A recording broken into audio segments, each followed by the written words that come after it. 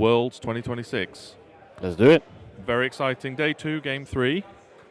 We're going to be showcasing China versus Austria this morning. Yep. Yeah, very exciting. We have always a little bit of asks or preferences to try and cover a non-European country in the morning because of time zone differences. And China is a newcomer to the event as well, and it is kind of the only time we have to cover them if they're not doing really, really good in the tournament. Yeah. Because the upcoming games and the upcoming days, we're going to hone in on the top tables and the ones who are actually fighting for that title. Certainly tomorrow. Certainly tomorrow, the last 2 games for sure. So it'll be a lot of potentially some repeated countries seen tomorrow, basically. Yeah, exactly. But we want to give a bit of variety and also give the China team a chance for their fans to tune in. Exactly. And watch them play, you know? Yeah, exactly. I also think it's going to be a pretty exciting game, so... Yeah, for sure. We're Hopes and Drops TV. We're bringing you Worlds this year, 2026. Age of Sigmar, biggest team champion or team tournament there is for Age of Sigmar.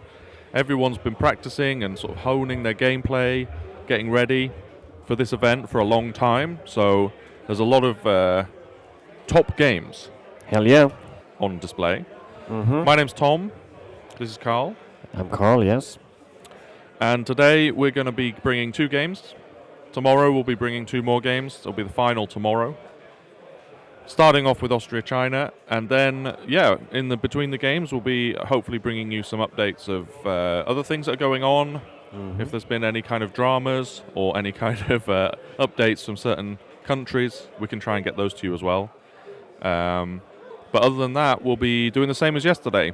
We've got the bingo going. We've got the fantasy draft getting updated. Yep. We'll send links to those. We have one little panorama camera over our head to check out the venue every now and then. And we have Mr. Linus who will help us with a handheld camera in the room as well.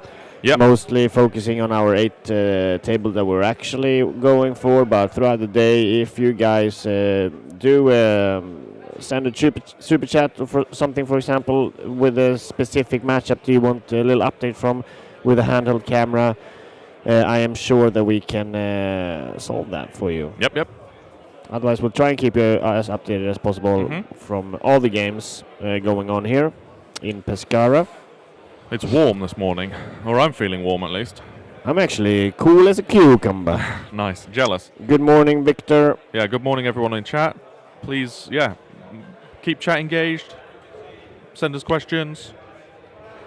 Let us know if there's anything that you want to get updates on, etc., etc. And if you're really enjoying what we're doing, definitely please subscribe to the YouTube channel. That's the main way that you can support us for free. And then also like this video as well. Yeah, just to kind of spread for the YouTube algorithm, basically. Yep. No, I think that's a good point, Victor. We start a new bingo every day. Let's do that. Yep, it's a new bingo. Fun. We had a bingo yesterday, so it only makes sense that we restart it. We had one person get a bingo yesterday. Durso, I think it was. Yeah. Our team, Sweden, is doing decently, I think. They won their first round and lost pretty hard against Germany. Yeah. They are now, unfortunately, up against Denmark, who are in first place in the tournament, and I think Sweden is on the 18th. 17th, because of the random within brackets, Denmark was like one above it was like uneven players in their bracket. Yeah. So then they brackets randomly in the other bracket, and Sweden got paired. That is a bit of a unfortunate pairing for Sweden, I think. Unfortunate pairing, a bit of a rivalry. Yeah. So we'll see how that goes. If Sweden win that, I will be very, very happy, because it is our Swedish National Day today. It is. So maybe they channel that inner power or something. I guess some kind of power from the ancients, from the ancestors. Exactly. But it's going to be a really, really tough game for Sweden. They will really have to have the dice on their side and just play the best that they possibly can. It is, it's going to be a tough one, but I'm cheering for them, of course. Yes, it's the Danes, not the Danes, sorry. The Dutch are on the top floor. Yep. They sure are. We can see the orange shirts from a mile away. And then we have up here as well, we have China, Austria, of course. We have Finland, I think are going against the Dutch. Yep. And then we have France versus, who are these? Are they Greece? Is it Greece? Yeah, I think so. Well, we'll go through it. Let's do it. Let's go through the pairings, in fact. Do we have that ready? Yep. Well, Alfred will bring it up in a second. We're going to go through we'll go through the current standings first of the teams, so that we can get a quick overview of who's in what position, and then we can run you through the pairings for today in the first game.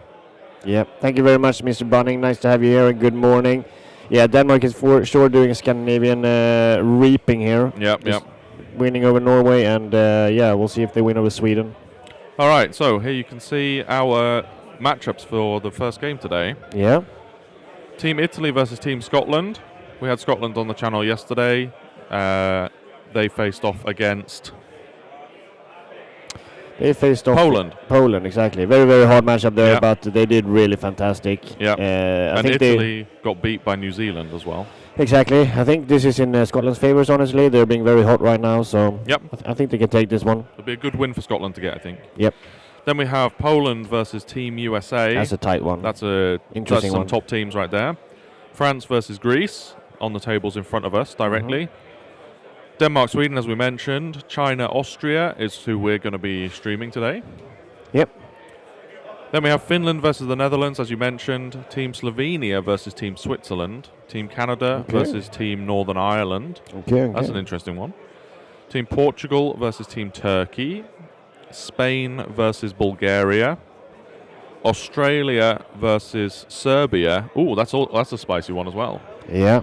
Australia versus Serbia is going to be a good game to get some updates on. England, Belgium. We saw Belgium beat France yesterday. A lot of cheers went up when they realised that they'd managed to beat France on the French stream. But against England now, so I think there's kind of two kind of top games in this bracket, it seems to me at least, and that's England, Belgium, and USA, Poland. I think they're going to be pretty clutch. Yeah, I pretty think close so, games. for sure. Then we have Norway. Oh, sorry, Team Germany versus Team New Zealand. Norway versus Warhammer players from Russia. And that's it, right? It's 14 games.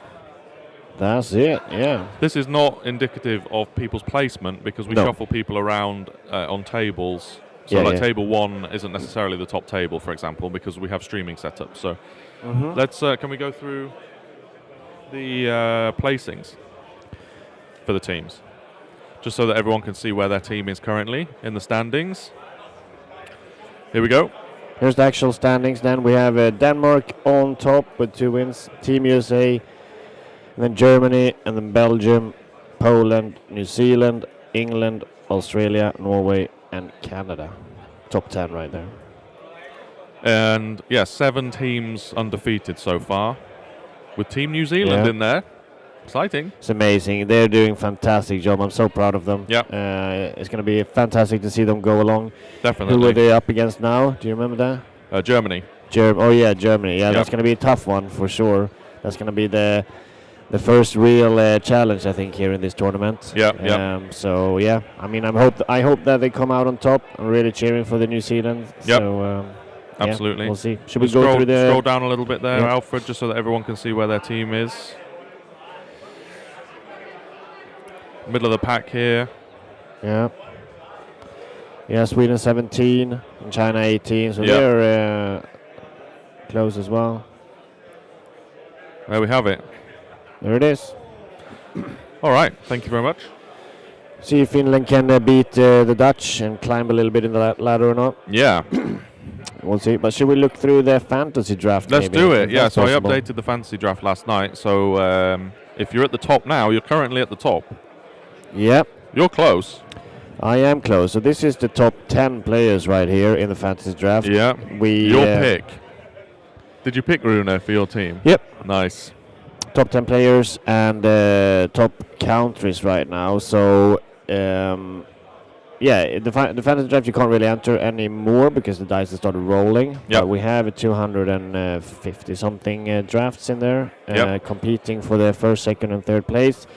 which will give you some really nice prizes. So yeah, it's going to be interesting to follow along. Yep. And we see down there we have the top 3 of the actual. I just want to say one thing on the top 10 players. I was looking at how the BCP sorts the leaderboard for the player leaderboard, and it's based on point differential. So there may be some players that have 80-80 in their games that aren't at the top because they didn't win bigger than other people. So Rune doesn't have an 80-point win, but he has destroyed his opponents basically. The point difference between his games has been huge. That's why he's at the top place. Yeah, exactly. Rune playing that Lumineth list that I'm gonna play today when we release the battle report in the evening after the 2 rounds. Exciting. And I mean, he's clearly doing very well. Yeah, we'll see if I can make him give him some justice there. Yeah. Okay, let's scroll down a little bit here. Let's see the top 10 teams, top 10 placements, or maybe top 14 is worth showing. Yeah. I mean, we can see the top 1, 2, 3, 4 is 5. Can you scroll down a little bit there, Alfred? I think it is a set overlay that he's cut in. So. He's sorting that out. Yeah, well, we can go back to that. That's no problem. How can Denmark play Sweden when Denmark is on 1? Yeah. Yeah, it's rough. It's a little bit unfortunate. So how it works is it's a random within the brackets, and because Denmark's bracket is 7 teams in there, which means that it's going to be 3 matchups between 6 of them, and then the one that is outstanding is going to then randomly bracket with someone in the next bracket group. Yeah. Which unfortunately was Sweden. So yeah, I mean that's the way the cookie crumbles, and Sweden is going to have a great win if they do, and a very hard matchup going forward. So. But yeah, I think I don't know if we went through that last time or yesterday, but within the brackets, it's not Swiss. So you don't you play against people with the same record as you, if that's possible, right? So if there's 6 players, for example, that have 2 wins and 0 losses, then there'll be 3 games then with those teams. But who you play within that bracket is randomized completely, and the reason why they're doing that is to kind of, I think it's kind of to stop submarining, right? Submarining can be a tactic. You can intentionally score low points in games, especially if one of your players sort of wins big. Then the rest of your players can play very defensively and not worry about scoring maximum points. Yep. And then that way you can kind of tailor your matchup a little bit if it was based on battle points, because then you'd play against the team that also got low points. Yeah, luckily 6 wins will win the tournament, right? Yeah. So even now Denmark is going against Sweden, even if they take 500 plus points and Sweden is getting 200 or whatever, they still need to do the rest of the wins. Yeah, they still need to win all the other 3 games. There is a chance, there's a very small chance that we end with all 5 1s, I think, in the top. If I did the calculation correctly, at least. Because we're sort of a smaller amount of teams, I think a winner could be with 5-1, but honestly, I think it's most likely going to be a 6-0 in the top spot. Yep. We should enter round 6 tomorrow with 2 5-0s, I think. Yeah, exactly, and yeah, it's going to be very interesting. Luke, how can you get these t-shirts that we're wearing? Is that what you mean? This is what they look like on the back. Good luck. Nice. Pretty good. You can't get them right now, but we are working on a shop for both dice and other merc, Ops and Drops merc. So 11-inch measuring stick. 11-inch measuring sticks, exactly. So yeah, they will be available in the future, definitely. Just join our Discord, and we will announce it there when it's all up and running. Yep. Looks like the teams are assembling. Yeah, the captains are talking. We have our Mr. Linus, who will make sure to inform the captains about using the lead boards and also, all the other things. Oh, the score sheets. The score sheets, and it looks like the pairing mat is out, and they are preparing. The Chinese team are picking their 2 players to come and do the pairings. Yep. And China is a little bit of a mixed team, isn't it? It's not only Chinese players. I think it's people. I think people that are living in China. Exactly. But then also we found out yesterday that you're allowed to have 3 mercenaries. Yep. So a team has to be comprised of 5. It has to have 5 people minimum that are living and sort of residents of that country, and then 3 people can be mercenaries that are brought in from anywhere else, really.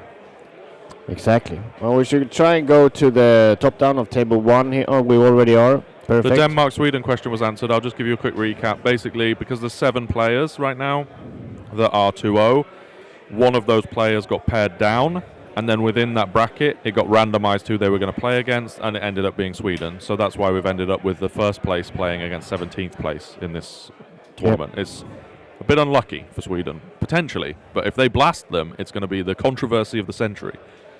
Exactly. So yeah, the battle plans that we're playing today is Passing Seasons, is Path of the Fae, Spicy, and Life Cycles, which I love, and then a Grasp of Thorns. Yeah, I really like Life Cycles. It's a really cool design, in my opinion, of doing that whole rotation. Path of the Fae is going to be very interesting to follow along. That is a spicy battle plan. And yeah. Pass of the Fae is a good one. I hope we can get that on, because we'll only show 3 of these missions. But honestly, I really like Life Cycles as well. It's great. Yeah. Passing Season is... all of these are very low objective counts. Yeah. There's no... Yeah, the maximum is 5 on Path of the Fae, but all of the others are just 4 objectives. That's interesting. Yeah, for sure. It's going to be very interesting here with the kind of matchup you're getting. And it makes the pairing process a bit harder. A lot of armies want 6 objectives. Yeah, where do you put... Like, Sylvaneth, I guess, Paths of the Fae, but... I don't know. Like, it's, like, the armies that are kind of really mobile and wanting to be everywhere, there's not much opportunity for that in these battle plans. No, exactly. It's going to be a very interesting pairing process. Oh, God, Paths of the Fae. All the bets are off. Sweden have a chance. exactly. Yeah. Pass of the Fae, like since the FAQ Pass of the Fae, I really like that mission now. Yeah. I like it a lot. I think there's a lot of very tough decisions you have to make to be underdog, play for underdog, use that ability in your favor to teleport units around. Like, it can be really powerful. It's probably the mission where the underdog really matters the most, or has the largest impact on the game, at least. Yep. All right, here we go. Starting with the pairings. So if you don't know how the pairing actually work, each team puts down a defender right here, and then the teams then get to choose 2 attacking cards against this specific defender. And then the defending team gets to choose which one of these 2 attacking that they want to have the matchup. And then that continues through the tables until the end, where when they choose the attacker, one goes to the next table and another one goes to the defending card. So we see here Daughters of Cain from Austria defending, and then we have, I can't really see, do you see that one? It's Austriac Bone Reaper. Austriac Bone Reaper defending as well. I can't really see this is for Battle Plan A, I am assuming. So this will be for Passing Seasons. Okay. Yeah, okay. Not really sure what order they're doing there. Exactly, Passing Seasons, yeah. Mm-hmm. So, this is for Passing Seasons. It is 4 objective mission, like you guys see. It has a +1 to wound for combat attacks made by friendly units while contesting null root objective as the underdog mechanic, and also then heal and the + extra ward save. +1 ward, yeah. Back and forth in the different round. So 5 up ward on OBR. Yeah, very good. I mean, the Daughter of Cain is nice. They also have a ward, yeah. Marathi with a 5 up ward goes back to having a 5 up again. Oh no, wait, she never had a ward before. She's always had a 6 up, I think. Yeah, she had a 6 up, right. So yeah, but Marathi with a 5 up ward is pretty spicy. It is. Much harder to kill. Okay, so they put down their 2 opposing attackers. Yep, so then basically, that's 2 2 Austrian attacking cards there, which then China is going to get to choose one of them. Yep. Why we're not Sweden, Denmark? Yeah, it's an international day, but the organizers of the event, they prefer non-European countries up in the morning because of time zone differences. So we're covering China here and Austria. And then in the afternoon, most likely, we will get Sweden on because of the national day. Yep. So yeah, stick around. Yeah, the draft playmat honestly helps a lot. Like, it's quite nice system for it, because then you can just shuffle off the matchups to the side there underneath the missions. It's quite nice. No, very, very nice mat, for sure. I bought New City Sigmar Skaven Spirit box set from UK Games Expo recently. are there these models also usable in normal non-spear games? Yeah. Oh, yeah. Now I understand what you mean. Yeah. For sure, they are. Yeah, the spearhead models are all directly interchangeable with normal Age of Sigmar. And it's honestly a great way to start an army as well, the spearhead. So Yep. it's a good decision there, Luke. All right, they've put down their Here we go. attackers. So So Ancient Cities as a choice. Interesting. Stormcast and I didn't see the other one there. Bless you. That's a big one. Holy moly. Ancient Cities to choose from. Yeah, okay, Ancient Cities. Very interesting. Stormcast and Soulbite?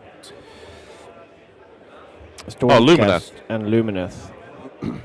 Interesting choice here. Who do you pick, Lumineth or Into Stormcast Dark? into OBR there? Because that was the Chinese team. Ah, into yeah, OBR. right. So this is into OBR, yeah.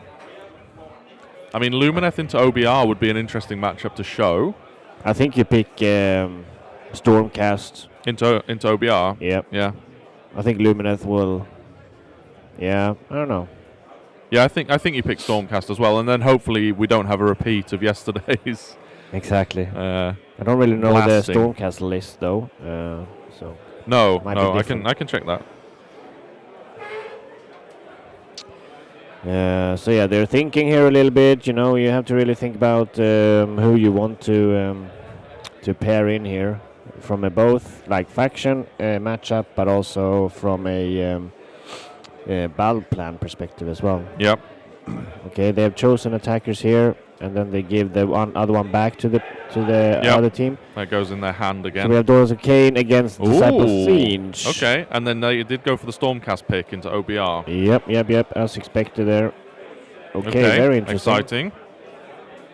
Interesting to choose Disciple of Siege, honestly. Into Daughters. Yeah. Yeah, why is that? I just think it makes for a close game, and you kind of wanna. But maybe that's what they want. Sure, yeah.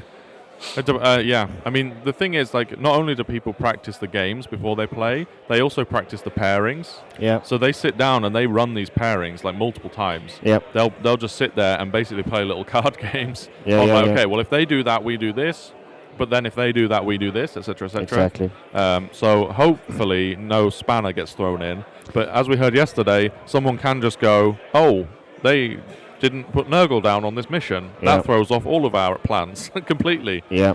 But also Disciple of Siege on that passing season with that +1 to ward, like those blues Yeah. are never gonna die. Oh, so yeah. Yeah, that's actually quite nice. It's it's an interesting choice. But here we have for the next battle plan then, which is Path of the Fae. Very interesting. Yeah. We have put down OBR here from Austria. And slaves. And slaves. Interesting. Both relative, I mean, unless it's a massive amount of horses on the OBR, then both relatively slow armies here, just playing around this Path of the Fae battle plan ability, basically. It's a very spicy mission.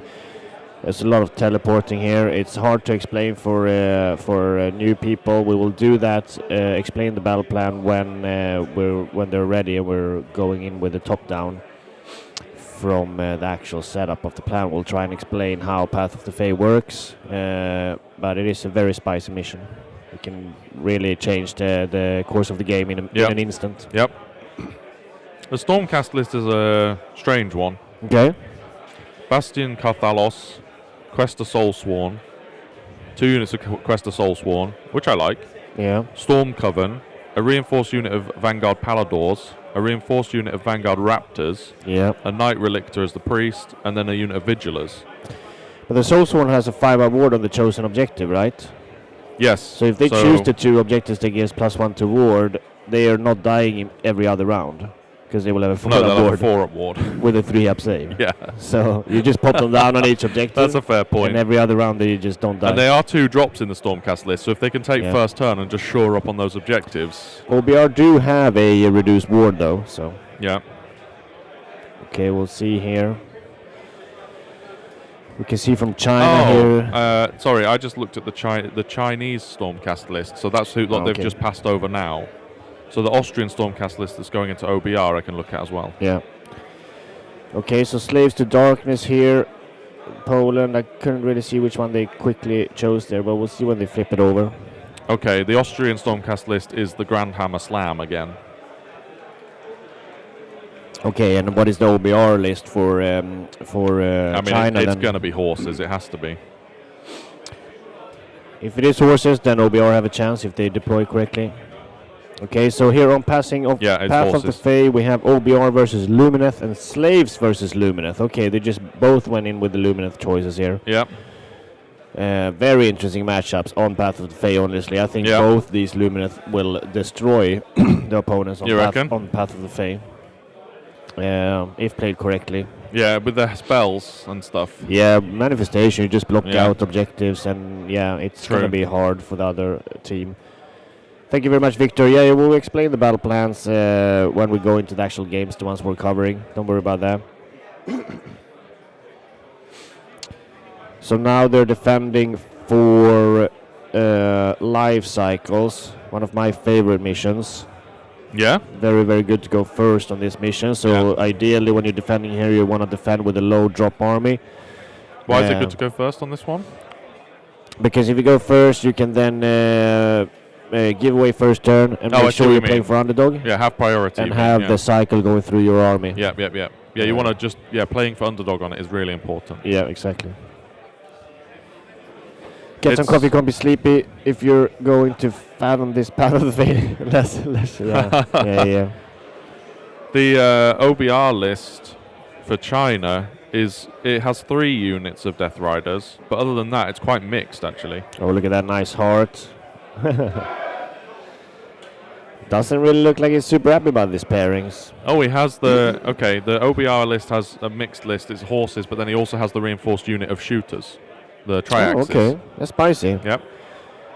Yeah, they will do a lot of damage onto Stormcast if they don't manage to deep strike and still stay in obscuring. Yep. I was in the elevator yesterday. I can't remember which team this person was from, but they were playing OBR with the triaxis. They said that in that game, the triaxis shot 13 times. Okay. Because they can covering fire, and shoot, and then shoot when they when that hero goes into combat. So we got 13 rounds of shooting with the unit of triaxis. Yeah, that's effective points right there. Yes. Quinn, I know that guy. All right, Quinn, nice. Okay, Stormcast and Maggotkin now going down. What's the third mission? This is the life cycles one. Yeah. Okay. Yeah, I mean, technically they're doing both now, so it's both life cycle and grasp of thorns. Oh, true, I suppose so. Because they're putting one down defender now, and then they attack him with 2 again. But whoever they don't choose this time go automatically onto grasp of thorns. That's true. So this step requires a little bit extra thinking here.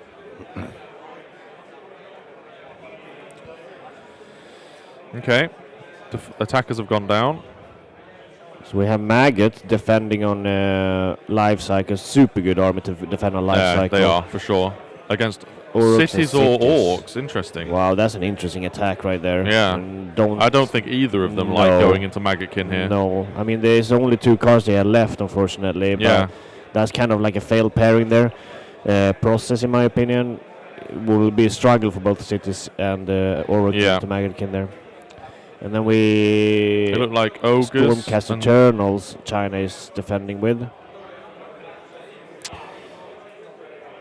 Okay, so let's see here. Let's see what they chose. Maggotkin against cities. And Ogre versus Stormcast. Yep. And then on the last mission, that ends us with... Linus, can you show the last mission there? Sylvaneth versus Blades of Khorne. Orc War Clans versus Soulblight Gravelords. Very nice. Good mixture of armies in these teams. Yeah, very cool. Can we try and get a little interview with the respective captains quickly? No, okay, not possible. No, no problem. Never mind then. So there you have it. There is the handshakes as well. Very good sportsmanship. There is the pairing process done, and this is going to be very interesting, honestly.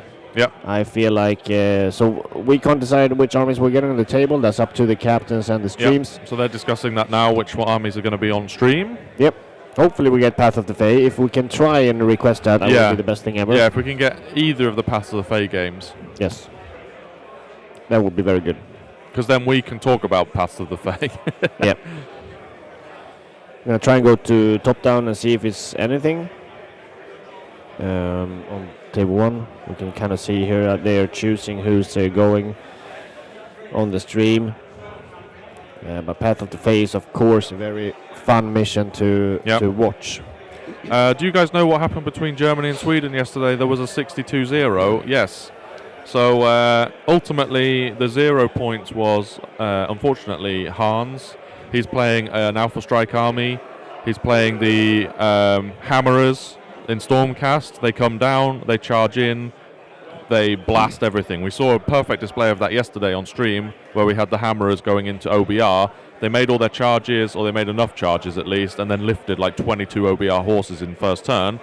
The problem was that Hans into the Germany player, it was on Noxious Nexus, which means that you can't score primary at all in the first turn. Yeah. He went in with his Alpha Strike, failed all of his charges, which meant that his army was then just stood there in front of the opponent. It then went to the opponent's turn, and if I'm correct, I think the opponent then chose to just take a double, and then lifted Hans' army, basically. So it was real bad luck from Hans. First of all, a bad battle plan for that to happen on, because it meant that he got 0 points. Yeah. And then secondly, failing all of his charges, just not managing to get in. It was a bit rough. Yeah, very rough indeed. It looks here like we're getting Daughters of Cain and Siege from Passing Seasons on the stream, and Lumineth and Slaves to Darkness on Path of the Fae, and then I think that it is Ogres versus Stormcast on the live cycles as well. Okay. Onto the stream, if I read that correctly. Could be the other way, of course. But Yep. We will be covering live cycles, Path of the Fae, and Passing Seasons by the look of it at least. So. Yep. It's going to be exciting. So we're going to get those overlays set up now whilst the players start getting to their tables. Yeah. And then we'll be able to go a little bit more in depth through the lists that we're going to have on stream. Who are you rooting for, Cal? Ooh, I mean, I kept saying it, and as an underdog lover. Yeah. So, and I always liked, especially like,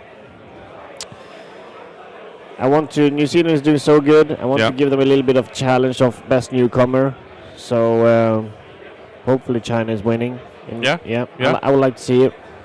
Yeah. And also because I have a friend from Austria, and it would be nice to see his country lose. Nice, good, funny. What about you? I'm gonna take a quick look at the roster on their list. I think I'm gonna base it on that. Try hard. I think honestly, I think China bringing cities is kind of interesting, but I think not that great. But the rest of their picks are all kind of meta picks, right? We've seen a lot of Ossiarch, we've seen a lot of Stormcast, but they don't. They have Lumineth, but they don't have a Sylvaneth player, and they don't have a Daughters of Cain player. And I think that Sylvaneth and Daughters of Cain are two of the hottest armies. For sure. Probably Daughters of Cain more than Sylvaneth. So I think in terms of like armies available to the teams, Austria has the upper hand. Yep. But there was no. I think so. Because they have the Sylvaneth, Lumineth Daughters. They also have ogres. They do have ogres as well. Yeah. Yep. And OBR and Nurgle, which I rate in a teams tournament especially. Yeah, exactly. So my money's on Austria on this one, I think. Honestly, Austria have a very good army setup. Yeah. But China have Auric War Clans. They are really good. They have Iron Jaws. They're a really nice army there. Yep. But yeah, they're setting up now. We are fixing our overlay for you guys so we can follow along the teams. And just quick rundown then. Thank you very much for being here this morning. China against Austria as the preferences of non-European countries here in the morning streams. And then most likely we will be covering Sweden because of the National Day in the afternoon. But we'll see how that pans out. Yep. if you're enjoying our coverage, it would be very much appreciated if you subscribe to the channel. If you becoming a member to the YouTube channel, even more. We have a link to Baron of Dice sponsorship as well. Means the world. If you need new dice and you have been thinking about buying some, then please consider using our link. It would mean a lot. Yep. But just being here, honestly, is very helpful as well. So, either way, we are in Pescara, Italy. It's a very nice morning here. Very nice sunny morning. I am, a bit jealous for not being in the water. Exactly. But I'm also very excited to cover this nice battle going forward.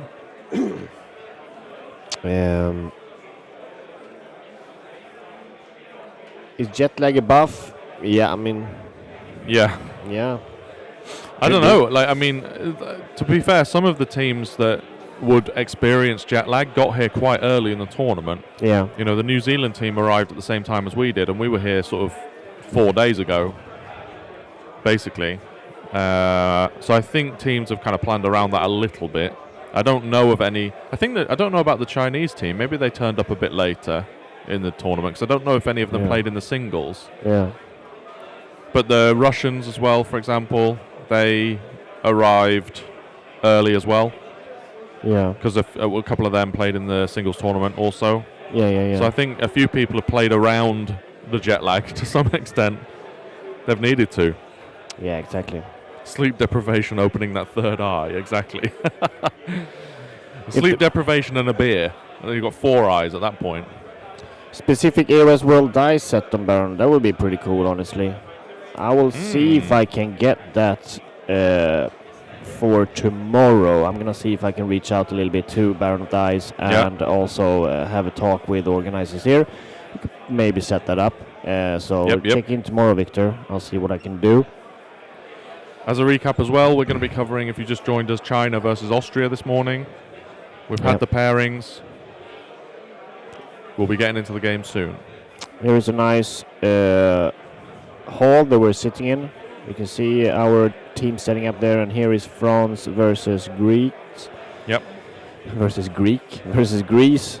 And in there in the back, Sweden versus Denmark. It's going to be a sweaty match up there for Sweden. And right there in the middle... I know for a fact that Alfred is zooming in on... Oh, okay, I thought it was the Swedish flag that he was zooming in on there. A gorgeous Swedish flag and Danish flag in one picture. Yeah. Perfect. There's the Swedish team. The lovely Swedish National Day. We will see if we're covering Sweden in this afternoon. We will see if we can get a nice national song for you guys as well. Have a little bit of a patriotic feeling here. We love to sing our national song, so why not? Maybe we can see Ryan from Adepticon. Maybe. Yeah, I think once you're in here and you're zoned in on your game, you kind of ignore the surrounding sounds. But it is quite loud in here for sure. Definitely. Tomorrow will be top tables only. Yes, correct. Mean Street.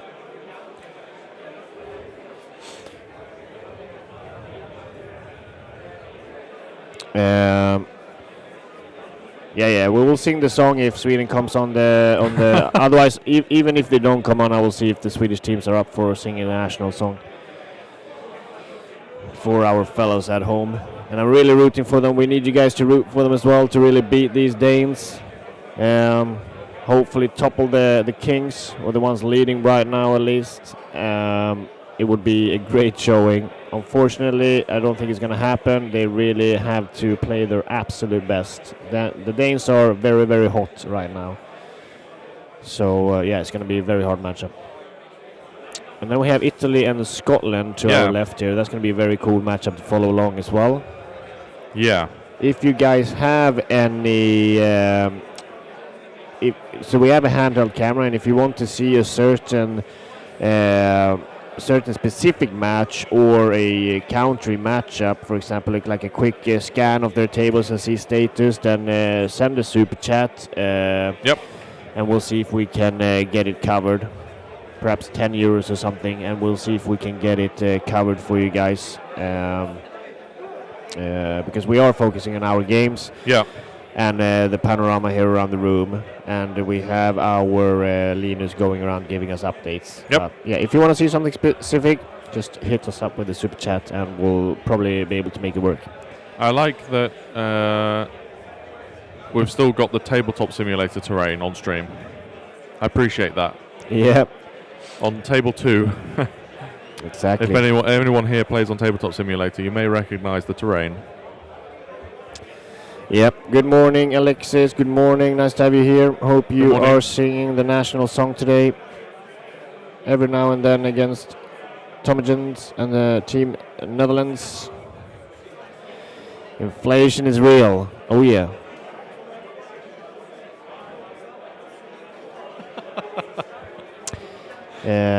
I mean, it doesn't have to be 10 euros either. No. Any support really helps, and we want to show the tables of the other countries as well. Yeah. Any kind of super chat though, so it's an incentive to go there, because we want to cover our main tables.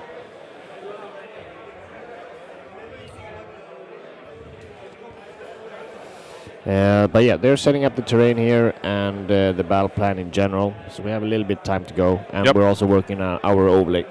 Go Germany! Oh, I wouldn't say that, because they're going against my boys New Zealand. Exactly. So go New Zealand.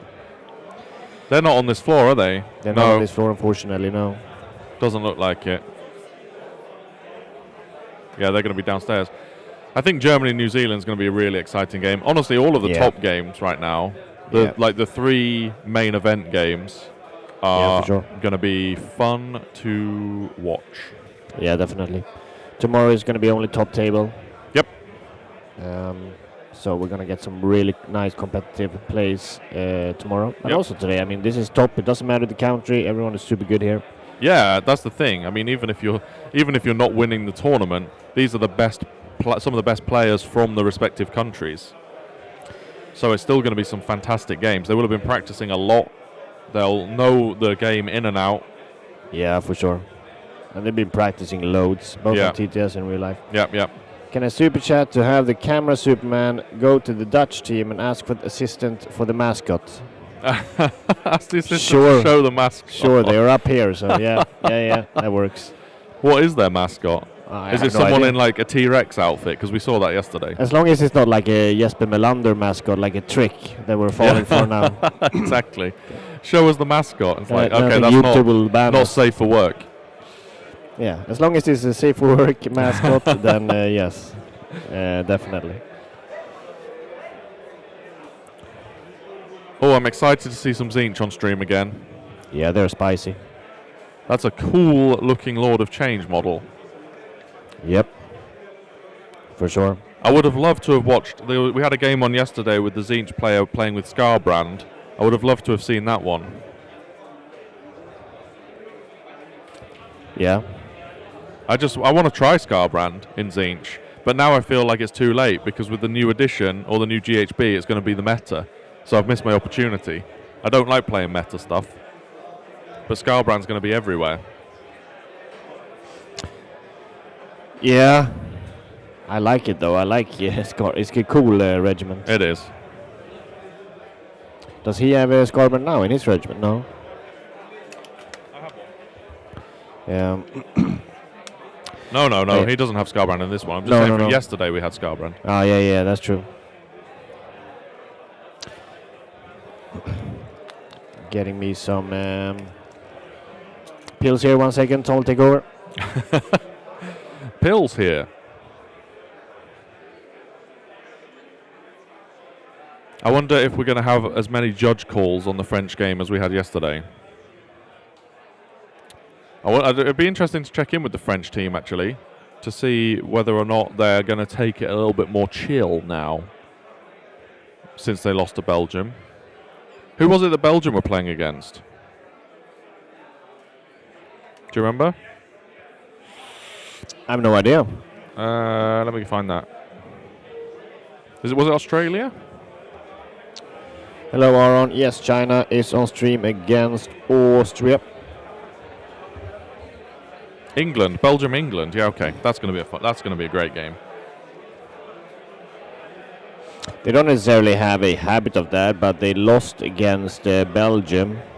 So it's more if they're taking a chill to like place as high as possible, or if they wanna. No, it's a habit. I think they're asking about a habit of judge calling. Oh, yeah. I think we're biased because they're right in front of us. Yeah. It's probably the same on every team. It's Yeah. just that the French team are right in front of us, so every time one of them calls for a judge, we hear it. Yeah, exactly. But they also have taken a lot of captain breaks, though, which is just a strategic thing you want to do. You want to use that captain time that you have. Absolutely. To kind of discuss a little bit of the state of the game. So, Yeah. So the players can at any time throughout the game call the captain to discuss the situation, like should they be aggressive, should they defend, should they attack, what should they do in this certain scenario. And it's, I mean, you have that option, so you better use it. And I mean, that's just a pure good tactical front, honestly. I think each player, I think each player or possibly each team has like a certain amount of time for a timeout. Yeah, there's a certain time for timeout. Chill and French, these two things don't align. Okay, well maybe they're going to go hard. Like we know they're going to go hard. The thing is, one loss. You could still, in theory, win the tournament with one loss. So if anyone's sat on one loss right now, they're still in contention for this. I think the right now, Austria and China have 1 win, 1 loss, right? Is that right? Yeah, they did lose against Belgium, that is correct. I spoke to the ref, French were fine. They have to go hard now, 4-2. Yeah, definitely. They really have to win it to place as high as possible. Yeah, so China and Austria, the ones that we're covering today, in theory still are in contention to win this tournament. Yep. They've only lost 1 game, and in theory, someone that goes 5-1 can win this tournament. So yep, very true. Yeah, how many coaches is there this year? I think it's 5 or 6. It's not 10 plus though. Coaches? I assume you mean coaches. I assume you mean referees. Coaches, I think every team basically have a coach. So 28 countries. But yeah, I assume you meant referees. And I think it's 5 and 6. Thank you very much, Tommy, for the 12 euros. Very much appreciated. We will sort a showing of the Dutch mascot once Linus is up and running. So don't we just worry have to about find the Dutch coach. But I can see him, so he is here. Yep, I can see the team clearly. Let's go Austria. Vamps on the stream would be great. I don't know actually the names of the player that we're having on the stream. I will have that up in a second. We will have that up in a second. What team is... he's playing Soul Black Gabriels. Then we're not having it on stream. No. Unfortunately. But we will have a camera to show the other 8 games as well. So we can check in on it. Vamps. Is that the team name? Vamps? I don't know. Vamps on stream would be great. Oh, Vamps as in vampires on the stream. Exactly. Yeah, it would be really cool to have Soul Blight at some point on the stream. But I feel like the top teams don't really play it. We haven't seen that many Soul Blight. I saw one yesterday. But yeah, there isn't a huge amount of Soul Blight. How many Soul Blight lists are there in total, actually? I'm going to have a quick check. Poland played Soul Blight, though. So yeah, they did, yeah. They lost against Lumineth, Scotland. Yeah. No UN team this year, right? There's a decent amount of Soul Blight players. Yeah. 13 Soul Blight players. Okay. So about half the teams. Yeah, about half the teams have Soul Blight. That's okay. That's more than I expected, actually. Cool. The placing sync is just random within brackets. Yep. Basically. We have Yu Wei from the Chinese team playing Disciples of Zinch. I can see that on his shirt. We have Lacesso on the Chinese team playing Slaves to Darkness. Yep. With Bellacore. Oh, France coaches. I'm not sure how many coaches there are for France. I think they have 2, that I've seen running around not playing. But not more than that. No. One of the French players is playing in a Dutch shirt, which is throwing me off completely. There's too much orange here. There's been some shirt swapping going on, it looks like. We noticed that when we went to the beach for a beer yesterday. There's a few Swedish players came up wearing like Germany shirts, and it was very confusing. Yeah.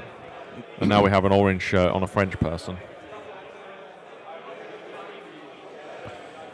How are we looking? Louis, Yue, and Fee from the Chinese players on stream. Thank you very much, Aron.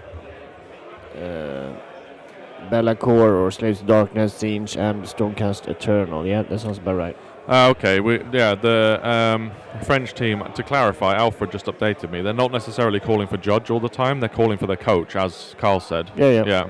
So it's just using those timeouts effectively. Uh-huh. Get as much information as possible. Yep, oh, it's the sure. zombie dragon list, Carl. Really? Oh, in front of me. In front of you. The game in front of us is like Lumineth versus 7 Feck dragons. Very nice. Very nice. Cool. We can see the room here on our panorama a little bit. Yeah, that's our team setting up there. They're just deploying right now. Yep, very nice. Explaining their armies. Please, Soulblight on stream. Yeah, unfortunately, they're not going to be on stream right now. We'll hopefully have them on later. Yep. We can only make preferences, though. Yeah, exactly. We leave it to the captains ultimately to decide who they put on stream. We put 3 different battle plans on stream, but then the captains decide amongst those battle plans. So exactly. If we get Soulblight, it's quite likely that we'll end up with Soulblight on in one game. If there's 14 teams or 13 teams that are playing Soulblight, for sure. We'll probably end up with them on stream. Hopefully, anyway. We've had 2 teams showing them. I want to look at this Greek Flesh Eater Court list. A competitive. Yeah, I mean, Mel. It is. I mean, this is a very competitive event, and sometimes the nerves get to you, and it can be a bit harsh here as well. Especially playing against Scandinavia, honestly, we have very strict kind of rules when we play at home. So it's very like a tough meta to do in the top tournament. So playing against the Danes and the Swedes, it can be very rough, very straightforward. But it is expected from a tournament like this. You don't really do takebacks. If a mistake. That's it. There's nothing around it. Because everyone is playing for the top, and to be a top player, you need to not make mistakes. Ultimately, I mean, and you also need to live by them. If you make a mistake, you need to own it. Like I think anyone that's playing at this kind of top level should realize that. I don't think there's going to be. You might be disappointed with yourself, but you shouldn't get angry about your opponent not allowing it, for example. No, definitely. But if you make a mistake, you should own it. You know, maybe pause, take your time out, go for a breather, step outside, take a couple of minutes, chat with your coach, and then get back to the table and refresh if you make a big mistake. Yeah, I agree. Thank you very much, Jake Forster, for appreciate it. 129 Swedish kronor. Don't let the Danes take back Skåne. We'll try our best. If Sweden wins this, it will be amazing, and it would be incredible. For sure, treat all of them with a beer at the end of this. Absolutely. We are good to head into our games here and our overlays. So let's go in with table 1 here. We have Manuel on his Daughters of Cain here against UA, one Disciple of Siege. Priority on UA as well. Yeah, they are, as you can see here, obviously not playing. They are discussing a little bit what armies can do, perhaps, and then going through their deployment. I've just seen that he's playing Burning Chariots. Love it. That's your kind of list right there. That's my kind of Zinch style. Do we have a fate farming list? Do we have 13 Burning Chariots? That's the question. Exactly. Maybe UA saw your battle report and was like, hell yeah, I'm playing that. Let's check it out. Do you want to go through the battle plan first? Yep. Quickly. So passing seasons on this table. Uh-huh. It's 4 objectives, so it's pretty light on the objectives. Yep. You only score... Can you... Oh, yeah, the pen's here. Never mind. So we have the pair here. This is one. This is another. Yep. And then we have the other pair over here. And this one here. Yep. So in the first battle rounds, the pink objectives that I've just marked are active. They are worth 5 points each. In the second battle round, it's the home objectives, the yellow objectives. Third is the pink, etc., etc. So nothing in the first battle round, no? Yeah, there is. Oh, okay. Odd is pink. Odd turns is pink. Even turns is yellow. Then, if you are the underdog, Yeah, okay. You have 2 different abilities depending on whether or not it's an odd turn or an even turn. Oh, exactly. But the one that you're looking out for mostly, probably in this Zinch list especially, is that +1 to ward saves. Really, really solid to be able to get that. Like blue horrors with a 5-up ward.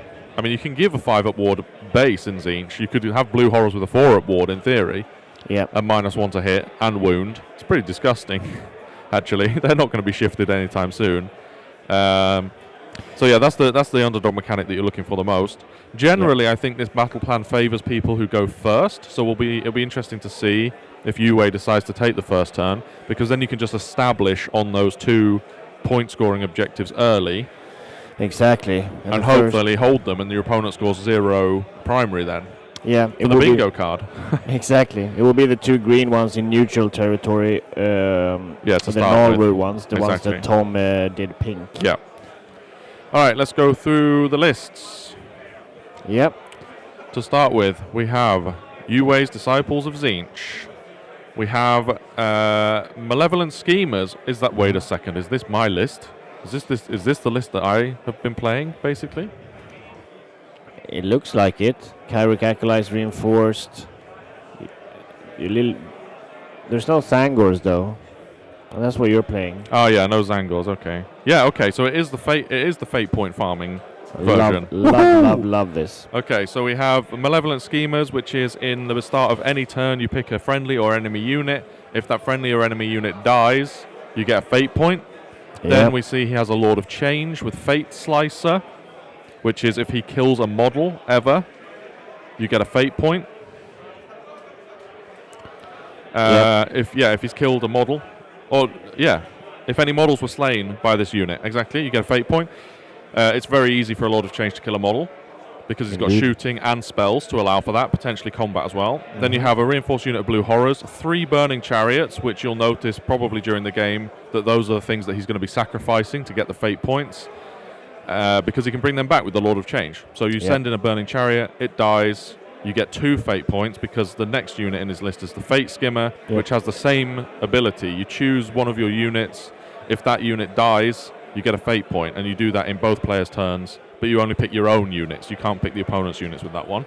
Very nice. So 3 outlets there for fate points. He also has the Magister on Disc of Zinch. He can unbind your own spells, which gives you a fate point.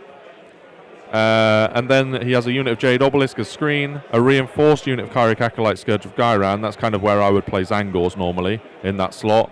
He has a Change Caster with Silver Summoner so that he can bring back his Arcanite units for a command point. And he has the Curseling. So he's got a lot of spellcasters, which is what you want in this list, assuming he's playing the right spell lore for that. Yep. I'm assuming he's doing the damage spell. Yep. Yeah. Yep. So yeah, this is the Zinch list that I am a big fan of. So I'm happy that we've got this on the channel because this is how I like to play Zinch. Yeah, this is a fantastic list. Really, really cool. And it's going to be very interesting to see how they fare into Doors of Cain, honestly. I want to know if he has a readable fate dice counter for the stream, because I'd be really interested to see how many fate points he ends up getting. We really want to try and do that, and even ask him to put it visible on the table. Yeah, if possible. It'll be very important. I want to get him a whiteboard just to see.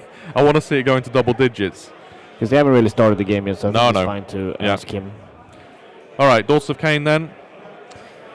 Yeah, Doors of Cain, we have, as basically everyone, have Morathi. Yep. Shadow Queen. Of course. Master of the Path and Intercept of Recover. Yep.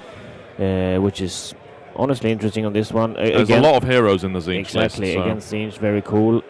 And Intercept, I mean, both of them are pretty good against Zinch here, I think. Doc, so it's nice battle tech choices because Morathi is everything is very fast. We have only 1 reinforced unit of Blood Sisters here, though. Usually you see 2. Oh, okay. So that's a bit interesting. And we gone harder on the MSU, it looks like. Exactly. We have a Cauldron of Blood.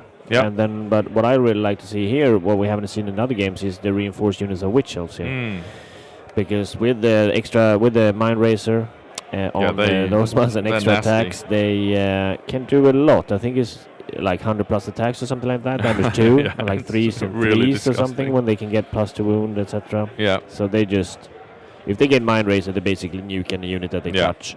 But they also paper saves in return, which is like super good for Siege. With all their chip shooting and all their spells, they can really lower those witch shells before they even do anything. I mean, if you get the jump with the unit of reinforced Scourge of Gyrankaric Acolytes, Yep. they're also putting out 31 attacks plus damage 2. Pretty disgusting. And there's not really any forests here. They are supposed to be No. small forests here. Yeah, but they are big ones. But they're big ones. But these two are places of power here. Yeah. So you can easily make the obscuring the terrain here and the objectives, etc. I would say that they've messed up the terrain placement here a little bit, even though it's not forests. Like, you don't need... I think they should have used the larger pieces in the middle there, even though they're obstacles. Yep, I agree. Yeah, but the Dock Army is beautiful. Yeah, you're absolutely right. I mean, both of these armies. That Lord of Change, I want a close-up of that later, because it looks incredible. Yeah, we will make sure to give nice close-ups, definitely. All right, should we go table 2 then? Yep. Over here we have Lewis with his Slaves to Darkness. Yep. Against Benjamin with his Lumineth Realm Lords. Very cool. Very cool. All right, so do you want to run through the Slaves to Darkness list? Let's do it. Well, first the battle plan, I guess. Oh, yeah. Pass to the Fae. Woohoo! Here we are. Here we are. It is... do we have a yellow marker now? No. I can sort that. There you go. Oh, perfect. Much better. We have... so this mission is very spicy. Yep. It is 5 points for holding 1, 3 points for holding 2 more, and 2 for holding your objective. More than your opponent, sorry. So very straightforward in that perspective. But there is a very interesting little mechanic here. The underdog mechanic. All units, excluding faction, terrain, and manifestations within 6 inch of any target objectives must be removed from the battlefield. So basically what means the underdog mechanic, the underdog chooses 2 objectives, and anything within 6 of that objective, so that means the like this circle here, not just the dot in the middle. So he goes out a little bit, 6 inches. Yep.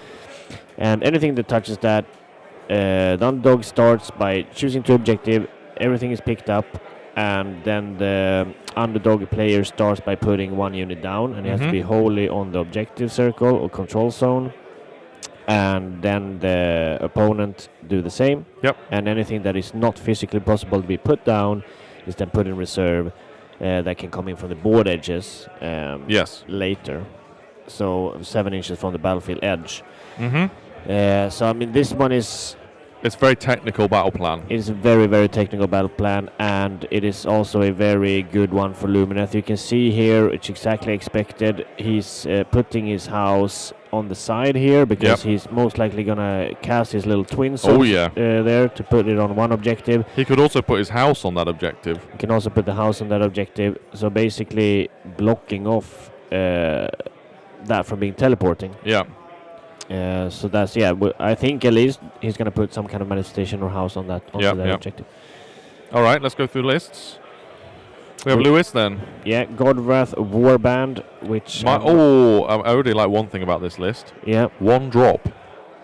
Ooh, spicy. Yeah, that's very cool. I think that's the first 1 drop we've seen. And they're basically all together down there in a little... they're just a big old blob. It is Be'lakor. Of course, very, very good. Yep. We'll see how effective it is against Lumineth, because they have so many... But Lumineth list looks a little bit different. Yeah, they have a lot of non-hero models. Exactly, so then Be'lakor is liking it. Yep. 10 reinforced, Chaos Chosen reinforced. Yep. And Chaos Knights with a Dread Banner reinforced. Those Chaos Knights will hit like a truck. And the Chosen as well, so this is a lot of damage. Eternus, I love to see it. Yep. When he dies, he just can come back. If you're lucky enough on the dice, I think you have to roll an 8, 7, or 9 or something. I think it's an 8. Yeah. And then he can come down anywhere 9 away from your opponent. He's a very spicy thing there. And he hits quite hard when he charges. And then... He's the one kind of access that you have to teleport in this. Yeah, exactly. But the good thing, I think one of the reasons why you put Slaves to Darkness on this mission is because you get free teleports as part of the battle plan, so they can be very mobile. For sure. And on top of that, he has an Ongroid Theridon's reinforce as well. There is so much damage in this Slaves to Darkness list. It is gonna be very hard for the Lumineth player to engage fully. Really gonna need this army to kind of split up and take out parts.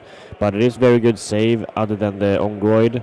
And it's just, if he gets in an army into the Lumineth, it's gonna hurt. I like this list a lot. But putting it on a 5 objective mission is tough. It is, they probably would have liked one of the 4s. Exactly, I think personally that, I mean, it is Path of the Face, so it is a bit of a back and forth here, but, and he's probably gonna see him play for the underdog with the way he's deployed, because he's 1 drop, he's already deployed literally, as close as you can get to each other. So we're probably gonna see he's 100% playing for underdog mechanic to kind of dictate that, and hopefully then send a Lumineth unit down to him, he can engage it and kill it off. If Lewis plays this game masterfully, he will just sit on underdog the entire game and then try and score the last points in the end of the turn. Yeah, exactly. I think one thing he's going to struggle with this game, though, is Lumineth are notoriously difficult to score intercept and recover against. Yeah. In certain cases, I mean, if you're playing the super hero hammer list, intercept and recover is quite good. Yeah. Because they have to put it on like Eltharion or Elethor, Elania and Elethor, for example, and those are key pieces that you want to be sending into combat. But this Lumineth list has some chaff, it looks like, so not the best targets. Let's look at this Lumineth list then, because it's not very similar to what we've seen previously. Thank you very much, Elka, for the €5. We'll try to get the German stream. So I'm not sure if they're upstairs and we can't cover downstairs, but we'll try our best. Yeah, I'm not sure that they're upstairs or not. But I appreciate the support. But we'll get you an update from the table at the very least later on. For sure. So, the Lumineth Rome Lord list here then. We have Warhost of Duality, shocker. Same on every list, I think. Yep. Intercept and Recover as well. So there's 5 targets that you can pick from for Intercept and Recover. 3 of them are going to be treasures. 3, more than 50% of the Slave's army is going to be treasures. Yep. Then he has Restless Energy. Starting off with Lyrior, as you've seen many times before.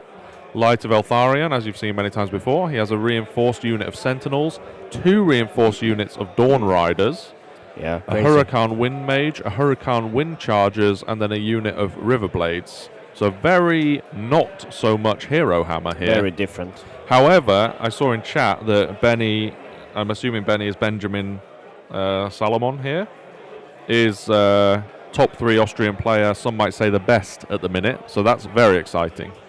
Very cool.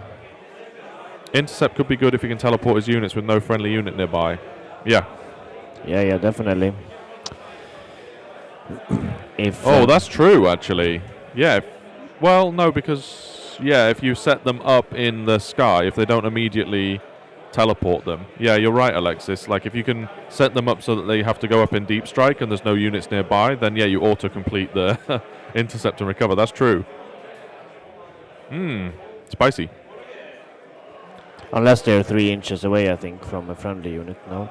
No, if they can get set up on the objective, then it's fine. You don't lose the intercept because they get picked up and put down again in the same ability. But if they get picked up and put into deep strike and there isn't a nearby unit to pass the intercept target off to, you automatically score it. That was an FAQ that came in when Zinch started doing a load of shenanigans.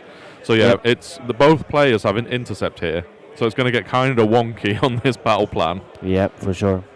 Cool. They did a handshake here, so everyone looks like they're ready to start. We'll head into the last table quickly and see. Yep. So table 3 here, they're still deploying also. Life cycles. Yep. Run us through the battle plan. Yeah, very, very nice battle plan here. One of my favorite ones. 4 victory points if you control 1, 2 victory points if you control more objectives than your opponent, 4 victory points if you control both Oakenbrough and Null Root objectives in the first battle round only, which is these 2 here. And 2 victory points if you control the primary objective, and 1 victory point if you control the secondary. It seems like a lot to think about, but it's not that bad. In the first round is these 2 here in the middle you get extra point for. However, you really want to play for underdog here, because playing for underdog, it means that in the second battle round you get to choose 1 objective here, or you can choose any, but most likely you choose these two, depending on who you are and or what side you're playing on, because then the objectives or the primary objective moves in that order. So, for example, if here, for example, if I am the ogre player here and I play for the underdog, is it ogres? What can I? Oh yeah, it's ogres. And I play for the underdog. I would choose this one, and then it goes through my whole battle side before it goes up towards my opponent. And then if this is the primary, you get 1 extra points here and 1 extra point here and 2 extra points for the primary objective. So being underdog here is super good. For sure. And that's the underdog mechanic. Troglass for 40. Thank you very much. Really appreciate it. And here we have Stormcast versus Ogres, and it's going to be very, very interesting. I can start going through the Ogre list here. Alexander Sluka. It is 2 drops, 108 wounds, pretty interesting. And Restless Energy and Wrathful. It's an interesting combo. I don't think we have seen that yet on the... Usually it's been Intercept more now. But Restless and Wrathful is good. I mean, he's playing a very heavy, full-on list, I think. But in his general regiment, he has a Frost Lord with Fang of Gur and Great Gut Lord. As I say, I don't really like Gut Lord personally. You really want Touched by the Everwinter here. Yep. I am not really sure why he's chosen it. Most likely because maybe his 2,000 points is exactly, and it costs 20 points. But you really want that Stonehorn, Frostlord and Stonehorn, to become a priest, to have more chances of the 5-up ward. Please start. I thought they were still deploying, but this is turn 1. Oh, really? Yeah, this is Stormcast coming down, I think. Yeah, they're full on sending here. We have a Husker and Stonehorn, and then we have 2 Scrap Launchers and an Ion Blaster, and then we have Frostlord and Stonehorn, Husker and Stonehorn, and another Scrap Launcher, and the Stonehorn Beast Rider. Love it. It is a lot of shooting, it's a lot of mix here. 3 Scrap Launchers and an Ion Blaster. Yeah. I love it. It's crazy. These are some different lists we're seeing. For sure, very interesting. And I'm not... Is there a Mournfang here that I'm not seeing? But what is this unit here?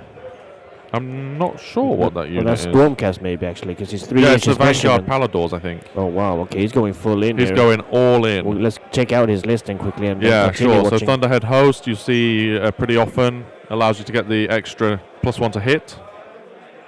And we have, to start off with, Lord Commander Bastion Carthalos, Quest of Soulsworn, Storm Coven, Vanguard Paladors with Stormstrike Javelins, Vanguard Raptors with Long Strike Crossbows, you've seen coming down over there. Yep. We have Knight Relictor, Quest of Soulsworn, Vigilers, and then the Stormstrike Portal. Yep. 2 units of Quest of Soulsworn. He's really pushing in, isn't he? I think he's hoping to do a lot with those Vanguard Paladors. If these were Hammerers, I'd be scared, but they're not, luckily. Yeah, no, but this is very good move here, actually, like securing up this one, because he's going first, so the Ogre player will have a choice. He's going to choose this one, most likely. Yeah, so that it goes into his lines. Exactly, and he doesn't have anything threatening this, really. It's 1 Stonehorn here going up, but... Yeah, and a Scrap Launcher. Yeah, I really don't like the deployment here from the Ogre players. I would have just put all my catapults in the front. And as a screen, like all your shooting. Yeah, and all the big boys in the back. Yeah. Because of Stormcast being able to do this. So let's see here. They are into the first turn. It looks like they're into the shooting phase right now. Yeah, exactly. And there's no ward up now, so like the Stormcast, if there's any turn you just go straight in now. How many priests did he have in the Ogre army? He had 3, I think. Okay. It's 1 Huskered, only 2 priests. Okay. Yeah. It's a very strange list, but interesting list. Yeah. I like all the shooting. I wonder, because like clearly, like you can see here, right? The Austrian player... One already gone from shooting. One Stonehorn. 1 Stonehorn. Good gone. start. Solid start. Right here, shooting. Yeah. Straight in. Vigilers as well, it looks like, for over here. Yeah, exactly. So, yeah, 1 Stonehorn gone. This is going to hurt, I think.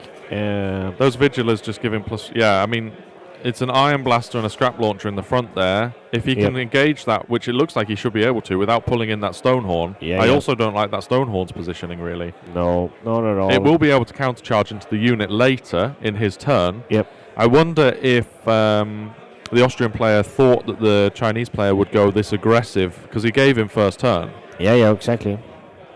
I wonder if that was a miscalculation, like a thought that, he won't go all in, you know? Yeah, exactly. And then he just does, full send.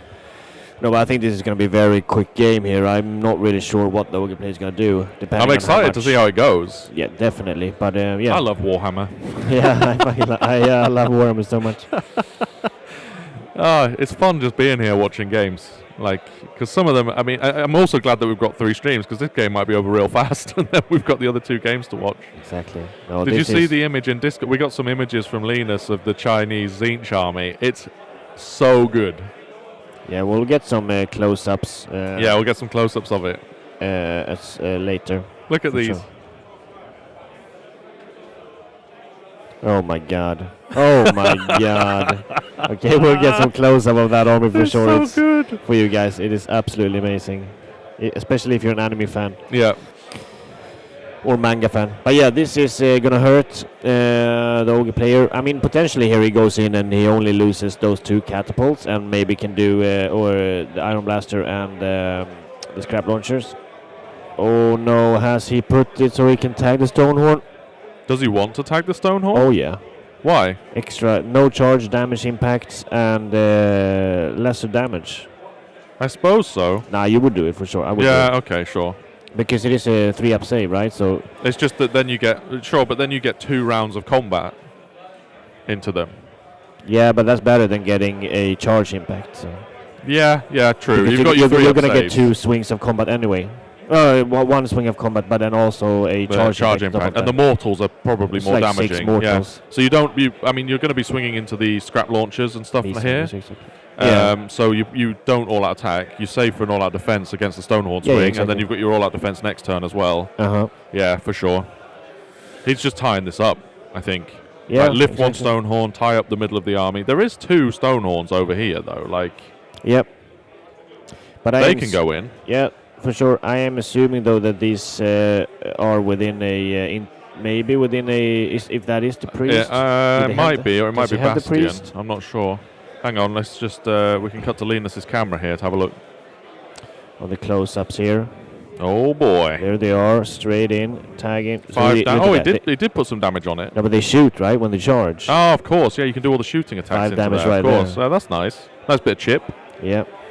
Yeah, can you look at what's on the Stormcast home objective? Is that Bastion, Linus, or is it the priest? That's Bastion. I think it's Bastion, yeah. With a big mace. So there's no way for him to get away with his knights there, or his archers, crossbows. I mean, no, it doesn't look like it. So they could potentially be punked in the Ogre's turn by just 1 Stonehorn moving up there. Yeah. Charging. Potentially. So it is a little bit risky here from the Stormcast player as well if he doesn't kill enough. I also honestly would have liked to see those long strikes a little bit, like basically just outside of an inch of a bit of obscuring terrain. I would have liked just to see any kind of screen in front of them, though. Yeah, like, sure. It makes no sense. Oh, it is the priest. It is the priest. Okay. Oh, it is. Okay, yeah. So he can get them out. That makes sense then, yeah. So he's most likely wholly within 12 there from the... Just auto-teleport them somewhere else. Exactly. Yeah, that's nice. That's he also had four prayer points banked there as well. Yeah. Okay, here's the Tzeentch. Look at these. Look at this Tzeentch army. Oh, my God. These discs. These discs are absolutely amazing. He's got so many chariots. I love it. I think this is the best thing I've ever seen in my life. It's honestly so amazing. Look at this one. It's like doing a piece of artistry, doing a painting on the top of a chariot. Like what? I love it. It would be. I mean, Tzeentch is all about illusion, right? It would be so amazing to play against this army. That, and also, if you can look at that Lord of Change as well, just hover on the Lord of Change briefly there. Look at this thing. That's badass. Unbelievably cool army. Yeah. Wow. All right, shall we check that game out from the top down? Yeah, let's do it. Because I'm excited to see how this game goes. Do we have visibility on number of fate points anywhere on this game? We do. Okay, good. So Linus should be able to give us a couple of updates on how many fate points he's managed to gather. I'm hoping for a lot. Yep. He doesn't. The problem is on this battle plan, there isn't really a good opportunity to suicide turn 1. I would have liked to have seen a chariot be able to. Surely he can go into the. He also, he didn't take first as well. He gave first away, which, in my opinion, is a mistake. Daughter of King gave it away to disciples. Yeah. Oh, Doc had choice. Okay, Yeah. okay. I thought Zinch had choice. Never mind. No, so Doc have choice starting here. Yeah. And do they have any battle tactics? Master of the Path and Wrathful. So they can potentially do Wrathful. It's going to be hard to do Wrathful. Yeah, yeah. I mean, those chariots are going to be able to go and lift those Kinnerai. All 5 of them in the bottom left. Depending on if they get a charge. Because he needs to take both those objectives. Yeah. Yeah, very interesting. He's summoning the book? sigil, the book, to be able to cast an extra cast, but also from the other lore, right? Yep. So he'll be using that either to pick up a unit or put a unit down. Yep. Zinch waifus, exactly. He has his blue horrors in the screen there, and then he has his Kyric acolytes in the mists. Yep. There is yeah. But that's it basically. Is decide. Oh God, I want to play Zinch. I want to play this list. Oh no, it looked like the scoring was a bit wrong here now. The daughter started. It makes sense why they're on the objective now. Yeah, exactly. The daughter started, yeah. Exactly. So they started, they got 10 points. Going first in this is so clutch. Like, it's really good. Yeah. So daughter started getting 10 points here, and then to it's be honest, bottom of the though, turn. I would have liked to have seen either I think the snakes here are a bit mispositioned. I would have liked to have seen the snakes here. Like, where these are. Because right now, these are just little chaff units on these objectives. Yeah. Like, you can go and take these back with no repercussions. Whereas if the snakes are on this side, instead, there's no way for the Zinch to go and take this objective. And it's worth 5 primary. Like, it's a decent amount of points. He also has Wrathful for hold more. Yep. So right now he's kind of giving these 2 objectives away. So I wouldn't be surprised if Zinch kind of go in for it. Obviously, you've got this unit here that could do a counter charge, but still, I think there's not enough threat over here, like near this terrain feature. Maybe he would be afraid of everything moving up and killing those sisters. I don't see it. I mean, the shooting isn't that strong, and nothing's going to charge into them that's of any consequence. I mean, you put Scarbrand down to 1 wound in our battle report with shooting. That's fair. And he has more chariots than I did. Yeah.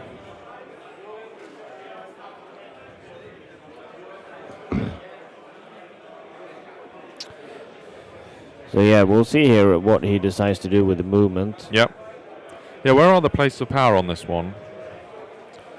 This is. It's the middle flanks, I think. It's Passing Seasons. Yeah, that's the one. Yeah, exactly. It's these 2 larger objectives. So big ones in the middle and 2 small ones. You want to be killing this guy or the blues, right, to get the ritual points or this. Yep. But yeah, you have 4 ones. You also have the small ones here. And here. Yeah. And here. Do you get a ritual point in dock if a friendly unit dies near a place of power? Don't know.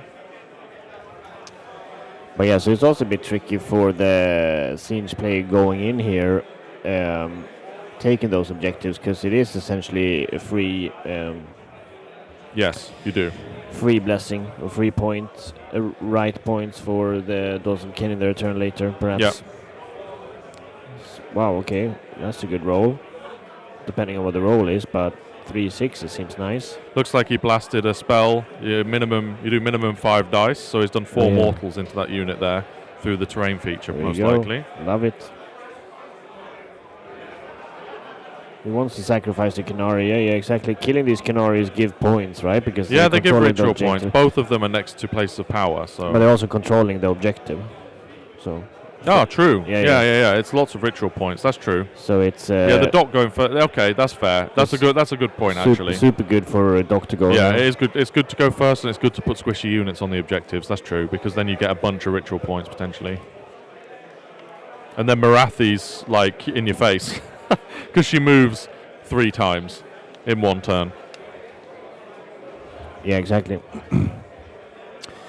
I can see here that the Ogre player is thinking quite a bit.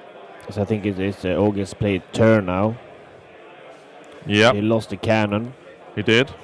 And we just need a scoring update here, I think, from the Stormcast Eternals. He lost the scrap launcher, it looks like. He lost the scrap launcher. Yeah. And the Stonehorn has taken 5 damage. But you see here, he didn't really lose anything on the swing back. No. Did he even lost 1 unit? No, it doesn't look like it. So, yeah, it's really good to tag them up there. Force them to. Maybe he's lost 1. I can't quite tell. It looks like it's either 5 or 6 there. I can't quite tell. Looks like 5. So maybe he lost 1. But I mean, that's a great. I mean, if they're in the hero phase now, it'll be interesting to see if those Vanguard Raptors go somewhere else. So there we go, 6 points from the Stormcast 5. Where would you like to see those Vanguard Raptors go? Because obviously you want to be covering fire with these. So I'm trying to figure out where like the best position is for them. Probably like just away from this. Ultimately, maybe like over here is fine. It doesn't matter what they shoot into. As long as they shoot into something, it's good. You're getting value out of them. So even if it's into a scrap launcher, it's worthwhile. I agree. But yeah, I guess this guy is still threatening over here. So there's not that great a place. They do shoot quite far. Another option would be to put them over here, potentially. What, just behind the lines there then? Like just like behind them? Yeah, or behind the other ones to the left. Because these Questal Soulsworn, they're going to have 5-up ward. Probably, if they chose this objective. Most likely. Or just behind the terrain piece, behind the unit potential as well. Is that the Questal unit? Questal Soulsworn 6-man? I think they are. I see the axe, so yeah, it is. The axe from that one of the... But the models have the big ass. Yeah, 6-man, yeah. Exactly, So that's the Questor Soulsworn. But yeah, you can see here, 11 points from the Chinese player. Good first turn. Felix. Solid first turn for Stormcast. Very solid. Yeah. He's doing scouting, you can see here. He has all those 3 units out of there. Yeah. So picking off that. He'll scouting. eventually get Restless as well. So yeah, not getting the Restless right now because there's 10 control score from the Beast Rider and 5 control score from the Scrap Launcher. So 15 points from the Ogre there. Yeah. He's not going to do it with his 5 remaining, but he will get that eventually very easily. Yep. All right. How's our table 2 looking? So here we not much action. Slaves versus Lumineth. You can see all the measuring here, not to be teleported away from the objectives. Got to stay outside of 6. Eternus has actively gone on to the objective though in the bottom right, because he doesn't matter if he teleports and dies, because he kind of wants to be able to go wherever he wants as well. Yeah. It's not the end of the world if he dies. Really smart as well from Lewis. Obviously he's got priorities, 1 drop, so he's going to be able to determine start in basically every game he plays. Yep. And he's chose the Lumineth to go first. Lumineth only scoring 7 points with hold 1 and more. He can just ensure to hold 1 now, Lewis. And with hold 1, he'll score 5 points, and then he'll be able to start thinking about where he wants to do some teleports. He could set up for teleports right now if he wanted to. Does the Ogre player have any shooting combat? I don't believe any of the shooting is shooting combat, is it? The scrap launchers certainly won't be. No. I don't think so. At least. It depends on if the Beast Riders have anything, I guess. Like chain traps or shooting combat, maybe. I'm not sure. I will see if I can figure it out. There's no shooting combat. No. Yep. Distinct lack of Dutch mascots. Let's get that sorted. Linus? Yep. Where you at? Yeah, the Dutch team asked the... He's on his... Yeah, could you come and grab your little hand cam, Linus? I would have liked to see maybe like... what is it called? That fiery head spell? Can't remember what it's called, but it could have been nice to summon that on the this... Jaws? No, the other one. Burning Head. Burning Head. Yeah. Summon that onto this objective here to block the kind of teleporting.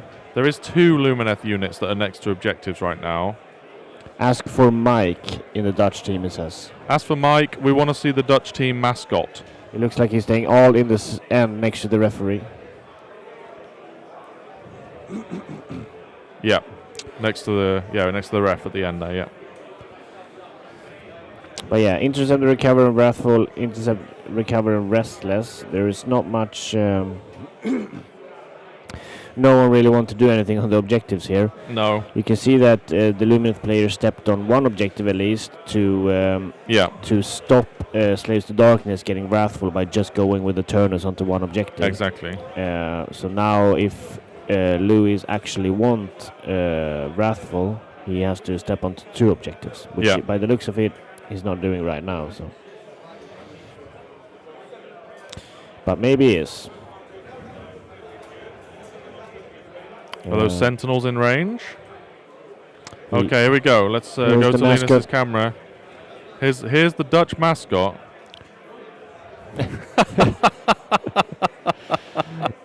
Amazing. Incredible. Amazing. Love it. Does he talk, Linus? Is that what's happening? Okay. Okay.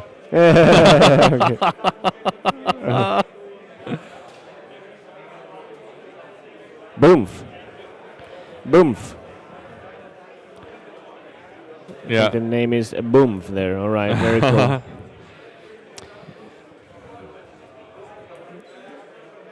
Okay, all right. Yeah, Linus says his Dutch is getting lowest scores possible.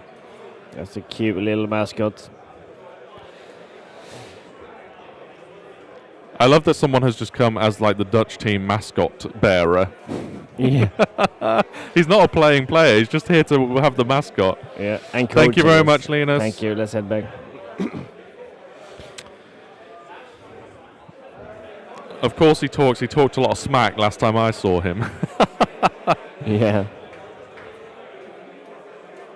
Really, really, really liking this play here by Yui now. Moving up here. Taking this objective with one chariot and 4 blues here. Just shooting with the chariot, making sure not to kill these units. Because of the extra battle rights from those of Cain, just really trying to avoid that. And it's a nice screen as well here. Yeah, avoiding at all costs to try and kill that unit for the extra battle right points. Wooms is the goat. Wooms.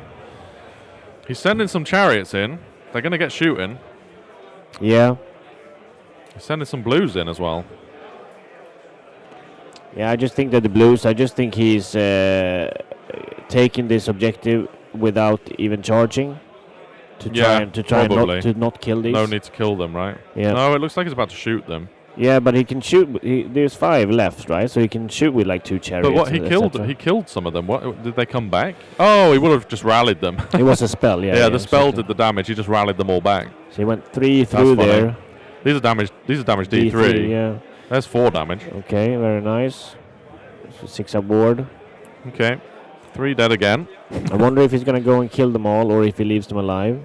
Personally, I would just leave them alive because you have the objective now. Yeah. Oh, they're 2 wounds each. Okay. So I just feel like it's not worth giving those points. Like you want to try and avoid that all the time. Yeah, you just stand on it. They're not a threat to you, right? Like, no, unless exactly. he's got scouts. The daughters, no scouts. No. Yeah, they're not that much of a threat to you, really. So you just leave them. Yeah. And as soon as they move out of that objective, you just punk them. I like the Tzeentch position here. Yeah. But I don't like the fact that, like, you want your Fate Skimmer to be able to choose units to die.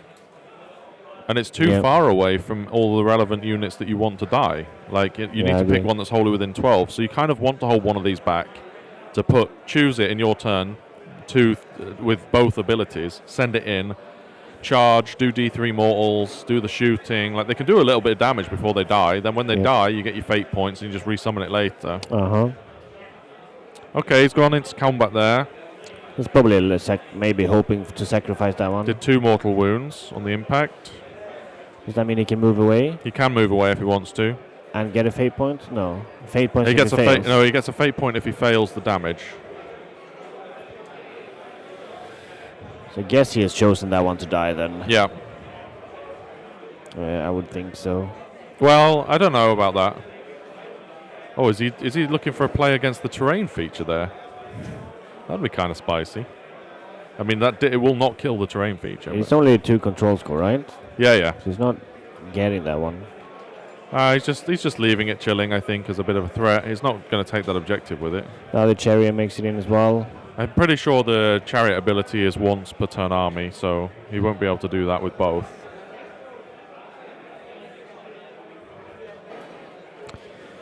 I'm really hoping... he looks like he's going for the kill here, though. And the hero is going forward as well, being faced there towards Daughters of Cain. Yeah. Which have Master of the Path, so I'm not sure I like this position a lot from this hero here. No. He can always pick it up. Yeah, but then he has to put 20 Kyrex down. He must. Does he not have a Chaos Spawn in his list? No. What on earth? So like... You mad lad. You pick up a hero, but you lose 20 Acolyte attack. Yeah, that's not worth it. No. And then you give Master of the Path away, so... you need a... yeah, he's got one too many Burning Chariots. I think he needed a Chaos Spawn or two. You could have two Chaos Spawns for one of those Burning Chariots. Yeah. Saving one here. Looks like he's in the combat phase now and swinging with the Chariot. Yep. Killing one more. 4s on 4s with the... Only one with the Lamprey Bites. Yeah. Kills another. Failing that one, 2 damage. Yeah, only 1 damage. Okay. He does have the hero there. Yeah. Yeah, the hero probably picked them up. It's not good if he kills this. No, it's not, because then Marathi's going to start moving up. Yep. And he's making sure that he keeps himself here next to the places of power for that ritual point when they die. Yep. If they die, hopefully they... Yeah, I'm not sure if Yui is seeing this. I'm not sure if he needs to do that. Misha said that... and it was within 3 inches of a place of power at the start of the phase. So as long as they started this phase within 3, they can pile away from it. They don't need to be next to the place of power when they... Okay, that's cool. When they swing. That's cool, that's cool. So they're barely doing any damage there on the swing back by the looks of it. And then... now the hero will swing. The heroes, what is that, 3s or 4s maybe? 1? Yeah. Rend 1 damage 2 or D3. Goes through. Probably might kill them. It's D3, I think. No, just 1 damage. There's only 1 attack profile then? No, he's got the disc as well. So there's 2 attacks at damage D3 as well. 1. 3s and 4s. Or 4s and 3s, sorry. So 1 more, Rend 1. Goes through, damage D3. Could kill them. Doesn't kill them. Doesn't kill them. It's probably good. Like, that's like the best scenario. Yeah, I think so. I mean, Master of the Path is free now for Manuel in his turn, so... Unless he's within 3 now and he powers through with the hero. Ooh. Is he gonna see that? That's the question. Going in with the chariot here, he just moved out because he charged, he can pile, so he just moved out to make sure there was no activation here from the other Kena unit. Can you do Saving that? 1.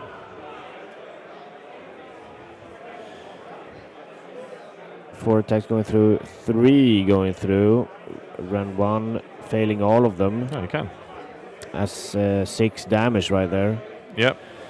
Warding 2, so kills 2. Not really squeezing that. I feel like... Now you power through though with down in the bottom. You reckon? Yeah, because then you get both objectives. Sure. True. And you can't kill them. You can. Oh yeah, you can. But I think... It's probably still worth it though. I like that power through. Yeah. But you need to not kill them, because otherwise Marath is here. I mean, she will move up there anyway. Yeah, but she's here in this turn. Yeah, true. But I suppose you want her to still be within spell range, though. Saving 1 there on the chariot. Got a 6-up ward on those ones, right? Yep. Oh, failing both. Okay, yeah. Yep. So taking 2 damage on the chariot in the bottom left there. Yeah, you want to buff Marathi up with all your buffs, so she's not going to move away from spell range. The pairing aren't all on BCP. Okay, yep. I'm sure it will be updated soon. He's powering through. He's done 1 mortal wound. Perfect scenario right here. It fails. That kills that model, and he takes that objective. Great. I love burning chariots. Staying in combat as well. Yep. Not sure I like that though. You want to go away, so they can't retreat, or? Yeah, I mean, well, we said now that as soon as it was within 3 inches of the pistol, so it doesn't really matter actually. No. I really like Take Yui's 10 turn points. here. Really like it. The only thing I don't like is the hero being here. Yeah, I agree. But other than that, it was very solid, I think. Yeah. And he's master of the path. Not getting that, but he's getting the wrathful. Yep. So he's getting 15 points. Yep. Which is going to be very, very nice. Good turn. Yeah, I think so. Very nice.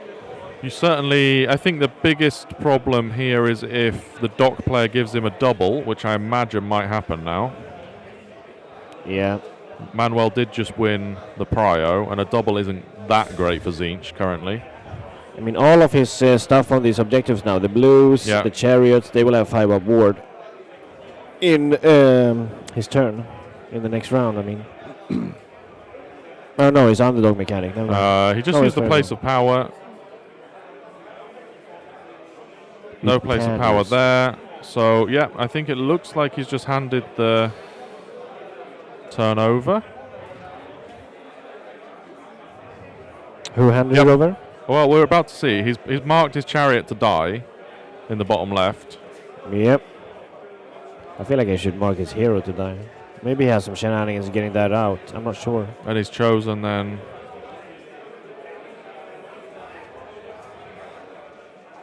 I'm just trying to figure out whether or not he handed the double over. No, it doesn't look like it. No, so he took the turn. Looks like Dordre's taking the turn here. Yep. Yue is scoring 15 points, and I am assuming that Manuel is not going to use the burgeoning rejuvenation trait to give the 5-up ward to all of the Siege army there, or +1 to ward. No? Oh, yeah, he's underdog. Yeah, exactly. Yeah, okay. So that yeah, no. He can give +1 to... he can heal. He can heal on the Oakenbrow objectives. Yeah. True that. Okay. Nothing's happened. Except for Eternus. Wham bam. He's switched out the River Blades. Yep. Over here. So he's probably going to kill Eternus here. I'm not sure, really. Those River Blades are not set up correctly unless they teleported there. Because they should be wholly on the objective template. They can't teleport either in the hero phase, in the start of round. So. What do you mean? As in the underdog mechanics happen before the teleport. Yeah, I didn't know, because it's the Lumineth turn. I don't know if they're in the movement phase, if he teleported these here with their own ability. Ah, okay. Or whether they were part of the switch. But they were the ones that were on here. Yeah, they were. So they should be wholly on this template. Yep. They can't be off the template like they are. Well, yeah, and they have... Or did they change that they had to be as close as possible to the center? No, that's not a thing anymore. That's not a thing anymore, right? Exactly. They just have to be wholly on the template. Yeah.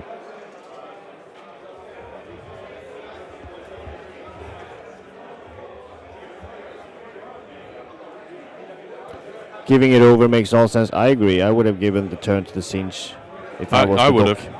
Yeah, for sure. The Zinch wouldn't have capitalized on it enough. No. And here, 10 Dawn Riders going in, sacrificing themselves, not sacrificing, but to kill Eternus. Yep. It's pretty good trade for the slaves, actually. Especially if Eternus just comes back next turn. Yeah, exactly. Having them there. Next Turnus. Moving away the shrine, there's not really any manifestations on the terrain or anything. I'm not really sure what this Lumineth player is cooking. Yep. To be honest.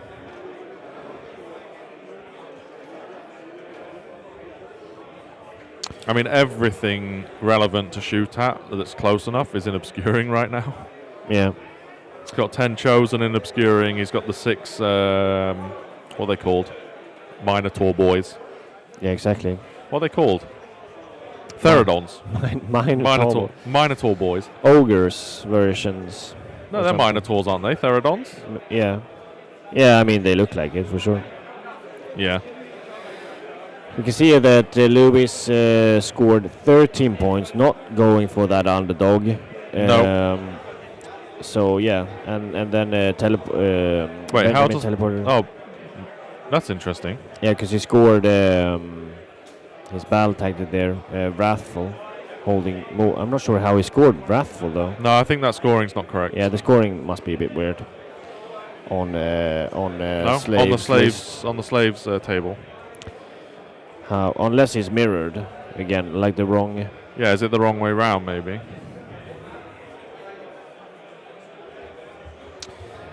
But we'll see if that is updated. The Dawn Rider is just going I mean, it might be backwards. correct. It could be correct, right? Like, But he only stood on. it's correct, yeah. It is correct. But how did he get? How did he get? Wrathful? Well, was it Wrathful? What was his other one? Intercept. He didn't kill He anything. didn't get intercept. Yeah, I don't. He shouldn't have got. Huh? No. No. Lena said he held more, but it's not what we saw, at least. Oh, sorry. Lumineth held more. Yeah, Lumineth got hold more. Yep. Lumineth got hold more because they started and went to an objective, and then Slaves to Darkness just went on one objective. So it's I don't know. We'll figure it out. We'll figure it out. Table 3 here. We'll see. The ogres are pushing out. As we expected, the the long strikes went all the way long back. strikes. That's what they called. Yeah, they auto teleported Don't away. like their position. Yeah, this is yeah. Like, why are they there? They can't covering fire there because they're in obscuring. Yeah. You just like lost out on a turn of shooting. Yeah, this feels very weird, and the Stormcast is really struggling now. Ogres pushing out. Not many Paladors left there in the bottom. One Ogre is coming in. One Stonehorn into the Quest of Soulsworn as well. Yep. They do have fiber board and pretty tanky, but I mean, impact. If the Ogres double here, they're right real back bad. in this game. It's real bad. Yeah. They've managed to push out a lot. Yep. And it is the bottom of turn, so let's see what kind of battle tactics they're working with here. Restless and Wrathful. Restless They'll is score both of those this turn.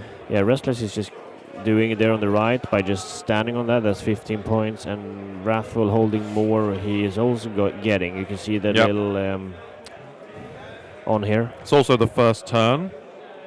Yep. So to get max primary, you need to hold basically your home objective and both the flank objectives. Yep. So he'll be getting 20 points, the Ogre player. He's going 20 points, but that means that Fialix Does it matter? gets the choice. But at this point, I don't think it matters. No. Like, the Ogres are enough all over the table. Stormcast still have a lot to fight with, though, picking off those, because the Stormcast are close, though, to some terrain pieces for that 5-up war, but not really with things that matters. But it's going to be interesting to see what the Stormcast do in their turn. Yeah, this is a bit... I'm surprised. Like, I feel like this was a long charge if he made this one. He has run and charge as he well. Was back here. Prayer, so oh, that's true. If he got the run and charge off, that's Yeah. fair. Yeah. And then this one's still stuck in combat where it was. This one went in from over here. Yep. Okay. I was saying it's looking bad for Ogres, but now I'm saying it's looking bad for Stormcast, because he's managed to get a bunch of Stonehorns in, and even though he killed one, it's still 4 left on the table. Yep. We have to see here if they actually manage to lift those Paladors later with the full activation. Yeah. Because if they are still in combat, you don't take the double. No, true. If they are free, then yeah, you potentially take the double. Yeah. It depends on if these Quest of Soulsworn die as well. If this one's freed up, yeah, you take the covering fire with the scrap launcher from there. Well, they're not going to, like, they're only shooting 9 inches where they're positioned. Like, I don't like this positioning of the long strikes at all. It is very tricky, though, with the double, considering Alexander has a Wrathful. Yeah, yeah. So if you actually decide to take the double as Alexander, you have to really make sure that you can actually you just lift need to wipe enough stuff. so you don't need the second battle Exactly. Yeah. Yeah, it's tough. That's a tough call to make in a teams tournament that's based on BP as well.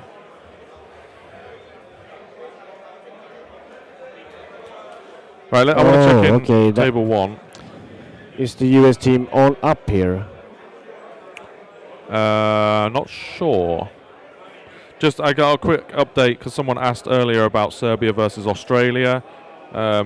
Linus's gut feeling right now is that Australia got slight pairing advantage to Australia, but it's still a bit too early on the games to say how it's going. But apparently the Australians most likely got a bit of an advantage after the pairings were done. And looks like a slight favor to Denmark in the pairing as well. Yep. There goes Marathi. She's on her way to get a Master of the Paths. Yep. Linus, can you see if US is up here, and if they are, a quick picture of the Stormcast versus Stormcast. Some spicy thing there, if Stormcast can even get on here. They're on table 2. Don't know what that is. If you can find it. I think it's... O'Brien. That's not Roger. Is that US? I don't know.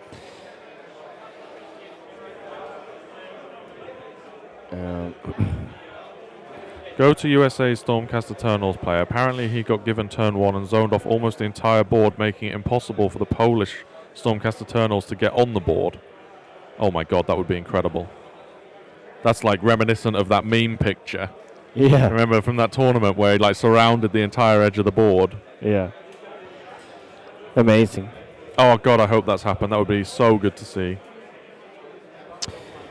But yeah, it is Emmanuel's turn here. He's chose to take the turn instead of giving it away. He is gonna get Master of the Path, of course. 2 sisters are dead there. Let's see if he charges into the blues with those sisters. They are buffed up there. You can see little buff tokens. Yep. Yes, that was from Worlds as well, apparently. Aha, funny.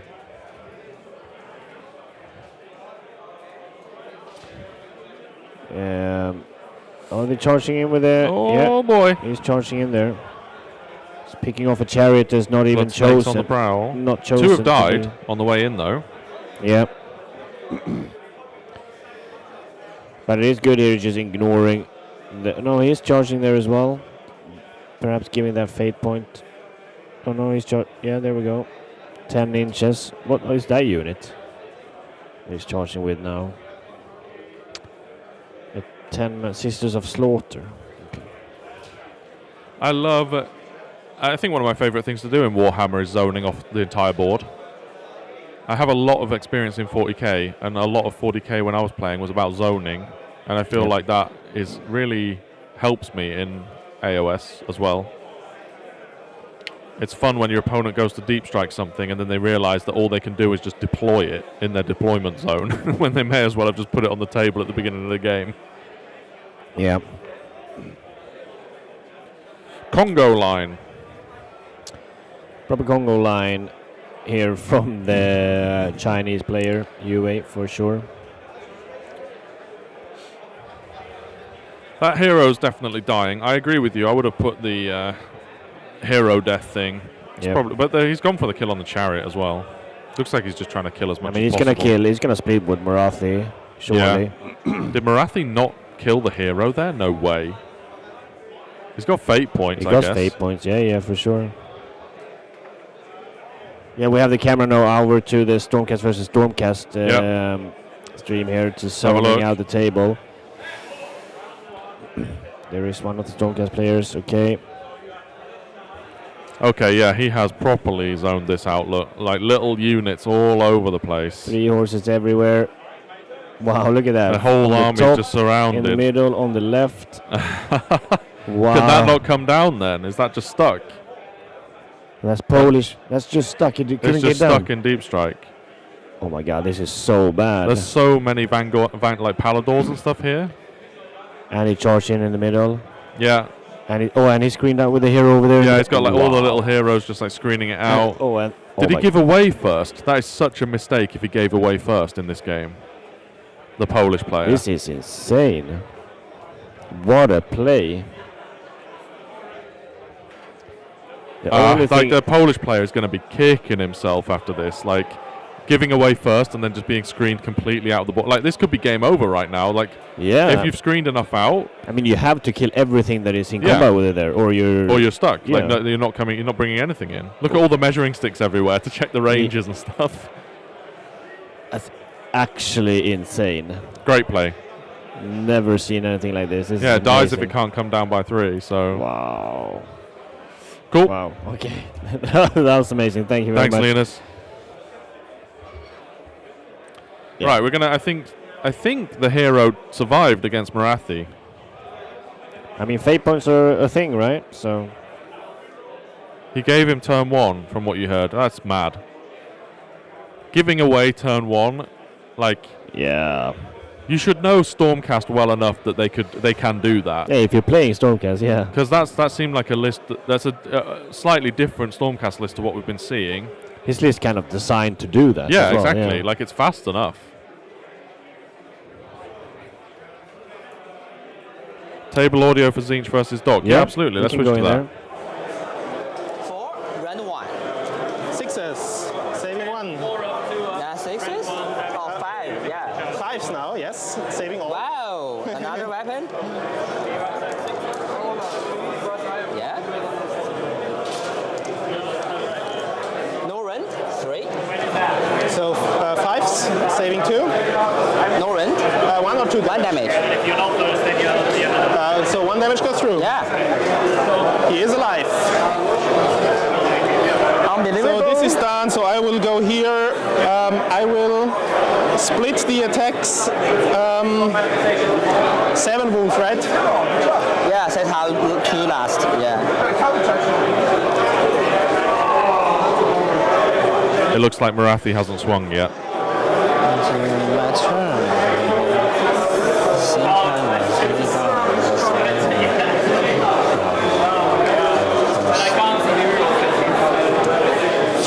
3 of her attacks into this guy, 5 of her attacks into the other guy, and the tail also into the other guy. Okay. So these 3 first. No defense, no defense. You do it? 3s and 3s. I will all out attack. Okay. 2s and 3s.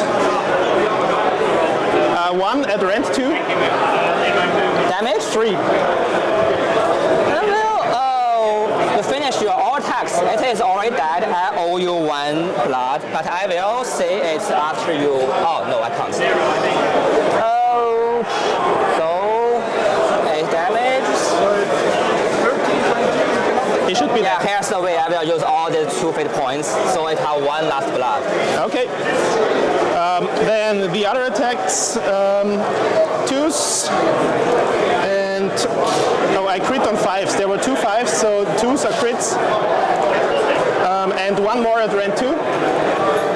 For this body? Yeah, Run 2, that's 3 damage now. 9 damage in total, and, Okay. and the tail, nothing. 9 damage.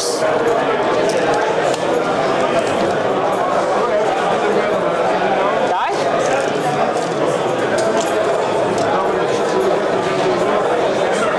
Okay. Since this was a point you control, and he was within 3 of this, I get 2 rituals. With the first ritual, I will. I don't think. Yeah, I will. I will move her. I think moving. If he has a command point, a power through needs to be done here. That's a retreat, so I get mortal wounds for 1. 5s for 1. And for the second ritual, I will say that she is. Where I can't pile. That's 5 control score, right? Yeah. Do you have any chance to get more control score on here? Okay, so I don't need this. Now you turn Hatcher to 15. She's 10, yeah. Yeah. So I will say that that she will be not visible outside of 3 inches. Okay. Okay, then it's your. Not entirely sure why it matters about control score here, because these objectives aren't active this turn.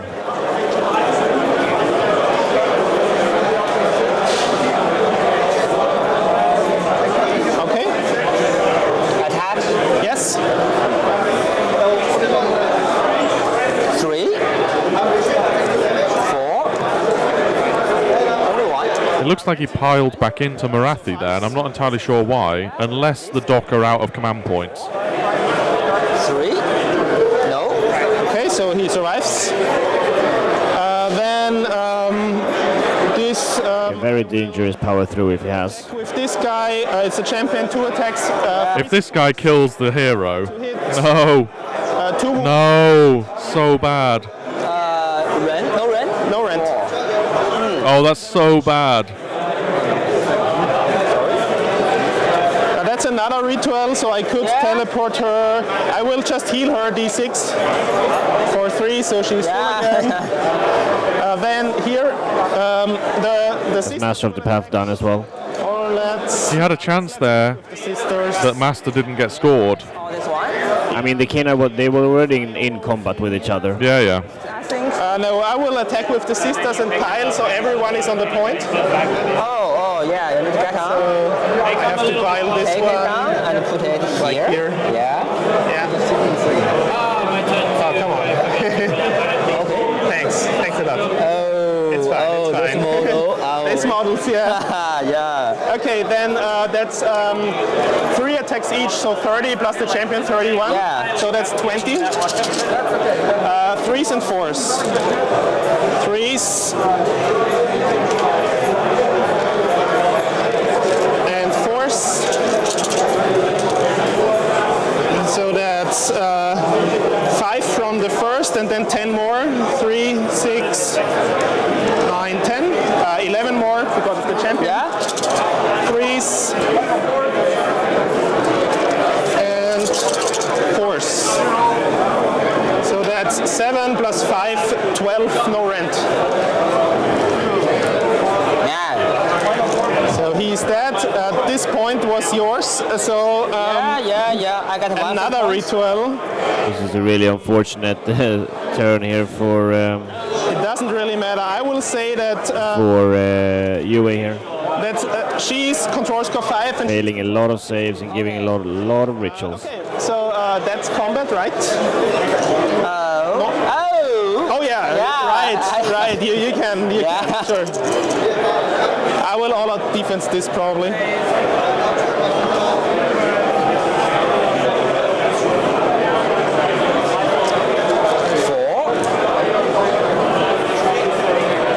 I'm in 12 inches, Yes. so I have crit hit 2. And 4. 1. Okay. Run 1, damage 1. So ethereal, so 4 up, Yeah. saved. Yeah.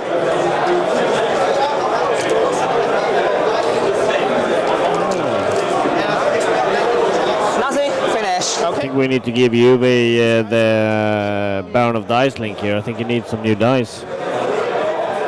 They're all The scissors haven't even swung yet.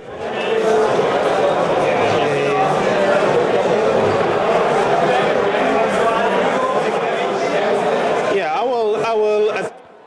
Yeah, it seems like a really unfortunate turn there for Yue. Yeah, I agree. Super nice to have China on here. Yue feels like a really nice lad as well. I definitely want to have a chat with him later. He just seems super friendly to play against. Really nice.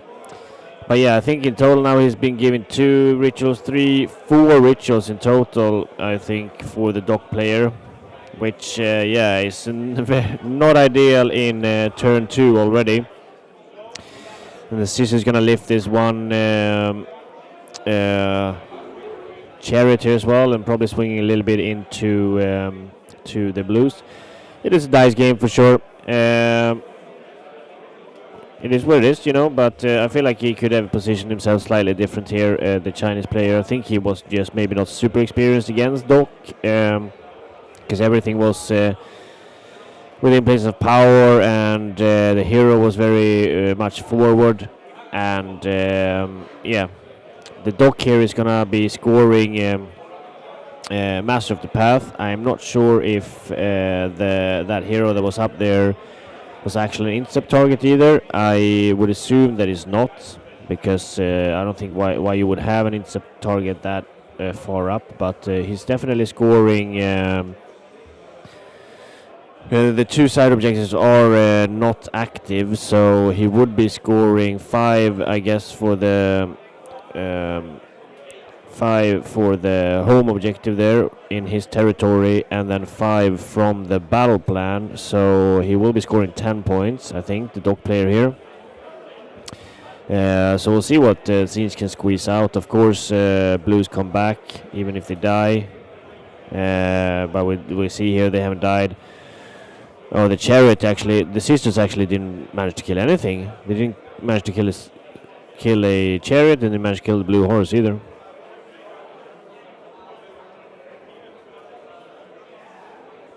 Yeah, bringing Marathi back is the blessings, not the rituals. Yep, that's correct. But Yubei still have a lot on the table, of course. He has Carrick lights as well. He have some stuff in his air, I think, as well. I can see a little bit on his little board there. It looks like 3 things on the disc, and I don't think we've seen 3 discs die, so maybe. I'm not sure if he has it. We can see the Carrick acolytes at least being down on the objective. So they're down. So, I mean, you may still have a lot to work with here. So it's far from over. And killing another Blood Sister there, even though there is Ethereal. It's pretty cool. Blues have shooting. No, they don't have shooting combat, I think. But there's a lot of shooting there. There's a lot of spells. He did use all of his fate points to save the hero that then unfortunately died to Kyrick.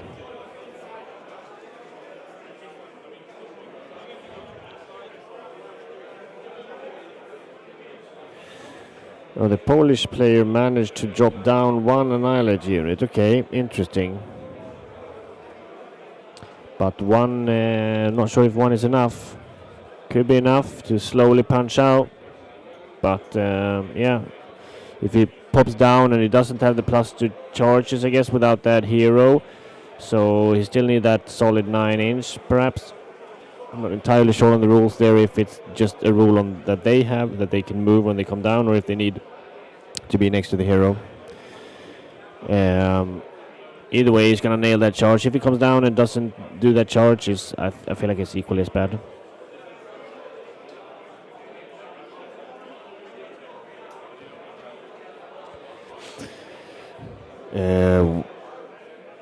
Wow. Oh, they're powering through, of course.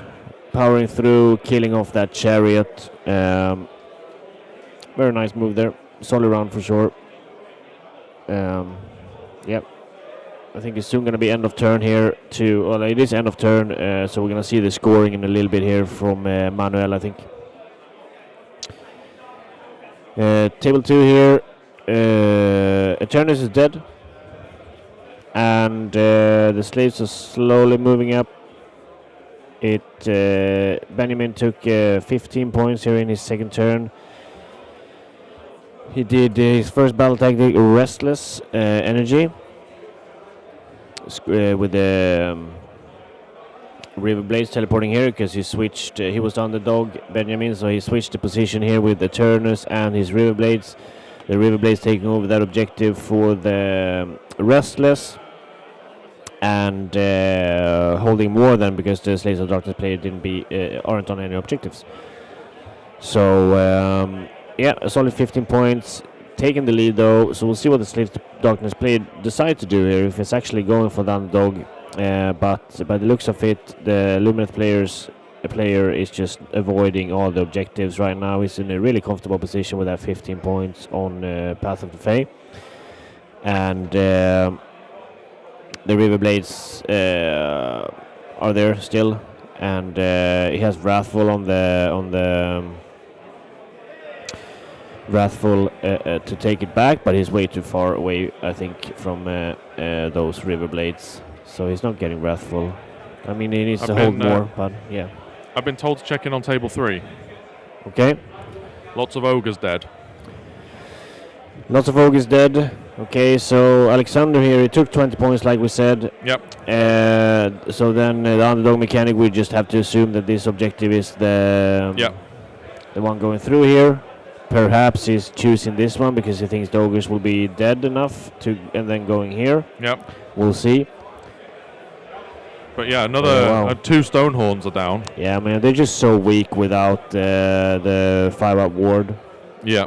And it doesn't look like they didn't have, because like he only has 2 priests, so I don't really see this he can't do working. the blizzard spread the blizzard. Exactly.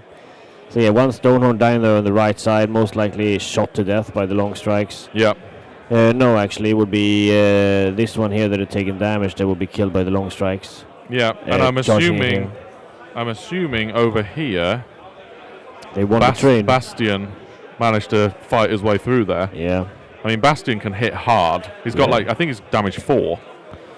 Yeah, he'll slap a Stonehorn with the help of the other ones around there. Yeah. For sure. So yeah, interesting play here from Alexander. I mean, I think he got score hungry for the 20 points, but maybe should have been a bit more careful. Yeah, the game flipped again. I mean, it's just flipping back and forth, this one, really. Stormcast came in, didn't really do anything. Yeah, Bastion has 4 attacks at damage 4, so he can do some damage with the support of a couple of other models there. I have an update. I just swung past the US versus Poland Stormcast mirror. Yeah, it looks like one Annihilator went down. A couple of units went down. Went down. So he actually managed to find a gap. He managed to find a slot with where he could fit 2 Annihilator units, and they both went down. But they are like the equivalent of here on their battle plan. Okay. The other Stormcast army has the whole table, and then there's like 2 Hammerer units just on the side. Yeah, okay. So he has to really get those charges. He needs to nail those charges. If he doesn't, they're just going to be stuck there for the whole game, and then it's game over. It's a huge tempo swing. Yeah. Being able to screen all of that out. Very, very cool. Yeah. We see here the Stonehorn killed off 3 Stormcast units there in the middle. Yeah, this is a tough one. And I mean, he's been working now for one battle round to kill off those Paladors, and they just come back. So 3 of them back on the table, as you can see there on the left side. It is the Stormcast player's turn, killing a lot. He is being scored up here now, so he's 9 points. Hold on, we'll see how much it is in total. How are you on heat situation? We got a fan. Oh, I'm super cool. So super chill. Super chill, so you go ahead and use that. Super chill, super cool. So yeah, 11 points here to Felix. Sorry if I butcher your name, but my Chinese is not the best. And Felix. Felix. Nguyen. Yeah, I'm not even going to try. Nguyen. 9 points. Is that the final? It's been going back and forth all the time, but we'll see how much it is. It's getting updated right now. It's getting updated. Okay, so let's see how the ogres can retaliate here. They've still got 2 shooting units that are not tied up in combat right now, so they're going to get blasting. An Iron Blaster could, in theory, lift an entire unit of long strikes. So they're not in obscuring. Could happen. Yeah, exactly. Let's see if we can. So Restless, he did first scouting his first turn, and now it's another affray, so it means he's done his Restless. On the right-hand objective. Yeah. And then he's holding 1 and the primary and 1 around it. Yeah. So 12 points, very nice. Yeah, not bad at all. Ogre player is going to Restless and Energy as well, but he's done both of them. So he needs to do the second Wrathful and the second Restless. And the second Restless is holding the opponent's objective. Is this a scrap launcher? Yep. Oh, jeez. Okay, there is nothing left in the Stonehorn died that was next there. Yeah, it's not much. It's not much left at all. Those Questor are slapping. Yep. I love Questor. Full Sworn. Really cool. They're fantastic. Yeah, it's not looking good for the ogres again. It really swung. This game is a big pendulum swing each turn, it seems. Yeah, exactly. The overlay of the points here, Alfred, is needs to go up a little bit, it looks like, because we can't really see the total score here. On table 3. If it's only table 3. Yeah, exactly, it's table 3. So yeah, second Wrathful he needs to do, so he needs to be underdog. He is not underdog, Alexander, going into this, because he did a 20-point score, so he can't do second Wrathful, and the second Restless is looking very brim as well, because those cannons are too far away to auto-run up there. Yeah. So no battle tactics, most likely. Lucky if he can hold 2, no problem, but yeah, not more, and it's only going to be secondaries most likely, because I would imagine that this was chosen as the primary. Yeah, exactly. Well, maybe not. It would be the right choice, I think, to choose that as primary. The Stormcast army is fighting its way into this direction, so I think as the Stormcast player, choosing this one isn't bad. No, but yeah, exactly. I think he chose his home one potentially, though. No, it's this one or this one. No, you can choose any. You can't? I'm No. pretty sure you can, but... Alright, either way is one of those two. Then... what is this? Life cycle. Unless unless I'm wrong. I swear, I've only ever chosen the side ones. Yeah, you're true. Pick Yeah, it's either the side Oak and two. Bro and all routes. Yeah. Yeah, so then he definitely chose... Because he scored the primary and he scored the side one. And he's not holding the one to the left on the left side. No, The ogre has it. exactly. So yeah, he chosen the one on the right side there. Yeah. The null route. Turn 2 ogres now. I mean, there's not much left on the table, is there? Jesus. Not at all. Questor Swolbros. Yeah, I agree. They are fantastic. All right, shall we check in on Zinch? I'm interested to see how that game's looking now. Sure. So the Zinch are moving up. He scored at 10 points, like we said here. He got 5 points from his home objective there because it is the top left one and the bottom right one being scored. Yep. And then he did his Master of the Path because that hero just unfortunately died. Looks like he used his power through to get the snakes out. Yep, he did, but he didn't kill anything in the actual combat phase, and then he killed the chariot on a power through in the out there. But the sisters didn't lift anything. How does that work? He can't power through on the chariot. Or what do you mean? I don't know how the chariot died, but it didn't die from the combat phase at least. Weird. Okay. But the blues are... the blues didn't die at all.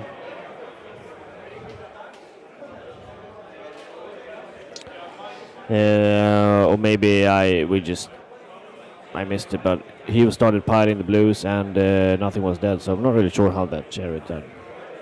Yeah, I'm not sure how the snakes moved. Dock players, how did the snakes move back that far? Because there's no blues dead.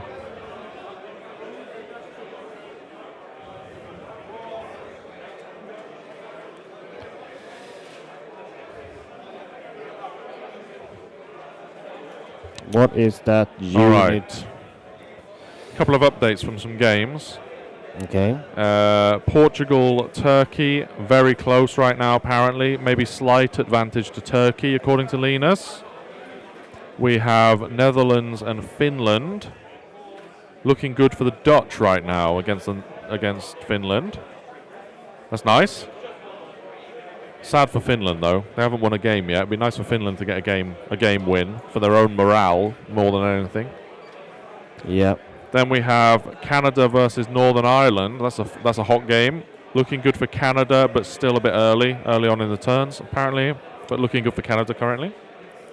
Yeah, power through is potential, but the thing is, the chariot died, and he can't power through on the chariot because, as we saw in the combat phase, the chariot just took some damage, and then UA started attacking with the blues. So, which means that the chariot survived.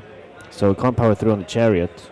Could have powered through on the blues, but there is no blues dead. But maybe he warded it. He probably just powered through on the blues. Yeah.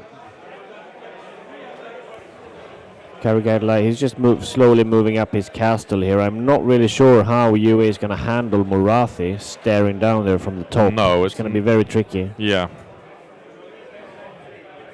Yeah, they were in combat with the horrors, but yeah, you have to do damage to the horrors, no? Yeah, but they could have warded it.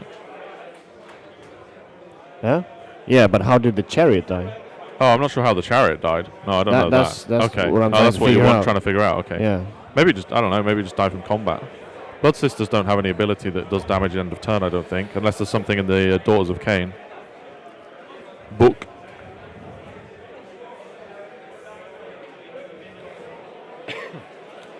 If you're enjoying what we're doing here, if you're enjoying the stream, please throw us a like, throw us a subscription on the YouTube channel, subscribe so you can see our battle reports.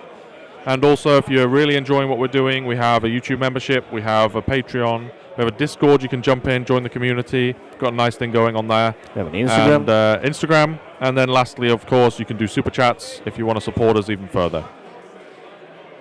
Yeah, exactly. So I'm just wondering how that chariot died is all I'm wondering. But yeah, we'll figure out. It probably died from combat then and I just missed it. But it looked like the combat was over and the chariot was alive. But yeah, hence.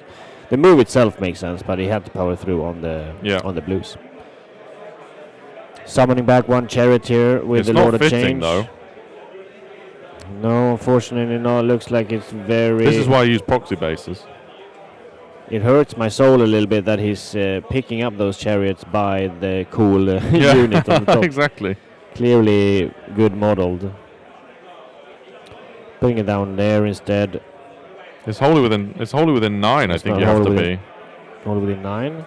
Pretty sure on the Lord of Change.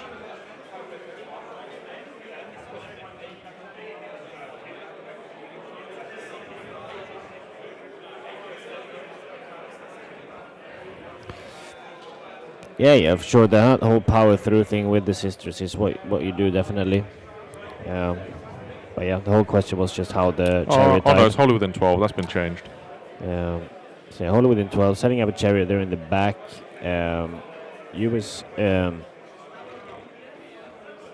Baltec to work with here is Master of the Path and Wrathful. He scored Wrathful first turn because he held more. Master of the Path is not looking likely anytime soon. He's also made the unfortunate error of... Well, I guess it wasn't an error at the time necessarily, but he used his fate points to try and save his hero there when the hero died anyway. It's a shame to be 2 fate points behind when your whole list is about building up fate points. I really like playing this list in a way where you don't spend fate points at all. Yeah. And then in the last turn, you can just keep key pieces alive with the fate points, but then you get the most mileage out of your spells. Yep. So yeah, Yui's not scoring any battle tactics in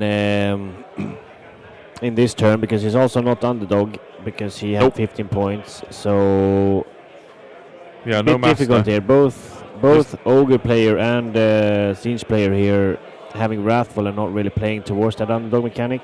No.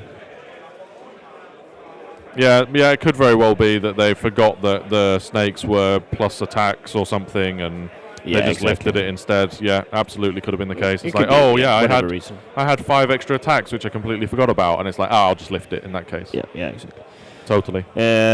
Which, I mean, it shouldn't happen. I guess it does, because you have to attack. Exactly, so. you have to use all your attacks. Yeah. So talking about earlier how people can make mistakes and there's no takebacks at this level, but some rules are a must, so then you have to resolve them. Yeah. Attacks is one of them. Exactly. So you can't technically forget to attack with something. Yeah, honest mistake in the heat of battle. Yeah. Could be as well. They're just not thinking about the health differences and just powering through. Doc is in a very good position right now, yeah, for sure. Yep. I mean, like, they're on the objectives that are about to be activated next turn. Yep. Like, those objectives are theirs. I don't really understand necessarily why the Tzeentch are pushing up to the middle of the table. Like, no. it doesn't really benefit them in any way. No. They're only scoring 5 points this turn anyway. Yep. It's very dangerous. If anything... yeah, I mean, it's just straight up dangerous. The Sister and Morathi going in. So, like, basically what... Because I don't think Yue it doesn't have anything in the skies either. So, in the Doc's turn, you just Sisters and Morathi into this, killing it all off, and the Sister charging. And then Sisters with Mind Razor just piling in, nuking this Lord of Change. Yep. And then just, it's... It is a interesting player from Yui.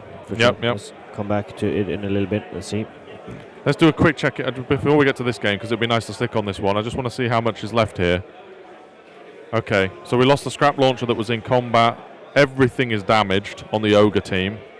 Yep. They're not scoring hardly any points here, the Ogres. No, they're scoring 5. Something like that. 3. 3 points, I think it'll be. Hold 1 is worth 4, I think. So it'll be 5 points. Yeah, 4 points from that. And then 1 for a secondary. He's not getting his... Oh, yeah, secondary exactly. Here, yeah. So 5 points. So it'll be 5 point turn, I think.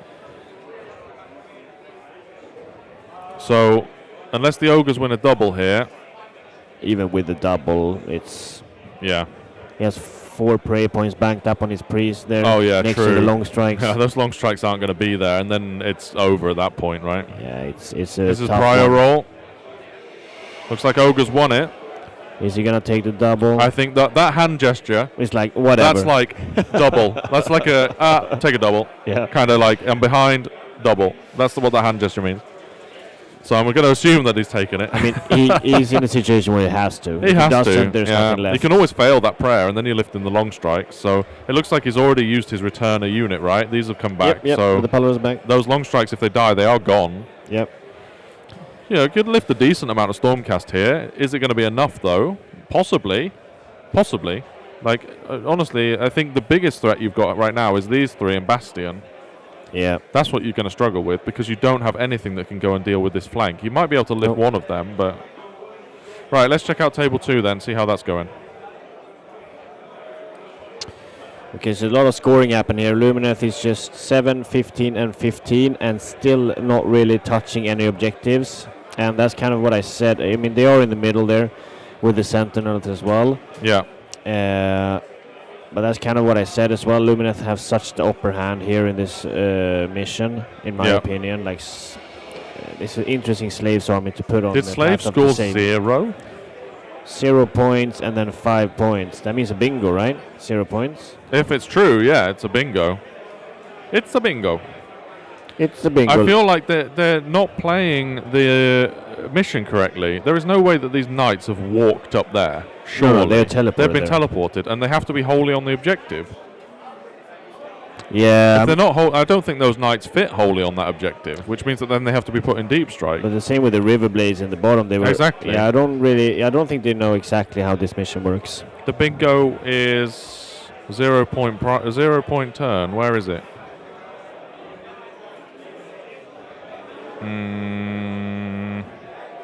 Bottom middle, below the middle square.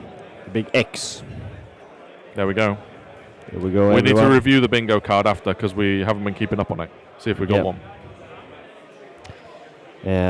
So yeah, scoring a big 0 there and scoring 5 points. 18-37 to the Lumineth. There's basically everything left.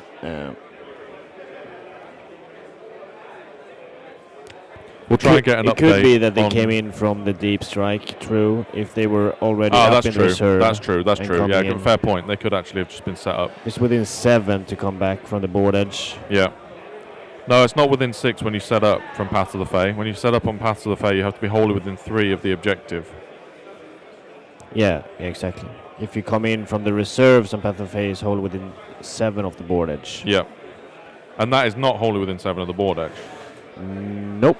Yeah, maybe it is. It could just be, because that 6.5 is to the center of that objective. It could be. It could. Yeah, they could very well have been set up from a deep strike.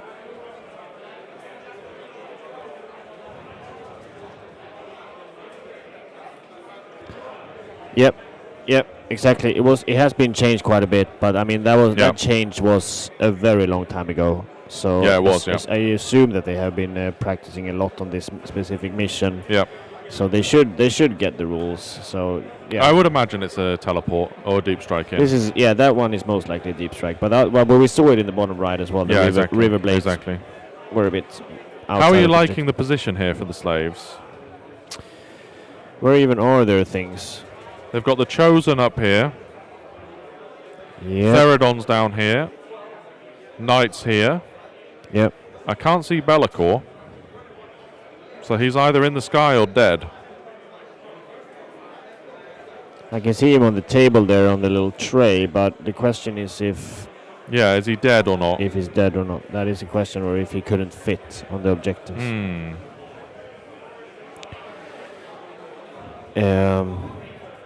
I mean, depending on what unit slaves can move here, it could be a lot of damage potential, but... Yeah. Against the Lumineth Here comes player. the die straight.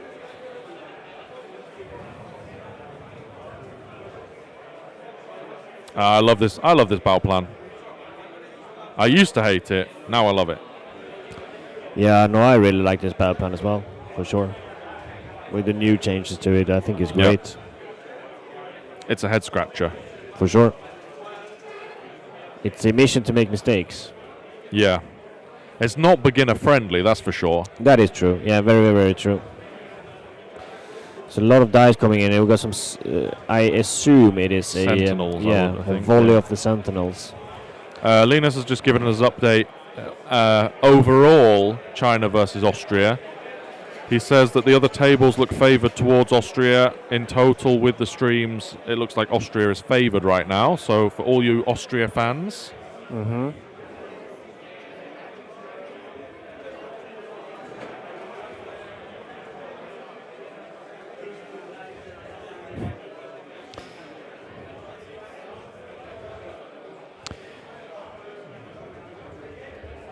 we I'll send it to you, Alfred, in Discord. We'll see if we can get that image up on the stream. That is from another worlds when everything was. everything was deemed like everything screened was out. Screened out. See how we looked like back then. Look how happy he is. It was insane. Yeah.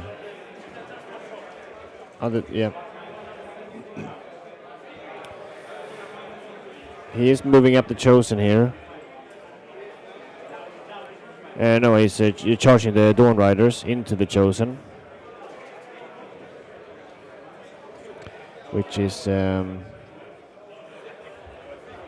pretty. I mean, the Dawn Riders on the charge, they're gonna hurt some Chosen. Oh, he's tagging the Knights in combat as well. I mean, the Knights don't do anything if they've been charged. No. Like at all. So he'll probably swing all of this into the Chosen just to try and lift as many as possible. But maybe it is the banner that it just looks like he's in combat with the Knights. But I would tag the Knights. I would tag them. It means no command abilities if you tag them. Oh, that's true. That is very true. Here we go. Look at that smile. I don't know what world's year it was, but look at this screening. That's, Slaves to Darkness versus Beastmen, it looks like. Yeah. Completely screened out. Incredible. It's amazing.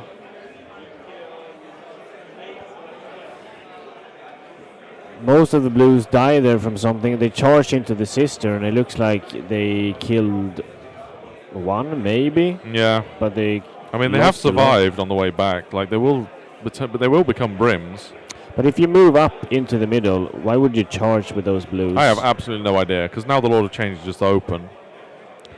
If he loses this roll-off, he will lose a lot. He's also cheating here completely. You cannot bring this many brims back. No, those brims are not being set up in coherency. That is for sure. I feel like this is something you really need to know as a Zinj player. Just for two reasons. First of all, they have to be set up in coherency. Yep. That's like the rule that you need to abide by. So all of these need to be coherent with the blues that are there. With the original and unit, not the brims that you're setting up. Secondly, if you have less than 6 models alive, you can only set up one. Or you can set up as many up to 6. Yep. That's the ruling from the judges in this tournament. Because as soon as you're beyond 6, the original unit aren't coherent with themselves. Exactly. So unless they were in like a circular formation, then it works. Yeah, then it works fine. You can set up multiple. But yeah, in theory, 1, 2, 3, 4, 5. He would have only been able to set up one brimstone here. Yep. Not that many at all. Yep. It is sneaky there, unless brims have some special setup rules. But no, they don't. It's not possible. Germany, New Zealand, we have an update. Slight uphill for the Kiwis according to the coach, but still in it. All right. Yeah, it is. I'm rooting for Kiwis there with New Zealand, but Germany is very strong, so it's definitely going to be one of the hardest matchups for them right now. Yeah, call a judge.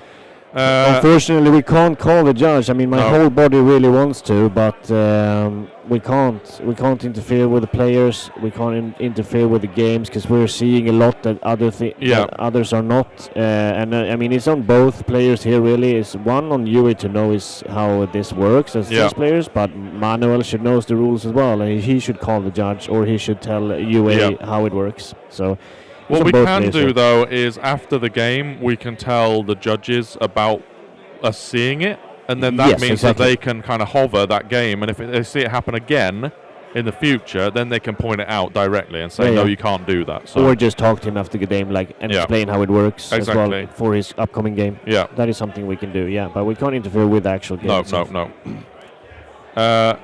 Update on England-Belgium, another hot ticket game.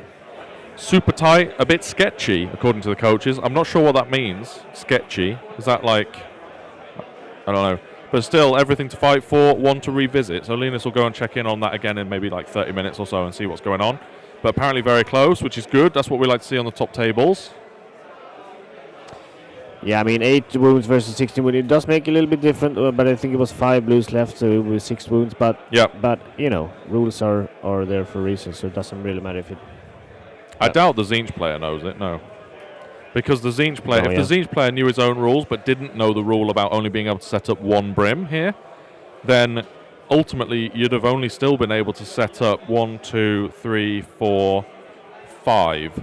Yeah. Not that many. So if you're playing by just the rules of setting up incoherency, 5 was the maximum. Yep. Looks like he did a place of power here and did 1 damage on basically most of his things here. Nice. But yeah. Yeah, place of power just blew up.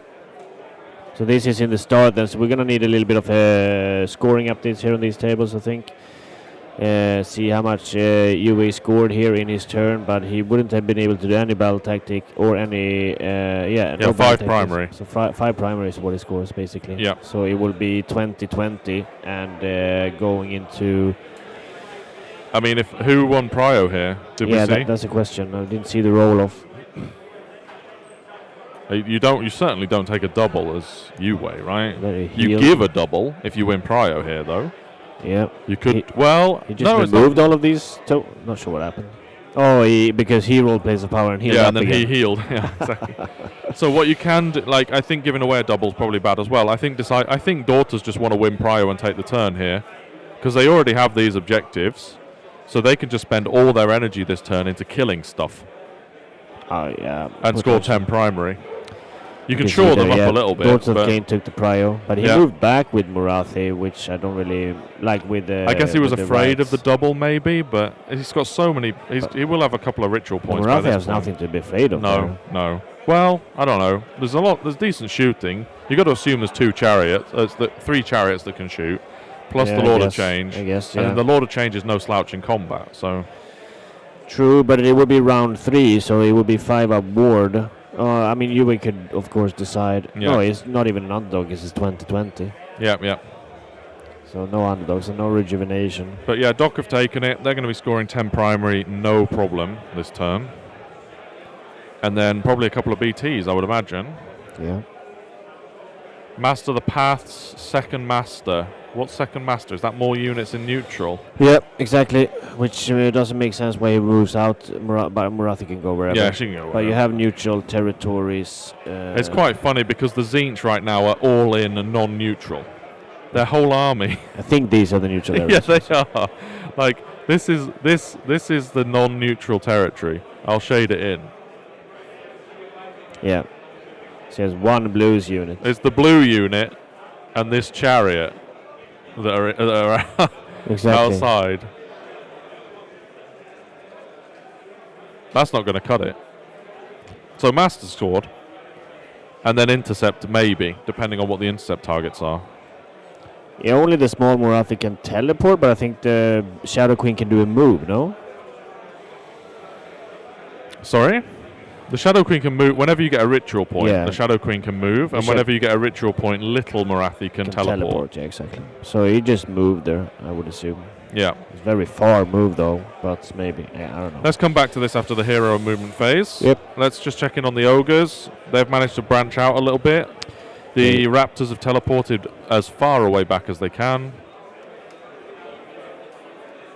Still don't like the positioning of the raptors, personally. No, it makes no sense, but he's getting wrathful and restless here at least. Not on a double turn. Did he take a double? Yeah. Oh yeah, he took a double. Okay. So he's not scoring anything. Oh, he's scoring max primary then. Max primary he'll get, yeah. So 10 points from the Ogre players.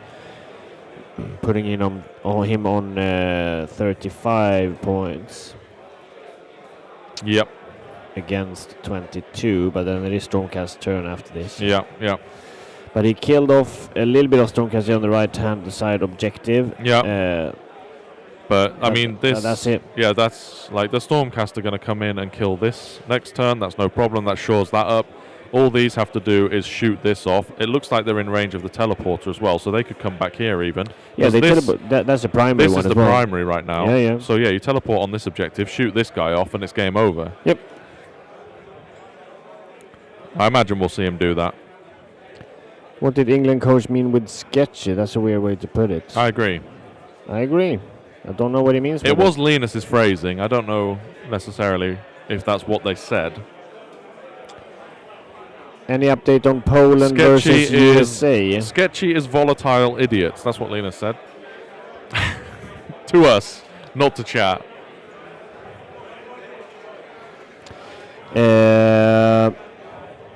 Yeah, maybe any update on USA and Poland? How is it looking there? Because that's quite an interesting matchup. Yeah, that's the top table. I'd be interested to know if any of those hammerers managed to make a charge. Why would Manuel want to kill more stuff? For the fun. For the fun, yeah. I mean, sure. All fun to kill stuff. All right, the long strikes are coming back there. He has instead put a unit over here. Apparently, it's looking very good for Netherlands against Finland. Just Victor, that was the last update we got. Raptors coming in. Yep. Oh, it's another little Stormcast unit. Yeah, exactly. A little hero down there, I think. Or one last quest, Swole boy. Swolesaur. Who's just come and stole on this objective. So it's going to be max primary for Stormcast on the swing back and not much ogres left. If these Raptors lift this Stonehorn, that's game over. Yeah. They'll just try and squeeze some points out, but it would be a Stormcast win at that point for sure. Yeah, definitely. All right, let's check in on table 2.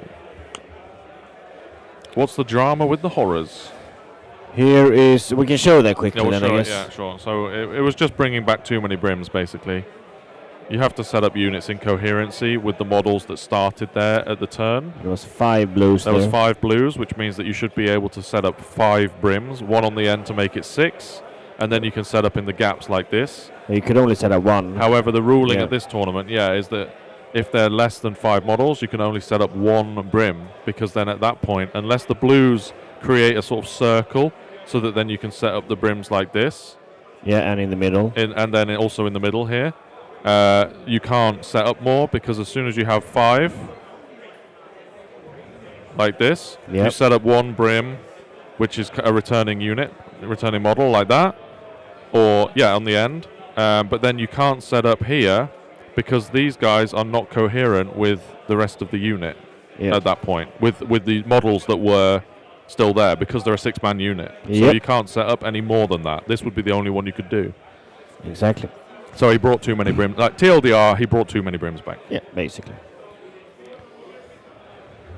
The Dawn Rider is going into the Chaos Chosen. I can't really see how many he lifted there in the common phase, but a decent bunch. There's a lot of horses in there. Yep. It's horses versus boys on foot. Eternus hasn't come down yet either. He's not back in business. Update on Norway-Russia. Apparently looking good for Norway right now. Coach is feeling cowboy hat emoji. Okay. I'm assuming the coach is feeling happy, feeling good about it, but still a lot of left of the game, so it could still be turned around. We saw yesterday that Serbia looked like Serbia were behind, and then suddenly they won against their first round opponent. So these updates aren't confirmation of who's going to win, but right now, looking good for Norway. Okay, very cool. Yep. See how many scores Benjamin actually scores here. So intercept and recover and restless. So he's done one restless exactly, and he's done one intercept. Yeah. Which could weigh that it's Be'lakor actually being dead, because it wouldn't make sense to put Eternus as a intercept and then putting him on.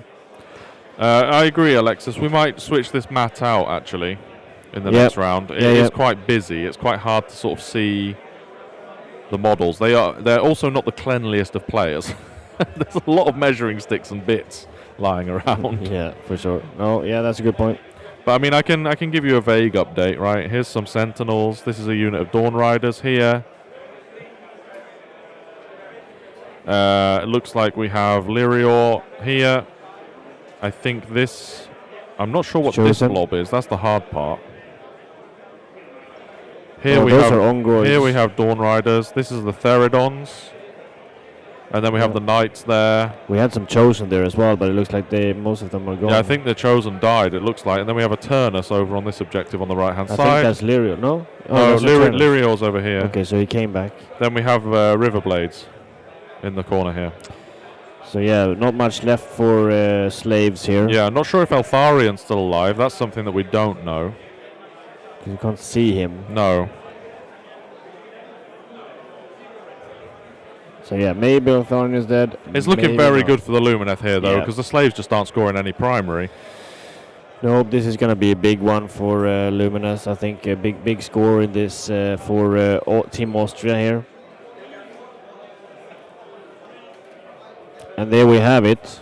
There's not a single ogre unit left on the table. Job done. And he has to roll off. Roll primary. He needed the prio there to score any points. Tabled, exactly. Do we have something? That's a tabled. That's every model killed. That's a tabled bingo. Table bingo, everyone, if you have that. Yep. Player gets tabled. Nice one.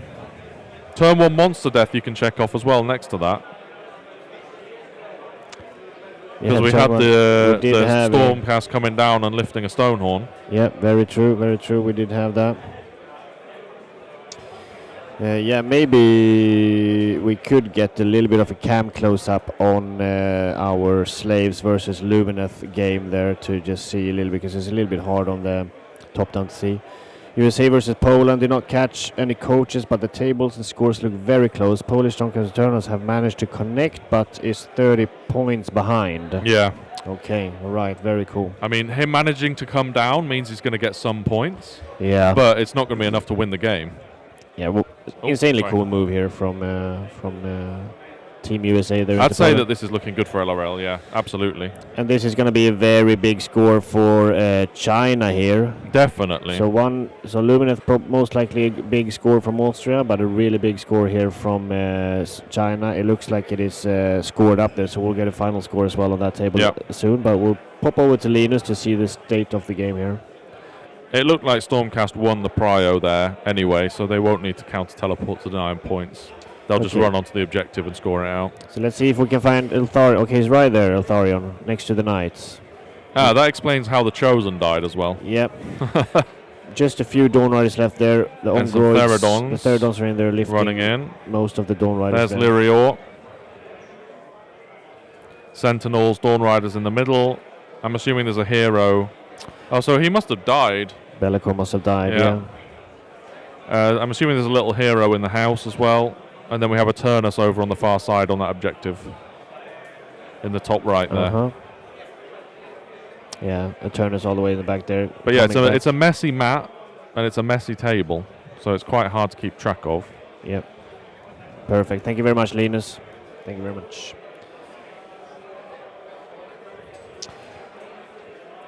Let's look at Tzeentch. How's it getting on there? All right, we have Morathi into the Lord of Change. Should we listen into this? I always like hearing Morathi swinging. Yeah, just going to see if he's in the combat phase. He's piling. He's piling. So let's listen in. Let's see what's going on. All out attack. So 8 times because of the -1 to hit and the all out attack. Freeze and 2s. That's 9 mortal wounds. And 2 at rend 2. All the same, I don't have so 15, and then the tail does not okay, hit. The tail always don't. Yes, 15. Yeah. 8.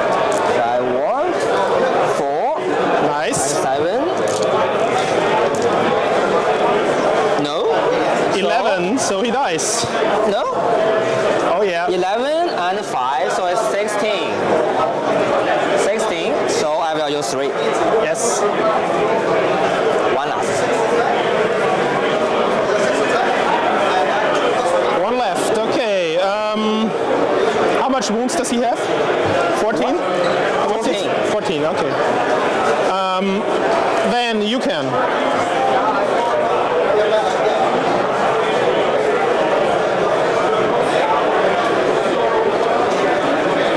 The Lord of Change lives thanks to the power of fate points. 1? Yes. Yeah, I already got this, so yeah.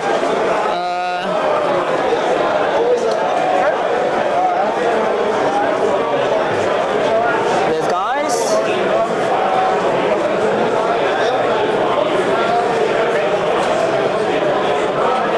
If you kill them, they can retreat, right? No, because this point is mine right now. Ah.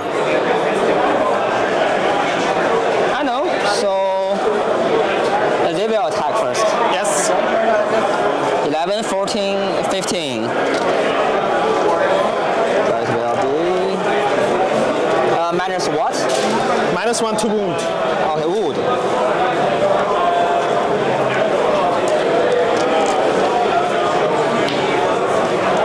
Three.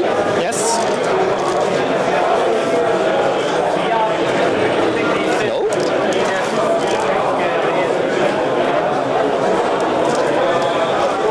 One. And last time. 6. No. So 4. 4 up because of the +1. Saving 1. And 6 up. Saving none, so Killed one? snake. You got one. Yeah, not bad. You can attack. Okay, so Who? the shrine will attack. Yeah, probably this. Yeah, you're right. I will kill You're right. some So more, 19. yeah. 3s and 3s now.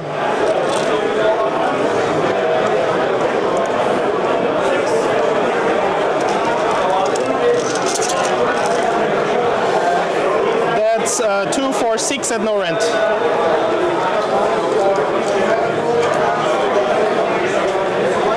Die. Yes.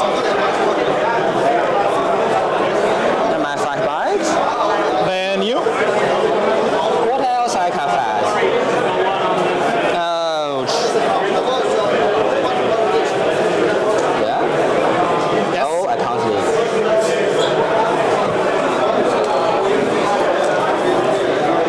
-1 from heat. Heat, so it's 5. I will attack you at my last. 3. Rent. Run 1. Saving 1. 2 go through. Yeah, Damage. that's 3. So it's 6.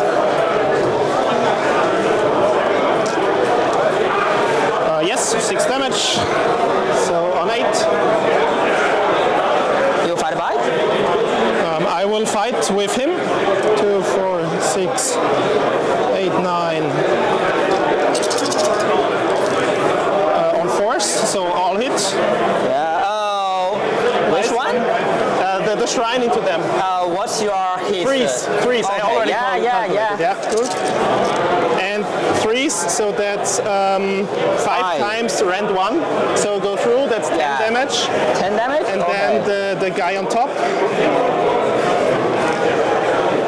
2 times rend 2. We have an interview coming here.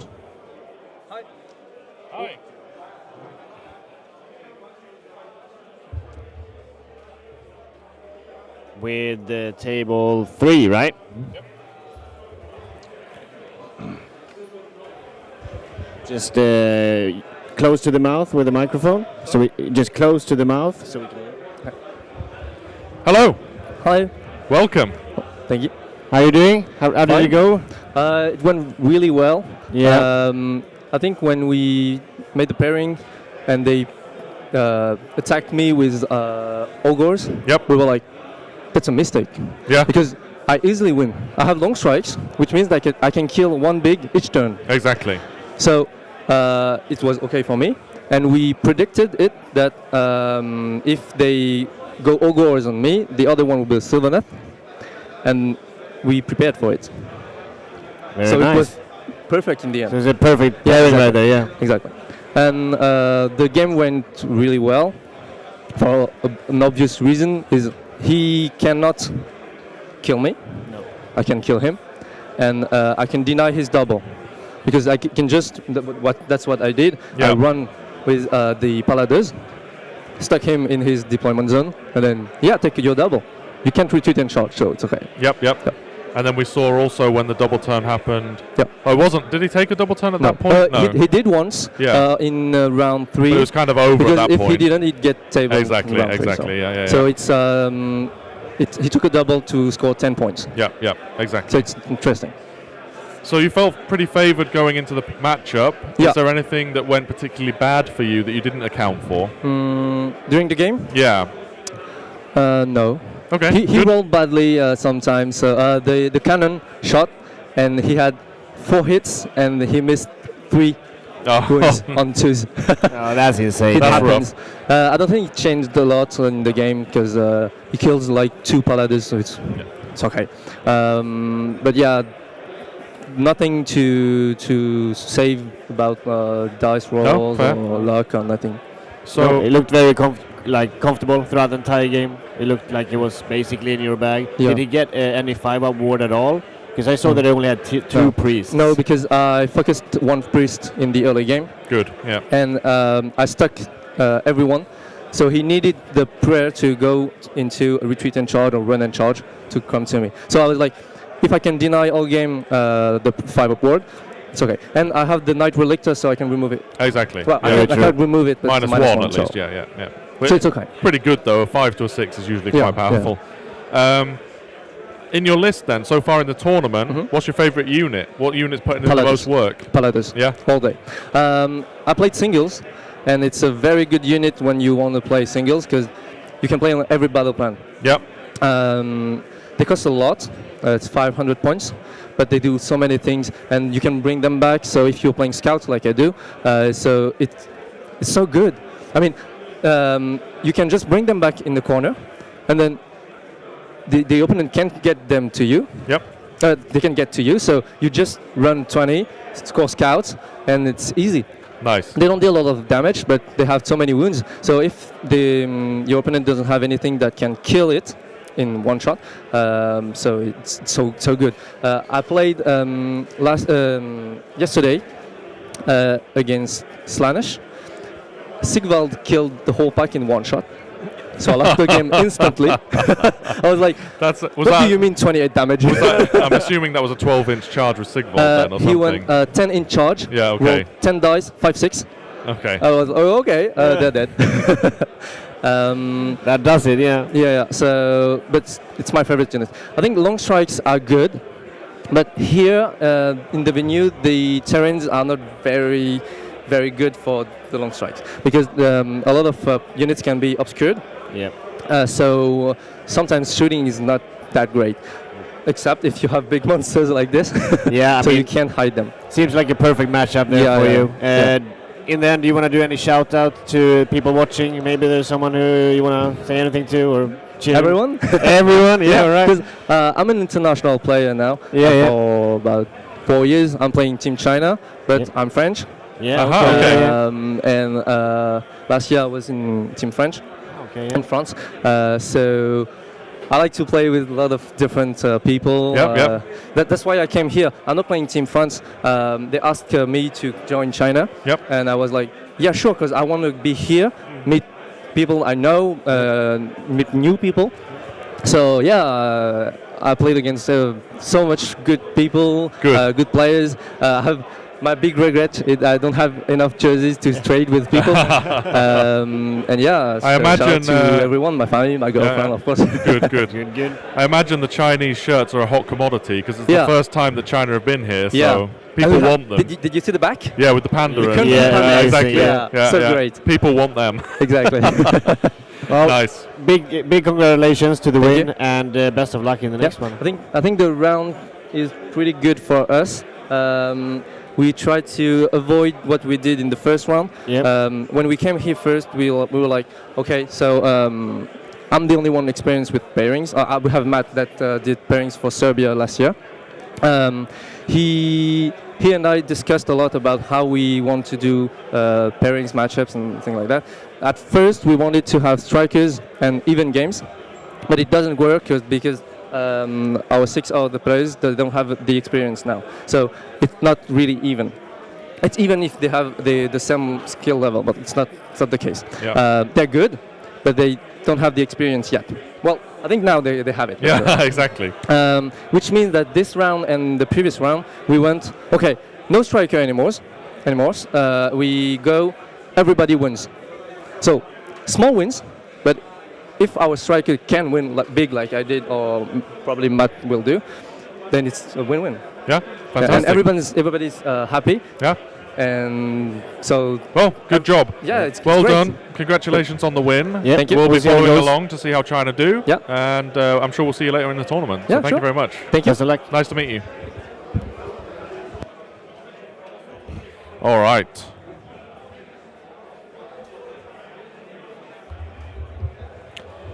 Thank you, Tom, in the chat for doing some updates on the games. Yeah, thank you very much. Check in on BCP as well now and see how we're looking across all the games now that some scores are coming in. Okay, we can see here all the blues and brims are cleaned up. And yeah, we guess that we need a scoring update on the table here to see how much Manuel actually scored. And assuming it's Yui's turn here, not really sure what he still has the Carrick acolytes. Yeah, but they're, I mean, unless he kind of picks them up, puts them down again, they're a little bit not really going to do anything. Yeah, it's a shame that they have been in the back there the entire game. Haven't had any value at all from them, basically. Unfortunately. So we'll come back here in a little sec when we have a scoring update. And yeah, from the Slaves to Darkness and Lumineth as well. Very pinned in. I think that's going to be the biggest problem. It looks like the mechanic has been used to just dump what was here over onto this objective with Pass to the Fae. So there's less of a threat. And it gives the slaves maybe a bit of breathing room to try and lift what's in their face right now instead. But is it going to be enough? Charging in with the Sentinels. Yeah, exactly. When in doubt. And Thorin is just slowly picking off all of those remaining knights there. He has no problem going through those like butter. Especially when they haven't charged, there's no way of those knights killing Eltharion. So yeah, he's just going through there. And but the Ungoroids are still next to that terrain, in the middle there. Outside of 3 from the Sentinels. It's looking a bit rough for Sweden right now. Yep, yes. 80 points, 75 points, 69 points against them. Yep, that's tough. Against Eddie, 85. Yep. 75 point diff. It's a bit rough. That is rough for sure. Ungoroid here, Theridon's counter-charging into the Sentinels. We can... I think probably we're fine. Linus asked about Chinese coach for pairings, but I feel like we got a good coverage on the pairings there. Yeah. So Benjamin here, he scored another big 20 points, doing strike on both of his battle tactics. Yeah. Taking another treasure, doing this last restless by taking the objective, the second restless. Yeah, restless in this one, all you have to take is the central objective. Exactly. This is the only one that's in opponent's territory. Exactly. So it's an easy restless. A big 20 score here again, and it looks like Louis scoring 13 points. Yeah. The Theridons did go in there. It's going to be a decent diff on this one. Yeah. Looks like Eternus is gone again. Yeah. There's a battle mat where he used to be at least. No, exactly. No, that's Lyriel in the top left there, next to the Knights and Eltharion. Those Knights are gone for. Those Theridons, though, can really hurt these Sentinels, but even if they lift them, will do anything as a decent hit roll there, I think. Yeah, it looks like an all-out attack. All-out attack on the Theridons. That's good. I mean, I'm assuming he hasn't used the once per battle damage 3 yet. Maybe he did it against the Dawn Riders though. But true. That's a solid amount of wounds there against Sentinels. Yeah, he's just lifting. Yeah, that's 33 damage. Well, it's 22 damage even if he didn't use it. So that's all the Sentinels dead. So the Sentinels no 5-up ward on the Sentinels. No. Interesting charging them in if they haven't got the 5-up ward. Yeah, not sure why he did that. Wow. All right. All the Sentinels gone. Not really sure. I don't think it matters really. It matters, yeah, no. but. I'm wondering if we are in turn 3. Are we in turn 4 or turn 5 here in this I think game? we're probably in turn 5. I feel like we're in turn 5, yeah. Yeah, so exactly. I think it's Lumineth turn 5. So Lumineth turn 5, exactly, okay. Which suggests they took a double? Priority starting, no. Oh yeah, no, it wouldn't be a double turn. Double. No, retained priority, yeah. And then can they get the last intercept? I think they have it banked already. Possibly. And then the last Restless is holding every objective, right? Yeah. They're not doing that one at least. I don't think they have the bottom left. No, and there's no Alania and Elethor to be able to teleport, so... Yeah, to punk that knight. Or one of the Yeah, Ogroid. exactly. If you had Alania and Elethor in here, kill an Ogroid or kill the knight, and then grab this, and then you get your last Restless. Yeah, exactly. But no teleport shenanigans in this one. Yeah. So it should be a 15-point turn, I would imagine. Yep. Maybe 10 if no, it's 15. Okay, cool. Yeah. 72 points then. Wow, another 15 that's a big points. One. Doing the last intercept here as we assumed. Yeah. So slaves at this point, I mean, all they can do is probably get an intercept and a hold 1, I would guess. Maybe 10-point turn. Yeah, I'm assuming either Lyri or Eltharion is treasure. Yeah, so those Ongroids going in and getting 1 treasure perhaps. Exactly, but that's all it's going to be. Yeah, yeah. All right, Lord of Change. So getting under 15 points here from Manuel. Scoring really well. Doing a strike on Master of the Path, so exactly, more in neutral territory. Yeah. More in neutral, and then taking. He already had the 2 primaries, so exactly. And he's not getting the top 1 unless he managed to kill Morathi.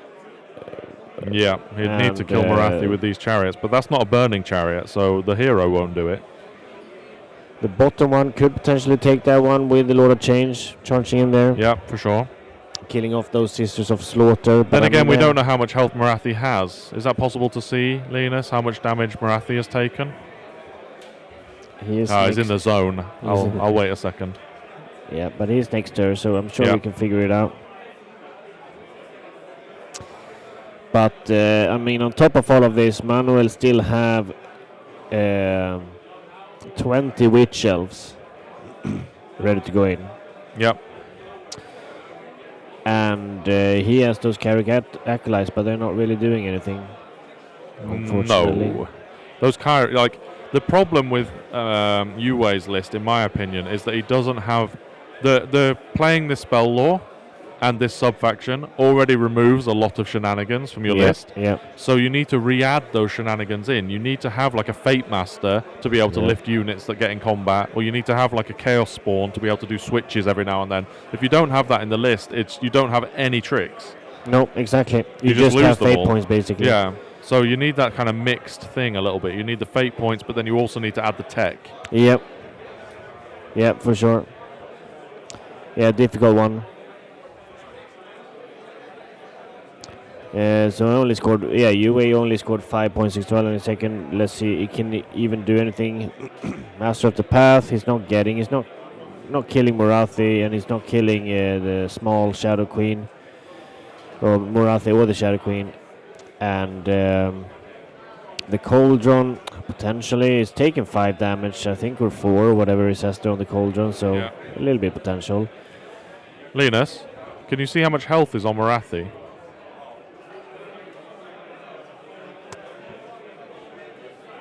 4 taken. She's taken 4. Okay, she's only taken 4 damage, so unlikely.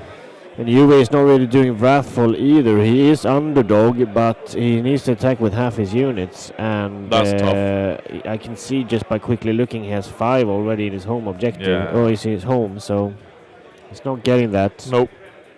So which means, and he's not holding the top objective, and he's might hold that objective. He's charging in there with the Lord of Change, but he's going into Sister of Slaughter with -1 to hit and wound. Yeah. So he might not even kill them and take that objective. No. If he does, he doesn't change anything actually. I don't think so. Yeah, he gets. Or if it does, he gets 5 points. Otherwise, he gets 0 points this turn. He's sending in the Curseling to the snakes. Is Cursling the one that can cast? Yeah, he can cast a spell when he goes in. Oh, then you should have tried to snipe the Cauldron then for the Master of the Path, I think. Does he have Master? Yeah. Yeah, he should. No. 11-inch charge. Yeah, he has Master of the Path, exactly. Yeah, I would have done that as well. 11-inch charge. Nice. 11-inch charge. I don't think that's correct though. We don't get the bingo for 11-inch charge on that. Because it's scenes. The 11-inch charge. It needs to be a requirement of an 11-inch charge. As in that chariot only needed 9-inch there. Okay. Nah, now you get it. That's okay. That was the intention of me Okay. putting the square in. Nah, we all get it. Because otherwise, it's kind of easy to get. Like rolling an 11 on a charge happens every game. Well, sure, but we need to catch it on camera. I suppose so. So that's very hard. It's bingo as intended or bingo as written was Alfred's question, and I think this is bingo. Well, it looks like we're going bingo as written according to you two. So. Yep. Oh, nice. That game's over. Cool. Yeah, that game is over. Lumineth wins 72-36, and we have an interview with the Austrian Lumineth player shortly. Very cool. But yeah, it was a little bit potential here to snipe that Cauldron with a couple of things, but he just charged in with the chariot and did impacts and then charged it out again.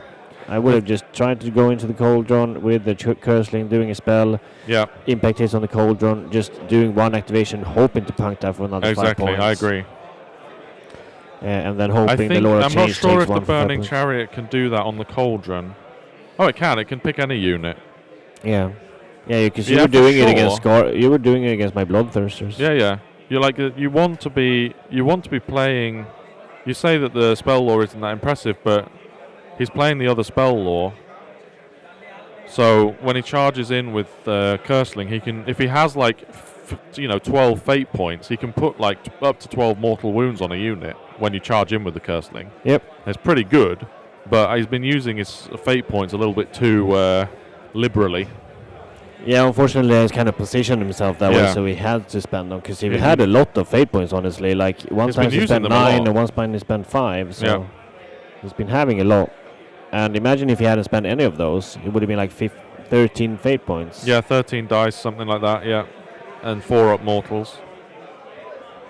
Yep.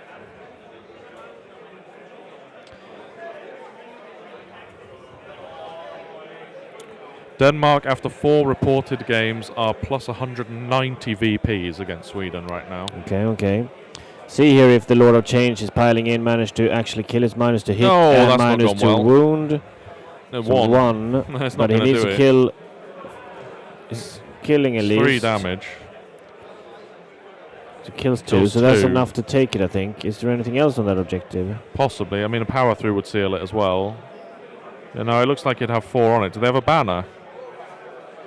Yeah, I think so. Okay, well, if they have a banner, then he doesn't take it.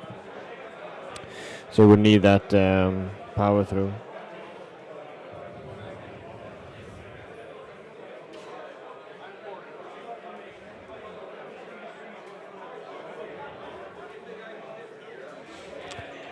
So yeah, if it's only 4, then I'm gonna just quickly check if they have a banner here. They do have a standard banner. Okay. Assuming he didn't remove that one, then he needs to power through. He'd have to power through and kill a model, yeah. Yep. I'm not sure what the Curseling is planning on doing in there, into those sisters. No, me neither. There's not really any objective to go into them. No.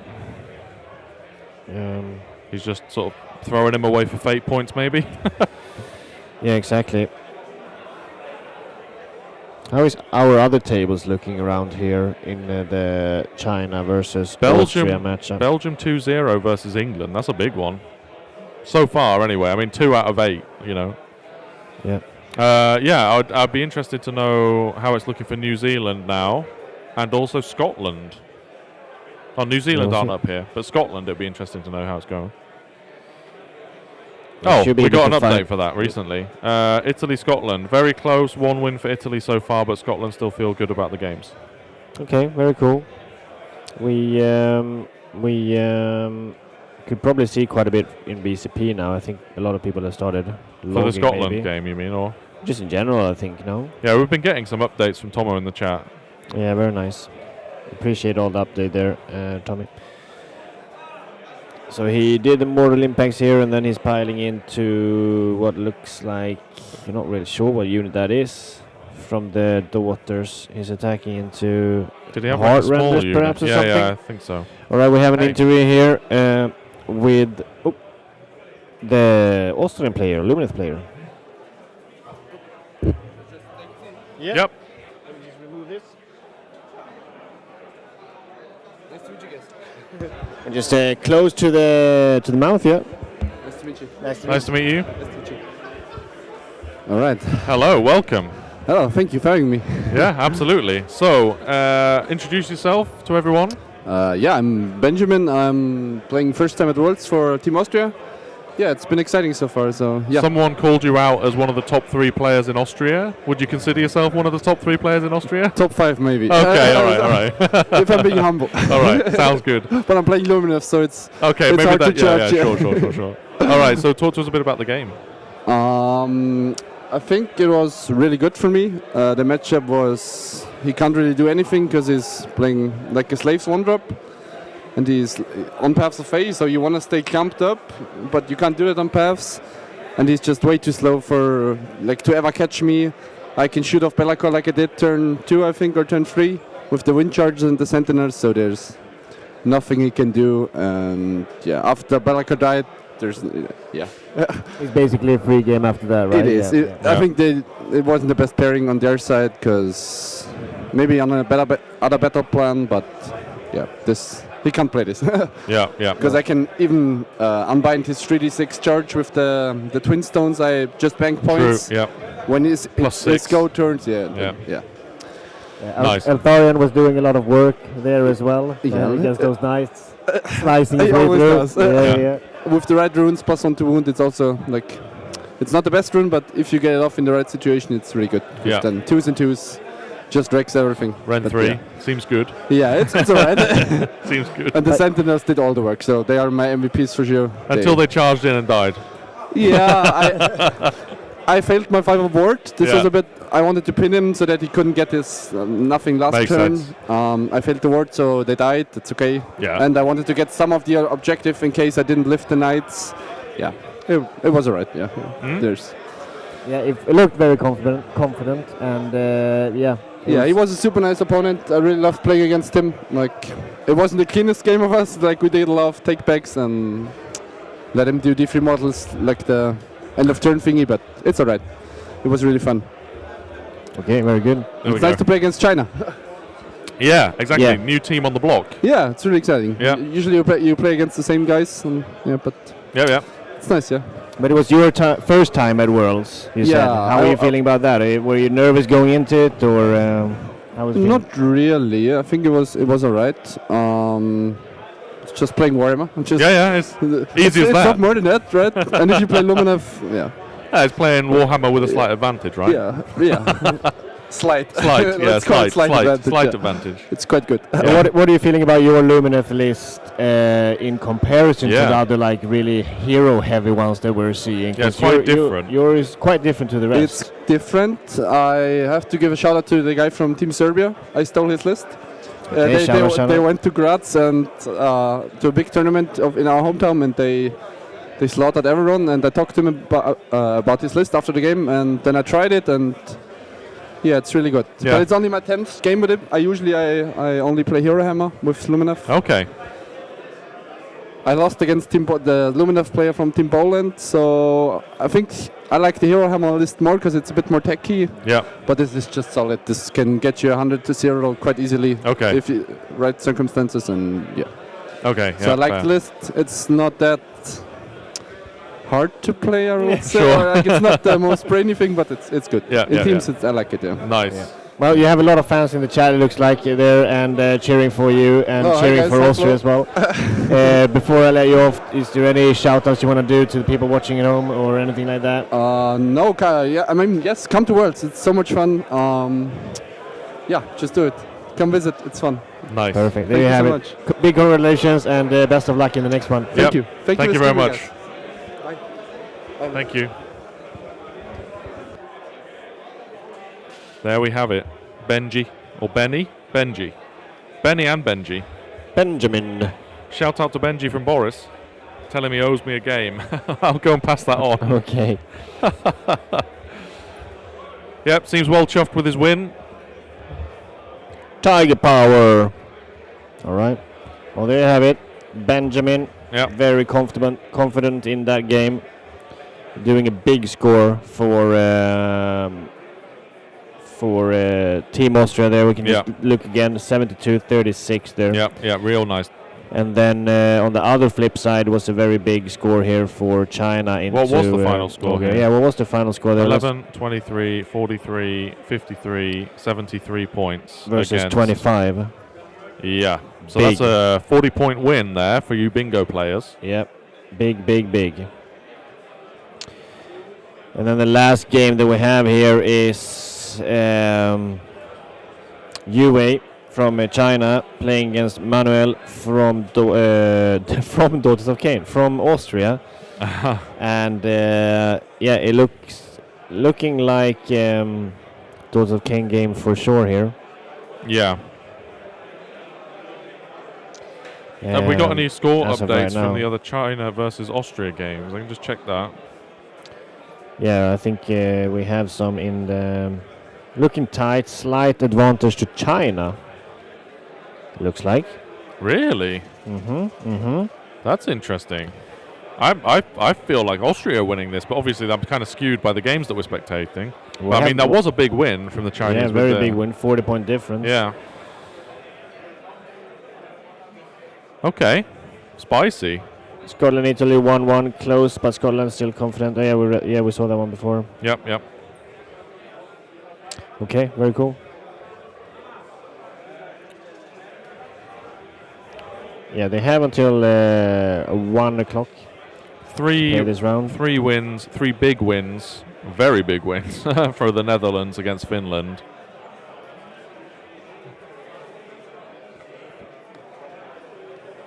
This one's looking close to over. Canada versus Northern Ireland, but it's a close one, that's for sure.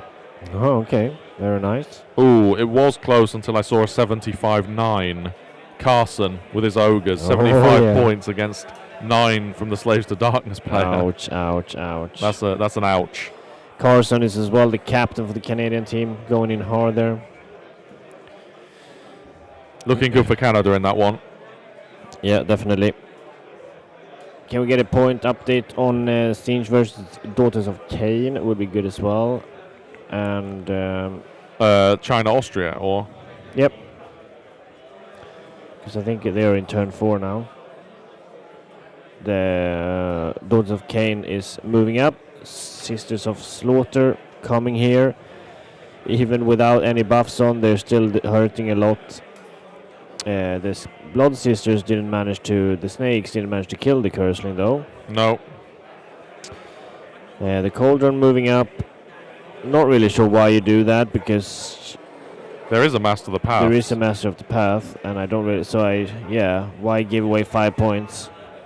Because the Caricatalites are right there. So in my opinion, you don't really need to do that, unless he has some specific thing in mind here. He has scored 2 Master of the Paths. Yeah, exactly, and 1 intercept. Yeah.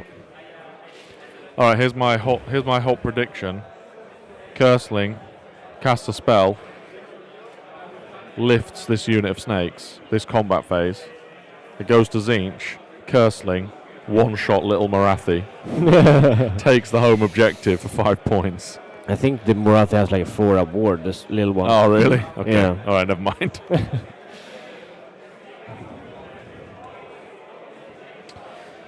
But yeah, I mean that cauldron is fully buffed like crazy. It looks like, so it's going in somewhere, but still feels risky to give away those 5 points if you don't really need to. Is it going to go in? Maybe it's going to try and chance into the Kyrix, but that doesn't feel like it's necessary. If anything, it's probably either going to go into the Curseling there or into the Lord of Change. Yep. It's gone for a redeploy with the Chariot to try and stop Marathi getting in.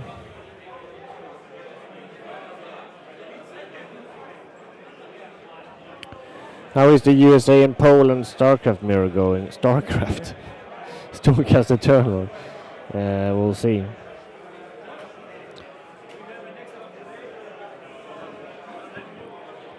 Can we get an update on the games that we're covering here? England, Belgium, very tight still. Sketchy is still accurate.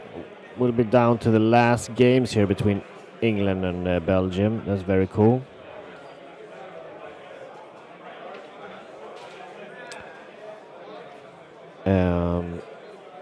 So yeah, it seems like a lot of quite close games today as well. But Sorry, the ones did you just give the England-Belgium update? Yeah, nice, good.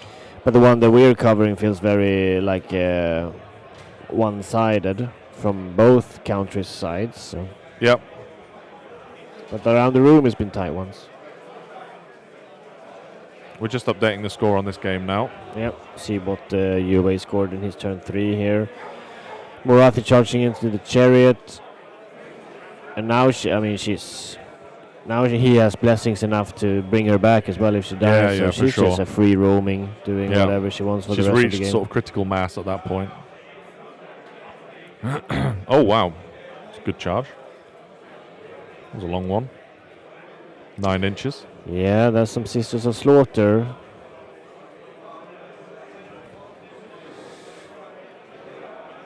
Staying outside of 3 here. Was it a 0-point turn for Zinch? Yeah.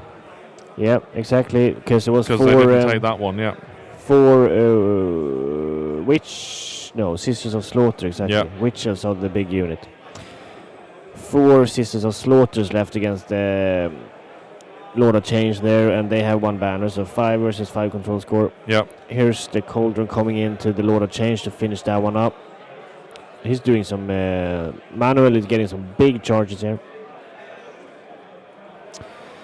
I'm assuming, because there's only 4 wounds left on that Chariot there next to Sister Slaughter, I'm assuming 2 dead Chariots, 1 dead hero there next to Marathi and the Sisters, and a dead Lord of Change. Is my predictions.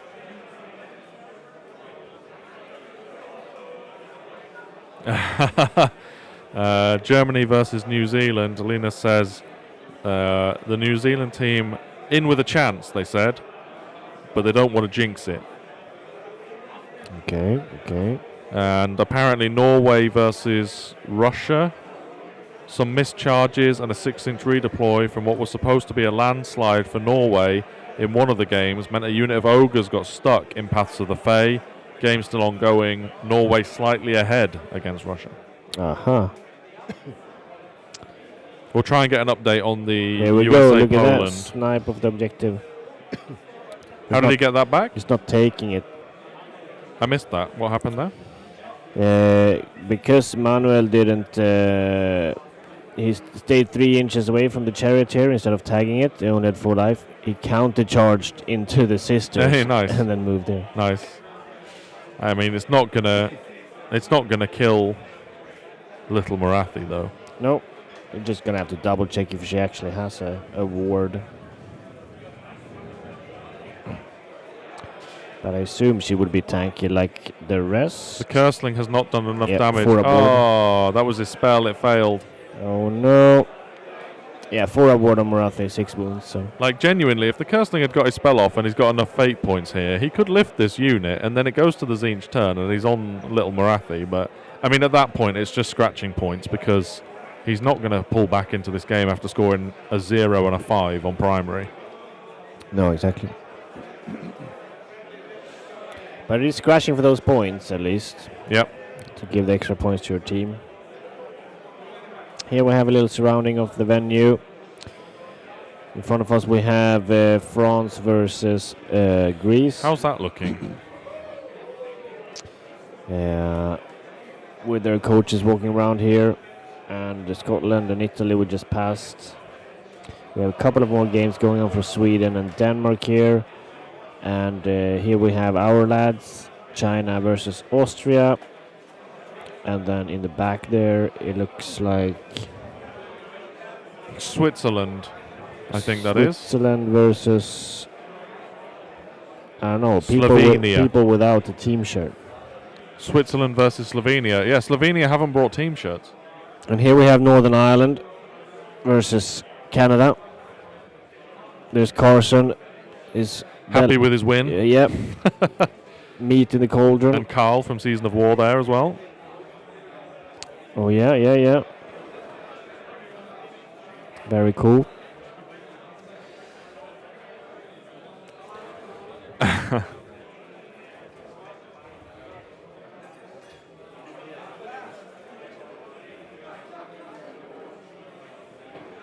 Yeah, that could be true. Also, it could be true. It is some gorgeous bases on that Daughters of Cain army, definitely. USA, Poland, Stormcast Eternal game 60-25 so far in round 4. So looking very good for the USA. Stormcast at least. Fighting ongoing still, leaning US overall is Linus's update on that one. Very cool. I chose England. And they were playing a close game.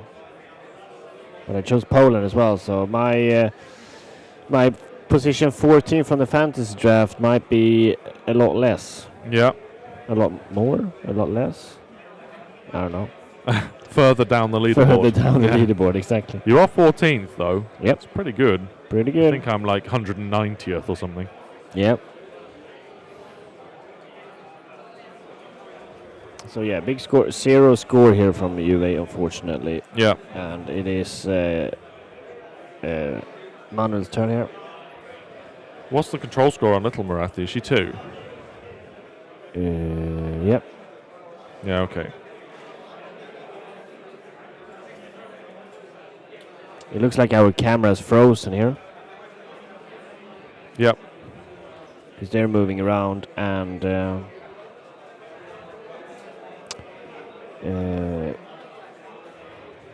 we there are. we go. Updated. Cool. Cauldron is nuked. A lot of change of the table when it's fully buffed like that. 4 buffs and probably extra attacks plus the wound. Probably the Mind Racer or something. Lord of Change cannot bring back the Lord of Change. Nope. And Marathi killing the chariot, and Sister Slaughter is probably going to pile in, or the Witch Elves are probably going to pile in and kill off that hero there. First game reported for Germany versus New Zealand, as you just said in chat. It's a draw. 40-40. Okay. Love when there's some tight games. It's very nice. It's a dog. It's nice that Phil from is helping out the Chinese team here, from originally from France, as we heard in the interview. Yeah. So yeah, there's quite a bit of mercenaries here. Not everyone have enough players, and some countries just don't have enough Warhammer interest as well, I guess. Yeah. So just do what you can. It's also finding players that are interested in kind of putting the effort into it, right? Yeah, for sure. I think that's one of the things that stopped us from ever kind of wanting to play Worlds. Yep. It's like, it's a lot of effort. You have to potentially play a lot of games with the same army, which is not something that I necessarily enjoy doing. And then you have to put a bunch of money into the whole thing as well, so. Yep.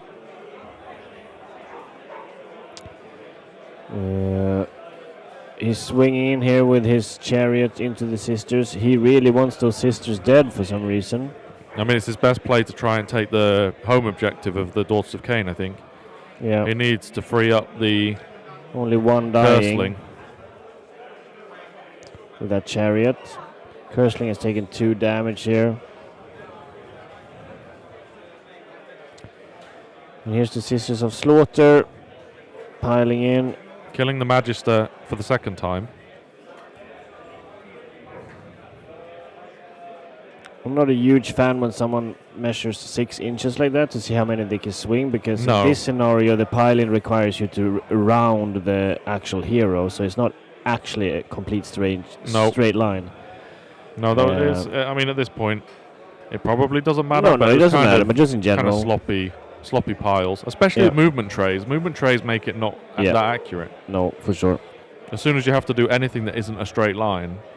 Yeah, exactly.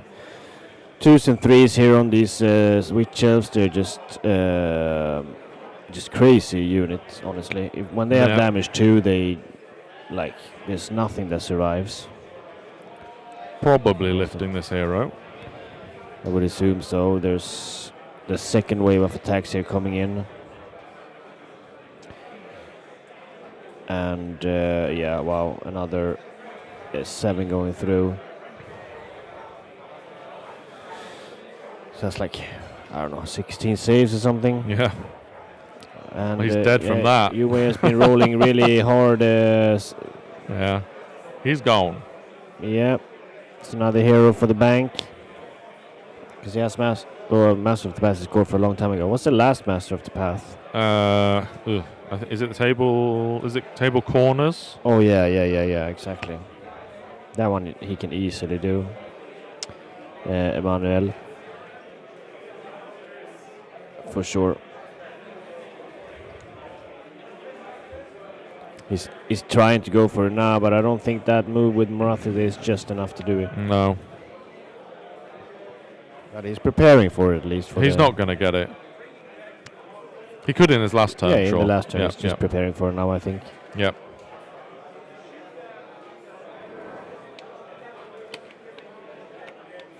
Starting to get a bit hungry now. Yeah. No quiz today, everyone. We're going to be taking a bit of a longer lunch break today. Yep. And run our ad on repeat. Yeah, just on. Yeah. No, we're going to take a bit of a longer lunch break. We'll update we'll come back maybe a little bit earlier so that we can run through the pairings and everything for the next round. And the fantasy draft. And fantasy draft as well. We'll update that during the lunch break as well. So that's ready to go through before we go into round 4. Exactly. Thank you everyone that has been watching this morning. Really appreciate having you all here at AOS Worlds and our coverage of it. We are the official English streamer here on this event, and we're having a blast, and we hope that you guys are having a blast as well watching the games. We're trying to get as much coverage as we can of everything. Yep. Here in the morning we try and do non-European teams for the time zone differences. And we'll see what games we will get in the second round after lunch. Yep. And if you enjoy what you're seeing and enjoy what we're doing, then please consider subscribing to the channel. It helps a lot. And also, if you want to become a member of the channel, that means a lot. And we have a really nice link for you here to Baron of Dice. Yep. And using code 10 or HOPS 10 in the checkout for a nice discount. Yep. If you're in need of some new dice, Baron of Dice is the one to go for. Also, you can super chat if you want to send us a little thank you or buy us a beer or something. We always appreciate it. Yeah, exactly. And during the next round as well, I think I mentioned it in the beginning, not everyone was here, but for the next round, if you send a super chat and ask for a specific catch-up of our handheld cam of a table from a country that you're cheering for, then that is definitely possible to do. So, send a super chat and we'll walk over there with Linus and give you an update from the tables live. Basically, but if you just want to support in general, everything really helps for us to be able to do this even more and be able to release even better battle report. Yep. We'll also be releasing a battle report this evening. We will. After the second game is finished, we will release it. When the stream's down, and if you haven't had enough of our faces, you can then watch us play Sylvaneth versus Lumineth in a competitive battle report. My pretty face. Yes. Yep. It's going to be an exciting game. Yeah. It is an exciting game. Yep. It was a representative game of this tournament. Because they're everywhere. The elves. Yep. This is an elf year. That is for sure. Which, from me who don't like elves, it hurts a little bit. Yeah. The only elves that are cool are Idoneth. Daughters are pretty cool too, though. Idoneth are cool. I love me some Idoneth. Never trust an elf, Lena says. Exactly. They've been around for too long. Too much trickiness. Yeah. There's an agenda in everything they say. Let's see here if we got Manuel scored up here. He does the first of Wrath. Oh, that's the wrong one. First of Intercept here. Killing the Lord of Change. Yep. And holding one oak objective for a 10-point score. Nice. Cities are coming. Perfect. I'm gonna be very much looking forward to seeing Cogforts around for sure. See what spicy things people can do with those Cogforts. I kind of want to figure out what list the Cogfort fits in best with. I want to play it in Gargants, but yeah, I want to make a Gargant shooting army. What is actually the time here on this? Oh yeah, this right there. 14 minutes left for UA here and 19. It's been good. They've used the clock well. There's no one that's significantly behind on time, which is good. Simulacrum, is that what it's called? Summoning there? Yep. Also very cool if you have a lot of fate points. Yeah, I mean, yeah. How many attacks did I get with it once? I think I got up to like 17 fate points in that game. Yeah. So it was like 2d6 plus 34. I think you got 40 something. Yeah, it was like 41 attacks, I think. Yeah, crit mortals. Seems good. Yeah, that's why I play the fate point list anyway, just for that spell. Yeah. You play it very differently though than what UA has done here. Yeah, like I do, yeah. Kind of like, what is it called? Scalpel? I don't know. Scalpel. Yeah. Play like making sure you use those sacrificial units and bring them back. Sacrificial units, and then you've got 2 big bricks of Zangor just as your hammer anvils. Yeah, the Zangors is a great addition. Yeah. With a 5-up ward and -1 to hit. I think that's the problem with a little bit of the problem with UA's list. You're taking that lore for the unlimited spell to do the damage output, but in that lore, you want to lean on the ability to then use the spell at will to give the 5-up ward, but there's nothing that you want to give it to in his list. Maybe the blues, but that's about it, right? Yeah, for sure. So you want the double blocks of Zangor to have a 5-up ward and -1 to be hit. Yeah. Idoneth Turtle is probably your favorite unit, AOS unit. Yeah, they are beautiful. They are. I think my absolute favorite one is Black Horse, though. It's it's just such a crazy sculpt, in my opinion. I'm not sure what mine is. There is a fair few models that I see and I go, that's a cool model. Yeah. But off the top of my head, I can't really think. I mean, Alariel is the coolest Sylvaneth model, but not my Alariel is the coolest Sylvaneth model. True. But that's I'm tooting my own horn on that one, so it doesn't really count. What is everyone else's favorite unit out there in AOS? Hit us, send it in the chat. Want to know what's your favorite unit or model? Favorite model, exactly, not unit. As in of looks, not damage. I loved Black Coach until I painted one. Yeah. Yeah. I think it was quite nice to paint, but I used a lot of airbrushing. But Night Haunt gluing is what makes me very angry.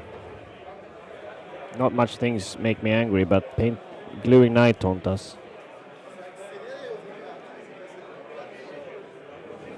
Have you ever thrown one at the wall in anger? No, I feel like I can control myself. Cogfort is your favorite one at the moment. Okay, yeah. I mean, it is cool. Bellacore is also really beautiful, yeah. True. Yeah, Vordry, yeah, for sure. Croak. Croak is very cool. I love the Croak model. Fanatics, Vampire Lords, yeah. Black Coach or Nagash, yeah. Lady O, oh yeah. I don't know about that. I mean, it's a cool model, but... Oh no, that was more of gluing experience. Okay. Oh yeah, screw gluing that. Yeah, Lady O gluing was... Those small ghosts on her shoulders was really horrible. Glutos, that's Linus's vote. Oh yeah, Glutos is goddamn cool. I've been assembling Ashoran recently, and that's a cool model. Yep. You just bought Ionis as well. That's pretty cool model. Ionis is a cool model. I'm converting up an entire Flesh Eater Courts army right now, so... Yeah, I'm buying a lot of different Stormcast models and Britannia models to build that. Yep. Okay, do you think that the Carrick Acolytes will punk Marathi. the Shadow Queen? If he has the spell up, yes. Yep.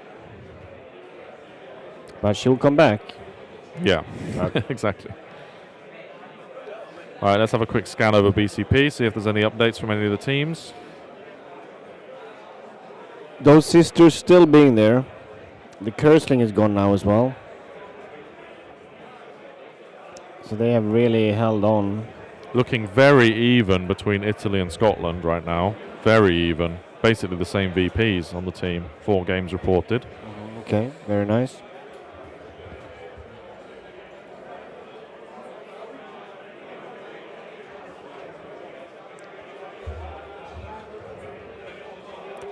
Looks like Leo beat Michał, the Polish player, 79 to 25. So that screening out just secured him a 50-point diff, basically, in the Stormcast mirror. That went very well for him. Such a cool move. Really, really nice. Looking very good for Team France against Greece. 5 games reported, all of them wins for France. Mangler Squigs are dope. Yeah, they really are. Oh, that's true. I like Mangler Squigs a lot. Just everything in Gits is such a cool range. Really cool models. Looking good for Netherlands still versus Finland. Oh, this is interesting. Slovenia, Switzerland is... it's looking pretty good for Switzerland with the games reported right now, but there was a big win from Slovenia's Zinch player against Flesh Eater Courts. Okay. Could be... No, it's looking Switzerland right now, but still a few games to be reported. Canada, Northern Ireland, looking good for Canada. 5 wins for Canada, 1 win for Northern Ireland right now. So Canada look like they're going to take that quite comfortably. Uh-huh. No wonder they were smiling so much when we zoomed in on them. Portugal versus Turkey. Looking good for Portugal with the scores reported right now. Oh, okay, no, it's very even actually. Interesting. 3 wins to Australia versus Serbia at the moment. Let's go, lads. All right, that's cool.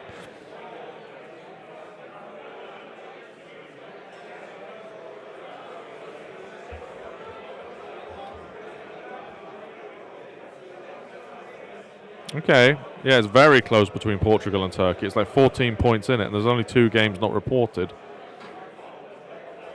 That's going to be a close one. That's going to be a very small win margin, I think. That's cool. Looking exceptionally good for Team Spain against Bulgaria. Spain right now have 6 wins reported. Wow. Yeah, okay, that's big, that's big.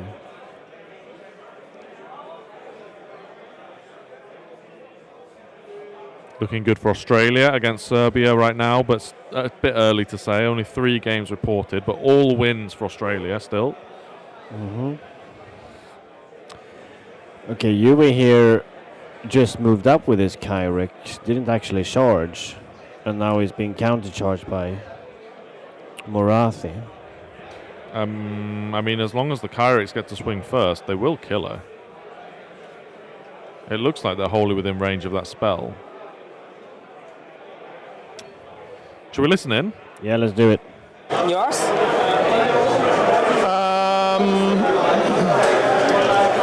So fighting him last again. Yeah. the Shadow Queen. Let's see, 5 dice. Okay, that's 4 effects. So -1 to hit, -1 to wound, D3 mortal wounds for 3. And the last one, so you have damage 2, right? No healing at the end of turn. What? No healing at the end of turn, it doesn't matter. Okay. Okay. That's this. Your go.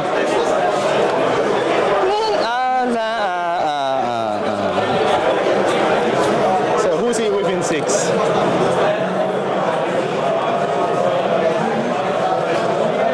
Probably these 3 are out, the rest should be in. Yeah. Yeah. So all but 3 can attack. I can't be so far. I can only be here. Yeah. Yes. Staying wholly within 12 of the spell there to be able to get +1 damage.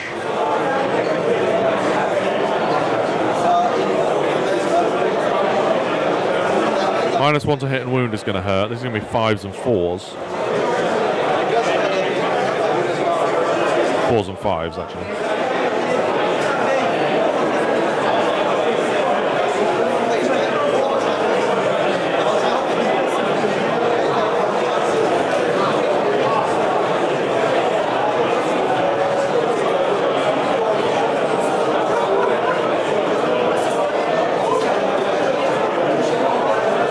This 3 will just be. I will try to hold my wand. 1, 2, 3. Okay. You can just retreat. So if I'm not understanding wrong, you can't get on. Yes, right? I can't stand it. Yeah, but, yeah. I maybe can you? kill before and then go. You kill them all. It's possible. Oh, okay. But let's see what happens. Yeah. Attacks. 10. So 3 died from the D3 damage and 3 can't attack, so it's 14 left. Yeah. -1 to hit. Yeah. And -1 to wound.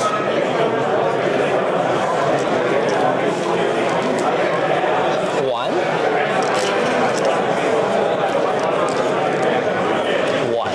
A champion. Yeah. Only 2. Okay. So rent 1. 1. Go through. Damage 2. 2. 6s. So 4 damage. So she's on 7. That seemed like too few attacks. I feel like you only rolled half the attacks there. I will strike with her.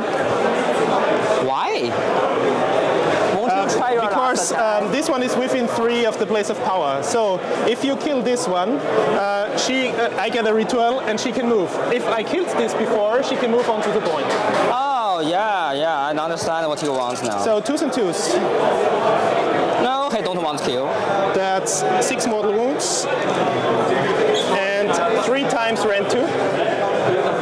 No save. So that's 15 damage already. And the tail hits, wounds, that's 6 more, so 21 damage. You have no ward, right? Yeah. So these are dead. Yeah. I have 17. How many damage? 21. 21. Not enough. So, yeah. Well, you get. Not enough fate points to keep them alive, to stop her getting on the objective, unfortunately. They were on a point you control, I get a ritual, and I get to move her. So I'll just touch the point. Yes. Then you. Oh, he's fight last, so you have to start with him. Yes. Minus anything? -1 to wound. 2. 2. Rend? Rend 1. So 6s. Nope, damage. 1. I'm not charging. So that. That's another ritual. I guess you will heal? I don't see the need to heal actually. Now what else you want to do? He can't pile. Oh yeah, he can, but only into this. I could teleport. No, I will heal. You're right. 4/5. So she's in 2. Yeah? Your attacks now? Thanks. I don't have anything in combat anymore. Because this one can't attack. No, I should come back to this body now. One attack. Round 1. Round 1, I think it's 6s. No, damage. 2. 6s. So 1 damage. I come back. Yes. Just in 3 inches, make sure you won't attack me too much. Yes. 4. Nice. 4. That's not that nice. Red. Round 1. So go through. Damage 2, so it's 4 damage and another weapon. Yes. This is not good. 1. Rend. No rend. 6s. Saved. Yeah, so it's only that 4 damage. 4 damage. You can attack. Then these can attack, so let's see how many. These 5 can't, these 6 can. Yeah. So I'm piling this way. So 6 times 3 is 18 plus no champion, so just 18. Yeah. 2s and 3s.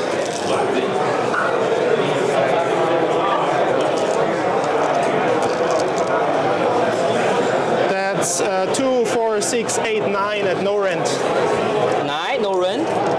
It's a 7. So 6 damage. Yeah. 5 damage. Yeah. Finish. I calculate my fate, my points. That's it, right? They killed. Yes. I didn't guess you can kill, but you killed. Yeah. The points. No. So you score 0 points. The underdog fighting. I finish. Okay, we have some scores reported now from the China-Austria game. We have a win for China, 55-35. That was the Ossiarch Bone Reapers against Stormcast. Very cool. We have a loss for China, 43-50, so very close. That was the Lumineth versus Ossiarch Bone Reapers. 2 seconds then, Linus. We have a loss, Cities of Sigmar against Maggotkin of Nurgle. But then we have Matt Thomas for Team China, 80-point win. Wow. Iron Jaws into Soulblight Gravelords. Ooh, which kind of swings big. it, actually swings the total kind of back in the direction of Team China there. Yeah, very cool. Which is interesting. So it's quite close, this, China versus Austria. It's going to be very interesting to see how it goes. Yeah, so Linus, we have a result in BCP?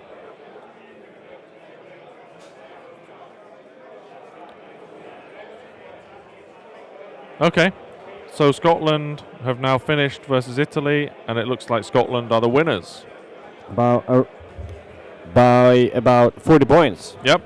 It's big. Very cool. Very nice. Well done, Scotland. And I was just down quickly now when I went to the toilet to chat with New Zealand. Yeah. The boys. How's it going? And I think Germany is looking like they're just winning with a couple of points. No. They have 3 draws. No way. In the game, yeah. Stefan just drew against Carmen Army. That's crazy. But yeah, New Zealand versus Germany, there's 3 draws in that one. Yeah. We're happy for Germany, of course. I mean, Germany's a great team. I'm happy for whoever wins that one because it's one of the top tables. Germany and New Zealand are 2-0 right now going into this, so... Yeah, no home turf's advantage for Italy so far. I think getting their second loss now for Italy. It looks like there's going to be 3 3-0s at the end of this. 3 3-0s. Sweden not quite beating Denmark. Denmark have then won, and in the other games there's 4 playing for 3-0s. So there'll be 3 people with 3-0s, which means again someone at 3-0 is then going to get paired into the 2-1 bracket at random. So we might end up with another. I mean, if it's Denmark again and they get paired down again, I think that would be a bit ridiculous. So I'm hoping that doesn't happen. Yeah. Like, watch Denmark randomly get paired into, I don't know, Scotland, for example. Yeah. Yep. It is an interesting system, and it's just the way the cookie crumbles, I guess. Yeah. But well, hopefully it's not going to happen. Hopefully Denmark gets to fight against the top. Yeah. But UA scored, is it updated? Scored 0 points in his turn 4. Yeah, that's correct. As well. Yeah. 0-0 here from UA. Is really struggling to get them. Manuel has really played this battle plan and game very well. Kind of playing around. Morathi has done a lot of work in this game. Yeah, for sure. Like, so much work. I mean, she's gone she started here, she went over here, back here, round here. Yeah. Like, she's been on all of this half of the table the entire game. And almost every time killing something. Yeah, exactly. 5 points. She's done a lot of work for UA there. 5 points. Okay.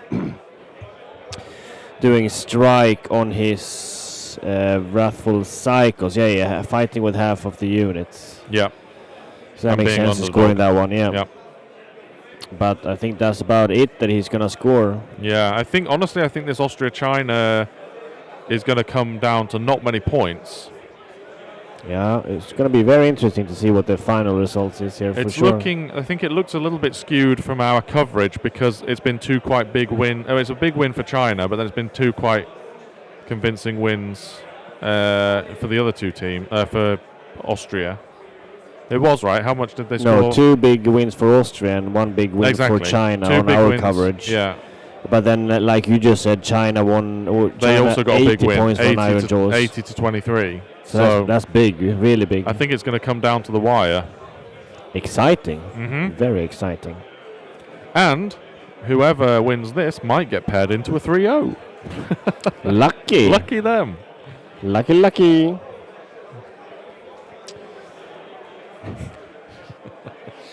Yeah, we'll see if that happens. But these lads have been really fighting for it. They've all been doing super good games, and yeah. All the scores are in now for Italy, Scotland. It's 6. They won 6 games, Scotland. Okay, very cool. Looks like all the scores are in for France versus Greece. France won every game. Wow. 8-0 France versus Greece. That's impressive. Talking about that 5-1 potential right there. Yeah. That's crazy winning that. I didn't think that anyone would pull that off in this tournament, honestly. One of them was very close. Or a couple of them were incredibly close. Wow. Disciples of Tzeentch versus Blades of Khorne, 71 to 68. Crazy. Absolutely crazy.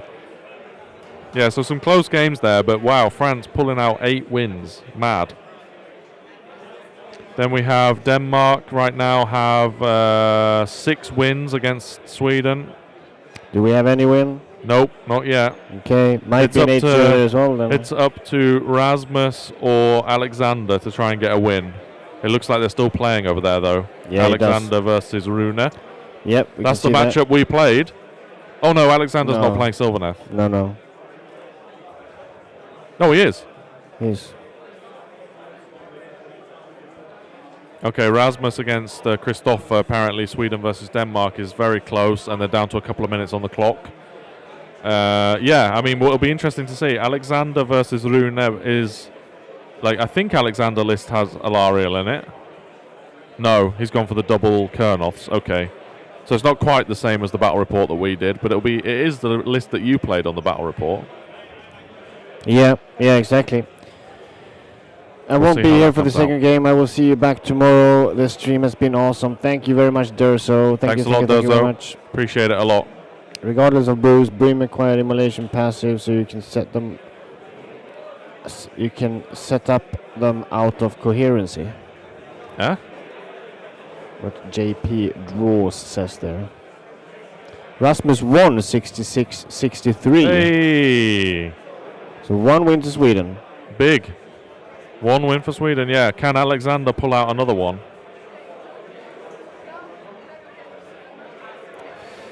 That is the question. It would be nice with another win for Sweden there. Getting that morale up a little bit. Going into the next games there. Slain Brimstone horrors cannot be returned to this unit. When setting up a replacement unit for this unit, Brimstone's horror models are ignored when determining the number of models in this unit. And unit can be picked to set them up. No, this is when you're replacing the unit, not when you're setting models up. This is like when the unit dies and you bring it back to life again. Yeah. Yeah, that's slain brimstones, as not the blues. Roll a dice for each blue horror. Models in this unit is slain for 3+. If there are fewer brimstone horrors models in the unit, starter dice, you can add 1 brimstone to the model. So yeah, the immolation is just a setup when they come back. Yep.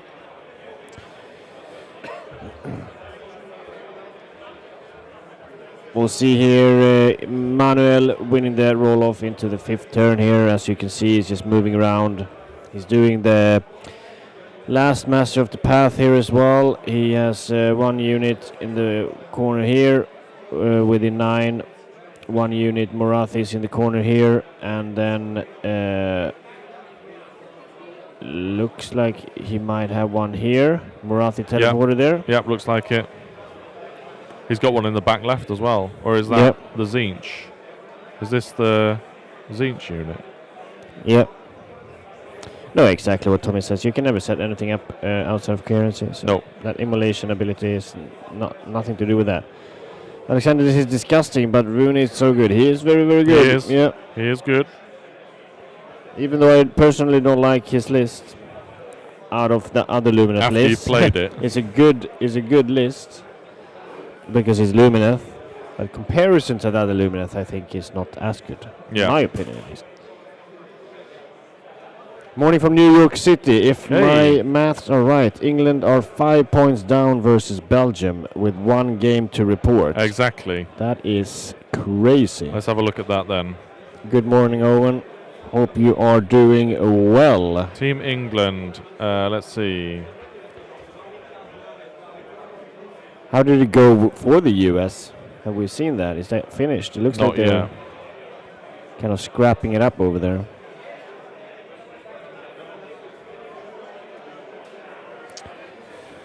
So yeah, Manuel is going to get 5 points from that battle tactic at least. He is getting the last master of the paths. I would assume he's killing the remaining. Unless that chariot in the middle is a treasure, has something on it, but I am not entirely sure. 5 points. He will hold the objectives, all of them, so he will score full primary. So it's either 15 or a 20-point turn here in the end for Manuel, depending on where the last treasure is. But so either he has it banked or this is a treasure right here with that little token. Yeah, basically. probably. So 15 or 20 points for Manuel. Your math was correct. 5 points between Team England and Belgium right now, with 1 still to be reported. That's crazy. What's the situation in the US and Poland then? I'll have a look. Right now, US have 3 wins, one of them being an 80-point win. However, Poland have 3 wins. We saw that the US got a big win, didn't they, with the Stormcast? Yep. 54-point diff there. Very cool. I saw the Polish Stormcast player downstairs. He was rinsing his face in the bathroom while I was washing my hands. Maybe the game got to him. Yeah. 7 points right now. The US are ahead by 7 points. But there's still 4 games to report, so... Okay. Cool. France versus Greece, we've been over. Denmark, Sweden, looks like it's reported now. Looks like... Cauldron dying there, though. So that's master of the path, at least, for UV in the end. Looks like Rasmus was the only win for Team Sweden. versus Denmark. Okay. And it it's was all finished up. Yeah. Yeah.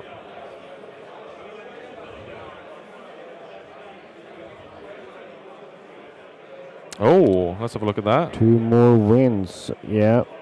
They had like a draw and 3 draws and a win. We have 3 wins from New Zealand right now. Very close games. Okay, but one of them is 52-52.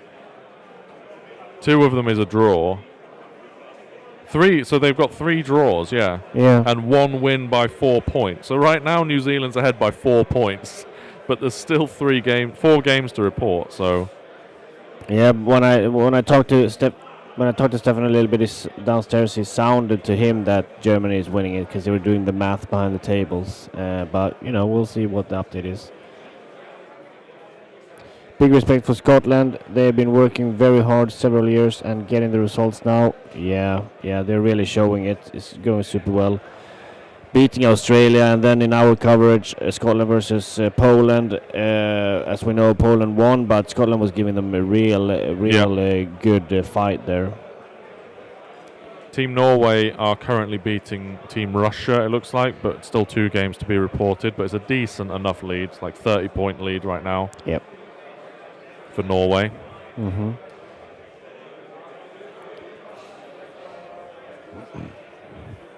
He's getting back his Kyric acolytes here. Yep.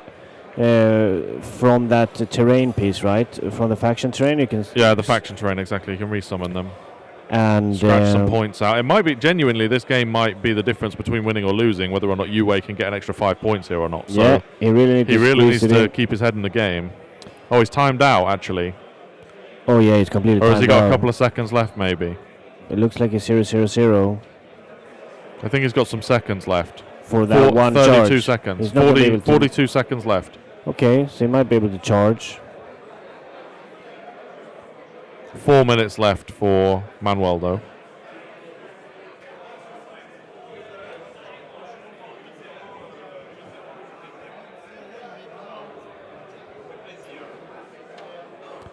His charge coming in. That's a 3-inch, not going to make it. Rerolling to a 3-inch as well. So yeah, not making it. No. Not getting that 5 point. He should be able to get, unless he has fate point. He's got fate. He's checking now if fate points makes it, but it didn't look like it. He needed a 4. That's a 9. But He that's a needed charge from the He chariot. needed a 4-inch charge. That's so sad. Get that Yeah. simulacrum in. He's only got 42 seconds to do this, though. He's got 11 seconds left. He's got 8 seconds left. Can he start the combat? Because I think you can start it and then finish off the rolls, and then you're timed Yeah, out I'm not essentially. sure on that, but I think so. You can still roll saves if you've clocked out as well. Yeah, and you can do wards. saves and wards. But yeah, maybe that might not be the case. That they can't He's even do anything. activating. 2d6 plus however many fate points times 2.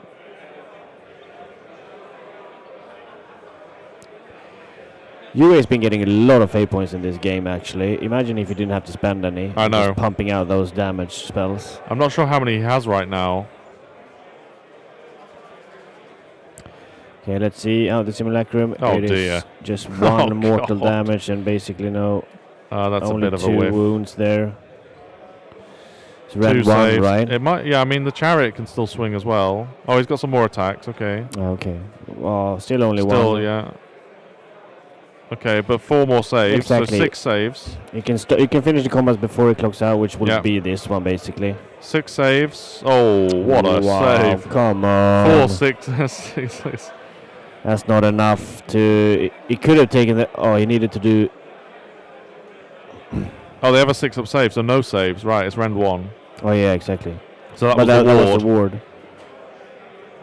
So a couple left. They won't kill the chariot though, so the No. chariot should be able to finish this up. But he's not It's allowed to unfo- use. Oh yeah, the he can't chariot. activate them. No. Ah, of course. He's not going to be able to activate the chariot, unfortunately, because it's out of time. Player clocks out. That's been. Oh my God! Double ton 11 points behind is all we need for bingo.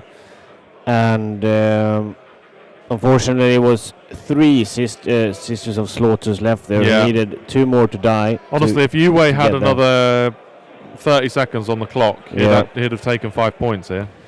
Yeah, and he should have masters as well in the bank because the Yeah. Cauldron died So he got those last 5 points, I think. So in the end here, he should be 30 to 55. That's close, though. That is very close. But we'll see if that last 5 points end up mattering. Man, if it just like... 65 was not updated correctly there, so it was 20 points in the end there, yeah, exactly. If those 5 points end up mattering on that objective, it's going to be rough for UA. Right, we'll find out then whether or not Austria have been able to do it or whether or not China have been able to do it. Yeah. Is anyone going to comment that movement? What movement? With the Sisters of Slaughter? The redeploy, you mean, or? Oh. It's looking close, this. That last... Okay, we should be able to work this out. Mm-hmm. So a 25-point difference here between UA and Manuel Chopler. Very interesting game. It was kind of in the Doros Kane's upper hand the entire time, though. So, actually, look at this now. Hang on. 2 inches. 27. So yeah, that redeploy was good. Okay. So before this game concludes, China are ahead by about 11 points. Looks like USA is winning against Poland. 60 points. So yeah, before this game concludes, we've got all the other results. Yeah. China were ahead by 11 points, but then with this game's results, it swings it in Austria's favour by around 20-something points. That is crazy. Yeah. What a tight game. Yeah. What a tight game. So it looks like Austria are going to take this then, and not by much. Very close. Not by much at all. Very, very close. All right, let's have a look at USA then. Right now, it looks like all but one game was reported right now. USA versus Poland. Mm-hmm.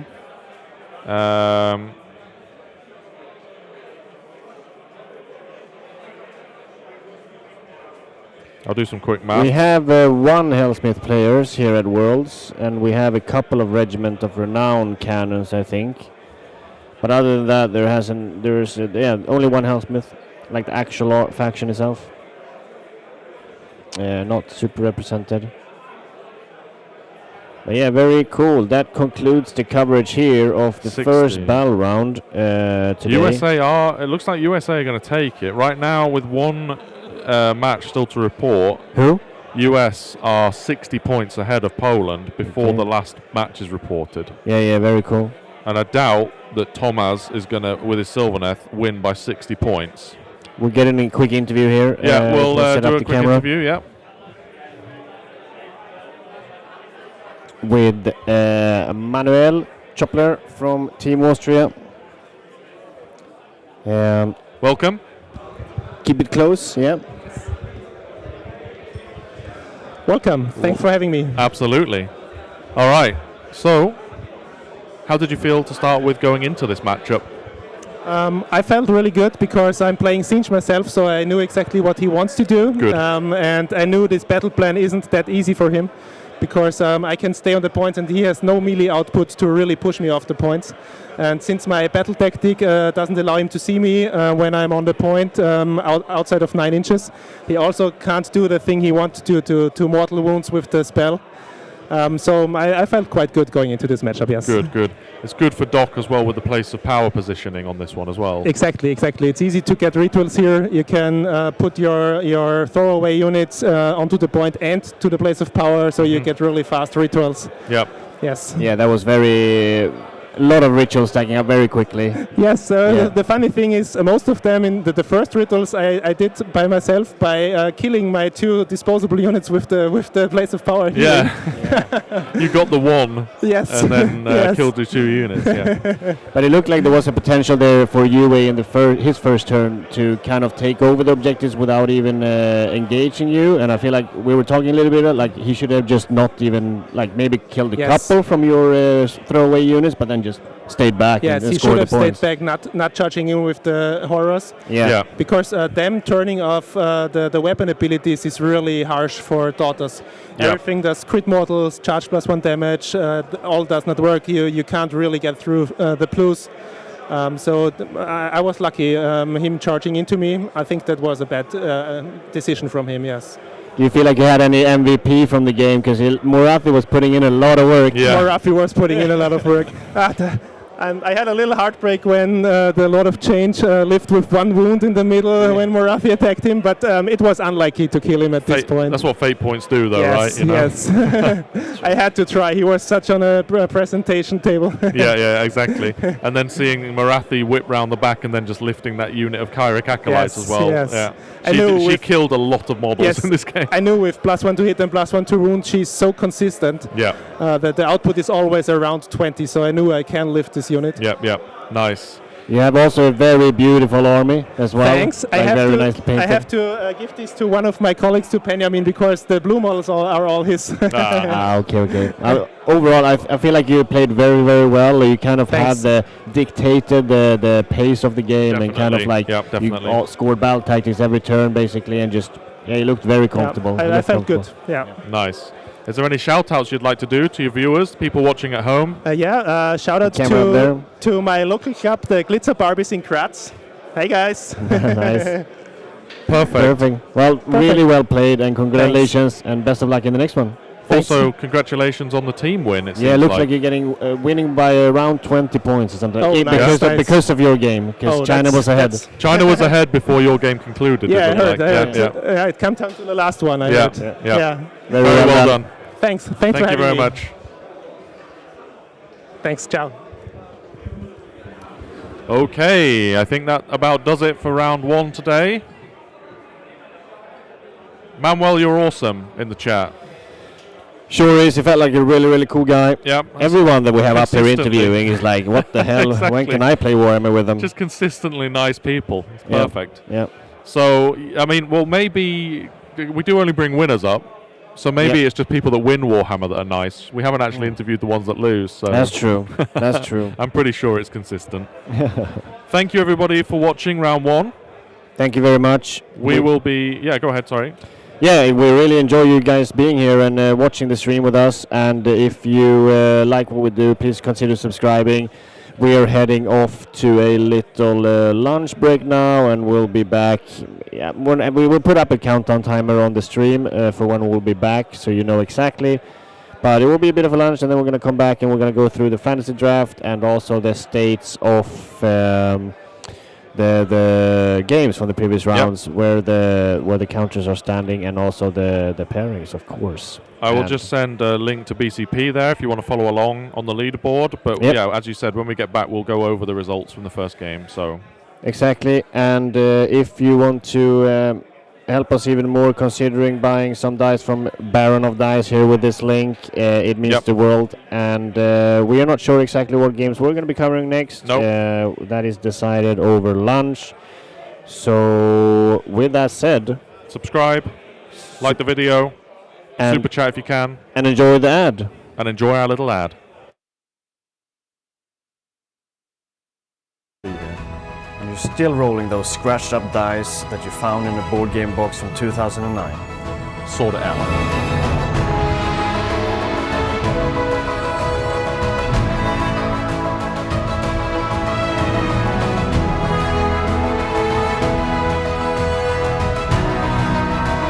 Baron of Dice make the dice that actually deserve a spot on the table.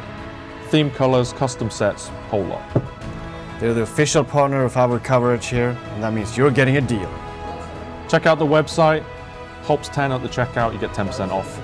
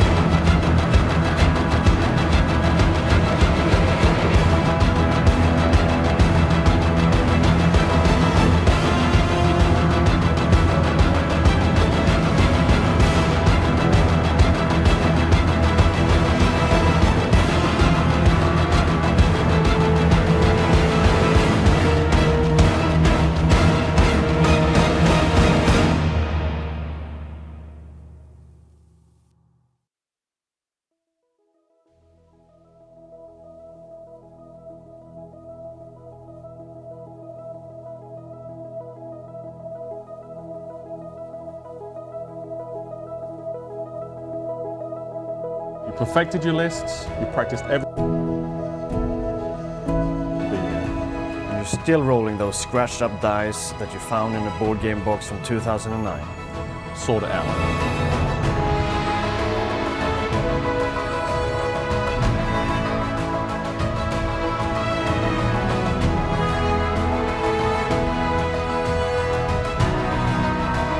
Baron of Dice make the dice that actually deserve a spot on the table.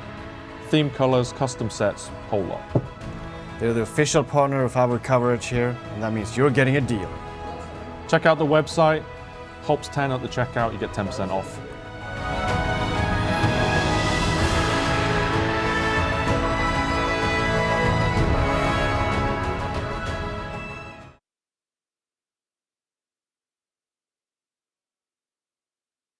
Hello everyone, I keep muting myself. We are back here for the second round of day 2. Oh yeah. And boy do we have an exciting matchup for you all going into this. We have the reigning champions, USA, going up against Denmark, who is currently leading, I think. Yep, they the are. tournament. Yep, they are. Yeah. So this is where a lot is going to happen, and quite a bit of things are going to be decided, I think. Yeah, absolutely. So very, very exciting matchup here going into the second round. It's going to be some very top quality of Age of Sigmar right here. Yeah, for sure. It's gonna. I feel like this is the time where I wish we were streaming all 8 tables.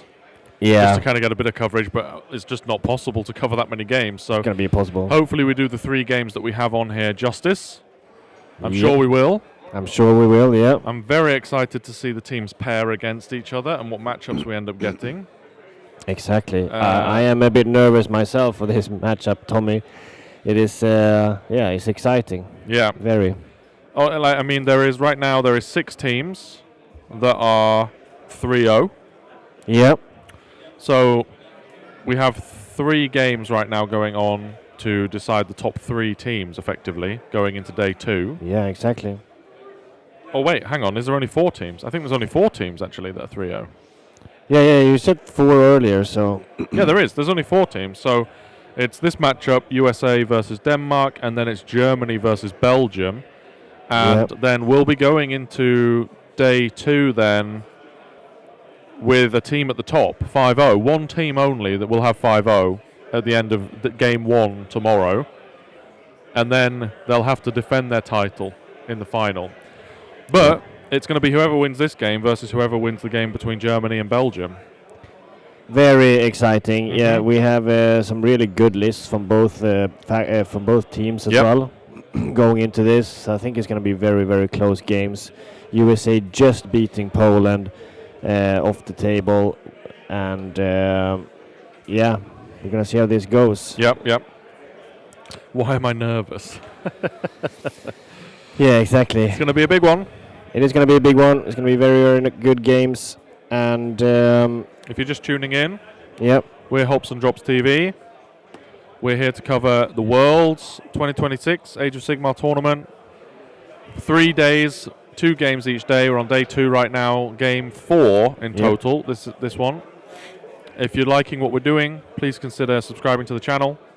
Please consider liking the video as well for the YouTube algorithms. And also check out, if you really want to support us, check out our Patreon, YouTube membership, and send us some super chats if you fancy buying us a beer, or wishing us well, or saying how good of a job we're doing, for example. Anything really, yep. We just enjoy you guys being here and watching as well. It means the world, and we hope that you guys are enjoying. I'm sure you're going to enjoy the coming games here between Denmark and the USA. They are slowly moving into this main hall here, and the pairing hasn't started. The pairing starts in about 10 minutes. And then we're going to stream the pairings, of course, and then it's a little bit of time until the actual games kick off. So, yeah, a little bit of time here in between. I think a lot is going to go down in the actual pairing here. Yep, I think so. It's going to be a very, very interesting pairing. They most likely have very similar factions playing. So we might see an occasional mirror as well. Not sure if that's going to be an intentional pairing or not. Usually it's not, but sometimes it happens if you pair wrong.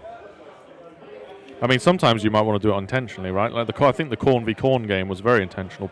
Yeah, choice. Yeah, for sure. But that was like 2 different Corn armies into each other as well. Yeah, yeah, that's true. They weren't the same. That's true. Shirt tier list time. Ooh, okay.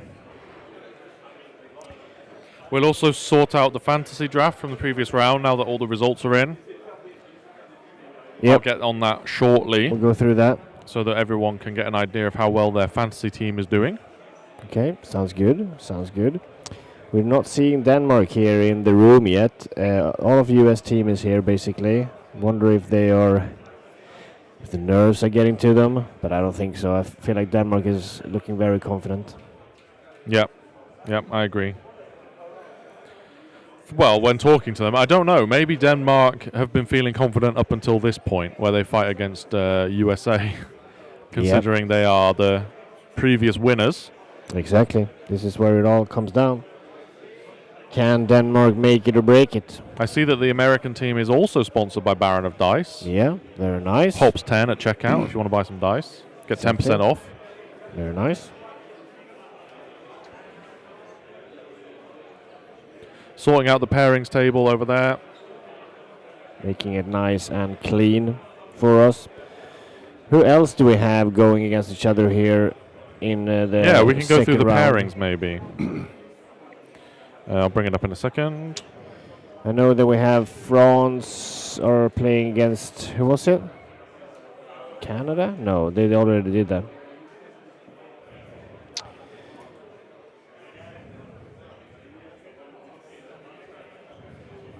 If anyone knows what this pressure feels like, it's the Danes. Yeah, for sure. They have been fighting for the top for a very long time. They also won it previously, I'm pretty sure, and the US reigning champions. It's gonna be some really cool games. I wonder if this level of play, if we're gonna get some referee calls here as well, could happen. But at least some timeouts for sure.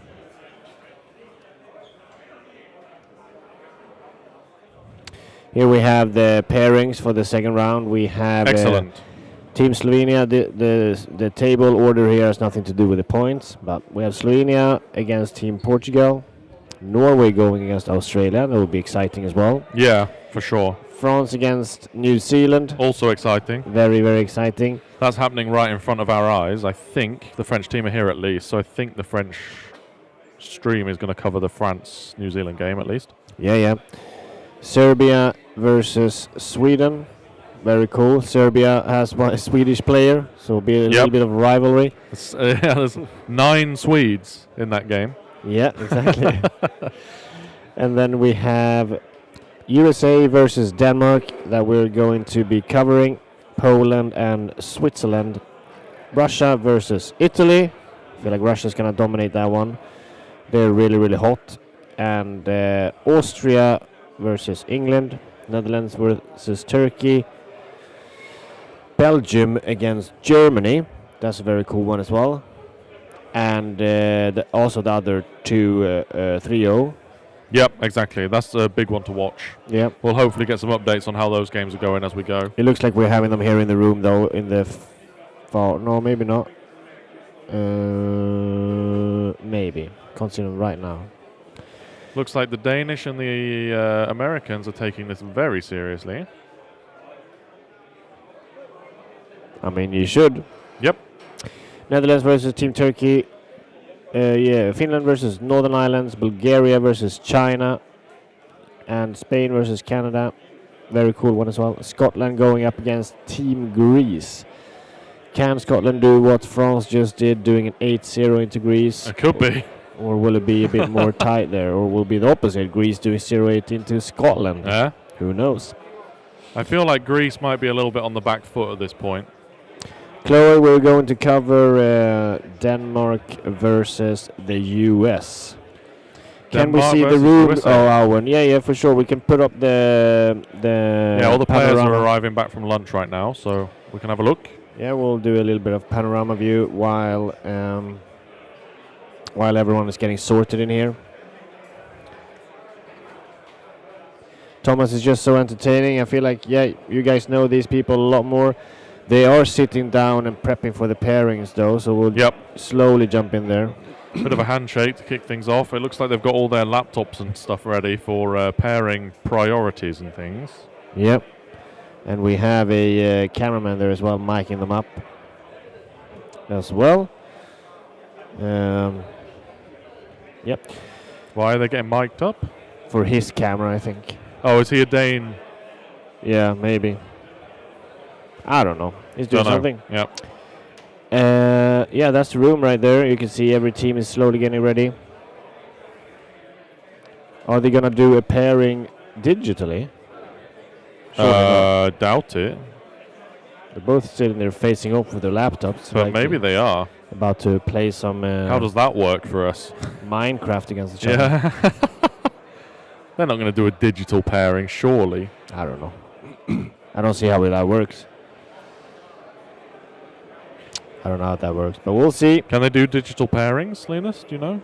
It looks like they've just got laptops out. I don't know if they're going to be doing a... Oh, it's just for their matrices. Of course. It's all their chosen matchups and matrices that they've done. What is it? Green, yellow, and red kind of pairings. Yep. Green matchups, usually big points. Red matchups, things to avoid. Yep. Yellow matchups, 50-50 toss-ups, basically, on whether or not you get the right battle plan, whether or not you get the right enemy or opponent. Uh-huh. You want as many green and yellows as possible, basically, going into a round, and then you can call your pairing process a success. Exactly. We're going to have Denmark and US on the stream, NFN Lord. So incredibly exciting matchup here. So they're slowly, or just about to head into the pairing, I think. We'll see it shortly. Have they actually started the pairing here? Now we're in the top down at least, preparing. We can see. We have linked ley lines, life cycles, surge of slaughter, and it looks like Noxious. Is that again Noxious Nexus? Noxious Nexus again, yeah. It is battle plan A. Linked ley lines, life cycle again, and yeah, surge of slaughter. Cool.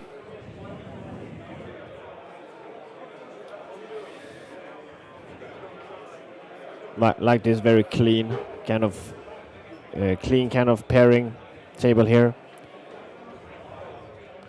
A lot of people staying around the table here, really wanting to watch this pairing process as well. A lot of things are very tense around the pairing here. Yep. Giving some nice handshakes. These people know each other well, and the Danes behind the Danes that are doing the pairing should probably not be involved in this. They need to back off a little bit. It's meant to be 3v3. Yeah. But the US is standing behind them as well, so... Yeah, fair point. Explaining a little bit how they're going to do it here. That's kind of like the nerves coming in, you know, you're making the very clear intentions toward each other, so there's no mix-up at all. It's going to be highly intent game here as well. Playing forward, every mistake is going to really, really affect the game here. This will determine the fate of Greenland. Yeah, I think so. This is the deciding factor if US will take Greenland or not. I just realized. Yeah, that's true. Let's hope they don't tie it all on this. Yeah. Solitaire instead of pairings. Yeah, exactly.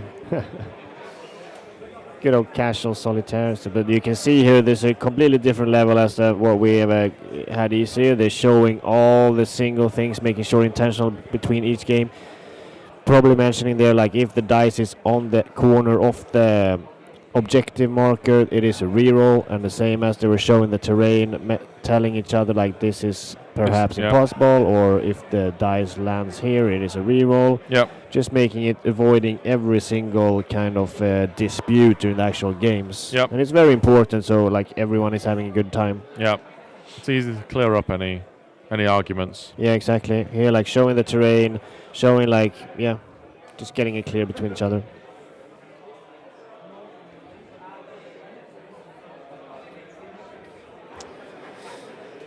But yeah, just about to head into the event here.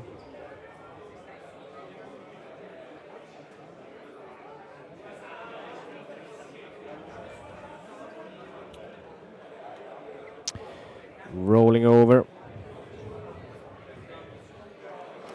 A little roll off there. I think they're deciding, even talking about dice, maybe.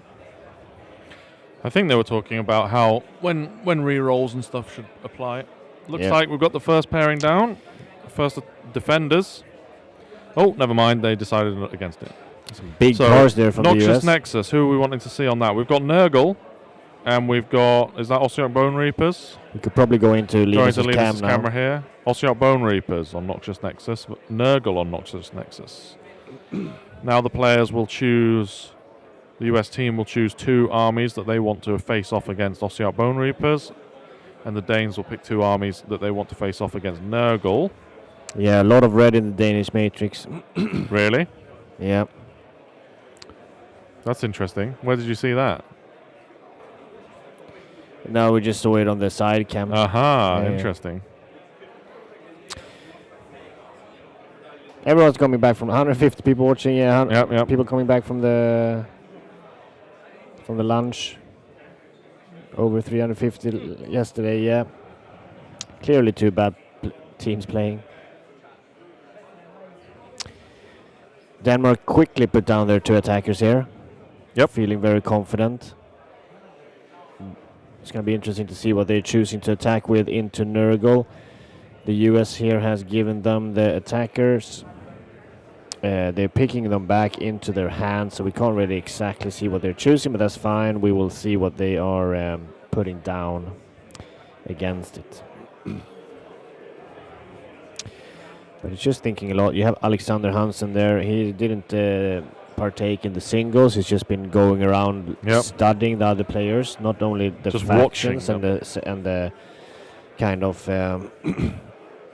different matchups in that sense. He's just been studying like how people play. So I got a little bit of an insight here from Denmark or from Alexander earlier that they sometimes pair people depending on like what kind of play style the person have on top of factions as well. Oh, interesting. Okay. So that's why they've been spectating the competition a little bit to get an insight into how players play. US has chosen one of the attackers here that is going to go up against their Nurgle, and Danes have chosen one to go up against OBR. Alright, we'll flip and see what it is on Noxious Nexus. Let's see what they get. Nurgle versus...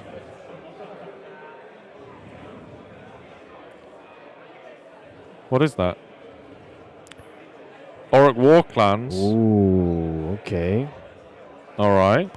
And then Daughters of Cain versus Ossiarch Bone Reapers. Okay. Interesting. Is it the Danish Auric War Clans? Is that the Cruel Boys then? They have 2. They have Cruel Boys and Iron Jaws. Oh, they do? Yeah. Okay. I wonder at least they didn't. Maybe he just played in singles, but one of the guys play Auric War Clans. I can have a check. I can check that quickly. Yeah, they have both. Yeah. Okay. So which is that? It says on it, and I can't really see what it says. No. It's Iron Jaws. Okay. Iron Jaws. Yeah. So Iron Jaws versus Nurgle. How are you feeling about that one? It's very interesting, honestly. Yeah. Choice here from. I would feel that Cruel Boys would have more game than Iron Jaws into Nurgle, personally. Maybe not, actually, because they rely on the mortal wounds. You need that heavy. Yeah, I'm just thinking about the disease, you know. There's like good saves in Iron Jaws. Nurgle can screw that up a little bit. But true. Actually, no, scratch that. Nurgle can shut down weapon abilities pretty convincingly and pretty easily, so that would just neuter the Cruel Boys. hard. True. So no, I would have liked to see though the second choice that they had to choose from in the attack in there. It would have been good to see if what they chose between, because I feel like attacking with Iron Jaws into Nurgle, I mean, clearly Danish people or this team is better than me, but it just doesn't feel like the correct attacker into Nurgle, but maybe it is. I mean, you have to think about, they're thinking well ahead here as well. They want all of their matchups to net be good for them. Yep. There are absolutely situations where you'll give someone a very convincing bad loss just to be able to get convincing wins elsewhere. So. But I mean, Nurgle have quite bad saves, and even if they have that 5-up ward, like the Iron Jaws can just punch, the Brutes can just punch through it completely, and then you have Big Pig on that, Ragers, I know that he's running Kragnos as well, so he can be on Noxious Nexus, they're very close, so he can be in his face, like turn one with the entire army essentially. So is it the kind of Unga Bunga Iron Jaws style? Yeah, exactly. So it's for sure, it's not bad. It's not bad. Next two attackers are down on Linked. Stormcast Eternals from USA. Yeah, Stormcast Eternals against, not against, but Lumineth as defender. On Linked ley lines, yeah. Not sure if they are AI art or not. Could be. But who knows? Gavin on Nurgle is a tough matchup for anyone. Yeah, okay. Yeah, that's fair. I can believe that. Yeah. So Stormcast defending on Linked ley lines, Lumineth defending on Linked ley lines. Honestly, super good defending here from both armies, in my opinion. Linked ley lines are very good for both of these factions. Just really wonder why you would attack into Linked ley lines into Lumineth. That feels hard. Like, what do you put?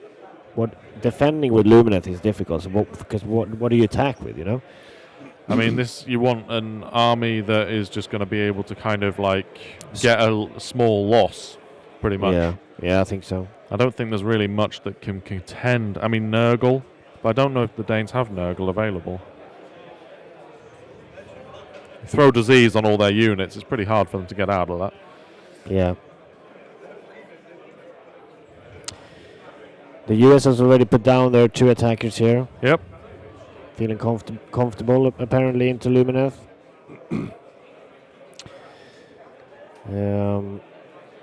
Potentially you attack with Lumineth. What about a mirror? Yeah, mirror isn't bad. Honestly, it's not a bad call to do that, because it will be a close game. Yeah, I just don't know US's Lumineth list. Is it similar to Runes, or is it more of a hero hammer? That's the question. Yeah. And also, like, okay, it looked like it was into Lumineth. It looked like it was OBR and something. I didn't quite catch it. Okay, interesting. I feel like OBR can be decent into Lumineth, actually. Yeah. For sure, that crawler is good. Not so sure about that. If it's Hero Hammer, everything's obscured all the time. To pick off Severeth, potentially. I suppose so. Alright, so Stormcast facing off against... Stormcast mirror. Sylvaneth going into Lumineth. Versus Lumineth. That's a classic matchup that we're going to see later on the channel. Yep. And that'll be Rune. That's Rune's list as well. This is exactly the battle report we are releasing later today after this. We'll see if that ends up on stream, and then we can compare our battle report to the world's top play. Exactly. Sylvaneth here into Lumineth. That is an interesting choice. Because we have played it now at least, and I think it's a little bit back and forth about who's winning that. But obviously, Eltharion kind of counters Drycha completely with her shenanigans there. But Sylvaneth is very annoying against Lumineth as well. Elariel is very annoying. If it is, I'm not entirely sure what Sylvaneth list it is that they are rocking there. I'll have a look in a second. I'm just trying to sort out the fantasy draft. Yeah. But,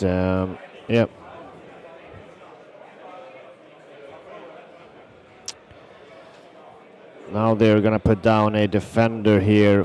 You can see that the Danish are thinking a lot here, talking with each other, deciding which defender that they want on life cycle. But they kind of have to put it the same time now, because when they put one defender each on the life cycles, and then they do 2 attackers into the defender of the opponent, and the one that the opponents don't choose will then end up on Search of Slaughter. So you kind of have to have a little bit of a think on both scenarios here, but mainly who is defending on life cycles.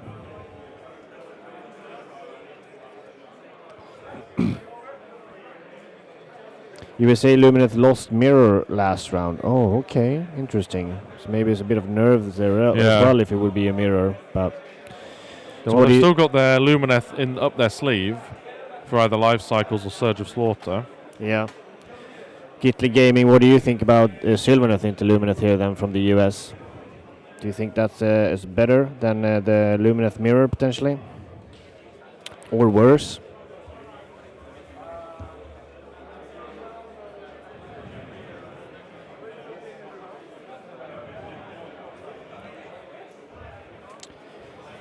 Yeah, we can see the Danes here just fully going.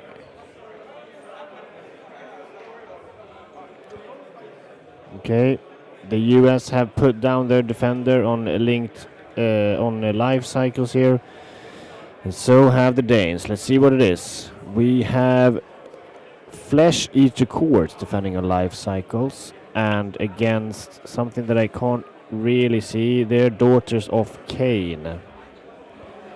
Very interesting. Flesh Eater Courts, I feel like, is very nice on life cycles, because it's quite really nice defending with Ushoran and Aberrant Ghoul King, for example. Kind of make your opponent go into you.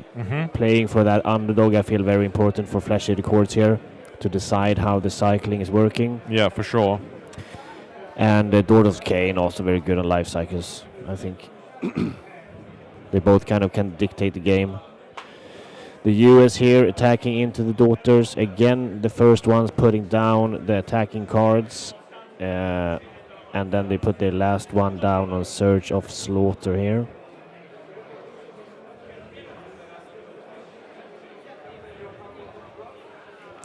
We will see what the Danes decide to do here. They're thinking, there we go.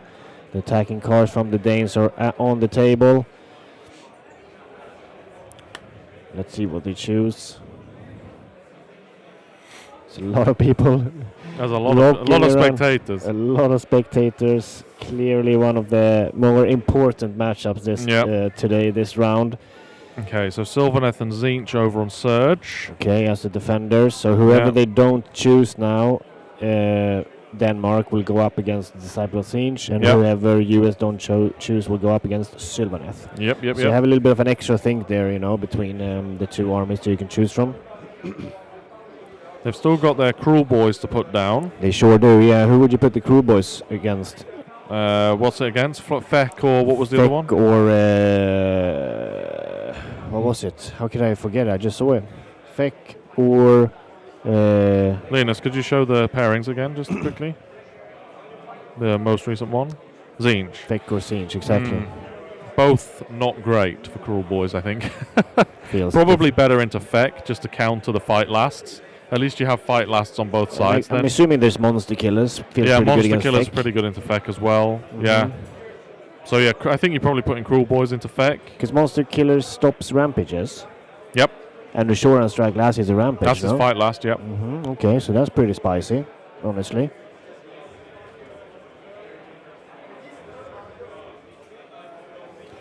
You'll be trying to return to Worlds next year. Get the gaming. Sounds great. Sounds great.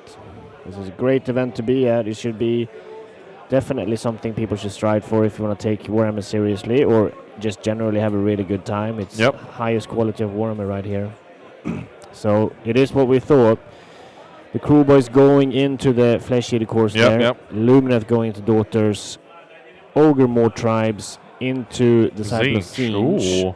And Sylvaneth into OBR. Very exciting. Okay, so we'll see which of these 3 games or 8 games. We'll have 3 of them that end up. We'll go to top down. 3 of these will end up on stream. Yep, it is up to the captains and the people to do that. We're shaking some hands. Yep. let's get these games on. How exciting. Yeah, very, very exciting. We'll see who they decide to go onto the stream. Here, everyone, you can take a picture as well of the pairings if you want to. Totally agree with the comment that this might be a premature final. Yeah, for sure. For sure. It will be a very deciding game. Yeah. Definitely. It is kind of the favourites to win, or one of the favourites. I think it's between Denmark and Poland, really, for the favourites to win this year. Pretty much. But one of the favourites versus the previous tournament, last year's tournament winner. So, very exciting matchup for sure to take a look at. US doing a little bit of a bio break here. We're just talking with each other. It seems like Denmark is always also having a little bit of a communication. And yeah, we will give them a little bit of time. Yep. And they decide who is going to be on stream. Who would you guys want to on stream? That is the question. I mean, I'd love to have Cruel Boys on. If we can have that matchup, I'd love it. Yeah, I would love it. If we can make a preference on it, Cruel Boys on the channel would be fantastic, because the only Cruel Boys at the whole tournament. And it's on one of the bigger teams. Yeah, exactly. It'll be a great show. Yeah. I've now updated the fantasy draft, so if you want to see how you're doing, go on to this site, leaderboard. I'll send it in the chat. Yep. I have the Denmark as my fantasy team as well, although I had a second place, so this is a bit awkward. Here's the current leaderboard for everyone in the fantasy draft if you're taking part. Right now I am 215th. Nice, and I am? 69. Who I am? Yep. Nice. You went down from 14th. Nice. Alfred is 248. Oh, down 4. My partner, who's here, is second from last. Second from last. Yep. Nice. Then we have Linus. Is he beating 69? Oh, he's 70th. You two are like neck and neck. Not good enough. Incredible. Good enough. So in top 10, the teams, we have Mighty Miscaster Munster, Leon R. We have Alex F, Devin C. Yep. We have Hugo, who's named his team Team Netherlands. We have Palak Wargaming Club. Okay. Death by Dairy. For Dave the Bunny in 7th place. WLE in 8th. Torin H. Oh, that's Pascal W in 8th. Torin H in 9th. And Sabetti M in 10th right now. It's a tight top place. Yeah, that's crazy. Only one player right now has the top 3 teams picked as their top 3 teams. Okay. Interesting. If you guys, thanks for tuning in and watching here, the second day of AOS World's Team Championship here in Pescara, Italy. We are bringing you the second round of the second day, and it is the US against Denmark. It's going to be insanely tight games here and insanely top tier of Warhammer. And basically premature finals, like someone was mentioning. Shouldn't jinx everything, but it is a very cool matchup. Denmark is in number 1 right now, and the US is the previous reigning champions. Yep. Trying to defend their title. Can they do it? That is the question. They're all preparing. They're coming in back now to set up and get ready. It looks like we're going to have Rune on stream. How exciting. If we're, maybe at least. We'll see. And it looks like we're going to have Rasmus with Iron Jaws on table 1. Rune with Lumineth on table 2. The Cruel Boys are currently on table 3, but we'll see whether or not they stay there. Yeah, we'll see. Oh yeah, he's Lumineth. Yeah, Rune is Lumineth. Yeah. Yeah. That's the Lumineth. Literally the list. Sylvaneth. Yeah. Looks like Casper is over at table 8. Perhaps. Don't exactly know the table order, but I'm guessing. Casper playing Stormcast. And Mark as we saw before in the singles, right? He is here, who actually won the singles as well. Yep. He is playing for Team Denmark, of course. I wish I could name drop all the US players, but I can't see their names. I'm only naming the the Danish people that I see as well, because the name is on their back. Oh, the Sylvaneth list is interesting. I saw Ditto there. Sorry? The Sylvaneth list is interesting. Okay, very cool. We'll get to it in a second once the games are set up. Wedging Incorporate. I don't think that the US have their names on their backs. O'Brien. There's O'Brien. Ditto. Ditto. One was Wedging Incorporate. And then there's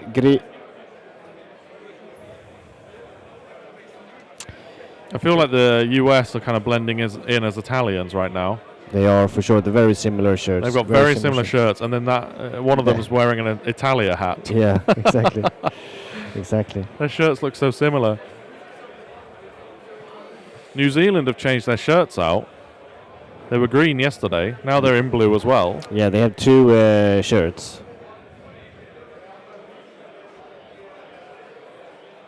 Which is pretty cool. I like that they bring like home and home shirts and non-shirts. Alfred's just sorting the pairings, I think, and Linus. Yeah, we're sorting the overlays here in preparations of the games, and so you guys can follow along, of course. But yeah, it is definitely confirmed here. It is Rune on the streamer list against Ditto. Who, if you guys know who Ditto is, then yeah. It's Frederick Schmidt. Okay, Fred, yeah. And then we have Rasmus. I haven't seen his opponent yet. What army was Ironjaws against? Nurgle. So that's going to be Gavin. So Gavin against Rasmus on the stream as well. That's going to be a very exciting game. Do we get Crew Boys or not? We will see. That is Alexander Hansen, right? With the Crew Boys. Crew Boys on. Crew Boys are on as well. Oh, yeah. Oh, dear. And the Crew Boys were going up against Feck.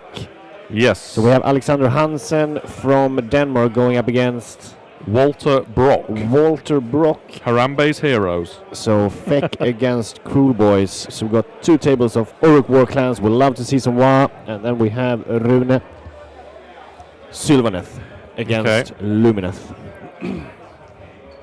Only two monsters in the list for the Feck. Yeah. How many monster killers? Was it Cruel Boys? Ushoran and Aberrant Ghoul King? Or? No, a zombie dragon. Oh, really? Yep. No Terrorgeist. That's spicy, honestly, because that's like one of the most prized monsters in the game. Exactly. Alexander Hansen's Cruel Boys. He has 5 units of monster killers. Now we're talking. This is the kind of list I would play in Cruel Boys. What is it? 5 units of monster killers, 2 units of reinforced gut rippers. Nice. Well, we're going to go through it later on the top down as well. But yeah, Alexander is always off meta. He's awesome. I'm very excited to see Cruel Boys on the channel. Alexander also has really nice metal dice that he plays with. So actually the most like complete honest dice that you can play with from a cooked perspective. Are they? Yeah, so they're completely perfectly weighted. Unless they're like slightly milled to be in his favor and he just tells people that they're perfectly... Ooh, spicy take. Everyone just trusts the metal dice, like, without question. I mean, depending on how they're melted, I guess, if it could be like a little bit of a bubble in there as well. Thank you very much for the donation. Thank you very much, Emmy. Thank you. Glad you guys watching from home. If you guys are enjoying the coverage here, please consider subscribing to the channel. And please become a member of the channel if you like it. Send a super chat. We'll try to cover as much as possible here in the room as well. But this is a very important match right here, so we're gonna focus as much as possible on the actual games and really try and get our heads into the heads of the players, try and figure out what they are doing, and because they're definitely thinking 3, 4, 5 steps ahead and those objectives that they want to do, so we're gonna see if we can figure out if we can figure out. Your brain's my brain's melting. If we can try and figure out what they're planning, basically. Yep. That's what I was trying to say. The Danes have finally given up on their shared dice agenda. Was that the plan? Or did the Danes want to use other people's dice? Do you mean that? Or Ooh. Is that what you mean by shared dice? Interesting. Alfred and Lena's behind the scenes right now, just setting up all of our overlays and everything for the games. Yep. Mics are going on the players as well, so we can listen to the table audio. We'll try and do that a lot during these games, I think. I think it'll be good to listen in on some of these games. Uh-huh. I mean, our hot takes are all well and good, but you know, it's going to be it's going to be important to listen to the players on key moments. Yeah, definitely. Danes have finally given up on their. I mean, it might be a hot take, but I also think they should be shared dice. Yeah. I like everything to be as equal as possible. So if everyone rolling with the same dice, that's to me perfect. Everyone should be using a clock because that's the most equal part of dividing time of the game. So I'm just all for it. Same dice, all for it. Denmark traditionally wanted to roll the same dice as their opponent, whether it was theirs or not. I'm with Carl on this. Yep. We're going to start doing that on our battle reports because we got some accusations of cooked dice to some extent. Yeah. In our latest Seraphon battle report. Yeah, exactly.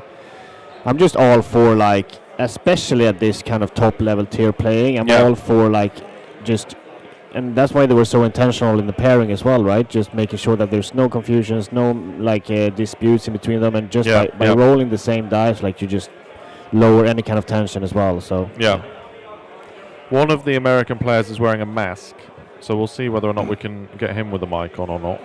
Germs, sure, but I mean, it might be hard to wash hear. Your hands. No, it's not that difficult. Have a bit of hand sanitizer on every table. There you go. Sorted. Yep. See it. Say it. Sorted. What's the sorted? The Australians getting in the zone. If you heard a cheer there. Yeah. Really pumped over there. Yeah, we have the final. Well, you just store the dice that everyone's rolling. You just store them in just sanitization liquid before rolling. You won't have any trouble hearing Fred, mask or not. He's a big character. Perfect. Yeah. Won't worry about it then. He hasn't put a mic on yet though. We'll get that sorted though. Might hear some beard scratching from table one though. Some almighty beard. Yeah, some almighty beard. Here you can see our 3 stream tables here. Yep. They're all preparing, setting up the battle plan, putting out deployment zones. We are working on the overlay here to before we jump into the games. 8 tables all being simultaneously set up. I like it when the teams are all on the same side, but they haven't quite done that. If everyone shares dice, then Baron Dice will lose income. Yeah, I guess. More competition and make sure that they'll wear out twice as fast. That's true. Wear out the dice twice as fast means you need to order another batch. Seems like there's a lot of USA cheers going on in the chat. People looking forward to seeing the Americans on. Who do we have online here in the chat? How many are voting for the US and how many are voting for Denmark here? I'll throw a little poll out. Yeah, let's do a little poll. Just dump it in the chat as well. Is it your team that you're cheering for, or are you cheering for and the other ones not being on right now?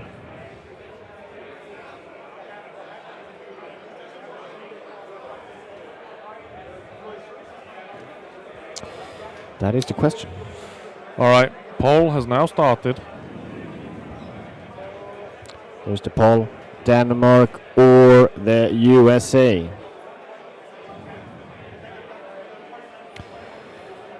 Hey Rob, we're holding up. Very even. We're drinking a lot, Rob. Thanks for the... Yeah. I downed 1 bottle, so I'm going to get another one. This is close. 27 votes in so far, and it's 50-50. Woo! Okay. 28 votes in, 50-50. Wow. Okay. It's very even on Denmark versus USA. Wow. Very cool.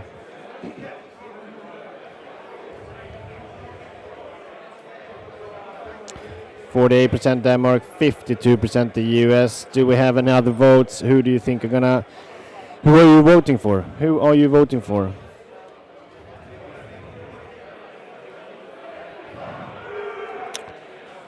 All right. I've just sent a link to BCP, Best Coast Pairings. Thank you very much, Rob. Really appreciate it. Nice to have you here. Appreciate it a lot. Yeah, swim in the sea. Well, we didn't. We didn't. No, I'm kind of regretting it a little bit because my fan has stopped working. The things we do for you guys, not showering. There's plenty of fans in chat though, right? Hey. Thanks for the links. Appreciate it. Of course, we have a little bingo going on as well. We'll hit that into the chat as well. Okay, 46 votes in Denmark, 57, USA 43 in chat right now. Wow. Okay. Spicy. To be fair, I think West Coast US isn't awake yet, so. Okay. Spicy. It's going to be very exciting to see when everyone is popping in here later as well.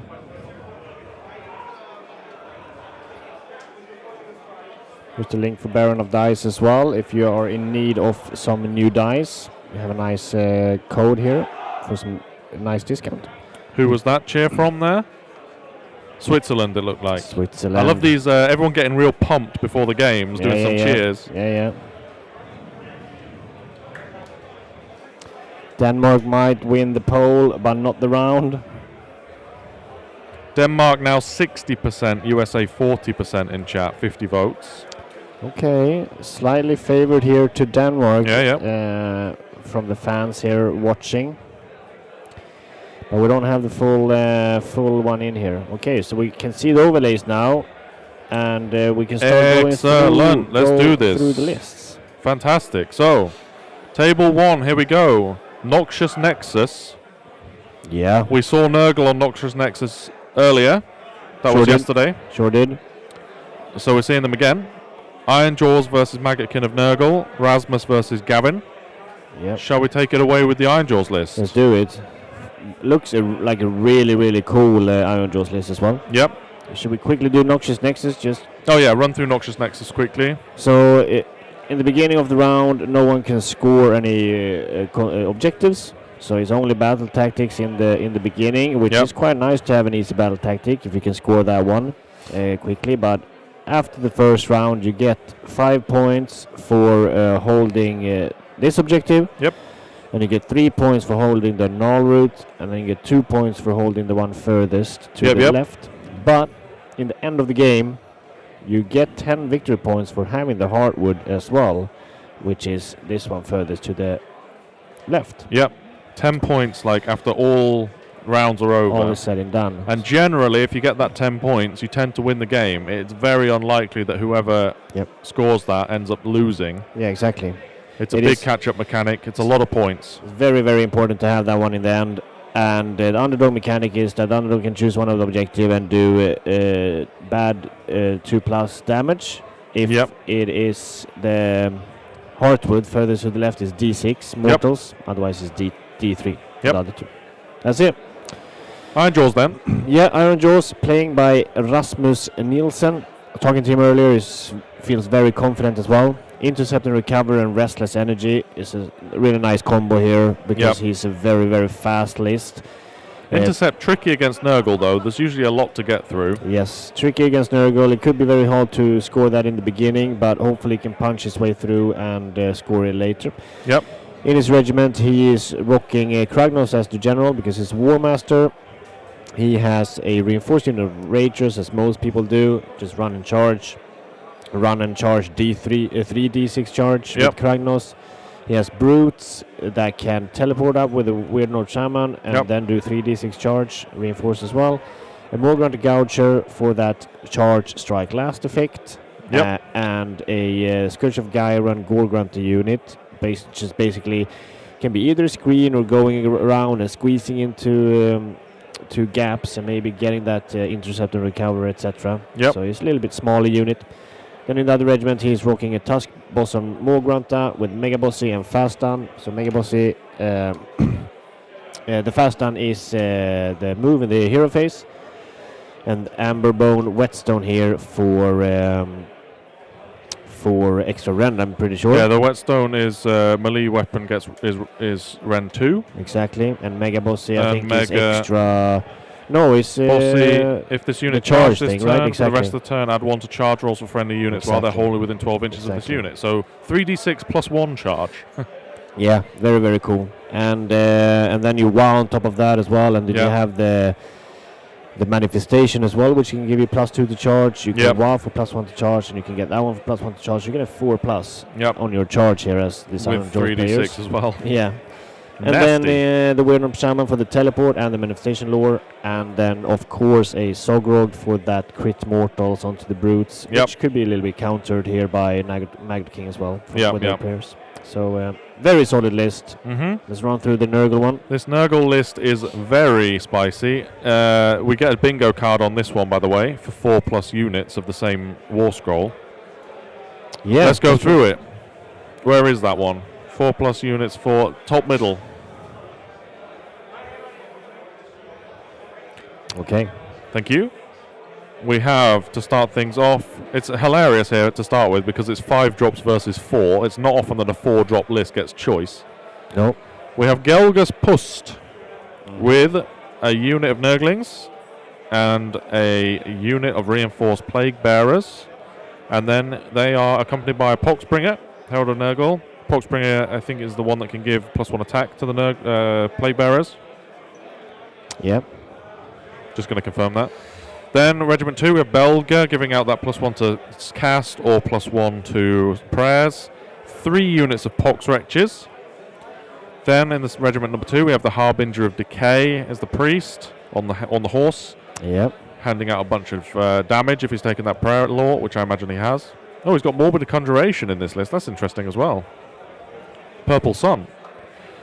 Then we have in the Harbinger of Decay's unit 2 more units of Pox Wretches. We have a unit of Sloven Knights for the fight last. Yeah. We have a Rotbringer Sorcerer. Then we have a Regiment of Renown, the Godmarked Ascendant, and that has all of the bonuses. So it has Rustfang and the Corpulent Avalanche. It has wings, so it can move 10. And then the Corpulent Avalanche is whenever the Demon Prince charges, it rolls 10 dice every 3 up as a mortal wound. It's pretty good. Great for counter-charging with as well. And then the Rustfang is he chooses a unit in combat with that unit and it gets -1 save, sorry. Yep. There's a lot of Pox Wretches here. It's not the usual. A hell of a lot. It's not a usual kind of Nurgle list I think that we're seeing around here. It's more like Rotbringers, etc. Yeah, it's quite very different. And this deployment is very interesting. He's like making lanes of units here, look. Other than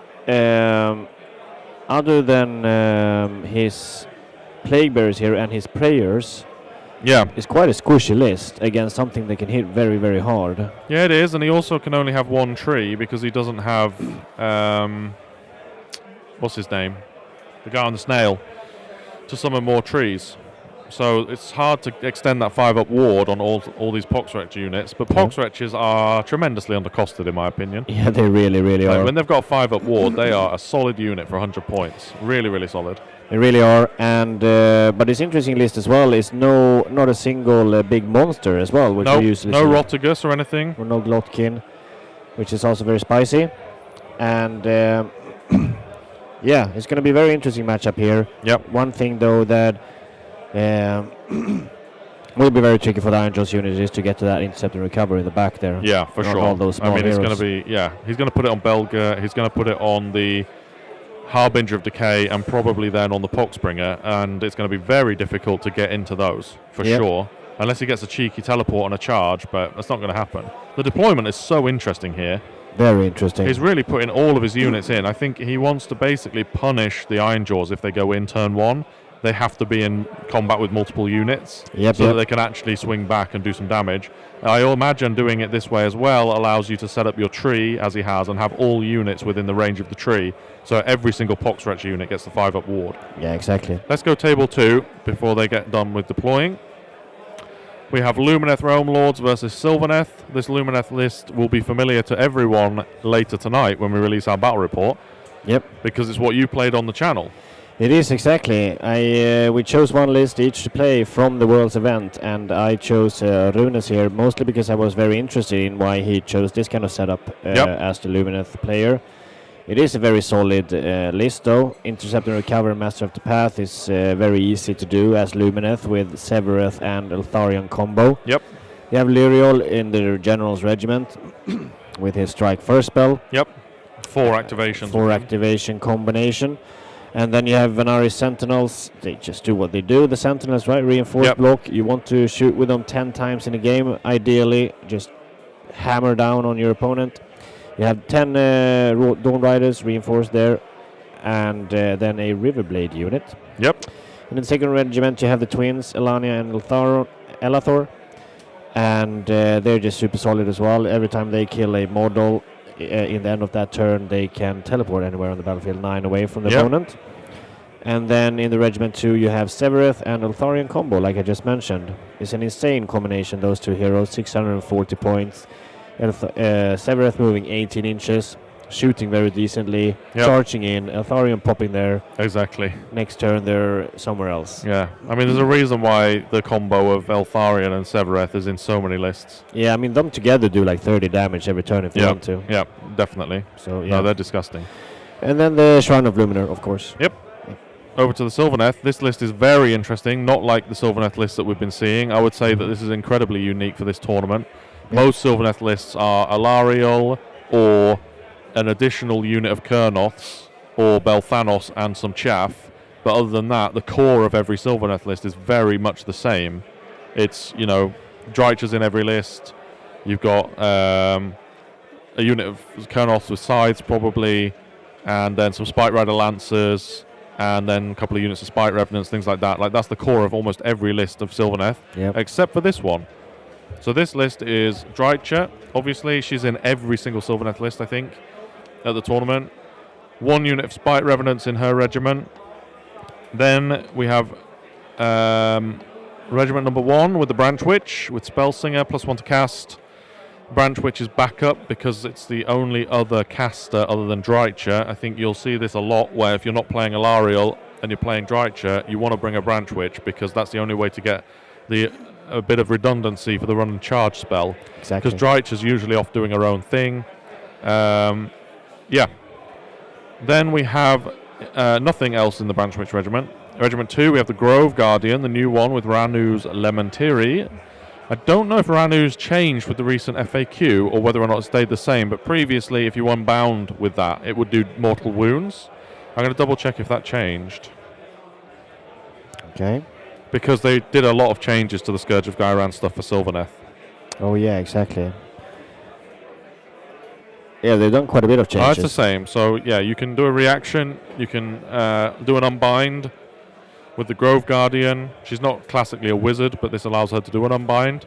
And you can, if you beat or if you unbind the spell, you do an amount of mortal damage equal to the difference between the unbind roll and the casting roll. Yeah. So there's an additional unbind in the list, basically. There's 3 unbinds in this list instead of just the 2. Then we have the Kurnoth Hunters with great swords. Then with run and charge can be a real menace. They can go quite fast now, 12 inches up the board. No Belthanos to buff that, but 12 is enough. Yep. Tree Revenants and Tree Revenants reinforced. I like this a lot. I don't think there's anyone else playing Reinforced Tree Revenants, and I think Reinforced Tree Revenants are exceptionally good. Totally agree. They get charged into. If they don't get charged into with 2 units, which we found out in our game is a struggle against Lumineth, because basically if anything charges into anything in the Sylvaneth army, and then Eltharion joins, you can't strike first. Because the strike first is a combat ability. Yeah. And Eltharion moves before that. In the charge ability. No, combat ability. Combat as well, but if it's your turn. If it's your turn, exactly. Yeah. So no ability to strike first there, which screws things a little bit.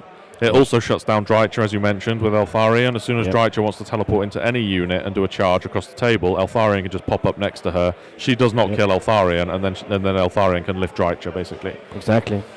The Grove Guardians, Ranus Lamentiri, is going to be very spicy here against like Lyriol until he has a ward potentially. Yep.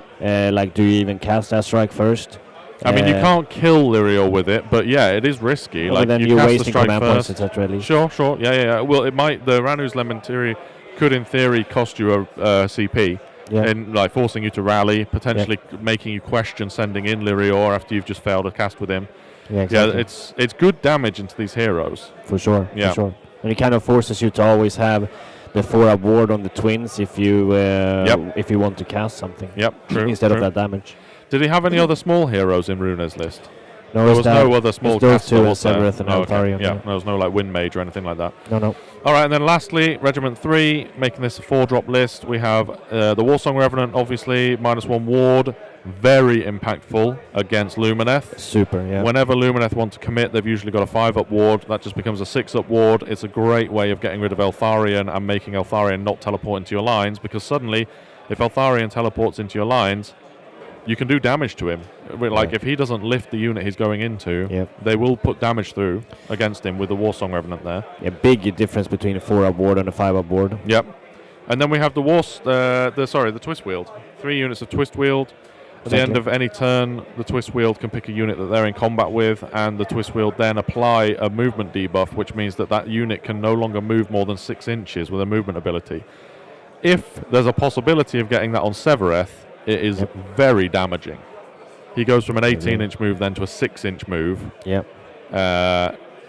So very if you're going in with Severeth into any of these Twist Wield units, you need to power through. You cannot stay in combat with them. Nope, definitely. We can do a quick battle plan here as well. It's linked ley lines. It is 3 victory points for holding 1. It is 3 victory points for holding 2 more objectives. It's 2 victory points for holding a pair, which is this and this one, and then this and this one. And then you score another 2 victory points if you're holding a line here. Oh, you get it for a pair? Yeah, exactly. Yeah, okay, so that's linked ley lines, and it's manifestations, extra rend, and strike first manifestations. Actually relevant for the Sylvaneth player. Actually relevant, but also twin souls can do a little bit of damage. Twin stones, yeah. But I mean the bug. Yep. That's pretty relevant with strike first. For sure, it's pretty cool actually. Like if you just if you've got like an Eltharion teleport coming in potentially, and you've got the Warsong, and it's quite nice. Strike first. I think it's the first time I actually see value of this. All right, let's head into the last table here. I think they already kind of started here. Oh yeah, Crew Boys. But here we have the Crew Boys. You want to rock us through that list? Absolutely. So Crew Boys, Swamp Horde Bullies.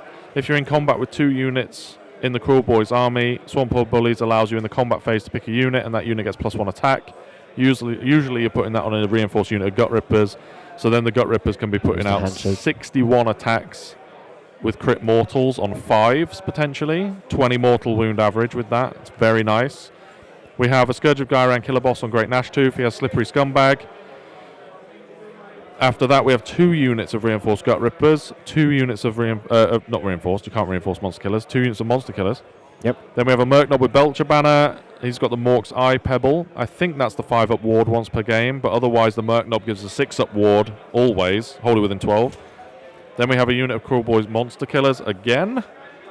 Then a Manskewer Bolt Boys reinforced, Marshcrawler Sloggoth to hand out the run and charge, army-wide basically, wholly within 12 of him. Swampcrawler Shaman with Potgrot. Unit of Hobgrot Slitters, I imagine, just for screening purposes, extra 70 points. Like, they don't do much. Like, you can just see them already on that flank just being a bit of a menace. Oops, sorry. Here, like, well on their own, just screening out that flank. Exactly. And then we have 2 more units of Monster Killers, so 5 units of Monster Killers in total. Very nice list. I like that there's no monsters in it. It's just playing monsterless, which is kind of nice. Everything can be obscured in this army. Yep. It's a very cool list. Yeah, it's I like it a lot. Very nice to see Cruel Boys as well. Yeah. And Alexander Hansen repping here. Flesh Eater Courts then, go ahead. Yeah, then we have Walter on the Flesh Eater Courts. He is playing a Restless Energy and Scouting Force, which is, I haven't seen Scouting Force that often in FEC, I think. Well, I mean, they can bring back things, so it's not a bad idea at all. But General's Regiment Ushoran, of course, with Crypt Horrors and Crypt Guards. That combo is very, very deadly. It's both strike last and strike first. And you can see here that he's keeping Crypt Guards with the Ushoran as well, because the Monster Killers, they shut down Rampages, which shut down Ushoran's strike last potential. But it doesn't shut down Crypt Guards strike first potential. And Crypt Guards swinging into Monster Killers before they get to swing will absolutely wipe the Monster Killers. Yep.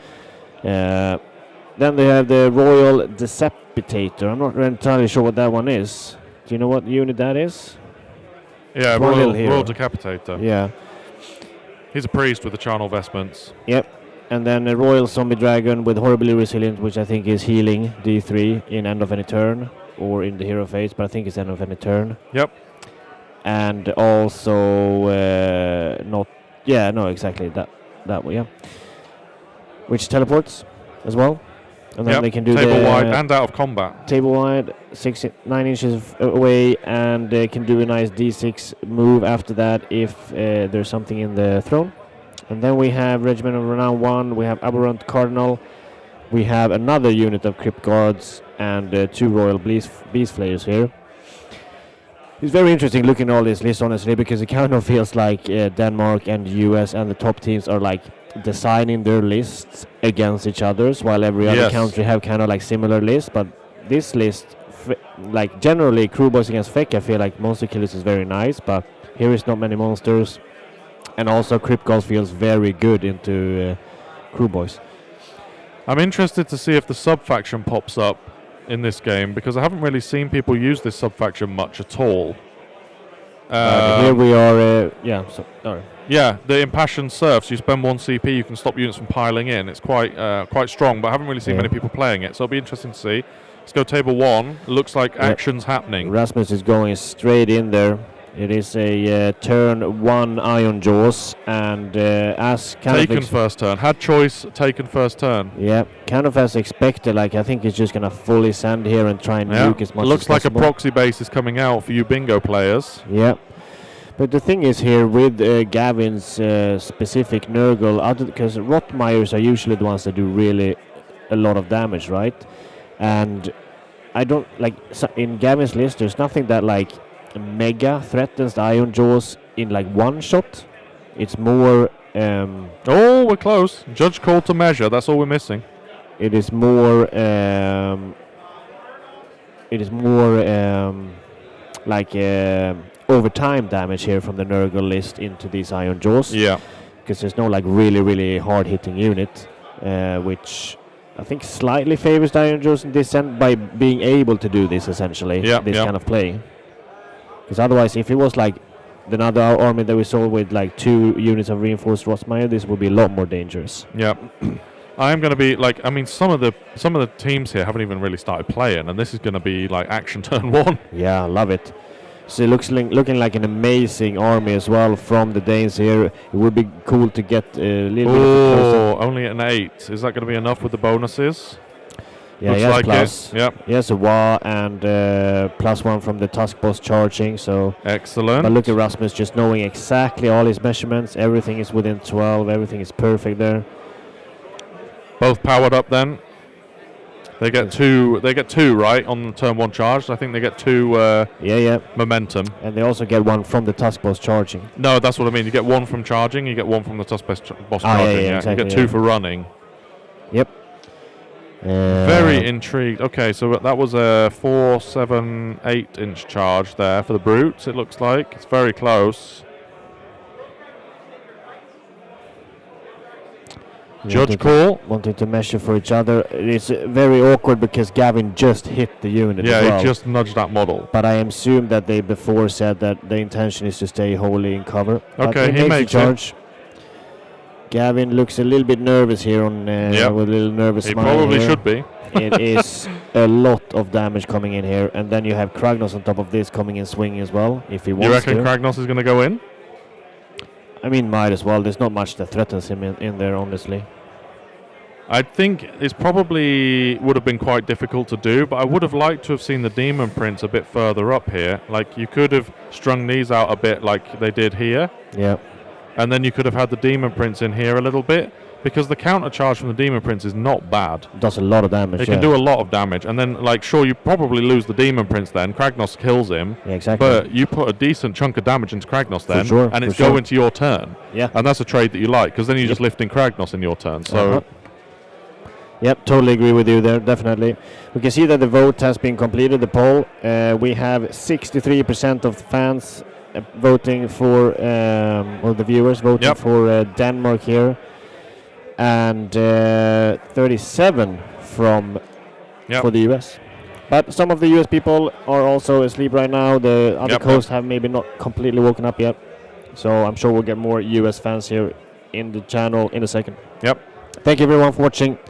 We're literally just starting round 1 here, US versus Denmark. And this specific game is Rasmus versus Gavin. You see here the proxy base is up. Kragnos is about to rock and roll. Yeah. The thing is as well, Gavin has no, there's no debuffs up now. There's no crit mortals. There's no minuses to wound, etc. So this I don't know. No, it could be a counter player, I guess. Yeah, it could have counter prayed. But what unit do you put it on, right? Yeah. All of his, there's no screening unit here. All his units are in combat. Yeah, exactly. Kragnos going in hot. The brutes, I think, the main unit of brutes, I think, is not going to go in there. I think they're going to. No, maybe. I think he failed that charge. Look, he's measuring now. Oh, no, they're making they are in. Okay. Oh dear. How long? 14-inch charge with those brutes. Okay. He wants Kragnos. He's literally charging with everything but Anvil Smasher and the Gore Gruntas if Kragnos makes it in. You can see here as well, it looks like that the Ragers on the right there are the ones with the crit mortals on them. I can see some tokens there next to them, which is very cool. This is Gavin's better hold on to the reeling here, because this is going to hurt.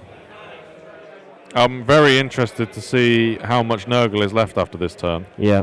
I'm expecting... The thing is, I don't know if this was intentional. I would imagine it is at this kind of level. But these guys have strike first, right? Yep. And they are right now the countercharge target for the Sloven Knights. Yep. Which can then give strike last. Yep. But if that's the only unit in the army with strike first, it doesn't matter that you give them strike last. No, exactly. You're going to be able to just activate them and then potentially lift... And then you get the Sloven Knights, because you get first activation, which is a great target. So you can't even countercharge here. No, I wouldn't countercharge. Definitely not. 9+ charge from setup. Yeah, true. 14 inches. You get that bigger card as well. Did they? I don't know if anyone got set up though. Yeah, they teleported. The brutes. Yeah. Why weren't they closer though? Huh? Why weren't they closer then? Oh yeah, no, they must have walked. Yeah, exactly. I think they must have walked up. Yeah, they walked up. So no setup. Unless there was another unit that set up. I feel like something would have set up if he got it through. Because he has the manipulation now. 9. 9. Does that make it? Yeah, easy. Look at that. Easy. Even the small Gorgrunt has made it in. Yep. Like Rasmus has completely measured this entire thing in his head before like even. A bucket of trail mix next to the the play area. But like this is, I'm very impressed with Rasmus is measuring here. Just from his deployment, kind of like this is how I want to do, and nailing all of those charges. Yep. Let's just quickly go over to the other tables and see if they have started playing here. Not quite yet, it looks like. No, I think they're still doing something here. There's some measurement going on. Yep. And Crew Boys and the Flesh have started though. Yeah, Flesh's Courts looks like they just took a really simple first turn. Oh no, they've got pre-game moves, right? Yeah. So that's what they've done there. Pre-game moved onto the objectives. I'm assuming he doesn't have Restless on the Cruel Boys unit. Attuned and Wrathful. Yep. So he's going for the whole more now. I think we should listen into Table 1 over this combat phase and see what happens. For sure. Definitely we do that. Our charge here. Maybe. Oh yeah, then I was going to press and say I have no more on charge phase. Of course.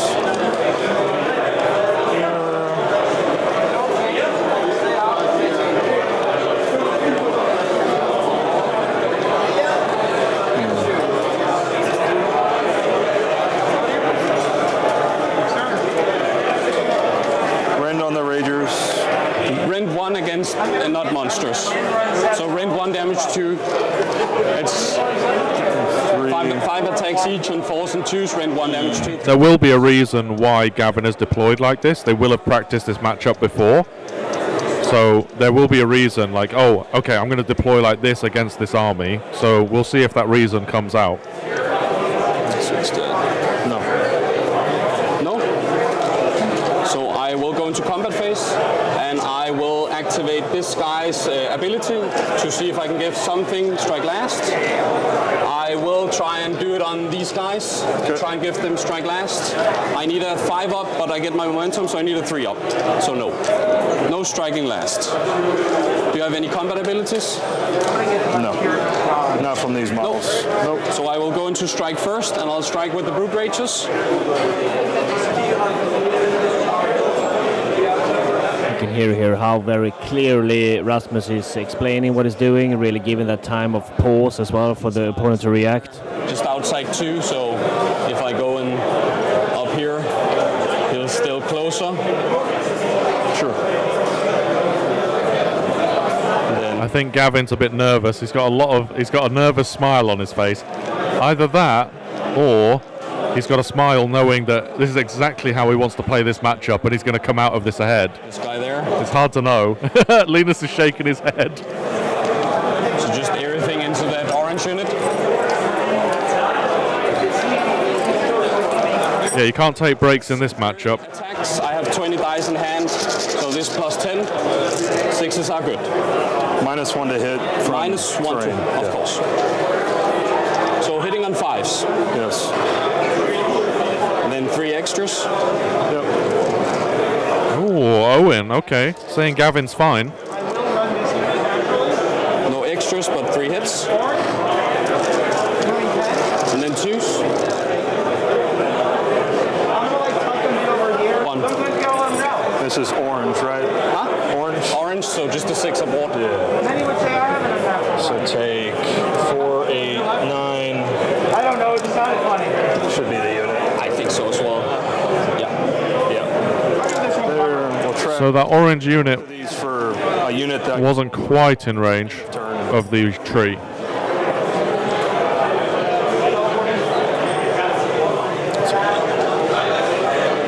Just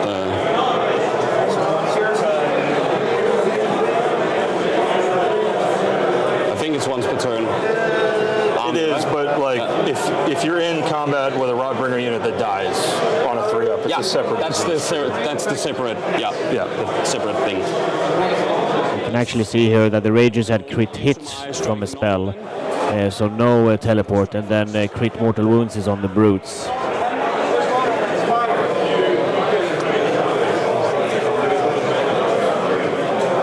Do they get any bonuses from charging? +1 damage, but 2 attacks each.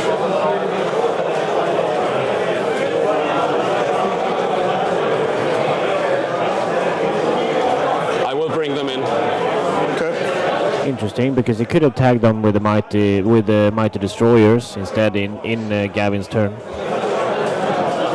Maybe he has other plans for that.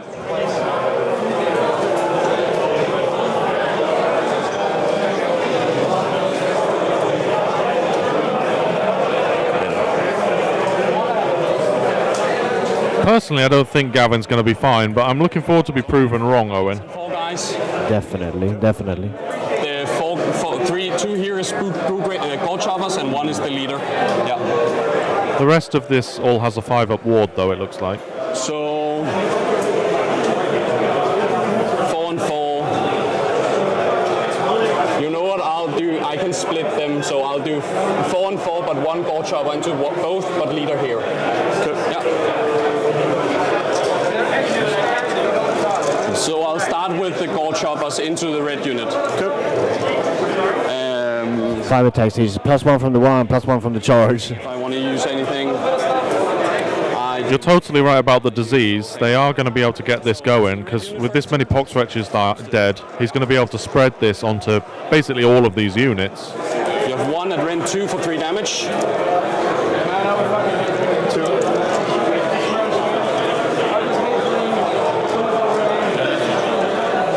Then 3 guys, where 1 is the leader.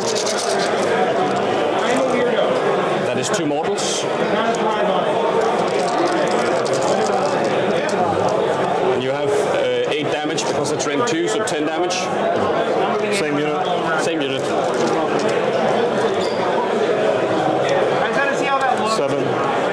7 plus 2. I pulled the 2. It's on me.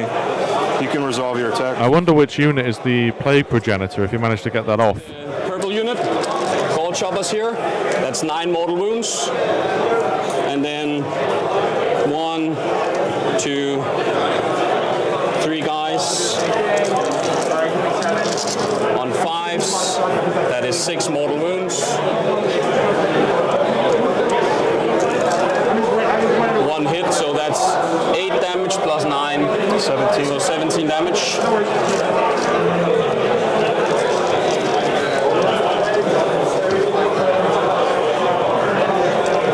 Into purple, yeah? Yeah.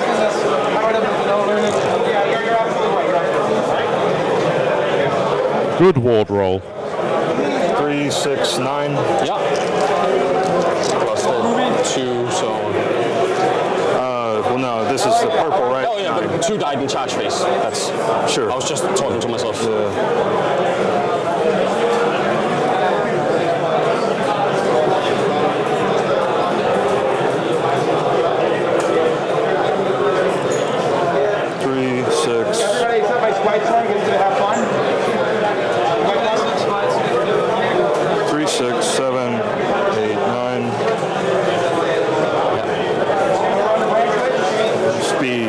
Outside of 3 here. Outside of 3 of the pig to force the activation. Of course. Yeah. And that's it for my strike first and strike normal, so you have a strike now. Yeah.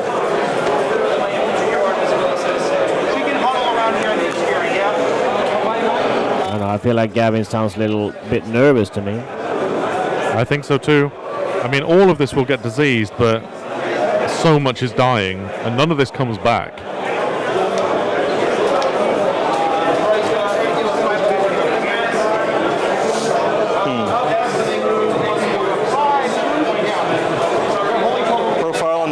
Defensively, 4 up, 12 wounds, 3 up, 14 wounds. This is a leader. Yeah. This is the one with the 4 up, yeah. This one has the 4 up. Yeah. This doesn't bracket though, but this does somehow. Yeah. So the last 2 are out. Let's see if I have the space to close in. Yeah, I guess your pilot target is this one. Serengeti. I love it.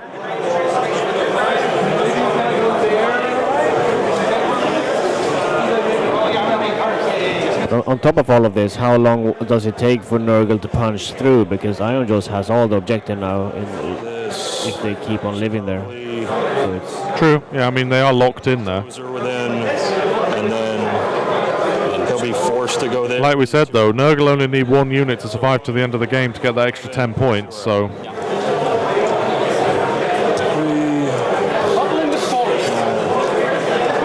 So the 11 is 23. 1, 2, 3, 4, 5, 6, 7, 23. I'll add attack here. Rend. No rend. No rend. Damage. 1. Yeah. On 3s and 4s. It'll be 3s and 4s with the all-out attack. Okay. Crit, auto wound. I will not use anything.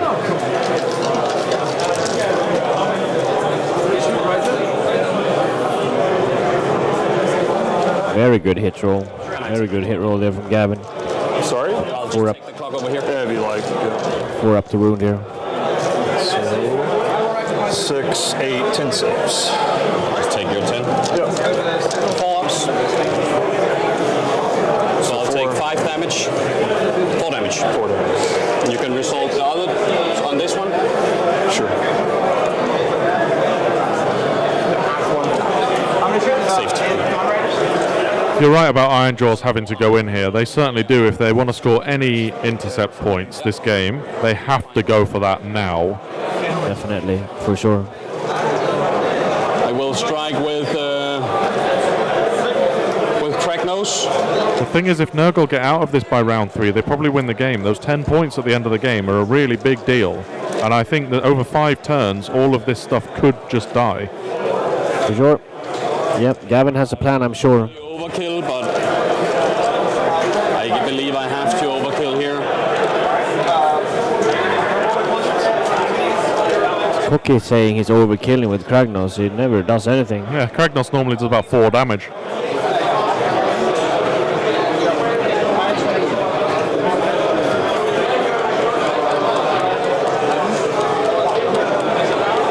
So I'll take 4 maces and 3 with red 1 into the red guys. Okay.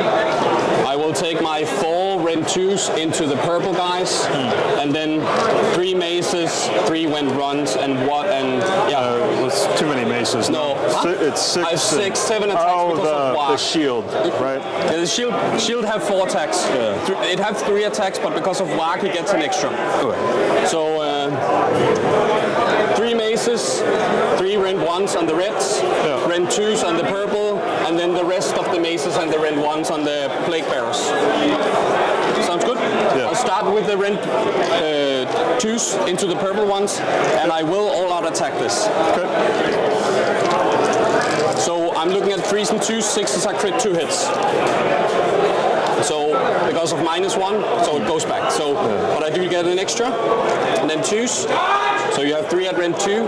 Damage. These are reds, yeah. For 5 damage on the purples. So 2? Yeah. You have more attacks, yeah? Not into the purples. There's 1 left. Yeah. And then 4 maces into the red ones. On 3s. And 2s. You have 12 damage into the red ones, and I have more damage, but... Yeah, here's these. Let's see what these are. So I passed 3, 12 damage, right? 12 damage. That's enough. Yeah. And then into the plague bearers, I'll start with the mace. That's on 2s and 2s now. Is anyone else having sound issues, or 2, red seems to be fine on our end? damage, and then I have these red 1s on 2s and 2s. So you have 1 save at red 1.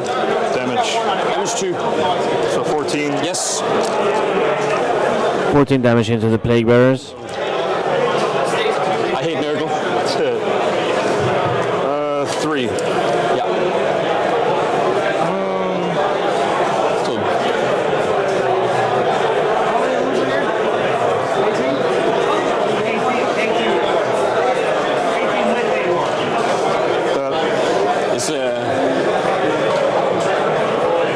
Okay, perfect. Just a restart problem then. Yeah, good. When I picked it up, I think it moved. push him a little bit. Yeah. It's a penis. See? Yeah. So That's Kragnos. Yeah. Whenever someone rolls those 5-ups, that's what makes you hate Nurgle. It's like, oh yeah, I've got wards, and then it's like, oh yeah, shit, I did no damage. Tagged anymore because I pulled them out. No. Yeah. So there's no way I'm piling in as well. So I'll just go straight over. Yeah. Just measure this first before we start. I think it's just this group here. That's it. Everything after this link, no attacks. Okay. Maybe like into the boars, right?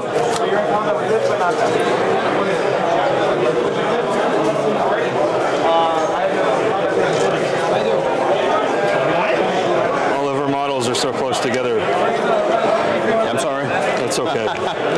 It's okay. I understand. Also, I'm not that sorry. I know. I know that too.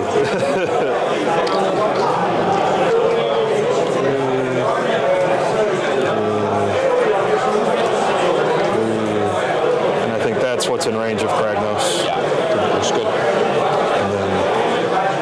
And this one too. Feels like he's piling a little bit further than 3 inches here. And this, so 2. Like not measuring any of this. Yeah, it's a bit weird. At this level, I feel like you should measure everything exactly. And 3, 6, 9, 11. Yeah. 12. I'll bring it over here again. Sure. Already all attacked. Yeah. So 2. 3 saves. So I'll go through because all out attack. So yeah. no, I'll. So 5.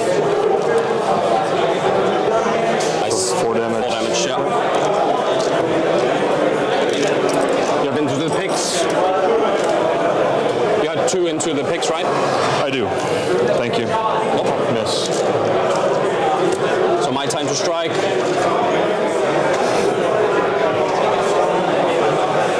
I'll take this guy into the the greens. I think Gelgus and the Demon Prince are basically going to be potentially on cleanup duty here. I'm excited to see the Nurgle get out of this because Rend 2 for 4 damage. I think they could. And then 6 guys on top because +1 from charging, +1 from mark on force. And 3, so at 4 at Rend 1, 2 damage each. 2. Yeah. And then the last one here on 5s, and on 2s, 1 at no rend. So save, fails, damage. 3. 3, so should be 15 altogether. Yeah. Sounds right. Everything in the set with all attack. 5s. Yep, so 2s and 5s. Save 4, take 11. 3 attacks each, 8 2s, so 25 attacks. Yes, because this. Go. This guy caught the base. I think they live to get more disease if they live.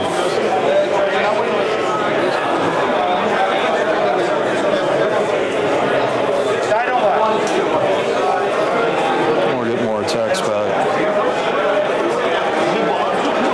I hope Rasmus has a power through here.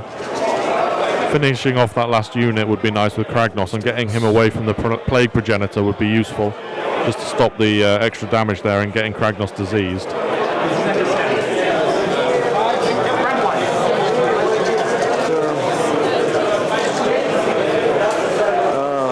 guys. You need to pull 1 more, right?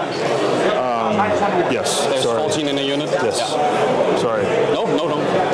So you can strike somewhere. 6, 7. Yeah, pre-measuring is good, but sometimes it doesn't really work because they don't always go completely straight. Striking again? These 3. Yeah. Into the big Into pig. the pig, yeah. Yeah. Just 1. And 2 saves. Save both. Oh, it's my turn again. I will strike with the Gorgrunders. Just take them all the way in here.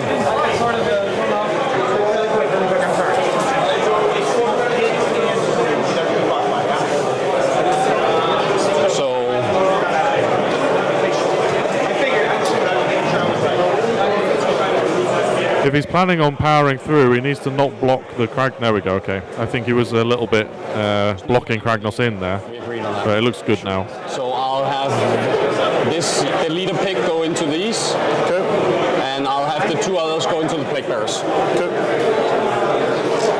So leader pick, guy on top, on 4s and 3s. You have 1 at Rend 1 for 2 damage. And then Plague bears, right? Huh? Into plague bears? Into these. Okay, so 2 damage to 4. And then the pig, 1 for 2 damage as well. The explosions are technically 1 at 8. It also has Rend. Also Rend 1, yeah. Is that all the damage? That's all the damage into the green ones. 5s. Yeah, got it. And then into the plague bearers here, the 2 other pigs. On 4s, the guys on top here. And on 3s, you have 5 at Rend 1. 10 damage. Do they have it? They don't have a save. If you have Rend 1, no. Okay. And then 2 pigs here.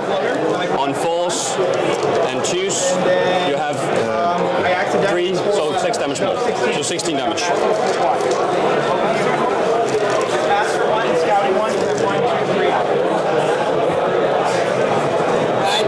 3, 16, so 6.5, so 7. Yeah.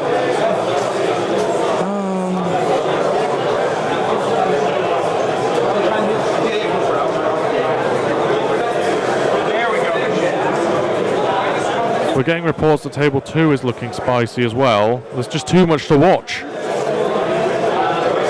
And I feel like this is most of this combat, the important part has concluded a bit, so we'll come back a little bit later and see about the disease, I think. So let's check into table 2 and see how it's going. 1 more.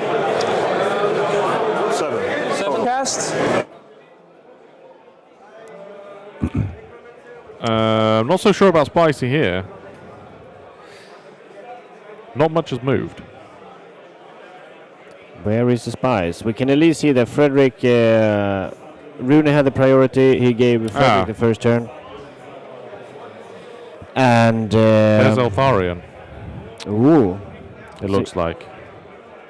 So we had, Rune priority over to Frederick, and Frederick starting, scoring 2 battle tactics for a 10 points. Yep.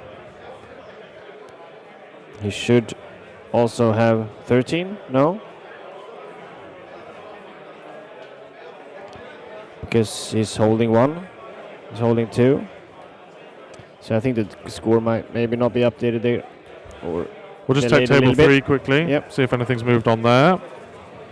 Cool Boy's moving up just to create a big old castle.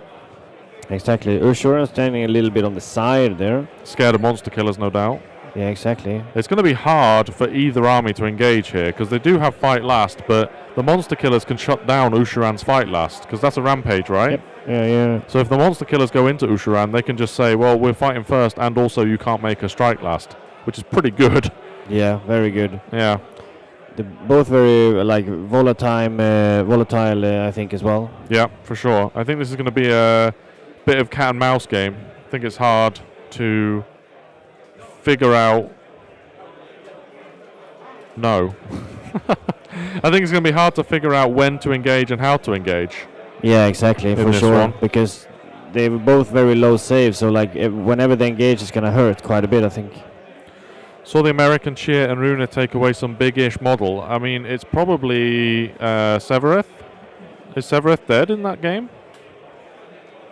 Let's have a look. Linus, could you check on that maybe? There was a big cheer apparently. And Severeth is dead. Yeah, Severeth died. Okay, wow. So that's why there was a big cheer. Eltharion came in off of a Severeth charge, and it looks like these Spite tree revenants have been able to pick up Severeth, but that means that he couldn't have strike first. So no, but what about the Eltharion must have whiffed hard. Was it Spite revs or twist wheels? It's Spite revs, it looks like. Tree revs. Do they also do mortals back when they die within the Groove Guardian? Yeah, so maybe it could have been like spiked, like very unlucky. Yeah, but I mean, like, there's only 2 dead in the unit. Unless there's another Eltharion must have whiffed hard. Yeah, for sure. Losing Severeth there is actually very big. It's really bad for Rune. On top of that, Eltharion is now just standing there. Yeah. Like completely gonna be dead. Yeah. Like, I think... this is really tough. Severeth would have only... Like, this is what we're saying as well, right? The Warsong's positioned in such a way that if Severeth was here, he would have been -1 ward. Yeah, exactly. These guys, if Eltharion whiffs, which it looks like he did completely, then suddenly these guys are damaged 2, swinging into Severeth. Like, that's an easy pickup. Yeah, Ditto is... Frederick is looking very happy there by his tables, like bouncing a little bit. Yeah, it's a big deal, that. Rune is really leaning over the table. Now he's checking something. Maybe he's doing some maths on the phone. Let's return to table 1 just to see the combat resolve here. Okay, so... I want to hear the disease as well. Okay, here's the power through, it looks like. Here is the power through for sure. That is not the correct measurement, though, in my opinion, because you kind of need to make sure that you actually round that base. They must have figured out how far backwards he could go, though. Yeah. I mean, it's all intent and talk to each other. Yeah, I think it's fine. And Kragnos, I guess, have to actually... Is he standing on the objective or not? I don't know. It looks doesn't like really matter. Looks like he is just... Yeah, it doesn't matter now, exactly. But he's leaving a gap there, at least, for the disease, so it will only be the ragers and the brutes. Yeah, let's listen in. Then are you 7 away?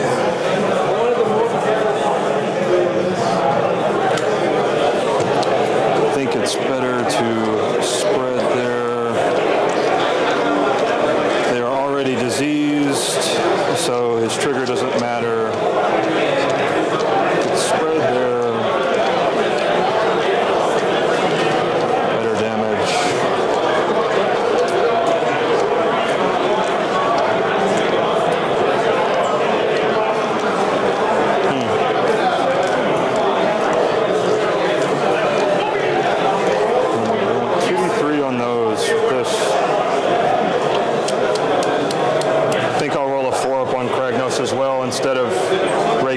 And that's because I'm within 7?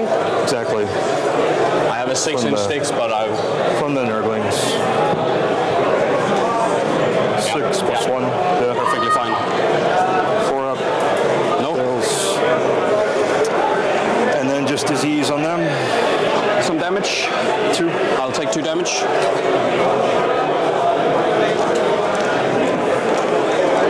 And nothing for him to do. So that's it? That's it. I'll take 0 points. And over to you. 2 CP left. Now this is going to be a spicy turn from the Nurgle, I think.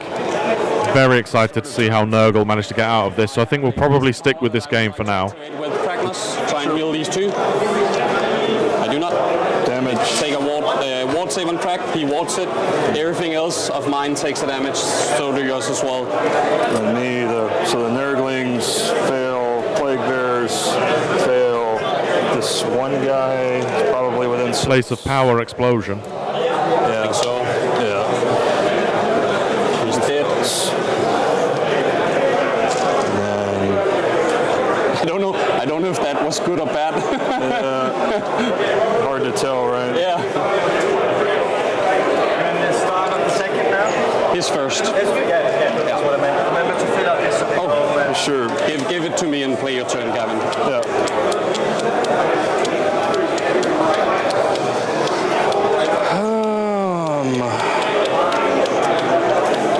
I'll have an ear on what you're doing, so... Sure. Doing +1 to cat, or +1 to chant, sorry.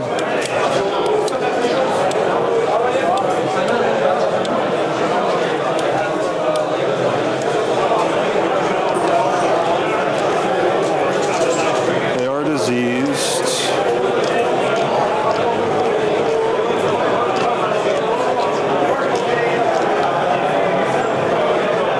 This is taken 7. So 5 left. Yeah.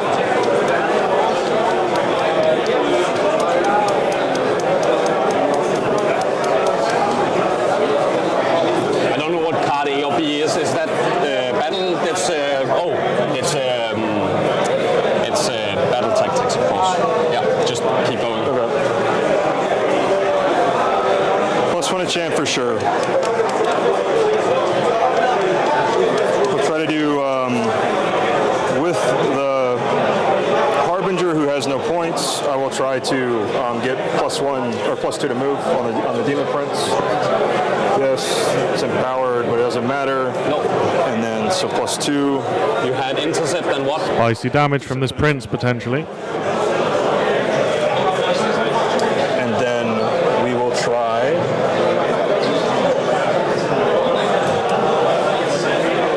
We can see that they are having a timeout at table 2. Rune and Fred both called their captains over to discuss the situation there. I feel like Rune is potentially very tilted here with losing Severeth and losing Eltharion soon enough. So, Linus, I'll be interested to know whether or not you could check in with the Danish captain to see what happened there. Like, did Eltharion just completely whiff? We can check later. No rush.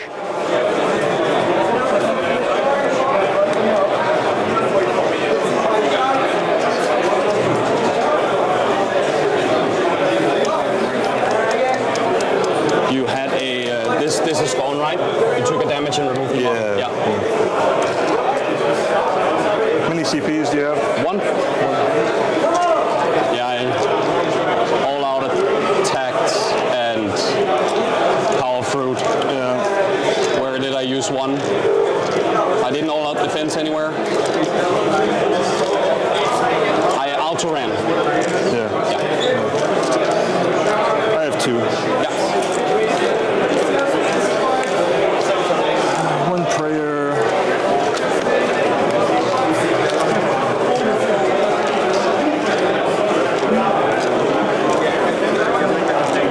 All right, we'll come back to this once the hero phase and movement phase are done. there is a little spicy here. I'm not sure if the prince is, if it's 6 or not for a Mighty Destroyer here. I mean, if he tags the prince there, it's very relevant. Yeah. So we'll see here. what Rasmus actually does in his. Well, I want to see if it is a 3-inch. Yeah. If it is 6-inch there or not. Because that will be very, very big if it is within 6 inches. Yeah. But, exactly. This is 7 here. Yeah, that was just 7. About, yeah. So I'm pretty sure that this could very well be 6, and they're going straight in here and tagging that Demon Prince up. Mighty Destroy is such a powerful move sometimes. It is. He's really managed to clear those screens out to be able to set this up as well. He's talking about something now as well, pointing at the brutes. So putting some debuff on them or something. Putting some debuffs on them, yeah. But it's massive if he can actually do that move. I kind of want to stay just to see if he does that. Yeah. But it's losing one brute here. Picking off. No, not really sure what happened there. No. Repositioning it a little bit. Ah, true. He did get the empowered movement prayer off, so he can retreat and charge. You're right. Yeah. And it's hilarious because at the point that he got that off, he said it doesn't matter right now that it's empowered. Yeah. But it really does matter. True, very true, Owen. Well, yeah, good job, Owen. I wonder if Gavin is going to remember that when he actually does the Mighty Destroy later, that it was empowered. Yeah, he mentioned that it was empowered, but didn't necessarily say what the empowered version did. It's going to be very interesting, spicy here, to see if Gavin forgets it, or if Rasmus doesn't even see that. Maybe Rasmus knows the retreat and shot, so he's going to do Mighty Destroy somewhere else, maybe. Who knows? I want to read that prayer now. 2 inches the move characteristic for the rest of the turn. If it's empowered on 6+, can use charge abilities even if it retreated. Cool. Relevant, very relevant. Kragnos taking another 2 damage here from that prayer, I think, right? Belga's prayer, whatever it is. Yeah, it probably would have been either Belga or the Harbinger. That's cool. So has taken 8 damage now. 7. 7, yeah. That's pretty good. Yep. Pretty good. You can't rally everything. Now. I feel like Gavin is because stuff survives, he's going to be able to disease. This is long run. I feel like Rasmus is going to struggle, actually. Yeah, because, I think so there's too. Damage. You see, there's 7 damage on the Gore Gouger. Monster, 7 damage on it. 1 damage on the Tusk. This is just like what Nurgle do. They just like put a little bit of damage on you, and then they put a little bit more damage on you. And yep, for sure. Yeah.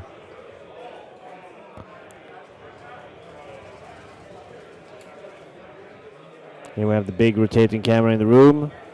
This is an overview of all of our tables right now. Yep, sure. The captain are no longer talking with Rune, and looks like they've resolved that over on table 2. Eltharion is out of combat now.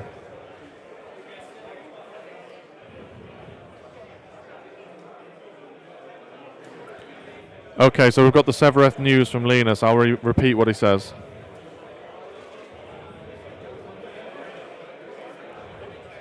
Okay, he thought Severeth would survive, but Severeth did not survive, and that was it. But how come was it multiple units then, or? Yeah. How come Eltharion didn't just lift that unit of Tree Revenants? He whiffed completely. Yeah. Wow. That's a whiff. Like, you do not want Eltharion to whiff there. Losing Severeth basically because of dice. Yeah, man, Eltharion is gone now as well. Or soon enough, he's retreated. Was it a counter charge then from... No. Right, okay, yeah. They've only heard of the aftermath, so it's hard to know. It's really big losing Severus there. I wonder in that case whether or not Rune has taken a double here then. Yeah, this is top of turn 1 here for Rune. But how did Severeth get into combat?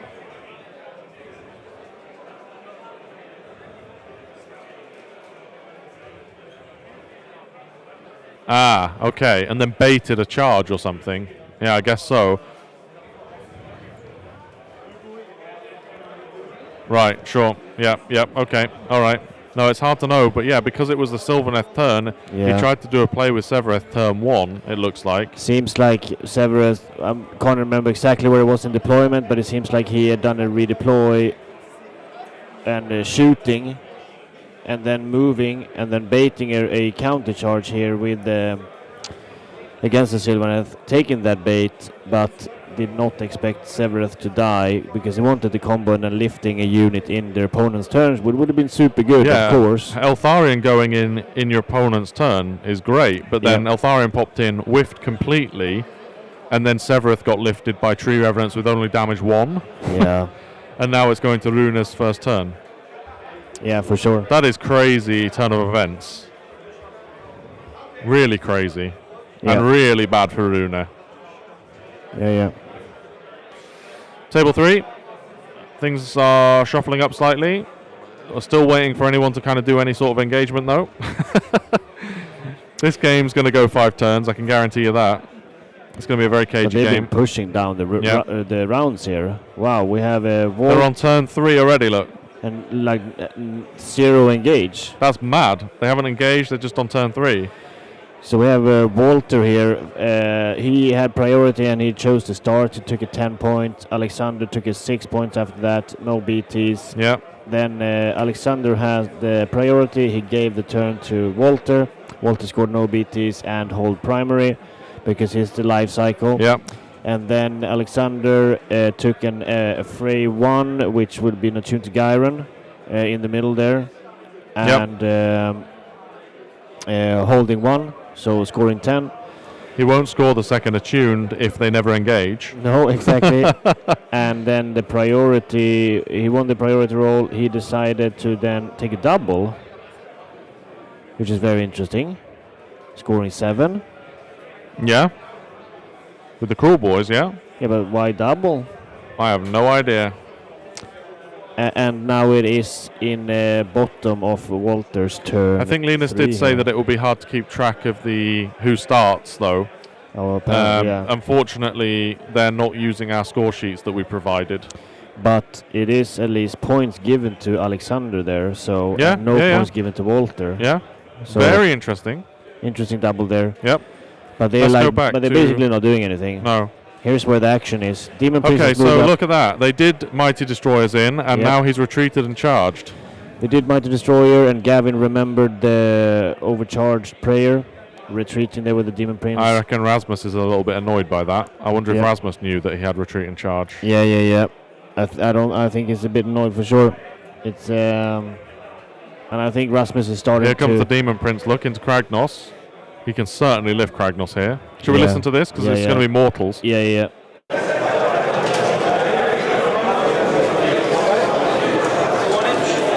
And you roll 8 dice. 12. 12. And each 4 of is immortal? 3 up. 3 up.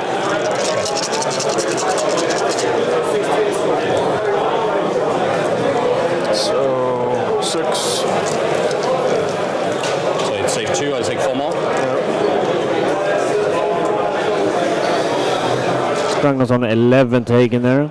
Moves 2d3 for whatever that's worth. Fight first on the Demon Prince here is going to lift him, potentially. You only have 1 CP, yeah? I have 1 CP left, yeah.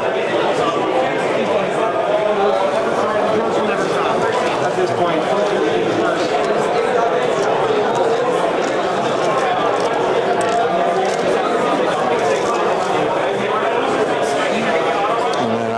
CP because I rerolled the charge.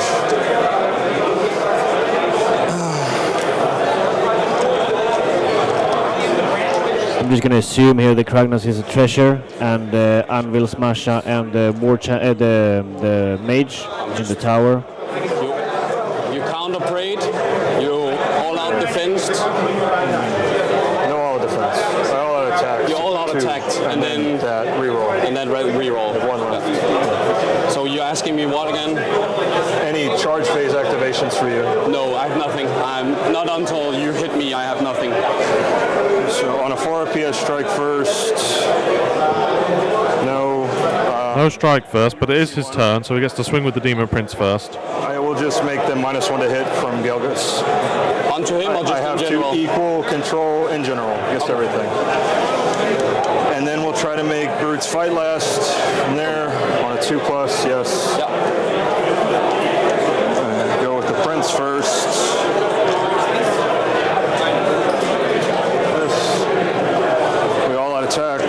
Kragnos is the treasure, yep, it's been confirmed. It's a really big pick off here then if he does that, because he has intercept, yeah. 3. And 4 saves it. Yeah, I think, Tom, I honestly think that Rasmus may have not realized that the Demon Prince had retreat and charge with the empowered prayer. I think so. 4 save here. It'd be Ren 2 because of the... 4 saves into Kragnos Ren 2, so that's a 6-up save right there. Oh, it's just activated. The progenitor is the brute. So self-evident. So Ren 1. Sure. So I save all. Oh my god. Yeah. Wah. I take 3 damage. Yeah. He's alive. That is an insane save. What's about to get diseased though, but he might pick up the prince on the swing back. That's the important thing here. Yeah, but that's the reason. But that must hurt Gavin a lot.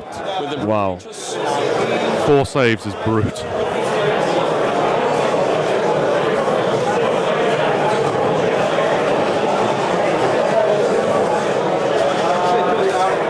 Everything into the Slaven.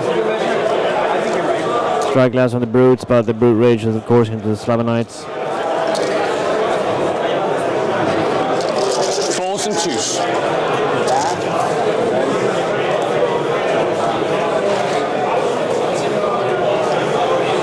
And minus, not them minus 1. You're good. Yeah. So 4 extra hits. Yeah. You have those at Ren 1. Let's roll them. Yeah.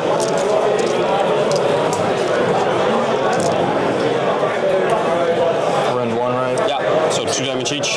Yeah, the Rustfang you have to declare as a combat phase ability, and if you miss that opportunity, then you've missed that opportunity. He went into swinging after doing the fight first, so you missed the opportunity to use the Rustfang, unfortunately. Can you remind me what the Rustfang do? They have 4 wounds each. Yeah. 1 wound left. Any combat phase, you pick a hero or monster in combat with this unit, so the Demon Prince, subtract 1 from save rolls for the target for the rest of the turn. Yeah, that might... I would have probably done it. 100%. Yeah, Gavin's going to be annoyed by that. So I think Rasmus will be annoyed by his Mighty Destroyers, and Gavin's going to be annoyed by that. he wasn't tagged, right? No, he wasn't. Killing 2 Slavenites there with the brute ragers. Do we just do this?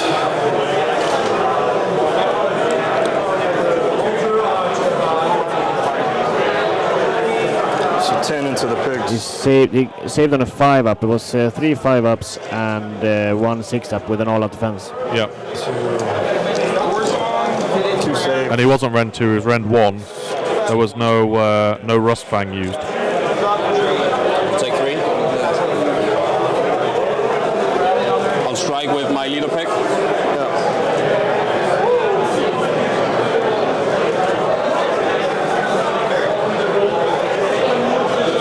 In the Nurglings, the pick on 4s and 2s just misses. The guy on top on 4s and 3s. The Demon Prince is Ren 1 base.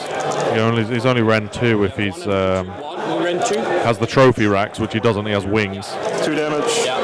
And then the annoying one. Or the Rustfang, obviously. Rend 1, damage 1. And then these on 5s and 2s, no rend, damage D3. No rend into Nurgling, so 6 up. No. For 2 damage. That's him. Take 4, kill a base. Yeah, it is 1 strike last pig that has taken 7 damage there.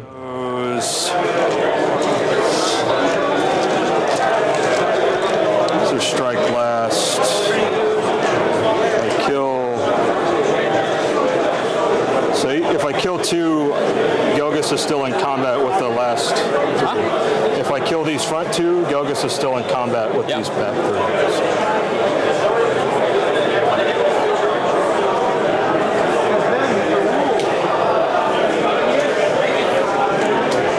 To the brutes. -1 to hit. Yeah. Horse. Gelgus. I mean, if Kragnos lifts the Demon Prince here, I think that is probably the nail in the coffin, because everything else is going down. Things active, yeah. It's kind of the only unit that he has left to be able to maneuver this and do the mortal impacts. Sure, there is disease, but I don't think it's enough. But yeah. On top.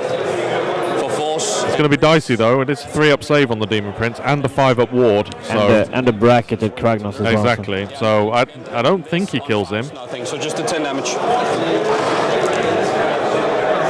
That was a 3. These are both cocked. So take 1, 2, 3, 4. Kill base. He might not even get diseased. Oh, he did from the Nurglings previously. Yeah, okay, yep. Now we have Gelgus and the Sloven. But I still have my 3 Cold Grunters. Sure. 7, so 4s, yeah. Because you're -1. Yeah. 3 auto wounds. 3 are in 2. Save 1, take 2. 3 each. 3 each. That's 6. That's it. 1, him 2. Yeah, okay. If the Demon Prince all out attacked, that changes the math a little bit. I'm down to 6 here, so. Look at that, perfect. There 2 brutes died, and Gavin previously, before even piling attacking, he said, if 2 dies, I'm still in combat here. And they both agreed, and he killed 2. So that's just a perfect way to do it right there. No. So I will still not attack it. And I'll take 1 into the Plague Bearers and 2 into the Nurglings. Sure. So 1 into the Nurgling is the leader, so an extra attack here on force. And Grease, you have 4 at rend 1, damage 1. So 5 ups. Kills the base. Yep. Nurglings, yeah. Yeah. And then into the Plague Bearers on 4. Those Nurglings can come back though. On 3s, you have 2 at rend 1 for 1 damage. And then the Pig for 4s and 2s, 2 at rend 1 for damage 1. So 4 damage. 4 damage. Yeah, 1 damage each. So All 2 together, from the guy on 4 top. damage. Huh? All together 4 damage. Yeah, altogether 4 damage. Cool.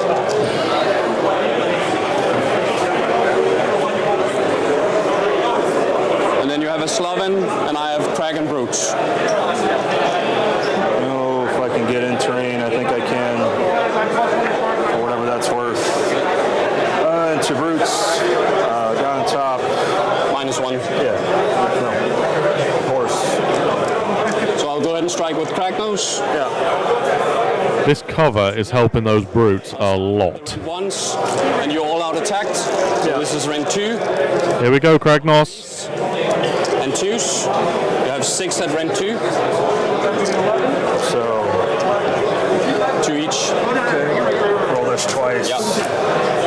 So take 4. Take 4. So he's got 1 wound left. And then That 5 should have been a fail there at rend 2. 3s, they rend 2s here on force. 6s are good, no. 2s, 1 at rend 3, effectively. He doesn't get a save here with an all-out attack, so that should have been 3 damage as well. And 2s. Okay. So you have 1 wound left. Yes. And then my brutes. He should be dead there. Rend 3, unless he was baking that in. Is Kragnos Rend 3 base or is he Rend 2 base? 7. I'll pile into Gilgus. It's Rend 3 on the Dread Maze, Rend 1. The Rend 1 on the Hooves of Rack and Ruin that he rolled first. So he said Rend 2, so he counted all out attack. But what about the Dread Mace? The Dread Mace would have been Rend 4. Yeah. Natively -1. Yeah. And which would have just gone straight through. 1 into the horse here. That's a big one. And, Yeah, that's a big mistake from both of them there. Having especially because he actually rolled a 6 as well. to the horse, right? We can't tell the referee, I'm afraid. 2 at rend 1. We're not allowed to tell the referees. No, mistakes is mistakes from both players. But yeah, of course I would want to, but I'm not allowed to. Doesn't matter. Let me see. And they are past it now, so you can't really go back and He's in now. do it. He's still dead. He had 1 wound left. I did 11 damage before. I see. I thought he had 1 wound on him. Yeah. And then 2 gold choppers here into Gilgus. Okay. And then 3 normal guys after that with the leader. Gold choppers here on 5s then. That's nothing. And then 3 normal guys where 1 is the leader, so an extra attack. On 5s, that's 2 mortals and that's just 1 hit. Nothing, just 2 mortals. And 2 Gilgus. Gilgus. Victor Kragnos just hit the Demon Prince, and they both forgot about that it would be round 4 because he all attacked. So but according 1 on 6. According to Andrew in the chat, the mace just missed. Striking. Yeah, probably just infecting him. If the mace missed and we didn't see that, then fair enough. Then it's all good. Then they did it correctly. Yeah, then it's all good. Then it's all good. All right. It doesn't matter because I'm infecting there. So D3 to Craig, 3, D3 here, 2. Because Rasmus did remember the hooves being round 2 or round 1 initially. You said 2? Yeah. So 1 dies and 1 have taken a wound.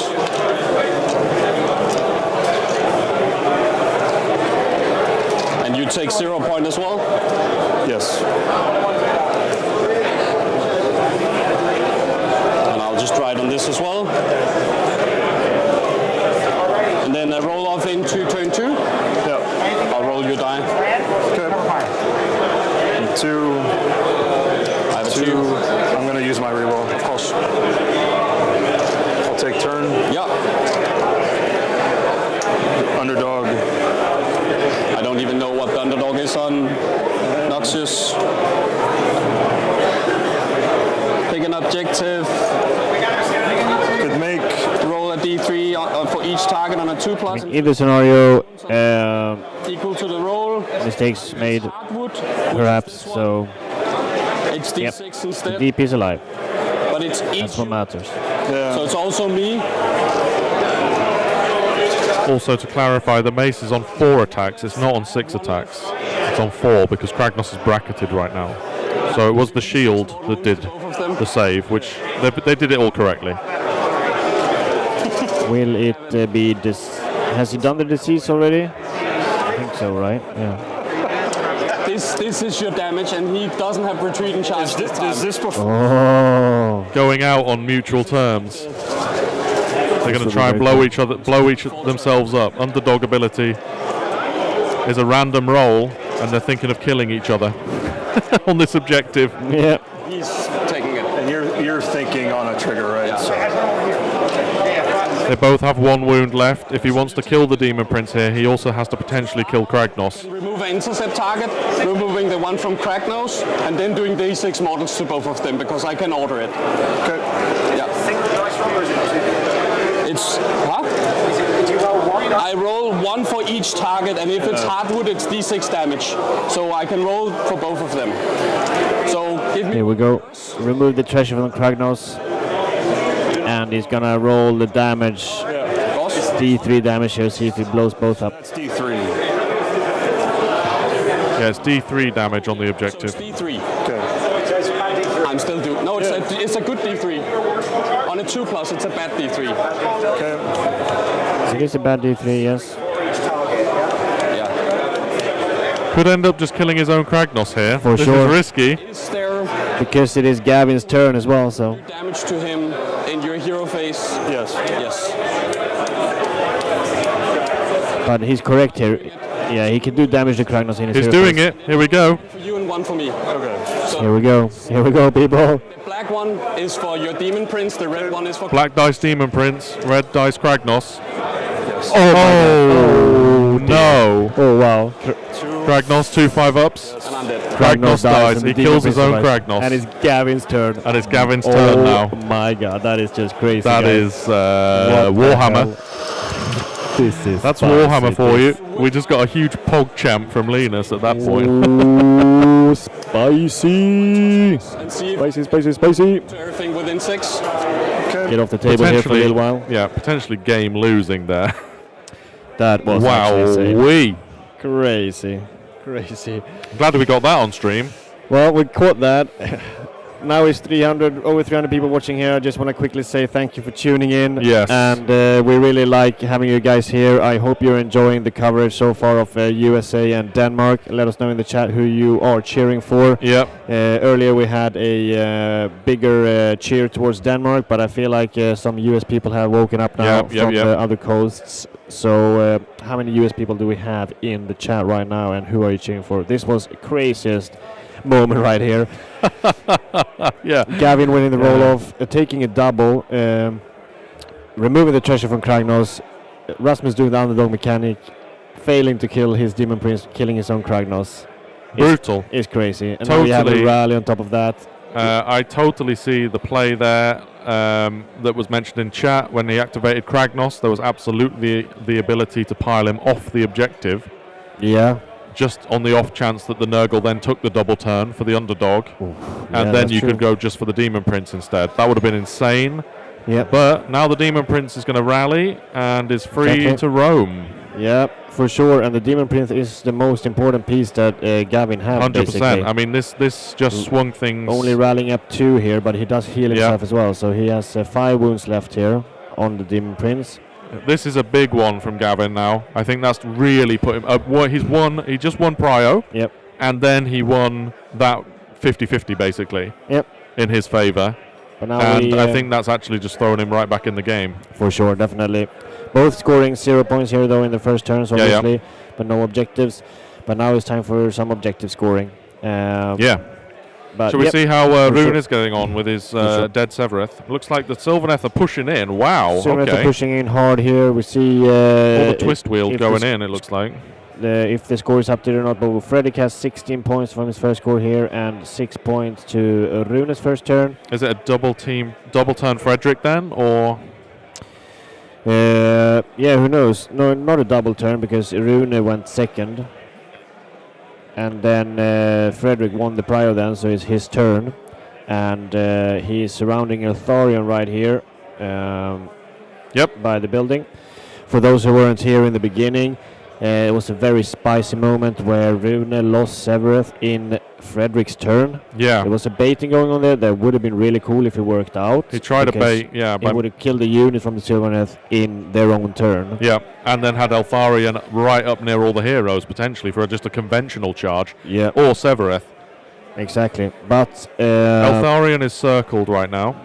But Severeth, unfortunately, Eltharion completely missed and didn't kill basically anything. And then on the swing back, the Revenants then killed the killed Severeth. And that means Eltharion is just stuck there by himself. And now he's surrounded by a lot of other things, but he is outside of ward there's no here. war song. So at least he has to fort up ward. The thing is, he's like what he's been able to do here. Look, is he's put his twist wheeled into the Sentinels, so they're not shooting anytime soon. No. He's put another unit of twist wheeled into these. Yep. He's surrounded Eltharion with what looks like a unit of tree revenants. He just whiffed against tree revenants, so you never know. He might not get it fight out of this even this turn. Yeah, exactly. And with that play, that's allowed him then, because Eltharion's stuck in here, that's allowed him then to countercharge, charge Dreicher in at the back here into these horses. So he's making a play for this ley line straight down the middle. Exactly. I'm not sure he's actually going to take it over from all of those Dawn Riders, though. I think he could. He's got Dreicher there. Yeah, this Dreicher. Dreicher's in there, very spicy, having that tree in the back. Yeah. And, I mean, being ahead with 10 points going into your turn in turn 2, that must feel, with the Severeth must feel good, yeah. Severeth gone is so big, because Severeth is one of the most, Severeth is the way of kind of delivering Eltharion. Yeah. Severeth goes 18 inches, shoots, moves another d6 plus 2 minimum, charges in. That's where Eltharion goes in, and without that, it gets real tricky. I'm not sure where Alania and Elithor are right now. Or Lyrior. Oh, Lyrior's there, it looks like. Yeah, on the terrain. Or is that the rune? It's either Lyrior or the rune there. It looks like Lyrior, some stuff in the wind there in the back. And Severeth is a monster, yes. Yeah, it's looking quite good for Fredrik here, but I mean, his top players, you never know, but Rune looked quite tilted, I guess you can say that. That's totally fine. Yeah, he looked a bit disheartened. Yeah, losing Severeth there, but I mean, if he doesn't kill Eltharion here, it's really bad as well. If Eltharion lifts that unison of 3, then we could be back to scratch 1. Before we go over to table 3, we'll just check in on table 1 again, just to see if that is true. No, there's no real Mighty Destroyers play here. No, if you Mighty Destroyers when you're in combat, you have to pile in, right? Sorry? It's a pile in move if you use a Mighty Destroyers. Yeah. No, but is that if you're in combat? No. You can just move 3, even if you're in combat. Yeah. Okay, so is this 6? Maybe. I mean, let me double check the Mighty Destroyer, but I'm pretty sure that's how it works. I thought it was a pile in, but maybe I'm wrong.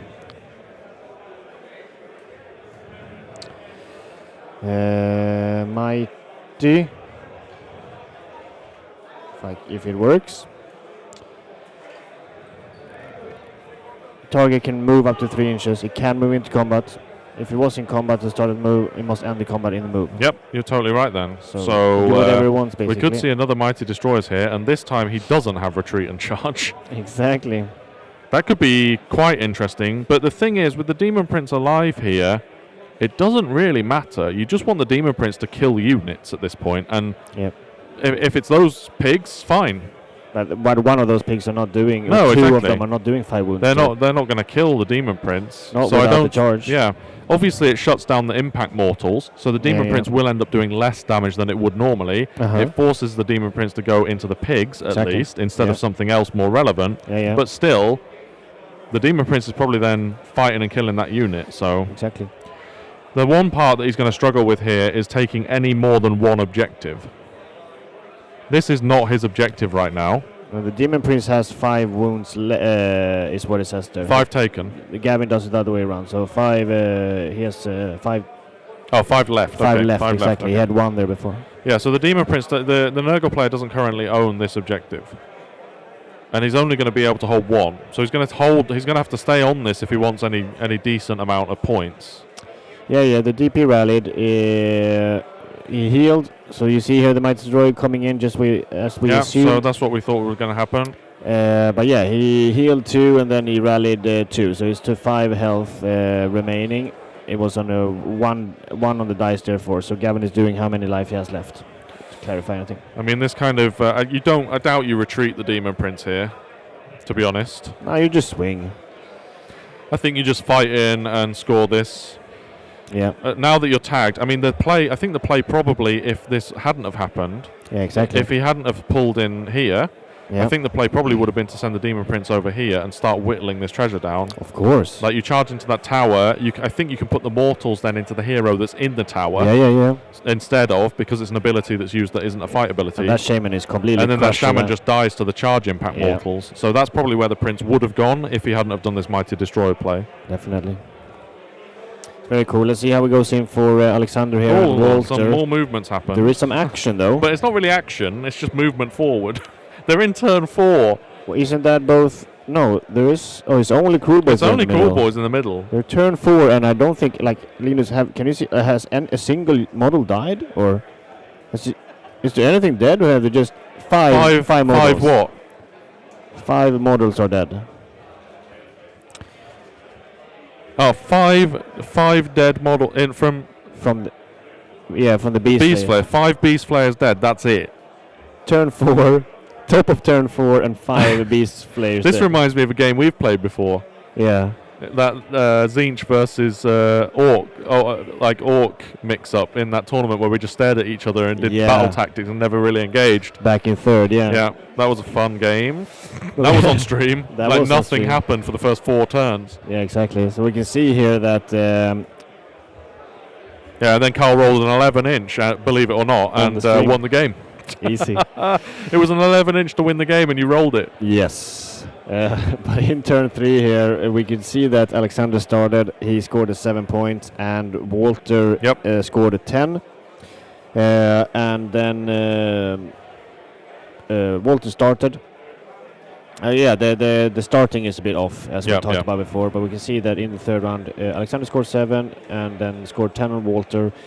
Walter then scored 5 points, and then now it is looking like it's Alexander's turn. I would imagine at this point both players have probably resigned themselves to just calling this like a yellow match. Like it's just going to be an even score across the board. Maybe 2 or 3 points in it. It doesn't matter if either player wins.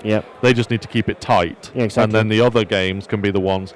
They might have even gone into this matchup knowing they needed to keep it tight. For sure, I think so. That could have been the captain's direction. It's just like, just score even. That's all we need you to do. Exactly. And that's what they're doing. Exactly, for sure. That is most likely what happened. That's what they practice for, right? It's like, okay, if you come to this matchup, you just don't do anything. Just score even points. We can see here, because we can't really see the total on this one, but we can try and count it together. Was it 5, 15, 22, 32 points for Feck right now, and 23 for Cruel Boys, but Cruel Boys haven't scored yet, turn 4. Okay. All right, very interesting. So it's close. I mean, if Cruel Boys score 7 points here, it's going to be 2 points ahead for Flesh Eater Courts. Yeah, all right. Maybe we can have a quick look around on the other Denmark and USA tables, see how they are looking, if they're close. Here come the Sylvaneth. It looks like Eltharion managed to wipe 4 models? 5 models? It's actually insane. I can only assume that he's making these tree revenants unrendable or something to be able to get through. Yeah, but it was 2 units in him there, so he swung into one of them, I guess. You think? I think it was only 1. Oh, okay. I think it was just 1 tree revenant unit. Okay. Because they were reinforced in the list. They're 10-man units. Oh, yeah. It was a reinforced one. Yeah. -1 to hit and wound, right? They can be -1 to wound and unrendable. Okay. Which against Eltharion means that Eltharion is then wounding on 4s. Yeah. So I can see him whiffing. For I sure. can totally understand it. You spike a couple of 5-ups, and you don't kill many tree revenants here. No, for sure. You look at, I think it looks like he's killed 7 Dawn Riders there with a twist wheel and Drycha. That's big. That is big. So many. I'm surprised Drycha managed to do that much damage. It's not often that she does that. That's a massive spike. And then... Welcome back, Sinky Scotland. Oh, yeah, of course. Eltharion doesn't get reduced hit or wound, Yeah, but exactly. still, True, he doesn't true. ignore the unrendable saves. True. But, yeah. Exactly. Forgot about that one. Doesn't ignore the, like you say, the ethereal. Spike some 5-up saves, and it doesn't matter. But it doesn't look like they have any token on them, but maybe they did. Who knows? But maybe Eltharion just did another whiff. It looks like he hasn't taken any damage, though. From Runa's posture at the table, it looks like Eltharion might have whiffed twice. Yep. It looks like there's a little health token right by Eltharion there up on the building, if he has taken any damage at all. The Kirby. Sure. The Kirby. Yeah, look. It's a little Kirby. Yeah. Yeah, it is. Awesome. Yeah, this feels like a difficult position here for Rune without Severus movement, with his sentinels completely locked up with those twist wheels and only 3 Dawn Riders left. Rune's list also struggles from the problem that you faced when you played his list, which was there's only 1 unit of River Blades. Yeah, exactly. So there's not that much teleporting capability in this list. It's reliant on Severeth, and Severeth is dead, so... Yeah, exactly. And we can see here what...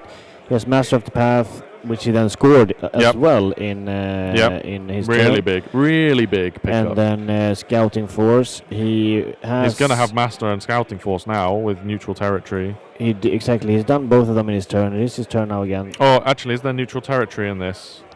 We'll have to double check that one. Which is the mission? It is linked ley lines. Oh, I actually don't think it is. It's all the way up, no? Maybe, but I think it is. I think it's all the way up, yeah.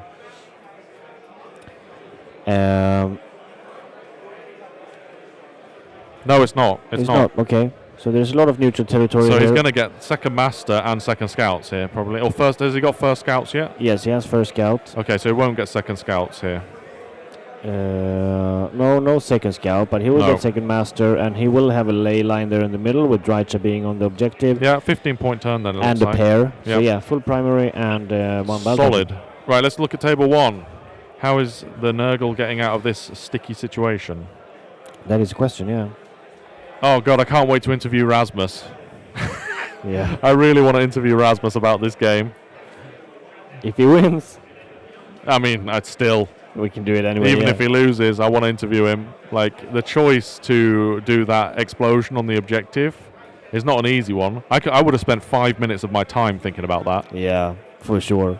But I like with the one thing that he asked, can you do damage to Kragnos in your hero phase? And then Gavin said yes, and that was the decision essentially to do it. What do you mean? Gavin could have killed him with his prayer, right? Oh yeah, absolutely, yeah. With a counter cast. Yeah. Yes, he could. No, it was Gavin's turn. Oh yeah, right, of course. So, and that's basically decided what Rasmus. Yeah, then you just go for it because he was going to die anyway. Yeah. Exactly. True, potentially. Yeah, true. Yeah, you just use the prayer to do damage. 7 dice. Yeah, Madeline, we are only doing 3 tables here. Is there any other table of the US and Denmark table you would like a quick look at? Then just let us know. We can take our handheld camera there and check it out. Rasmus is one of the best humans in Warhammer. Is he a human though? Some of these Danes feels a bit robotic. how good they are. One mission. Not their personality. To win Age of Sigmar games. One Gore Grunter going down there. To I love playing. God, I love Nurgle. I need to play Nurgle. Why? I might sell my Zinch. Get Nurgle instead.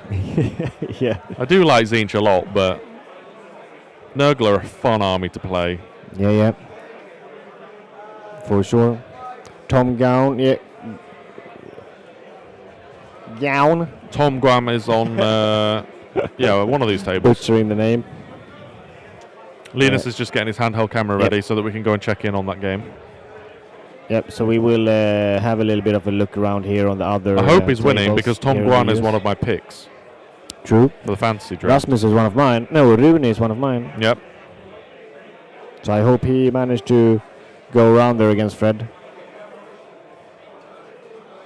Fred has taken off his mask now, though, so there's some serious stuff about to happen. Like an anime character, dropping the weights from the legs. It's full on.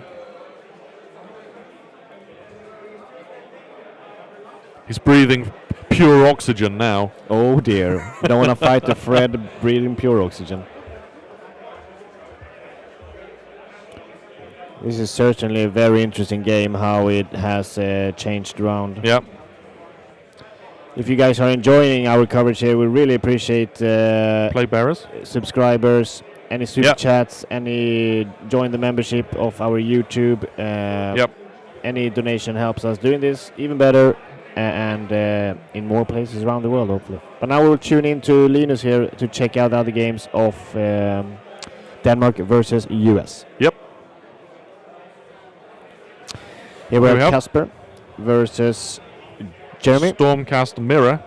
Stormcast Mirror.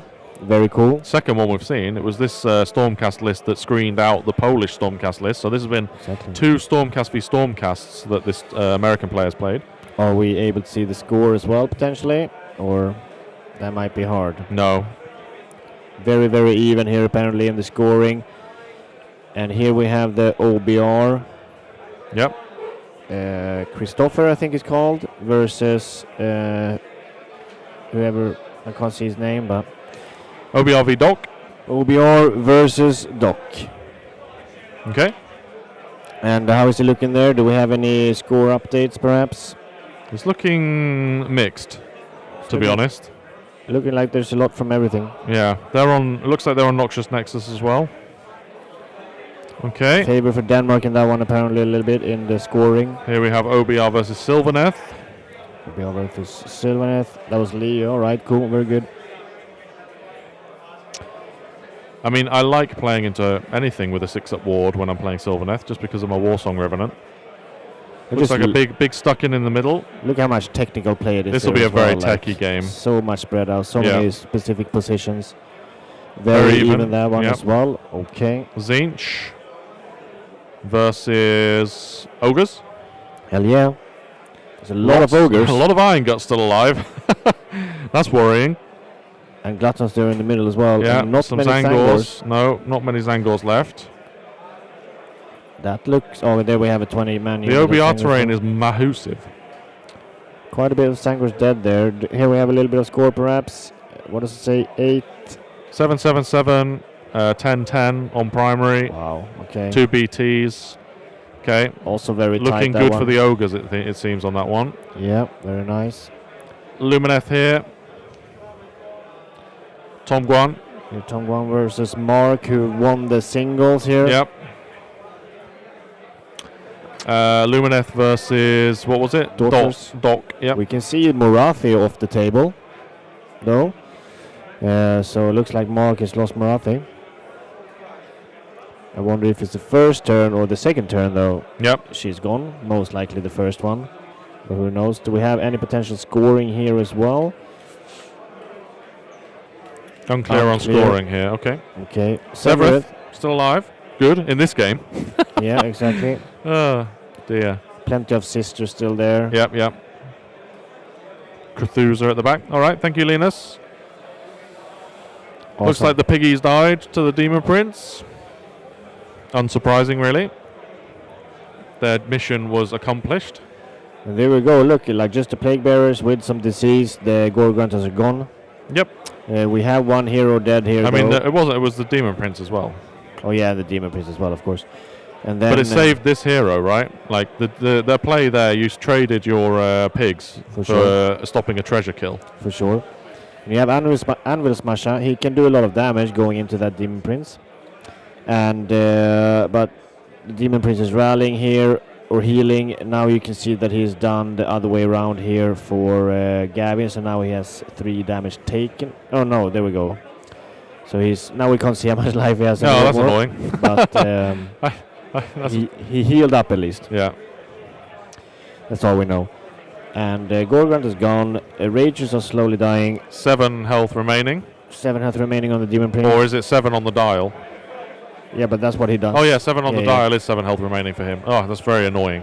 Yep. How many life does the Demon Prince have? 10. 10. Very cool.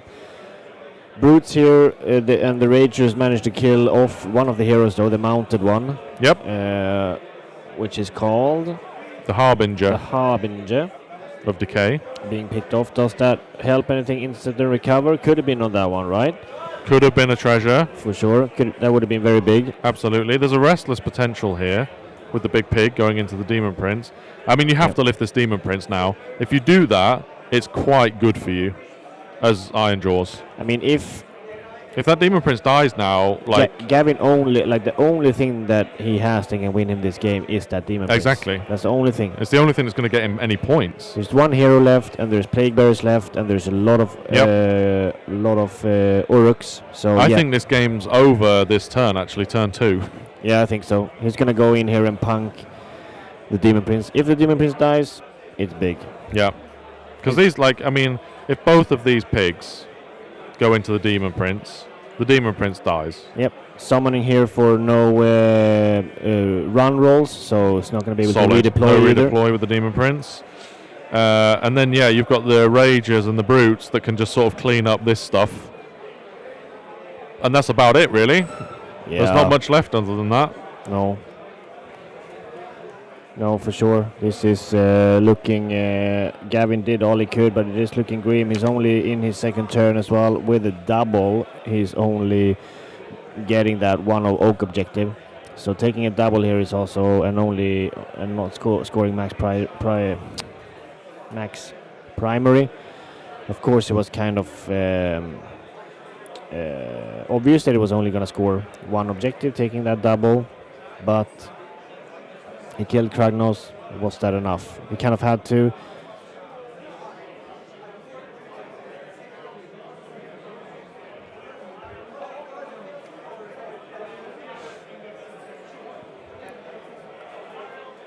Yeah, Iron Jaws can score less restless for sure. Yep. They can also score intercept. And holding one objective there for 5 points, so it can be a 15-point turn. He's moving in the big Tusk boss as well. So if he managed to do a charge with the Tusk boss as well, then it's very big, because then he can just chill with the Gouge there perhaps to get even more score from the middle objective, if that's even worth it. But I really like summoning this terrain piece here, or the manifestation, I mean. For the no run on, so no redeploys here for the Demon Prince, which is very nice. Yeah, exactly. Iron Jaws got doubled by Nurgle here, and I think Gavin kind of saw the Kragnos needs to die, because if he survives and it doesn't take a double, then he just... Yeah, but if that was enough, I don't know. I don't think so, unfortunately. I think you take your hero out of the tower here. Yeah, why? I just think it'll make, if you put the hero, because the hero's a treasure, right? Yeah. I think you put the hero out here, just on the off chance that this gambit fails. And he counter charges something. If you fail this charge, okay, he is out now, but that is closer. that's not where I was hoping he'd be. But, sure, it works. You need to take this objective. But if he fails these charges now, I mean, that would be this game in a nutshell. If he fails the charges with the big pigs here, and then the Demon Prince counter charges into the Shaman and picks up a treasure. Exactly. Yep. Just gonna try and see here. War scrolls, faction, the building here. Yeah, within 6 inches. That's such a cool terrain because ogres can get out a lot less than that from that tower. How is he stopping his opponent from scoring? Oh, because what's second restless? No, he could get. Right, yeah, you're right. Totally right. If the Demon Prince didn't touch that objective, then he would not score 5 points. He'd score 0 in his turn. But with the Demon Prince tagging that objective, it opens up restless, which is 15 points for his opponent. Yep. So yeah, being on the objective here is probably not what you wanted to do. Like if you think you're going to lose the game, which I think as Gavin you probably assume that now. If you think you're going to lose the game, you pile off that objective. Yeah, for sure. Because that's 15 points that he's going to score now. Yeah, yeah. It's a 10-point diff, effectively. Which could be round winning. Yeah, for sure. We will try and remember that question for Rasmus when he comes up here. That will be very, very interesting. Let's go, Gavin. Yeah, this is an insane match going on. He's here fully committing with everything in here to the Demon Prince. Anvil Smash is in there as well. I just imagined Denmark winning by 10 points. And then all just because Gavin didn't pile off an objective. It would be so brutal. Oh, it'd be so brutal. I mean, it could literally be with how every game looks very, very tight. I mean, these games have been so close everywhere. There's been some games that have been decided with 3 points. Yeah, for sure. But I mean, it is crazy nerves going on here as well, and you get affected by the games, and you forget about things. Of course, you didn't see it either, most likely. Should we listen into this combat? Yeah, they're just having a judge conversation. They have a captain conversation. Head over to the other tables while they're having that conversation. Yep. Sylvaneth cleaning up. Altharian's still alive. Yeah, surrounded still by tree revenants. Those tree revenants, if you don't kill them, so many come back. The Grove Guardian can bring back. I'm assuming the Kirby token is a overgrown. Yeah, exactly. So those tree revenants, if you don't kill them, you get probably 1 back end of turn with the D3 heal, and then you get D3 back with the prayer from the Grove Guardian. If they've got unrendable on, it's potentially 3 back every turn. And he's not chewing through them anytime soon. So those tree revs are doing a great job of tying Altharian up. Yeah. I really like this Sylvaneth. It's very cool. And on top of all of this, he has 6 colonels with swords just chilling there in the middle to engage whenever they want. Yep. And he's playing the sub-faction that he's playing, I think, is the one that gives +1 attack, Blade Defenders. Yeah. It's +1 attack if any units die. So he can give one of his units +1 attack. Very nice. And then here we see Frederick scoring up his second turn, holding 1 and holding 2. Doesn't look like he's holding the pair or the line, which I think he should be doing. So not really sure why not, because it's Dryche and 4 twist wheels there. So they should be taking that objective, definitely. And then on top of that, he's taking the second master, which is the neutral in the territory there in the middle, with having a lot more units than the Lumineth. Looks like Lyrior's going Drycha hunting. Oh yeah, big time. Oh, Usheran's made combat. Usheran is that in turn 5? Turn 5 Usheran. Is it actually into Cruel Boys? Yeah, it is. Is it into Monster Hunters as well? Monster Killers. Monster Killers? Yeah, it looks like it. 2 units of Monster Killers. That's a bit. Or unless these might be Bolt Boys here, actually. Oh, yeah. This is I think, what are they called? Gut Rippers. Gut Rippers here. Gut Rippers here. Monster Killers. Monster Killers. Monster Killers. What's this? This is a combat down here. That looks like Monster Killers versus a unit of Crypt Guard or something.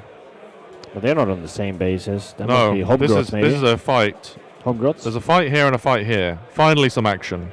Hobgrots against Crypt Guards. Hobgrots might die, everybody. Surprise. On turn 5, this is just for the last few points. This has been... I'm glad we haven't watched this game because it's probably been the most boring streamed game ever. Yeah. both being most likely here paired into yellow armies, where it's basically like just score your battle tactics, score as much as you can, don't engage, don't risk it, because they're very volatile armies, right? So like one swing in could kill a lot, so you just don't risk it. There was a hot take in chat that both of these armies were most likely constructed against certain meta picks. Oh, for sure. And then they just ended up going against each other, at which point you just play for some points, right? Like Makes sense, yeah. It's like you've made Cruel Boys in case you go into Feck with like a shitload of monsters, and that's an easy win then, so you can get a big win. But if you don't end up against that, then just put them into anything and just stand around and score points. Yeah, that makes sense, yeah. Right, let's listen into this combat now that they're done with the chat. Let's do it.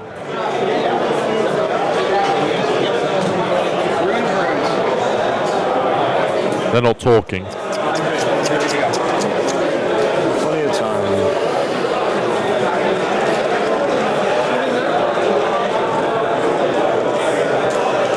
And these are tagged in. You tagged the brutes into the plague bearers.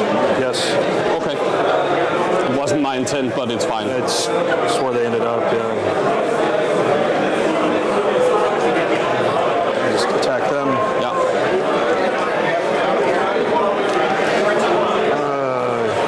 So not wholly on, so 3 streets, yeah? You have to be wholly in the terrain to get the -1. Yeah.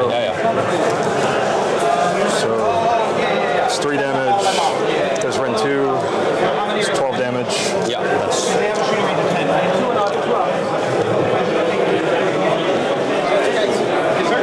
Rage is going down easily there to that hero of Gavin. No minuses, no nothing, just a pick here on force. 1 at Ren 2. 5 damage. So 4. Then you have 2 at Ren 1. Good.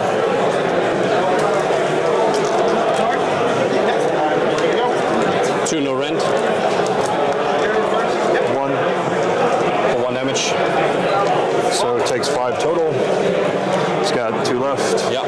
If that prince picks up the other pig here, it's just not fair. Doing the best I can. It looks like the prince had strike first and killed Anvil Smasher, because he's not there anymore. Ah, possibly. Okay.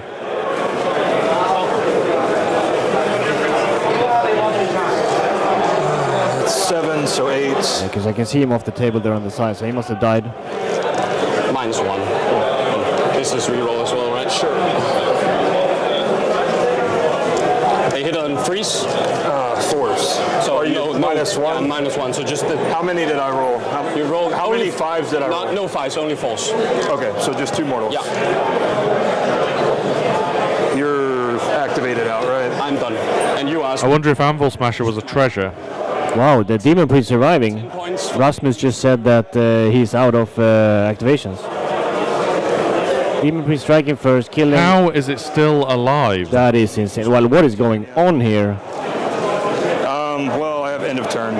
You don't have any end of turn? I don't have any end of turn. And he's slowly winning the trade-off up there with the brutes and the hero. Yeah. Gavin. They should have taken 2, right? Or did they finish 1? They finished 1. I see. And then I choose 1 to infect. Doesn't matter. None of these have tokens, right? Yeah, that's true. Anvil Smasher was a treasure as well. This is getting a treasure in Rasmus's turn. Here, take 2 mortals. So disease and 2 mortals. Disease and 2 mortals. And then it's a roll-off on my time. Yeah. I have a 3. It's off the table. Yeah. I went first, so I'll maintain. Okay, this is big.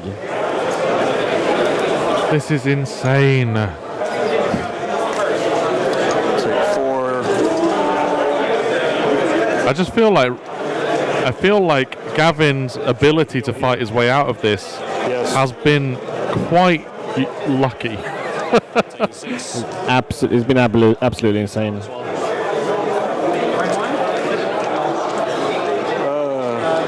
Start of turn for you. Yeah, and now Rasmus here coming in with Restless, one holding I think one objective, the oak objective, scoring 10 points. Doesn't have any disease, so this is not place of power. So I'll take an unbind. Insane that the Demon Prince survived here. Thank you very much, Galactic Froggy. We will try and give you an update of Canada for sure. For sure, we'll try and do that.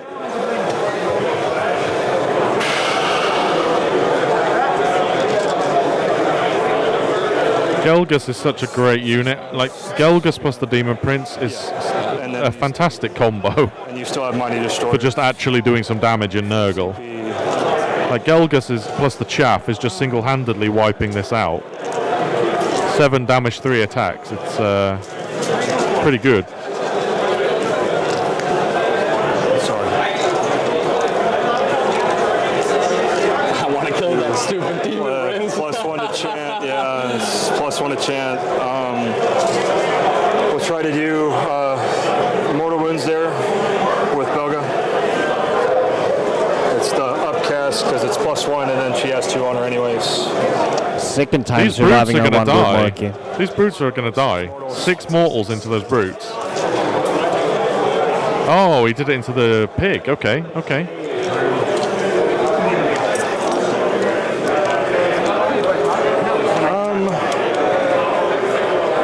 The Demon Prince is at least dying now because he can't retreat. There's 1 wound left. He's done his job, kind of. So I mean, No, it's still a bit of. it's a buff, yeah. So just heals D3, doesn't I matter. can make this a 6, so then it's not. Yeah. So heal 3.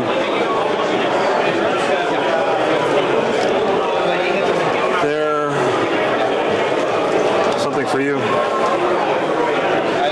I take 6.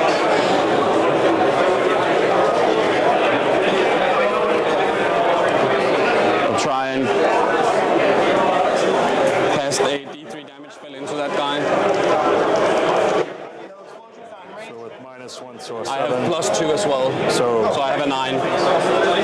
Oh, when they're about the underdog mechanic, I just think that Gavin chose not to do it because he has to do it damage on all of it, and the Demon Prince is on 1 wound, so he can't pick specific units. So I don't think he wants to risk that underdog mechanic here. Do like this. Oh no, he took a double actually. So Rasmus is the underdog, yeah. I think Rasmus is done killing his own units.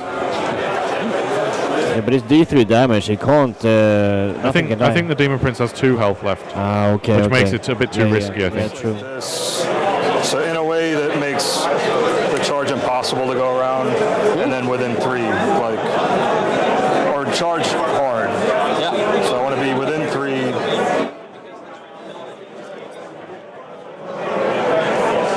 Yeah, not. Yeah. And then this is like 10. Yeah. And then I have to take D3. Yeah.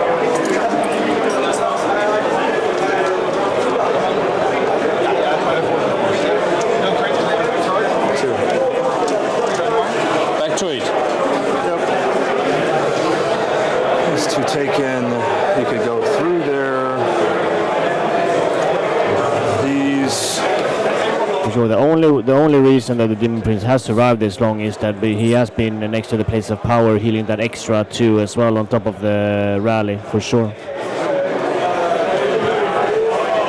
Belga runs. How much damage did the Demon Prince take from retreating? I missed it. Just go away. Must have been 1, right?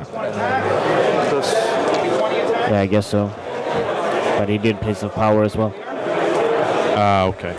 But this is going to be the biggest counter charge in history with one of these pigs here. Something for you. In movement phase. Took 2 damage. Okay, perfect. No.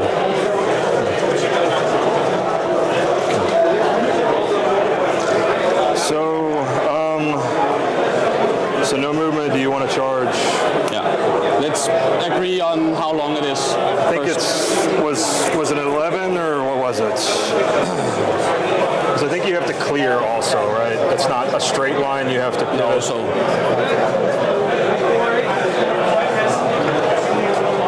looks like an 11. And I just want to see this guy. That's pretty much more straight line. Yeah, so an 11, yeah. 11 as well. So I will not try. No. Okay, he's not trying the counter charge here. Very interesting.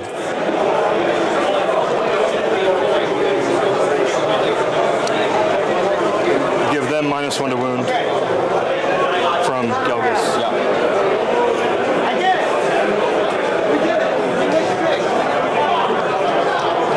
These brutes are going down this turn, though. Gelgus is going to clean them up, and the Plague Bearers.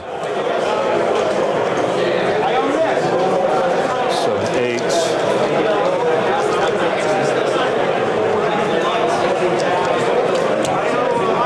Three saves. Save 2. So 2 damage cumulative, kill a guy. Yeah, forgot to bring his Nurglings back again. Absolutely. He needs them.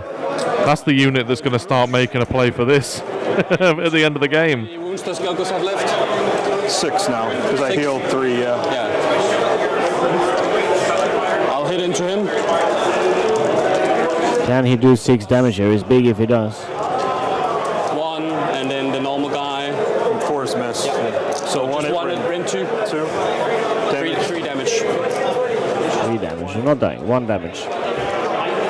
And then he's most likely gonna lift him back here with Gelgus. Cox. So auto wound.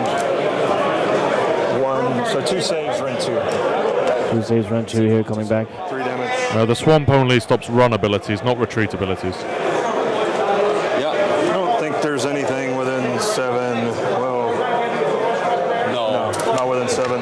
So just do damage to the brute. Yeah. Can he kill the brute? 3? No, 1 damage. Brute's still alive. Champ. And that's it. And you'll take 5 points for the Intercept. intercept. Taking 5 points there. And I'll just do it here as well. So you're taking 0, and then you're taking 5. And then It's going to be a restless 2 is going to be scored now. And also an intercept And probably. also an intercept probably, Going yeah. into killing Gelgus. I'll do the same.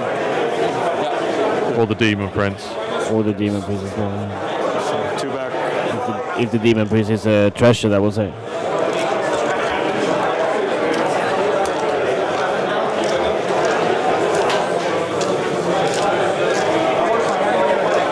Got a fly flying around us, mosquito, and it's really annoying me. Head into the other tables and see what Rune and Fredrik is Well, I happening suppose here. we should probably report table 3, right? Because we got an update on that. So it is over. It is over, exactly, yeah. Denmark won by 1 point in this game. Absolutely insane. Exciting stuff. Like, if I'm not even sure if a single unit died, but yeah, Denmark claiming this 1 win with 1 point. Now spending more time taking their army off the table than they did in the game. Exactly. Yeah, this we didn't really watch this one much because we knew There wasn't like, anything to watch, really. It was what's going to happen. We could see by turn 3 exactly what the game plan was from both players, and that was to just score some points, right? Like they weren't ever going to do anything too spicy. So table 2 then. Eltharien's still stuck in combat there. Yeah, but he's still alive at least. He is. Looks like Dreicher got killed by Lyrior. I think. Yeah. Can't see her on the table at least. Who? Dreicher. Yeah, Dreicher is gone, it looks like, for sure. Yeah. And L'Oreal does hit a lot, so I think there's a lot of Sylvaneth left, and there's a lot of Sylvaneth on objectives. But there's barely any Lumineth left. Well, you say that. It's always deceptive. But yes, in Runa's list, there's barely any left. But is that the Sentinels or Riverblades going into on that objective? I think it's the Riverblades. Yeah. Yeah, because you've got Lyrior and the Riverblades in here. That sounds like a band. Yeah, so essentially we have Lyrior, Riverblades, Eltharion. Sentinel's dead, yep. Looks like the Sentinels are dead. Do we have the twins still alive and rocking? Or? Yeah, that's a good question. I don't know if you can see on that, Linus. Can you see Alania and Elathor anywhere? Because they could be somewhere in there. The Demon Prince will rally in place of power, yeah, and then the pig. Should we have an interview with... No. No. I'm too keen to watch this game. Like, this has been one of the best games of Warhammer I've ever seen, and I don't want to interrupt it with an interview. No, for sure. We'll have to wait until this game is actually over. Yeah. Until it's decided, at least. Because right now, it's anyone's game, and it's... Yeah, I don't want us to interview and then interrupt this. We can do the interview after this one, I think. Yeah, unfortunately, I think here, though, that Rasmus is going to...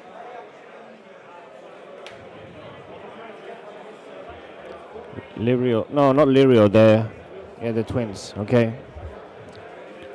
Did you find out where they were? So, now we have Fred's... Where were they? They were right in the middle. In the middle of the whole shebang, so down here somewhere. Probably here, I think. So they're still around. Interesting. But yeah, Rasmus, I think here is going to... he's sending both the pigs in. This is interesting. Yeah, I think he just wants to clear up what's left. I mean... I think not scoring Restless 2 here might be a mistake. Restless 2, he needs to... He needs to hold the middle objective. Oh, yeah, exactly. He needs this and this. Yeah. Unless it's already his. I can't remember if he had a pig on it at the end of the turn or not. Chat, do you remember? Was there a pig touching this objective? It could have been, but I think he actually... It needed to be at the end of Nurgle turn 2 that there was a pig touching Then I don't think it was, because he charged in with everything in turn 1. Yeah. You already have it? I'm not too sure. Yeah. But maybe he does. If he does, he's scoring 10 points, potentially 15, which is going to seal the deal, because it's not going to be anything Nurgle left. Get 3 for the middle point as well, so it'll be 13 points.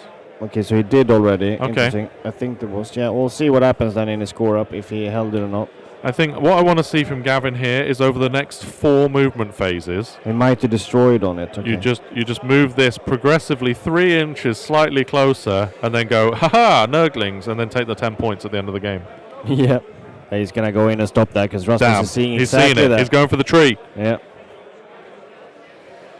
Unfortunately, Rasmus caught that little trap there with the Nurglings, and he's basically staying outside of 3 for the... Mighty D. Right in 3 with the Plague Bearers there.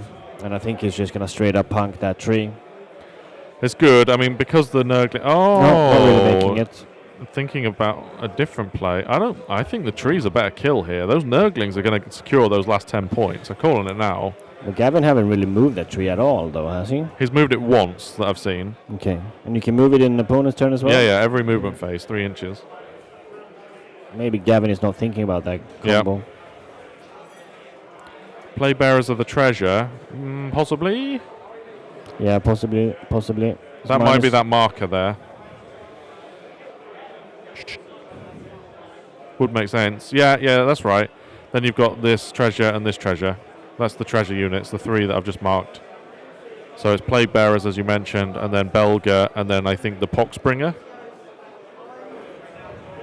And they're all alive, those heroes back there. Yep. Interesting. Very interesting. Tuskbo's getting into Demon Prince. This is risky. Like, the Demon Prince could spike. If the Demon Prince... Like, it's just another round of, like... Strike first as well. Yeah. Like, it's just... has only taken 2, Can Gavin's luck run out? That is the question, yeah. Because there is a theory... In theory, he just rolls a 4+ here, fights first with Demon Prince, lifts that big pig, and then it's his game again. Yeah, exactly. Should we listen? Yeah, let's do it.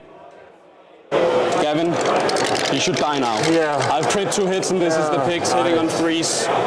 So everything hits in 2 extras, then wounding on... Okay, that's pretty good. So you have those at rend 2, damage 5 each.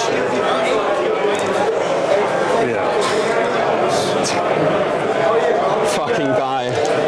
And then my first activation, right? Thank God he failed that 4+. Gavin's luck ran out. Their strike lasts. I don't think there's any space to like randomly wedge in, so no. Here. -1 to hit.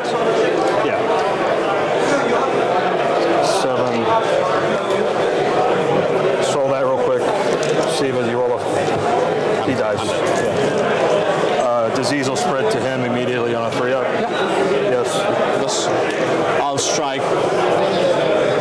I'll just do like this and strike. I'm not in combat with Gilgas, so just into the plague bearers. On the pick, -1. So 1 at range 2, 5 damage, and then so 2. Miss. Right, 4's miss. Yeah. At 5 miss. Yeah. At 6 is a good 1 at no rend. Damage. 1. So 2 and a wound. It's on me, right? Yeah. I think I'm okay where they are, mayhaps, dude. This.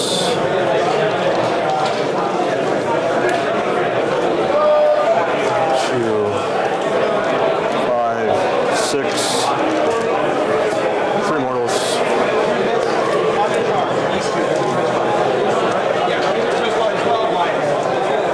I'll spend the CP and power through on them for 1 damage. 1 damage on the plague bearers. Let's kill another guy. And then just... He is diseased. Yeah, I'll leave them there attacked in combat. And you can do your disease stuff. Yeah, D3. 3. Yeah. Here. And then I'll just take some points. I'll take 5, 8, and then 5 for holding this for restless 2 because that's all in your zone. Yep. Yeah. So 8, so 13.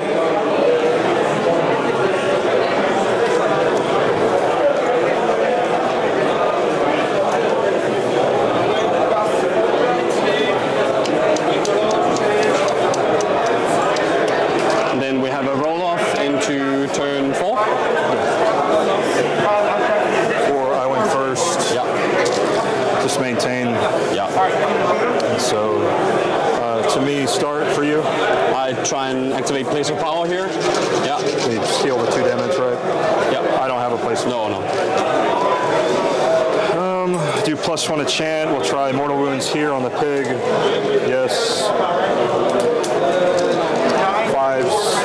Pig dies because 2 left, right?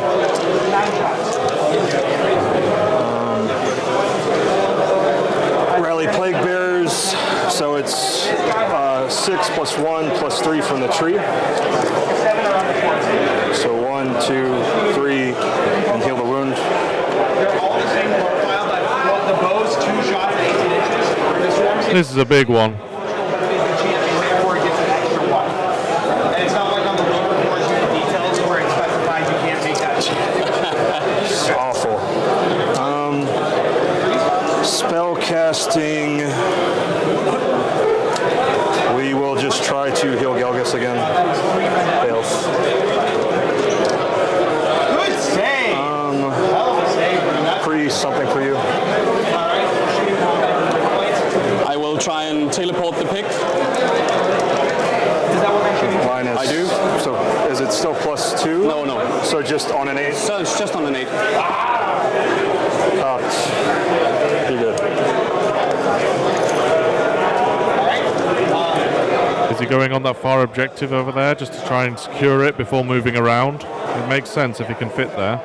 So just here. And then a Mighty Destroyers.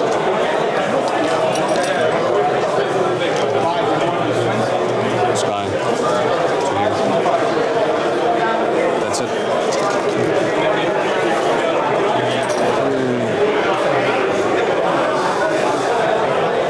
Kevin has a tune to Gairan, intercept and recover. I don't think he scored any yet, right?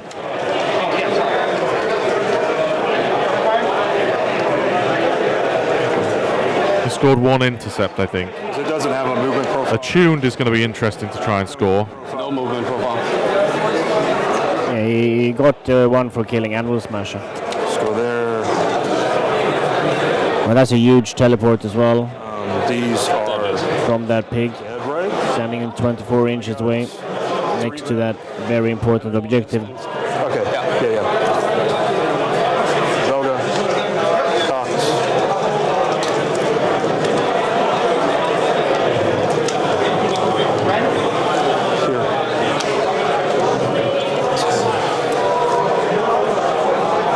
I think the teleport's going to be quite clutch for scoring those extra 2 primaries. There's going to be 4 extra points during the game potentially. I'm at 3 CP, all I did was rally so far. Yeah. And also 10 in the end. We'll redeploy the shaman.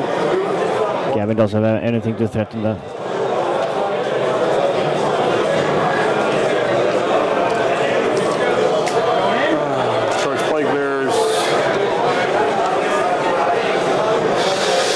He was just within 24. 6. Yeah, he measured. We saw it. You've got to remember that this here is 15.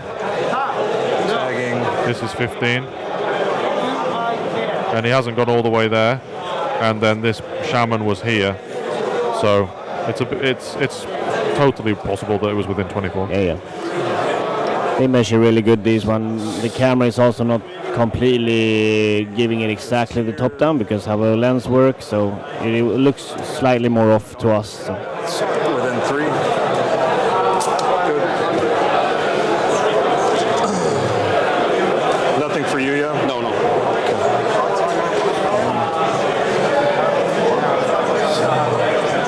Go around.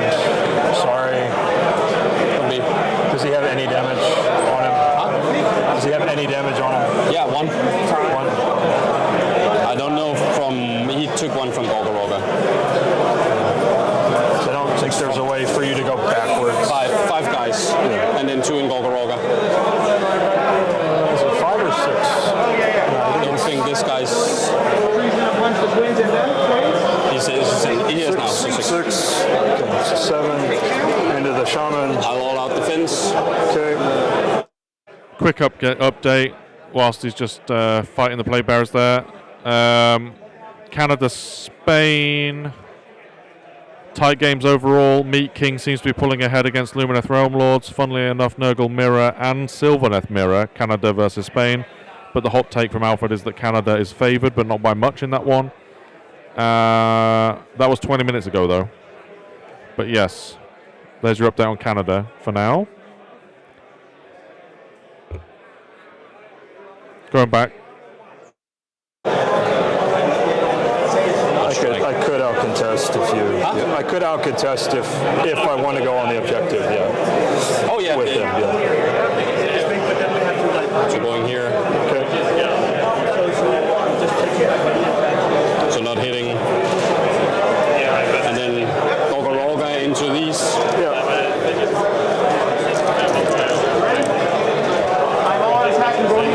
Any minuses? Yeah. Well, I don't control this objective yet, right? You have 5 at rend 1. Damage. 3, 6, plus 6, so 12.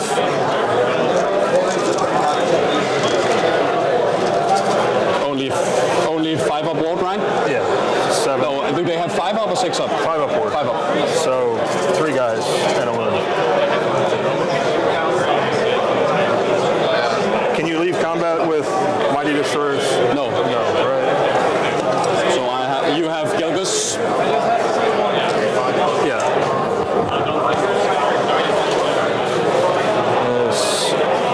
We'll touch just to make sure. Yeah. I mean, I'm not killing them, so. Well, it's just the if you could have like touched back on the objective with like the minus OC, but this prevents that, right? Yeah. 2, rend 1. Save 1, damage 3. 3, yeah. Take 2. So I will go here and hit into the plague bearers. 1 rend 1 for 3 damage. 2.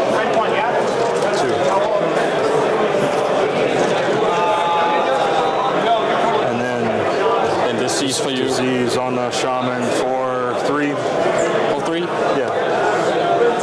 1 left.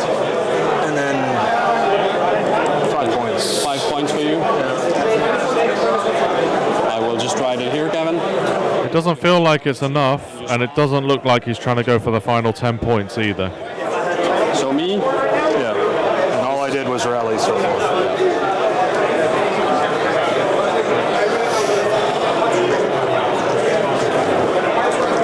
The tree has begun its endless march, but a little bit too late.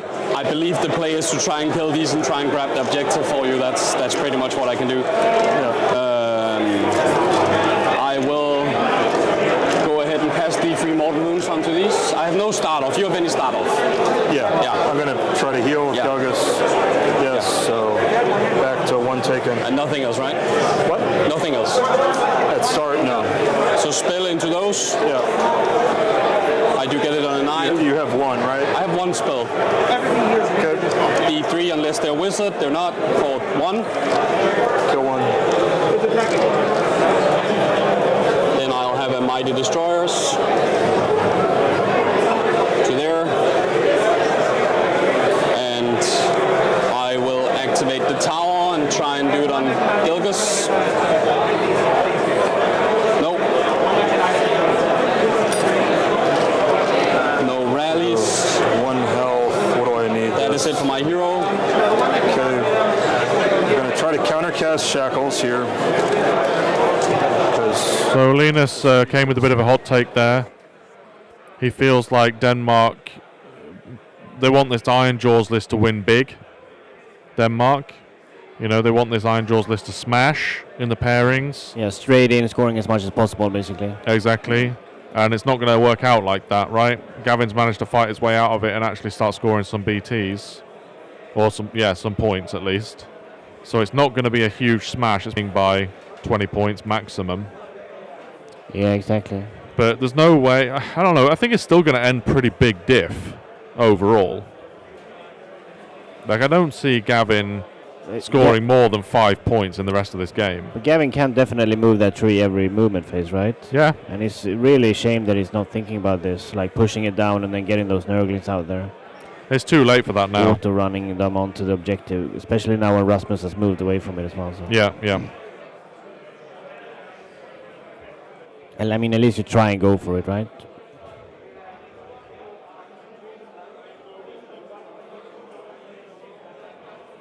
Makes a 3. I will re-roll it.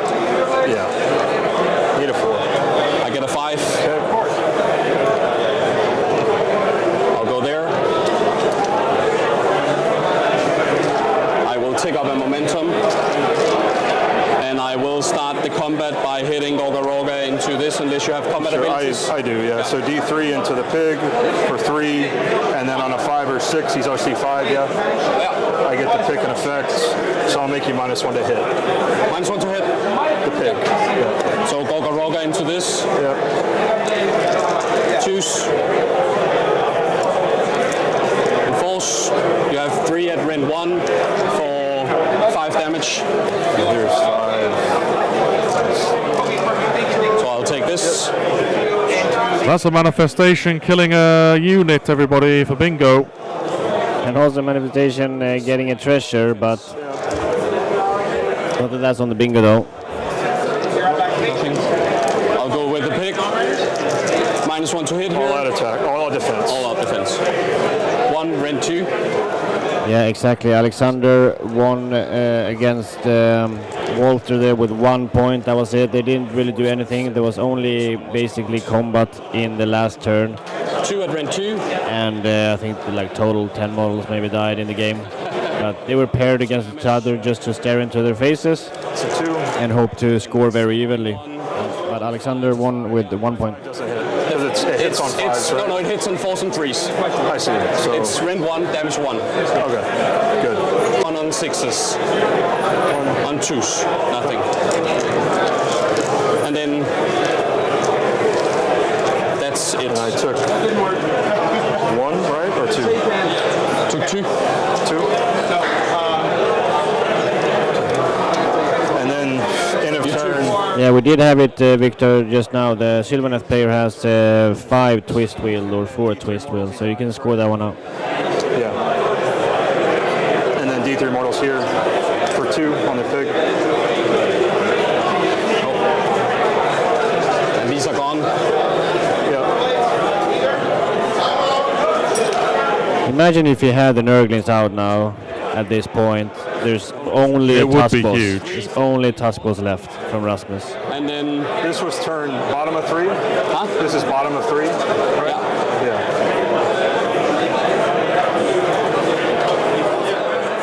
Bottom of 4. It's bottom of 4.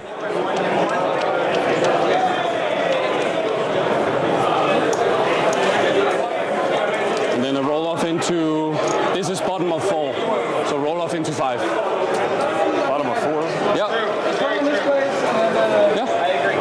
Oh, I was a turn behind. Huh? I'm a turn behind in my head, Yeah, unfortunately, Gavin has been a turn behind in his head. Maybe that's why he hasn't moved the tree at all. So, yeah, just I'm not killing any of those. Right. And I'm scoring. The question is if you can kill this guy and take this. 20 points from Rasmus. You cannot get any of these up and taking an objective. So he has 5 damage on him. He's got 9 left. I've got the Gatling gun. I don't like talking games out like this. Just play it. There's time on the clock. Yep, for sure. 13 minutes versus 33 minutes. Just play the turn out. I agree, and you saw what happened with the Demon Prince just surviving. So everyone takes the damage? Yeah, and then I save mine. Yeah. So you want to talk it out or play it? If you can kill him, you're scoring 5 points, right? Plus the 5 from intercept here. Yeah, and then I can set up a tune. And then I can set up a tune on turn 5. We are in turn 5. Don't talk it out, just play it out. We are in turn 5. I see. Yeah. Okay. I think Gavin was a little bit thrown off there in how this game had gone in general, being really pushed into a corner, being kind of mixing up the battle rounds and trying to really focus on it, but thinking that he was always been one battle round earlier, and now realizing that they're already battle round 5. That's rough. Yeah. So extra mortals. So the prayer. Yeah, the prayer. So +1 to chant. Yeah. So it goes off with empowered. Yeah.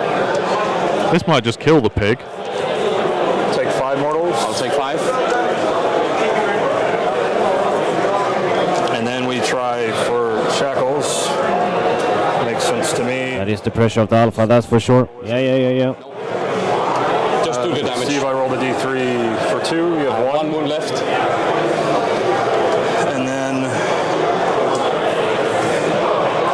this. So you're doing one damage in combat phase. So I'll give you. I'm going to try to charge so I can kill. To play with a 4-inch move army, you think you play 6 turns. Before you do anything, so I will do the mighty destroyers. Okay. And I will probably just close the hole like this. And then we charge here. Closing that hole and also getting a 12-inch Big 12-inch charge.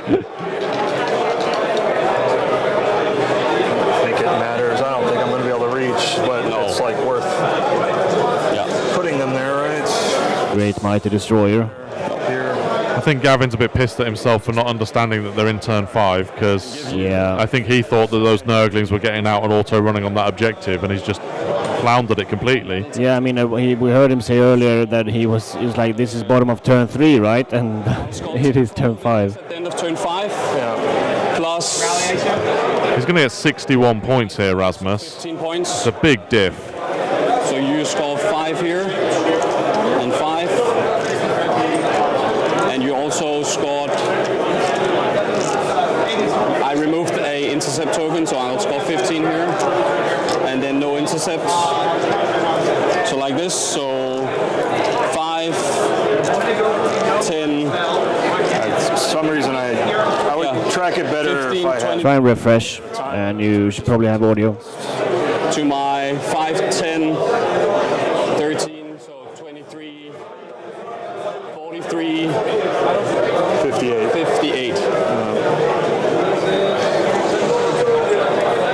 This game, I thought I had an extra turn. Yeah. But so 80. Did anyone catch what Gavin said then? He'd track it better if something. Yeah, that's 50. No, yeah, that's. Yeah. 58. Yeah, I'm getting 5. 58-25. Pretty good. Yeah. We're going to hop into a double interview now with the Cruel Boys Battle tactics, so game, just to hear from them 0.6. what the hell that game was about. Yep, basically, how do we even do a double interview here? We only have one chair.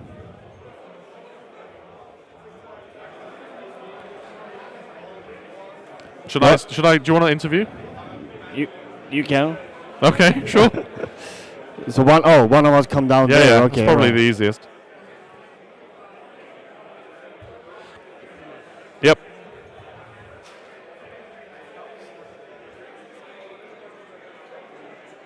Wait. Oh, I'm leaving. Okay. All right. All right. Bye.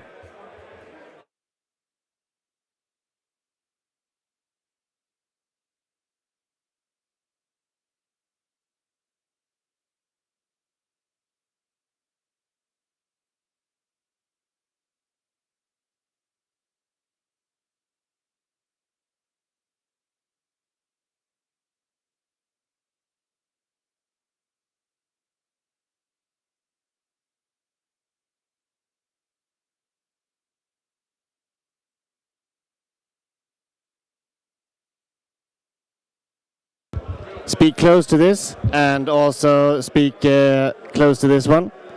Close as possible. Thank you. Okay, testing mine as well. I think I am not muted anymore. Yeah, you want to test this? Is it okay? Yep, it's perfect. And if you can speak into yours as well. Testing. Perfect. A little bit closer only, but that's Testing. great. All right. Well, that was a game. It was something. We did Cruel Boy Summer. Yeah, we didn't really watch you guys all the time because after like 2 rounds, we kind of figured what you guys were planning on how that kind of was paired, and we're assuming, at least from our take, that you kind of had like a yellow maybe against each other, and like decided just like we're not really gonna risk it, not really gonna engage much, and just trying to get those points. But it was only 1 point difference. What was your guys' thoughts throughout the game? I'll start with you. Yeah, well, I think we knew the game beforehand, but none of us was in each other's head, so we couldn't know. So I knew that he needed to charge me for me to win, and the other way around. So sadly, he didn't jump into it, and I think you can say the same other way around. Thing. It's really hard for us both to approach each other on the map because of the obscuring right in the middle. Yeah. It's both of us want to get full crashes. We can't get full crashes. We both have fight control that can stop the other. And so when either of us goes into each other, we could just die randomly. And then we hit each other, and then someone's left in the dust, and no one wants to take that risk, especially that early in the round. Yeah, exactly. So, and because of that, we waited each other out. So if we knew, both of us knew beforehand, we could have made some other plays. Yeah. But as we talked about, then we'd maybe have gotten 5 points more each. Yeah, exactly. It would have been the same, basically. How many models did actually die in the game, though? Oh, well, I'm not sure we should count the last round, because Eugenia kind of just ran in to hold me back. The stuff that died came back pretty much. Yeah. So basically a beast player unit. Yeah. But when Ushuan went in, he died. Yeah. That was... Usher had one job at that point, and that was just to die. Yeah, exactly. But that's what the Cruel Boys can do. So one monster, 2 monster killers killed him. Oh, so he actually went down to Ushuan. Okay, Yeah. All right, very cool. Yeah. But so overall, like 1 point loss and 1 point win. How do you guys feel about that? I mean, that is clearly like optimal way of losing, and I mean, obviously not optimal way of winning, but it is maybe what was meant to be, basically, like decided beforehand. It was basically, I had it as a draw, but swinging up if he makes mistakes, and maybe you had the same. Yeah, it was somewhere between a 5 point win or loss for either of us, and then if either of us goes in, then especially if you go in like top of the round, then I have the potential to just blow you out, or you have the potential to blow me out by like 30 points. Exactly. Yeah, so very impressive either way. And also the battle plan is not a battle plan you score high on. No, So with there was life cycle, right? Yeah, exactly. Yeah. So that was also hard to score big at the end. So no one, But it's very important results as well. We've been going through the table, seeing a little bit of the situation, and it looks very, very tight all around. It was actually quite big win here for Rasmus, which I think is a little bit in Denmark's favor. But it was a crazy game. Like, you guys have to watch that on stream later. Like, it was insane. But yeah, really important that it was just a 1 point loss for the US for sure. Do you guys want to do any shout out to the camera up there? Because you have a lot of fans watching. There's a lot of Danes, nice. There's a lot of US people. Luckily, we're doing now in the afternoon, so you can kind of have the fans going. So, you want to start with you? Any shout out? yeah, I want to shout out all the Danes who's following and all the fans. It's just lovely being here. We hope that you follow on Facebook and all that other stuff, and of course drops and Hops and drops. Hops and drops. Yeah. Yeah. So thank you for following. It's really amazing. Yeah. Well, do you want to do a shout I out? thank my family and everyone in the Team America group. I wouldn't be here without you guys and your support. So thank you guys so much for everything. Perfect. And if my kids are watching, hello. Hello. See you soon. Big congratulations to both of you and good luck in the next one. Thank you. Thank you.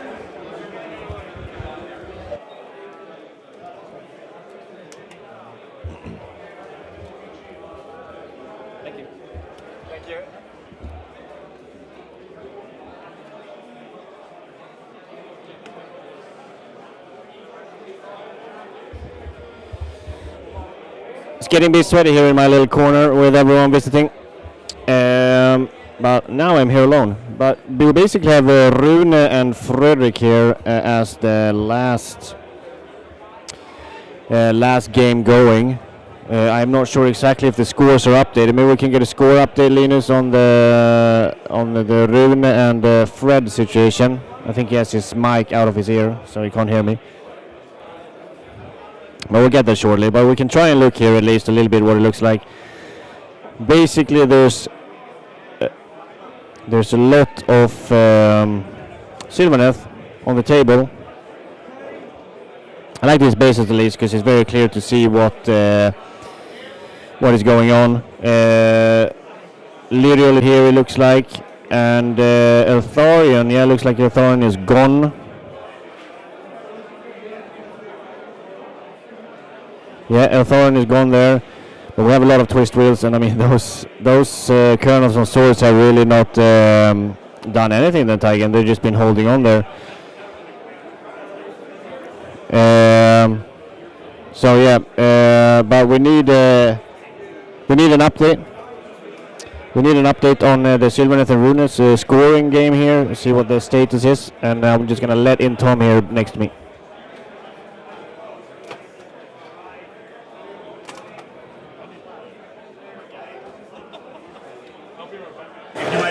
That's very funny.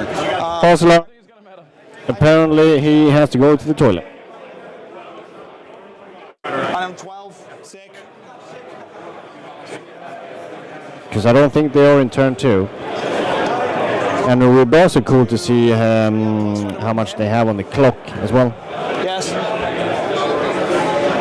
You will feel sad when comparing Walter's Creeping Dread. Walter is such a gem. Yeah, Walter seems really cool. Really, really cool. Yeah, Eltharion looks like he's dead.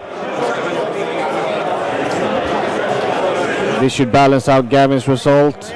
Yeah, exactly. I mean, it's looking super tight, everything, honestly. It's this is a really big win for Denmark, I think, with getting that.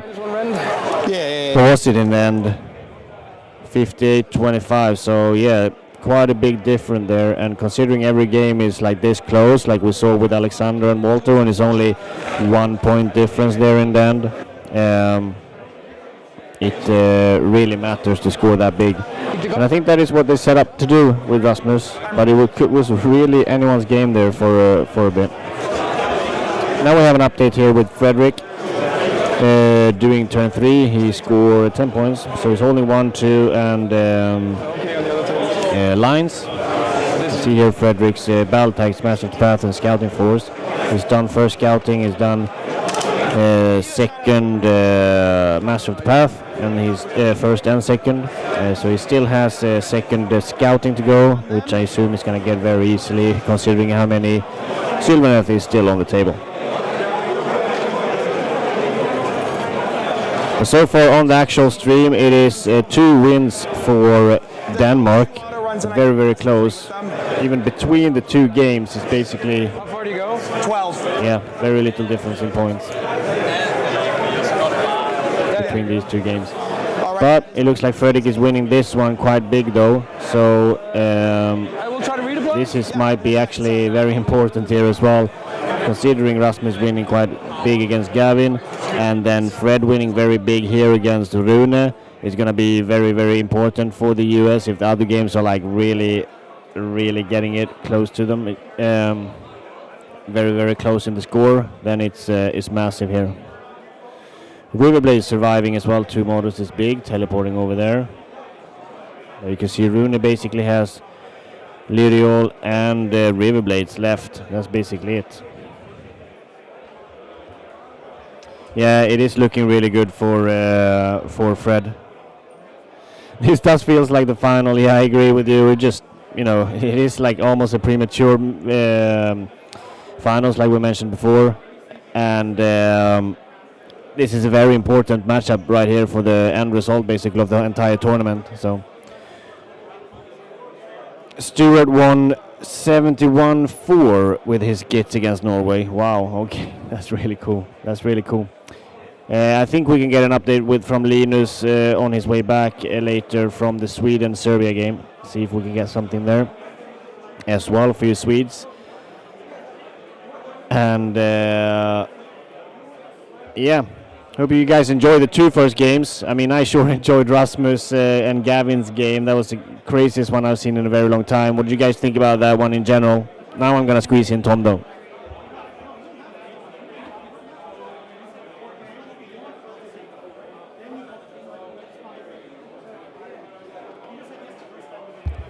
What did you guys think as well about Alexander? And I mean, we didn't watch much of it, so there's not much to say. But what do you think? Rasmus and the Gavin's game was absolutely crazy. It's basically what we assumed here in the interview, that they were kind of paired against each other, and they were both had on their like matrix that it was just going to be like 0 to a 5-point difference. So they both went in. Yeah. It was accurate. They both went in with the same mindset, and they both had like, okay, if someone makes a little bit of mistake, you capitalize on it. But no mistakes, basically what's happened. Walter didn't take the bait from Alexander, and he did send in Ushuran like we saw in the end, and Ushuran actually died against those 2 monster killers as well.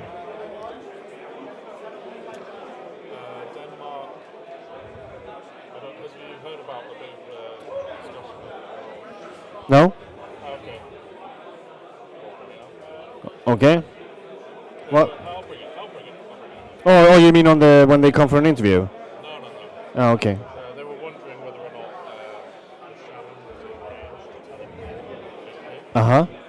But they might destroy it first and then teleport it, is that? Yeah, he could have done. Uh-huh. Okay. And he didn't do that because he measured it. Oh, okay, yeah. But then when looking back at the footage, I think people are saying that he wasn't within 24, and I think looking at it myself, he probably wasn't. But if both players agreed that he was within 24, then you don't need to do the Mighty Destroyers before you teleport. But if he was out of 24, then you just move him 3 inches and then do the teleport. So it doesn't change anything ultimately in the Makes game. Sense. But yeah. Is one mic still muted?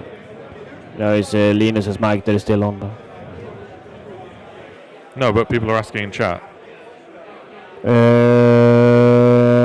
No. Is one mic muted? Is it working? Oh, you can hear me? I can hear you. Did you hear what I said about that, or? That one is off too. 73-25, Serbia, Sweden, with Sweden 61 for... What? Wait, what? A bit confused there. It's 2 scores. Yeah, that doesn't really make sense. One thing that's worth mentioning is I spoke with the Dane who's finished his game. He said it's not looking good for Denmark right now. So Rasmus said that? Oh no, Alexander? No, John. John? That guy over there that's walking around. Aha, okay, spicy. He said that overall games it's not looking good for Denmark, which is interesting. Yeah, but I mean Rasmus won big now, but then you have Fredrik and Rune. Fredrik is obviously big in scoring big here to kind of counter out Rasmus's big win against Gavin, and then all the other games are really tight. It looks like Rune and Fred is done. Do we have a fully updated? We need a fully updated score here. We're working on that in a second. If that works.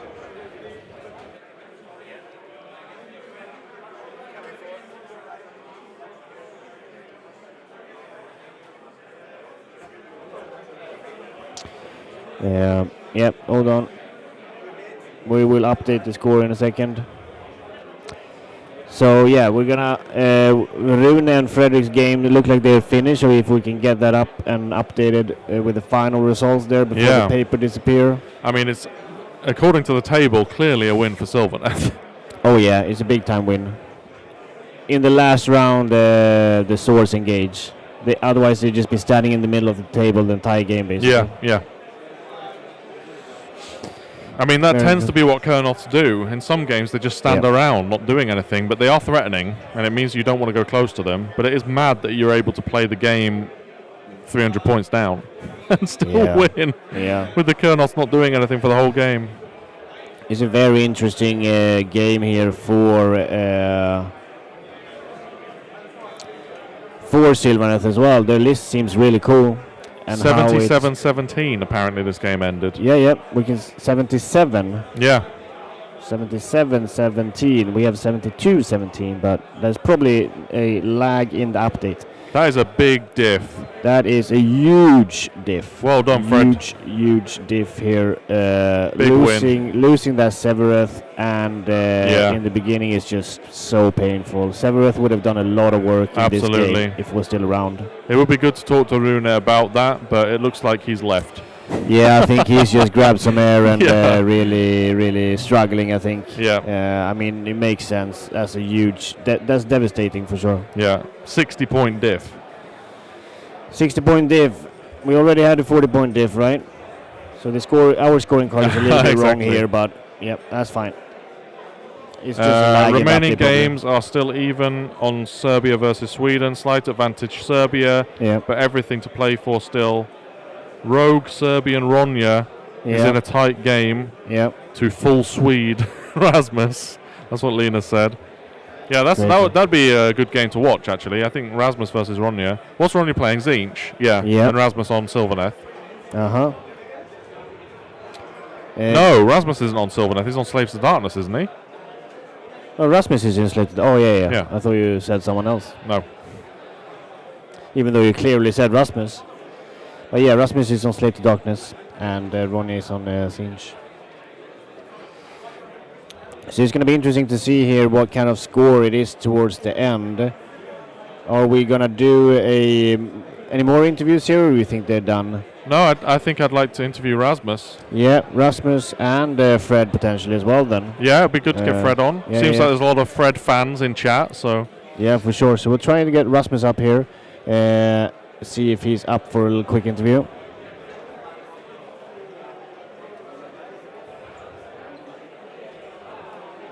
Obviously totally optional by everyone, so... Yeah, of course, but... I've been chatting with him a little bit, though. So I have a bit of a prelude to what he's going to talk about, but I'll let him say it. Then you can ask the correct questions. Exactly. Which helps the interview as well. Here is Rasmus, everyone, all the Danish fan out there. Please talk close to the microphone. Yeah, I'll talk close to the microphone. Perfect. Beautiful voice. Welcome. Hello.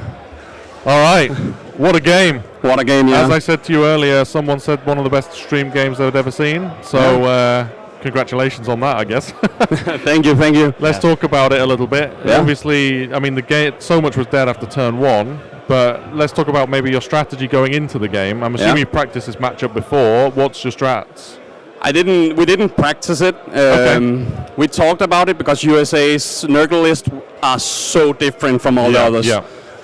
So I think we looked at it and were like, what the fuck? Yep. What is this? And then again we looked at it again and were like, okay, maybe this can do something. Yep. But my army against Nurgle, I have not found the matchup that works yet. Okay.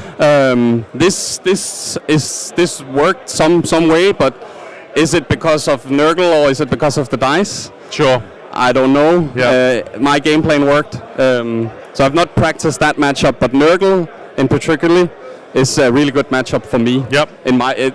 That's my take at least. Just because you can do so much damage before they can start doing their whittling down, I guess. Like Rod Swords is a little different story, but I have so much damage, even against Ren on 3-up save, because I'm Ren 2 on pretty much everything. And I tend to not be given turn 1, but I have very few rolls that needs to go off for me to do a lot of damage, and he have to get a very many rolls for him to both be normally -1 to wound and no crits and stuff like that. So normally it's quite uphill battle for the Nurgle player against my Iron Jaws list, because we're also playing some different Iron Jaws list at Worlds. Yeah. But mine is probably one of the quickest ones on the field. It is. But this time you took the first turn. I did. He were 5 drops, and we played Noxious Nexus. So my practice showed that if I just box in Nurgle in turn 1, it ends 65-0 because I don't score Restless and he doesn't take a point. Yeah. But he managed to get out. He got the prayer off on a power cast. So the Demon Prince had retreat and charge with none of us. Did you realize that when you did the None of us realized before, like I locked him with my destroyers. He was like, afterwards I had finished my move. He can retreat and charge. And I didn't. I should maybe have said then, okay, I want to redeploy my destroyers a little bit, because I could have closed the hole. Yeah, he managed to then fly over you, which you would have been able to retreat, stop. take these 3 models and fly over my brutes and land just in a hole between my Gore Grunters, Brute Rages, Brutes, and Crack. Yeah. And then made a charge, which failed. He would have gotten into the Gore Grunters and then re-rolled it into a bigger charge, so only attacking Kragnos. And then Kragnos survived with 3 healths, I think. Yeah. So, I mean, talk to us about what looked like a pretty clutch decision. I mean, you assumed that Kragnos was dead anyway, so then you took the chance on trying to take the Demon Prince with you. Yeah, the underdog mechanic, so I could do bad D3 mortal to all on the objective, and we were both standing there. Yep. Both got 1 wound each. We both had 1 wound each, and that was spicy. I believe I had 2 wounds left, and I place of you had 2 wounds left. I had 1 wound left, yeah. Oh, you 1 wound and then I could hear my captain standing at my back and was like, "Do it!" and I took the chance, got 1 of Gavin dice and rolled both. So mine on my Kragnos and his on the Demon Prince, and I took 2 mortals, and made 0 ward saves, and he took 0. So my Kragnos died, and his Demon Prince survived. So he could rally it up and place of power, and I could still lock him again with the Gold Grunters moving them back. That was very big. Otherwise, he would be going in the background, cleaning up those treasures. That was a huge Mighty Destroyer. Yeah, that Mighty Destroyer with the Gore Grunters. If you hadn't have done that, he would have just killed your wizard. And we saw how, I mean, because you can do the charge mortals then with the prince into the wizard that's in the tower anyway.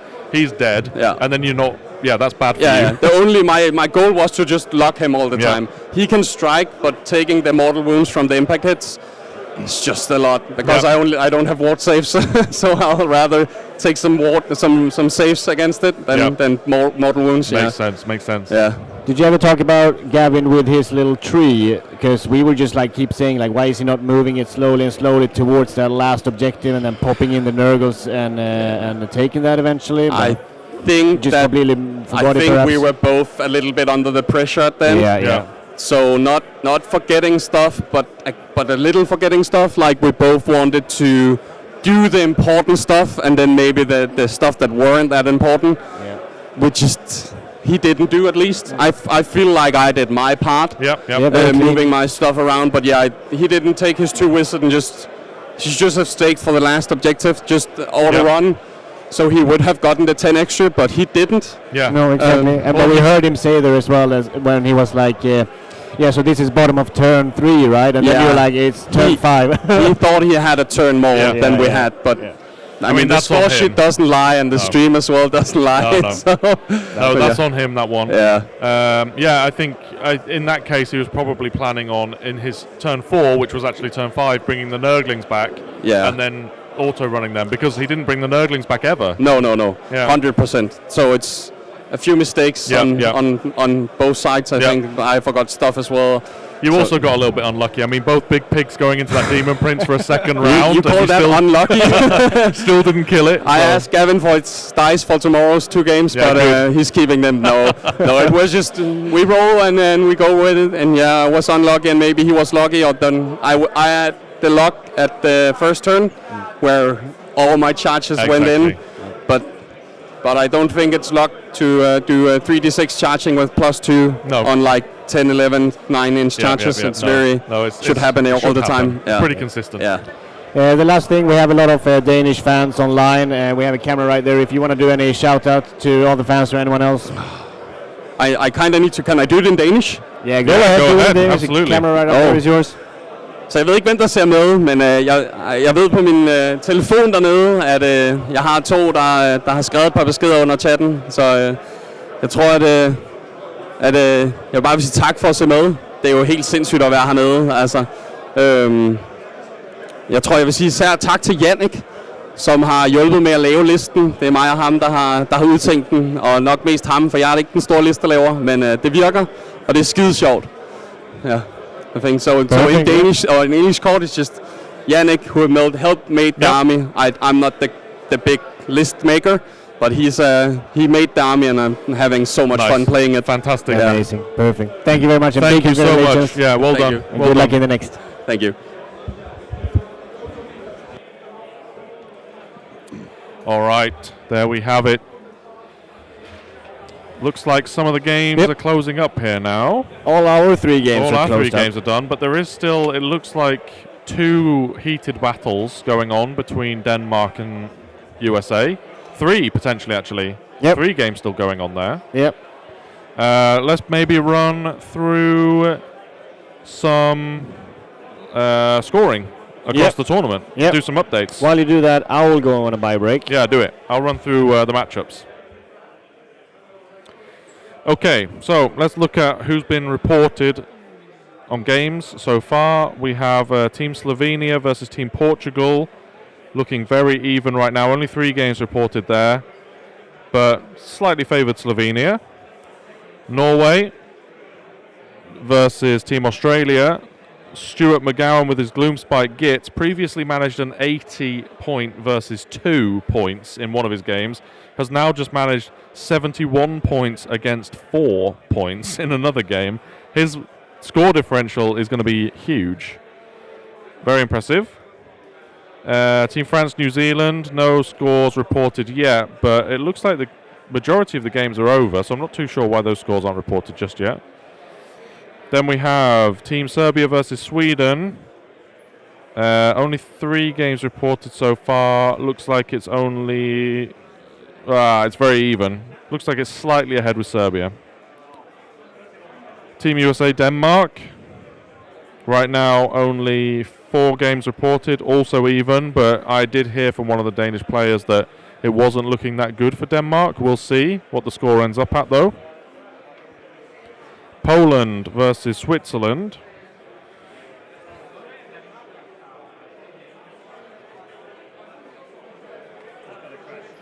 Okay, some puffins for you there. I'll carry on. Poland versus Switzerland. Kuba, 60-point win against Ogre tribes on Team Switzerland. Impressive with his Lumineth. Looks like it's favoured to Poland right now with 4 games reported. Some big wins. Kuba getting a 42-point diff, and Oscar getting a 52-point diff, and Damien getting a 45-point diff. I think Switzerland are going to have a hard time if those games are still going on. Probably means they're close, so I think Poland are probably going to get that one. Team Warhammer players from Russia versus Italy.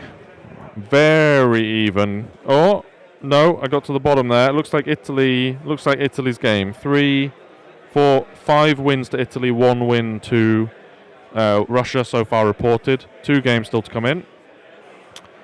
Team Austria versus Team England. 4 wins for England right now versus no wins for Austria, with big point diffs on the wins, on a couple of the wins as well. So looking very good for Team England right now. Good. Then we have Netherlands versus Turkey. Looks like it's Netherlands' game. They have some big point diffs as well. 78 against 4 Ogre tribes into Lumineth Realm Lords. That would have been interesting to see. With Hugo on Team Netherlands. Belgium, Germany. Not enough games reported there to have an idea. There's It's bang on even. 2 games reported. I think the point diff right now is about 3 points. Team Finland. We have 3 games reported. Very even as well. Finland versus Northern Ireland. Looks like an even game. Bulgaria versus China. Just had China on. Only 1 game reported, so not going to comment there. Team Spain versus Team Canada. Looks like Canada are winning it. 1, 2, 3. 3 wins Canada, 2 wins Spain right now. But the Spain wins are very, very close on points. I think Canada are ahead in that one. So Canada against Spain. Looks like Canada's favoured. Scotland versus Greece. Looks like, interesting. Scotland have it right now. Pretty big win diff with JP Ganis versus Vasilios. 78 points, Iron Jaws versus 16 Cities of Sigmar. And that's it. So, yeah, it looks like Team Scotland are beating Greece. Very nice. We're going to get Fred up for an interview if he's wanting to. And ask him about his game against the Lumineth. I'd be interested to hear how he felt going into that matchup and whether or not they felt it was a favourable matchup. And I'm also interested to hear about the hot take on the Severeth play. So if there's any Fred enjoys in the chat, he's on his way. Dutch LRL, I want to know.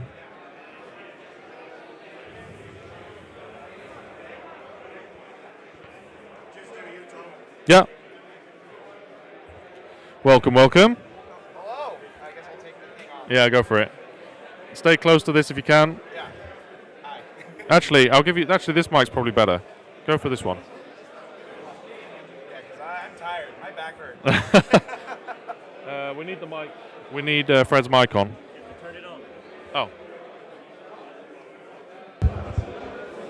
There you go. There we go. Now we're in business. A lot of Fred enjoyers in the chat. It seems a few people spectating your game. Yeah. Interested to know what's going on. Get around a bit and play a lot of Warhammer. Yeah, good. Yeah. Fair enough. So to start with, going into Sylvaneth versus Lumineth, did you feel that was a favourable matchup for you? What did you think when the pairings came up? It felt comfortable. Okay. I personally, and I've preached this in a lot of different discords, that Lumineth is very good. I don't personally think it's like this giga broken 60,000% win rate army. Sure. Because I personally believe that it falters to wounds and volumes of attacks. Yep. Because there's only so much you can get through, and then the volumes really help you deal with the light. Yep. So I felt pretty comfortable in the matchup. Played it a bunch of times. Good. Did not expect that result, but sure, we take what we can get. Yeah, absolutely. I mean, also Rune's like phenomenal, literal legend of the game. Yeah. Like in the flesh. So like that was, you gotta, yeah. So turn 1, pretty big cheer from you at some point. Talk us through what happened there totally, because we missed that on the stream and we skipped to it, saw that Severeth was gone. What was the sequence of events? Well, the cheer was because Severeth died. Yeah, of course. But because this was in his turn. My top of 1. It was your top of 1. So how did Severeth end up in combat? Like what the classic Lumineth thing of countercast Elemental Shove, cover fire, move your D6, get the counter charge, put the light in, and just really get in your opponent's face turn 1, top of 1. So it was him that countercharged. Yeah. So it was out of CP, pushed into my tree revs. I was really hoping he wouldn't get the -1 to wound on them, but he did. Sadly. But I was hoping between the Tree Revs and the Spitestorm Hive's melee profile, I could at least take out Severeth, and we'll just see what happens with the light. Yeah. With the -1 to wound, I just pulled the trigger on AOA and just to see what happens.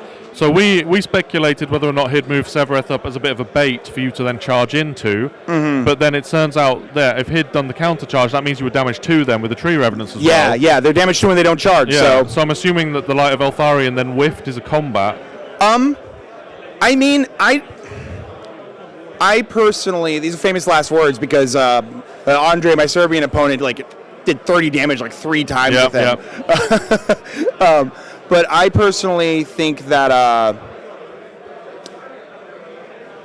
you can't rely. He's not guaranteed to do as much damage as we're all afraid of him doing. No, sure, absolutely. And so I just had to sit there, take it, and hope some explosions do some damage back. And if I just needed one tree rev alive, give him to retreat on his turn or have him power through, just make him use resources. Exactly. And then, and but then he didn't kill enough, and then they managed to. Well, they swung first, I assume. Killed Severeth before Eltharion even swung.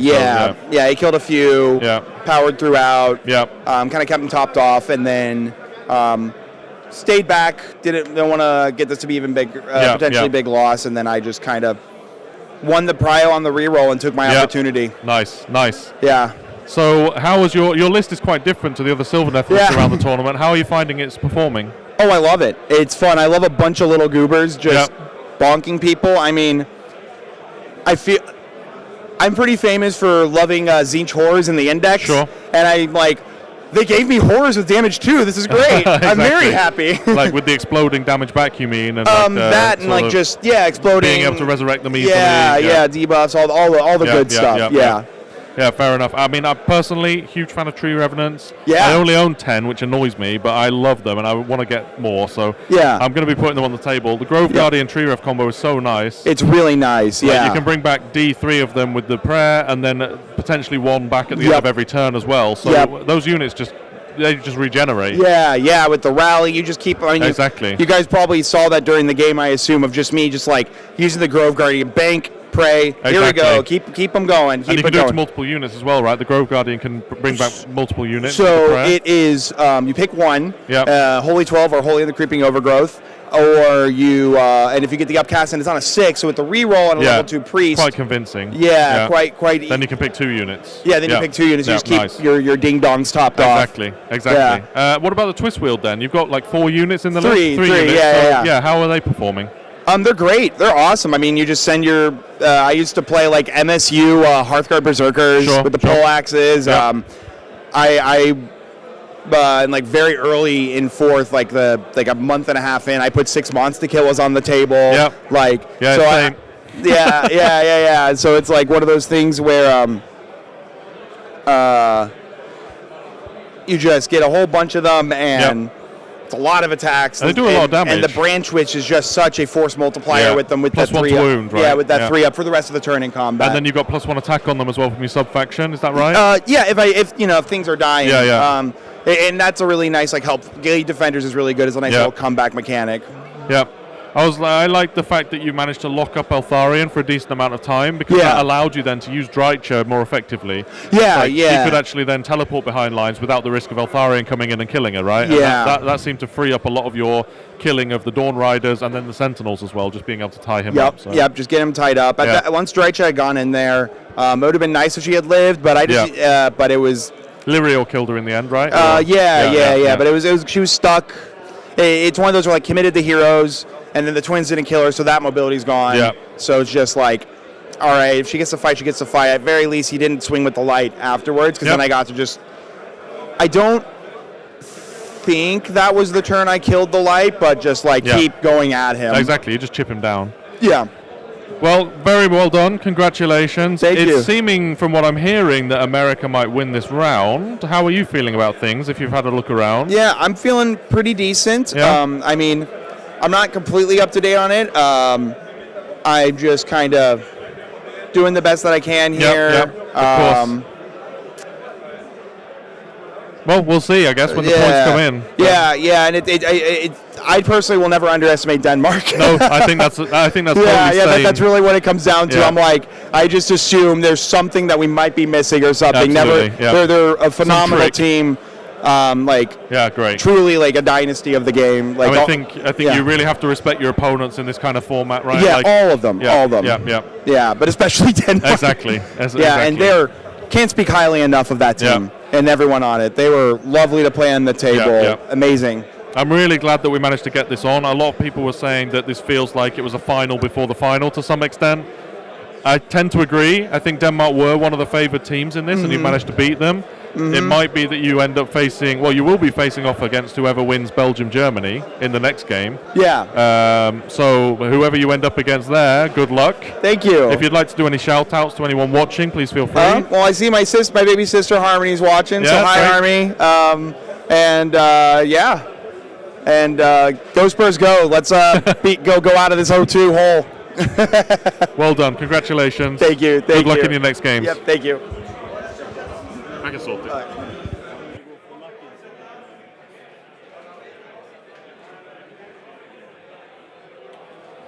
There's Fred. Seems like a stellar guy. Like everyone that we interview. Fred cheering, that's just Fred being awake. Love it. All right. So, I think, unless we stick around to find out the outcomes of all games, we might end up doing that tomorrow morning. What do you think? Oh, you're unmuted. Yeah, no, for sure. We'll wrap up here. And I think so. It is a win for the US. It is. Confirmed. I mean, basically, whatever happens in the last game, I think Alfred counted. We can go through it together as well and make the diff here. Oh, okay. It's quite close. Yeah, fair enough. But okay, so let's see. So 1 point to Denmark. I can add it up quick if you want to fill. Yep. Yeah, sure. Tom will add up it all, but we'll see here. I think it is a win for the USA. We're just going to double check. But it is one game ongoing. But it's been an incredible games, incredibly tight games. Well, at least Alexander Hansen and Walter on the stream has been very close, and then the other two games have been swung very hard in either on both Danish and US directions. Yeah. Okay, I've done the math. Okay, we've done the math. Alpha's totally right. Yep. Even if Martin managed to pull out an 80-0, yep, USA would win. So there we have it, everyone. Day 2, bottom of day, round 2. Yep. Denmark versus USA. USA victorious. Very well done.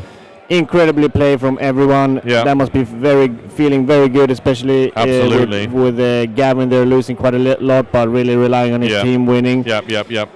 It seems like it came down ultimately to 2 huge wins. I'll talk to these guys tonight probably to figure out if that was their plan in the pairings. But yeah, I mean, obviously Fred, as we saw, going 77-17 against What happened Rune. there with the Severus? Did you actually get a super clear picture? So yeah, it wasn't a charge on Fred's part. Basically what happened was it was a counter cast to do the shove on Severeth, move up 5 inches. Yeah. Severeth then counter fired. That's 2 CP. Yeah. Spent total. Moved up D6 plus 2. Then, based off of that, was then able to spend his last 2 CP to counter-charge Severeth into the Tree Revenants. Managed to get the -1 to wound off, so then the Tree Revs were on 4s and 4s. And then teleport Eltharion in as well. But then obviously, it's Fred's turn, and Fred then managed to do the 10 damage that was required into Severeth ultimately, because they were damaged 2. They didn't charge the Tree Revenant. Even though they're on 4s and 4s, damage 2. Play. Yeah, real risky. I don't know, I didn't check with Fred, but if Severeth with that charge had ended up within 12 of the War Song, that is a classic thing that you don't realise. Yeah, exactly. You end up within 12 of the War Song, suddenly you're on a 6-up award with Severeth, and then he just kind of folds. Very interesting. Yeah. Wow. Okay. Yeah, it would have been a good one to catch on camera, but I mean, we watched a very entertaining game, so. Yep. Big congratulations to all the USA fans out there, and big congratulations to the US team as well. Looking forward to following them along. They are heading straight forward to that victory podium, and it's going to be very interesting to follow. Absolutely. And I hope you guys enjoyed this coverage of Denmark versus USA. We really enjoyed having you guys here, and girls, and family, and everyone. Yeah, great to show 2 of the top contenders for the tournament as well on the stream. We'll be doing that tomorrow as well. Whoever US, we'll have US back on, I imagine, tomorrow morning. Probably. Because it'll be USA versus whoever wins between Belgium and Germany. That's going to be entertaining. Yep. We'll try and get different matchups as well. Maybe in the afternoon because of US, but... well, we'll see. I mean, it's going to be the top table at that point. So we'll have to see. Yeah, we'll see. But either way, if you enjoyed it, please consider subscribing and please become a member or send a super chat. Anything really helps us to do this and to give you better battle reports and better content here in the AOS Worlds coverage, and hopefully even more in the future. Yep. If you're in need of new dice, then please consider using our Baron of Dice affiliate link and using Hops10 for a nice discount, especially if you have a lot of US fans on right now. Baron of Dice is right there for you guys, so you can have a nice discount there, which helps us a lot. If not, we love you guys, and we hope that we'll see you tomorrow for the last round of AOS Worlds Teams Championship. Take care until then. See you later.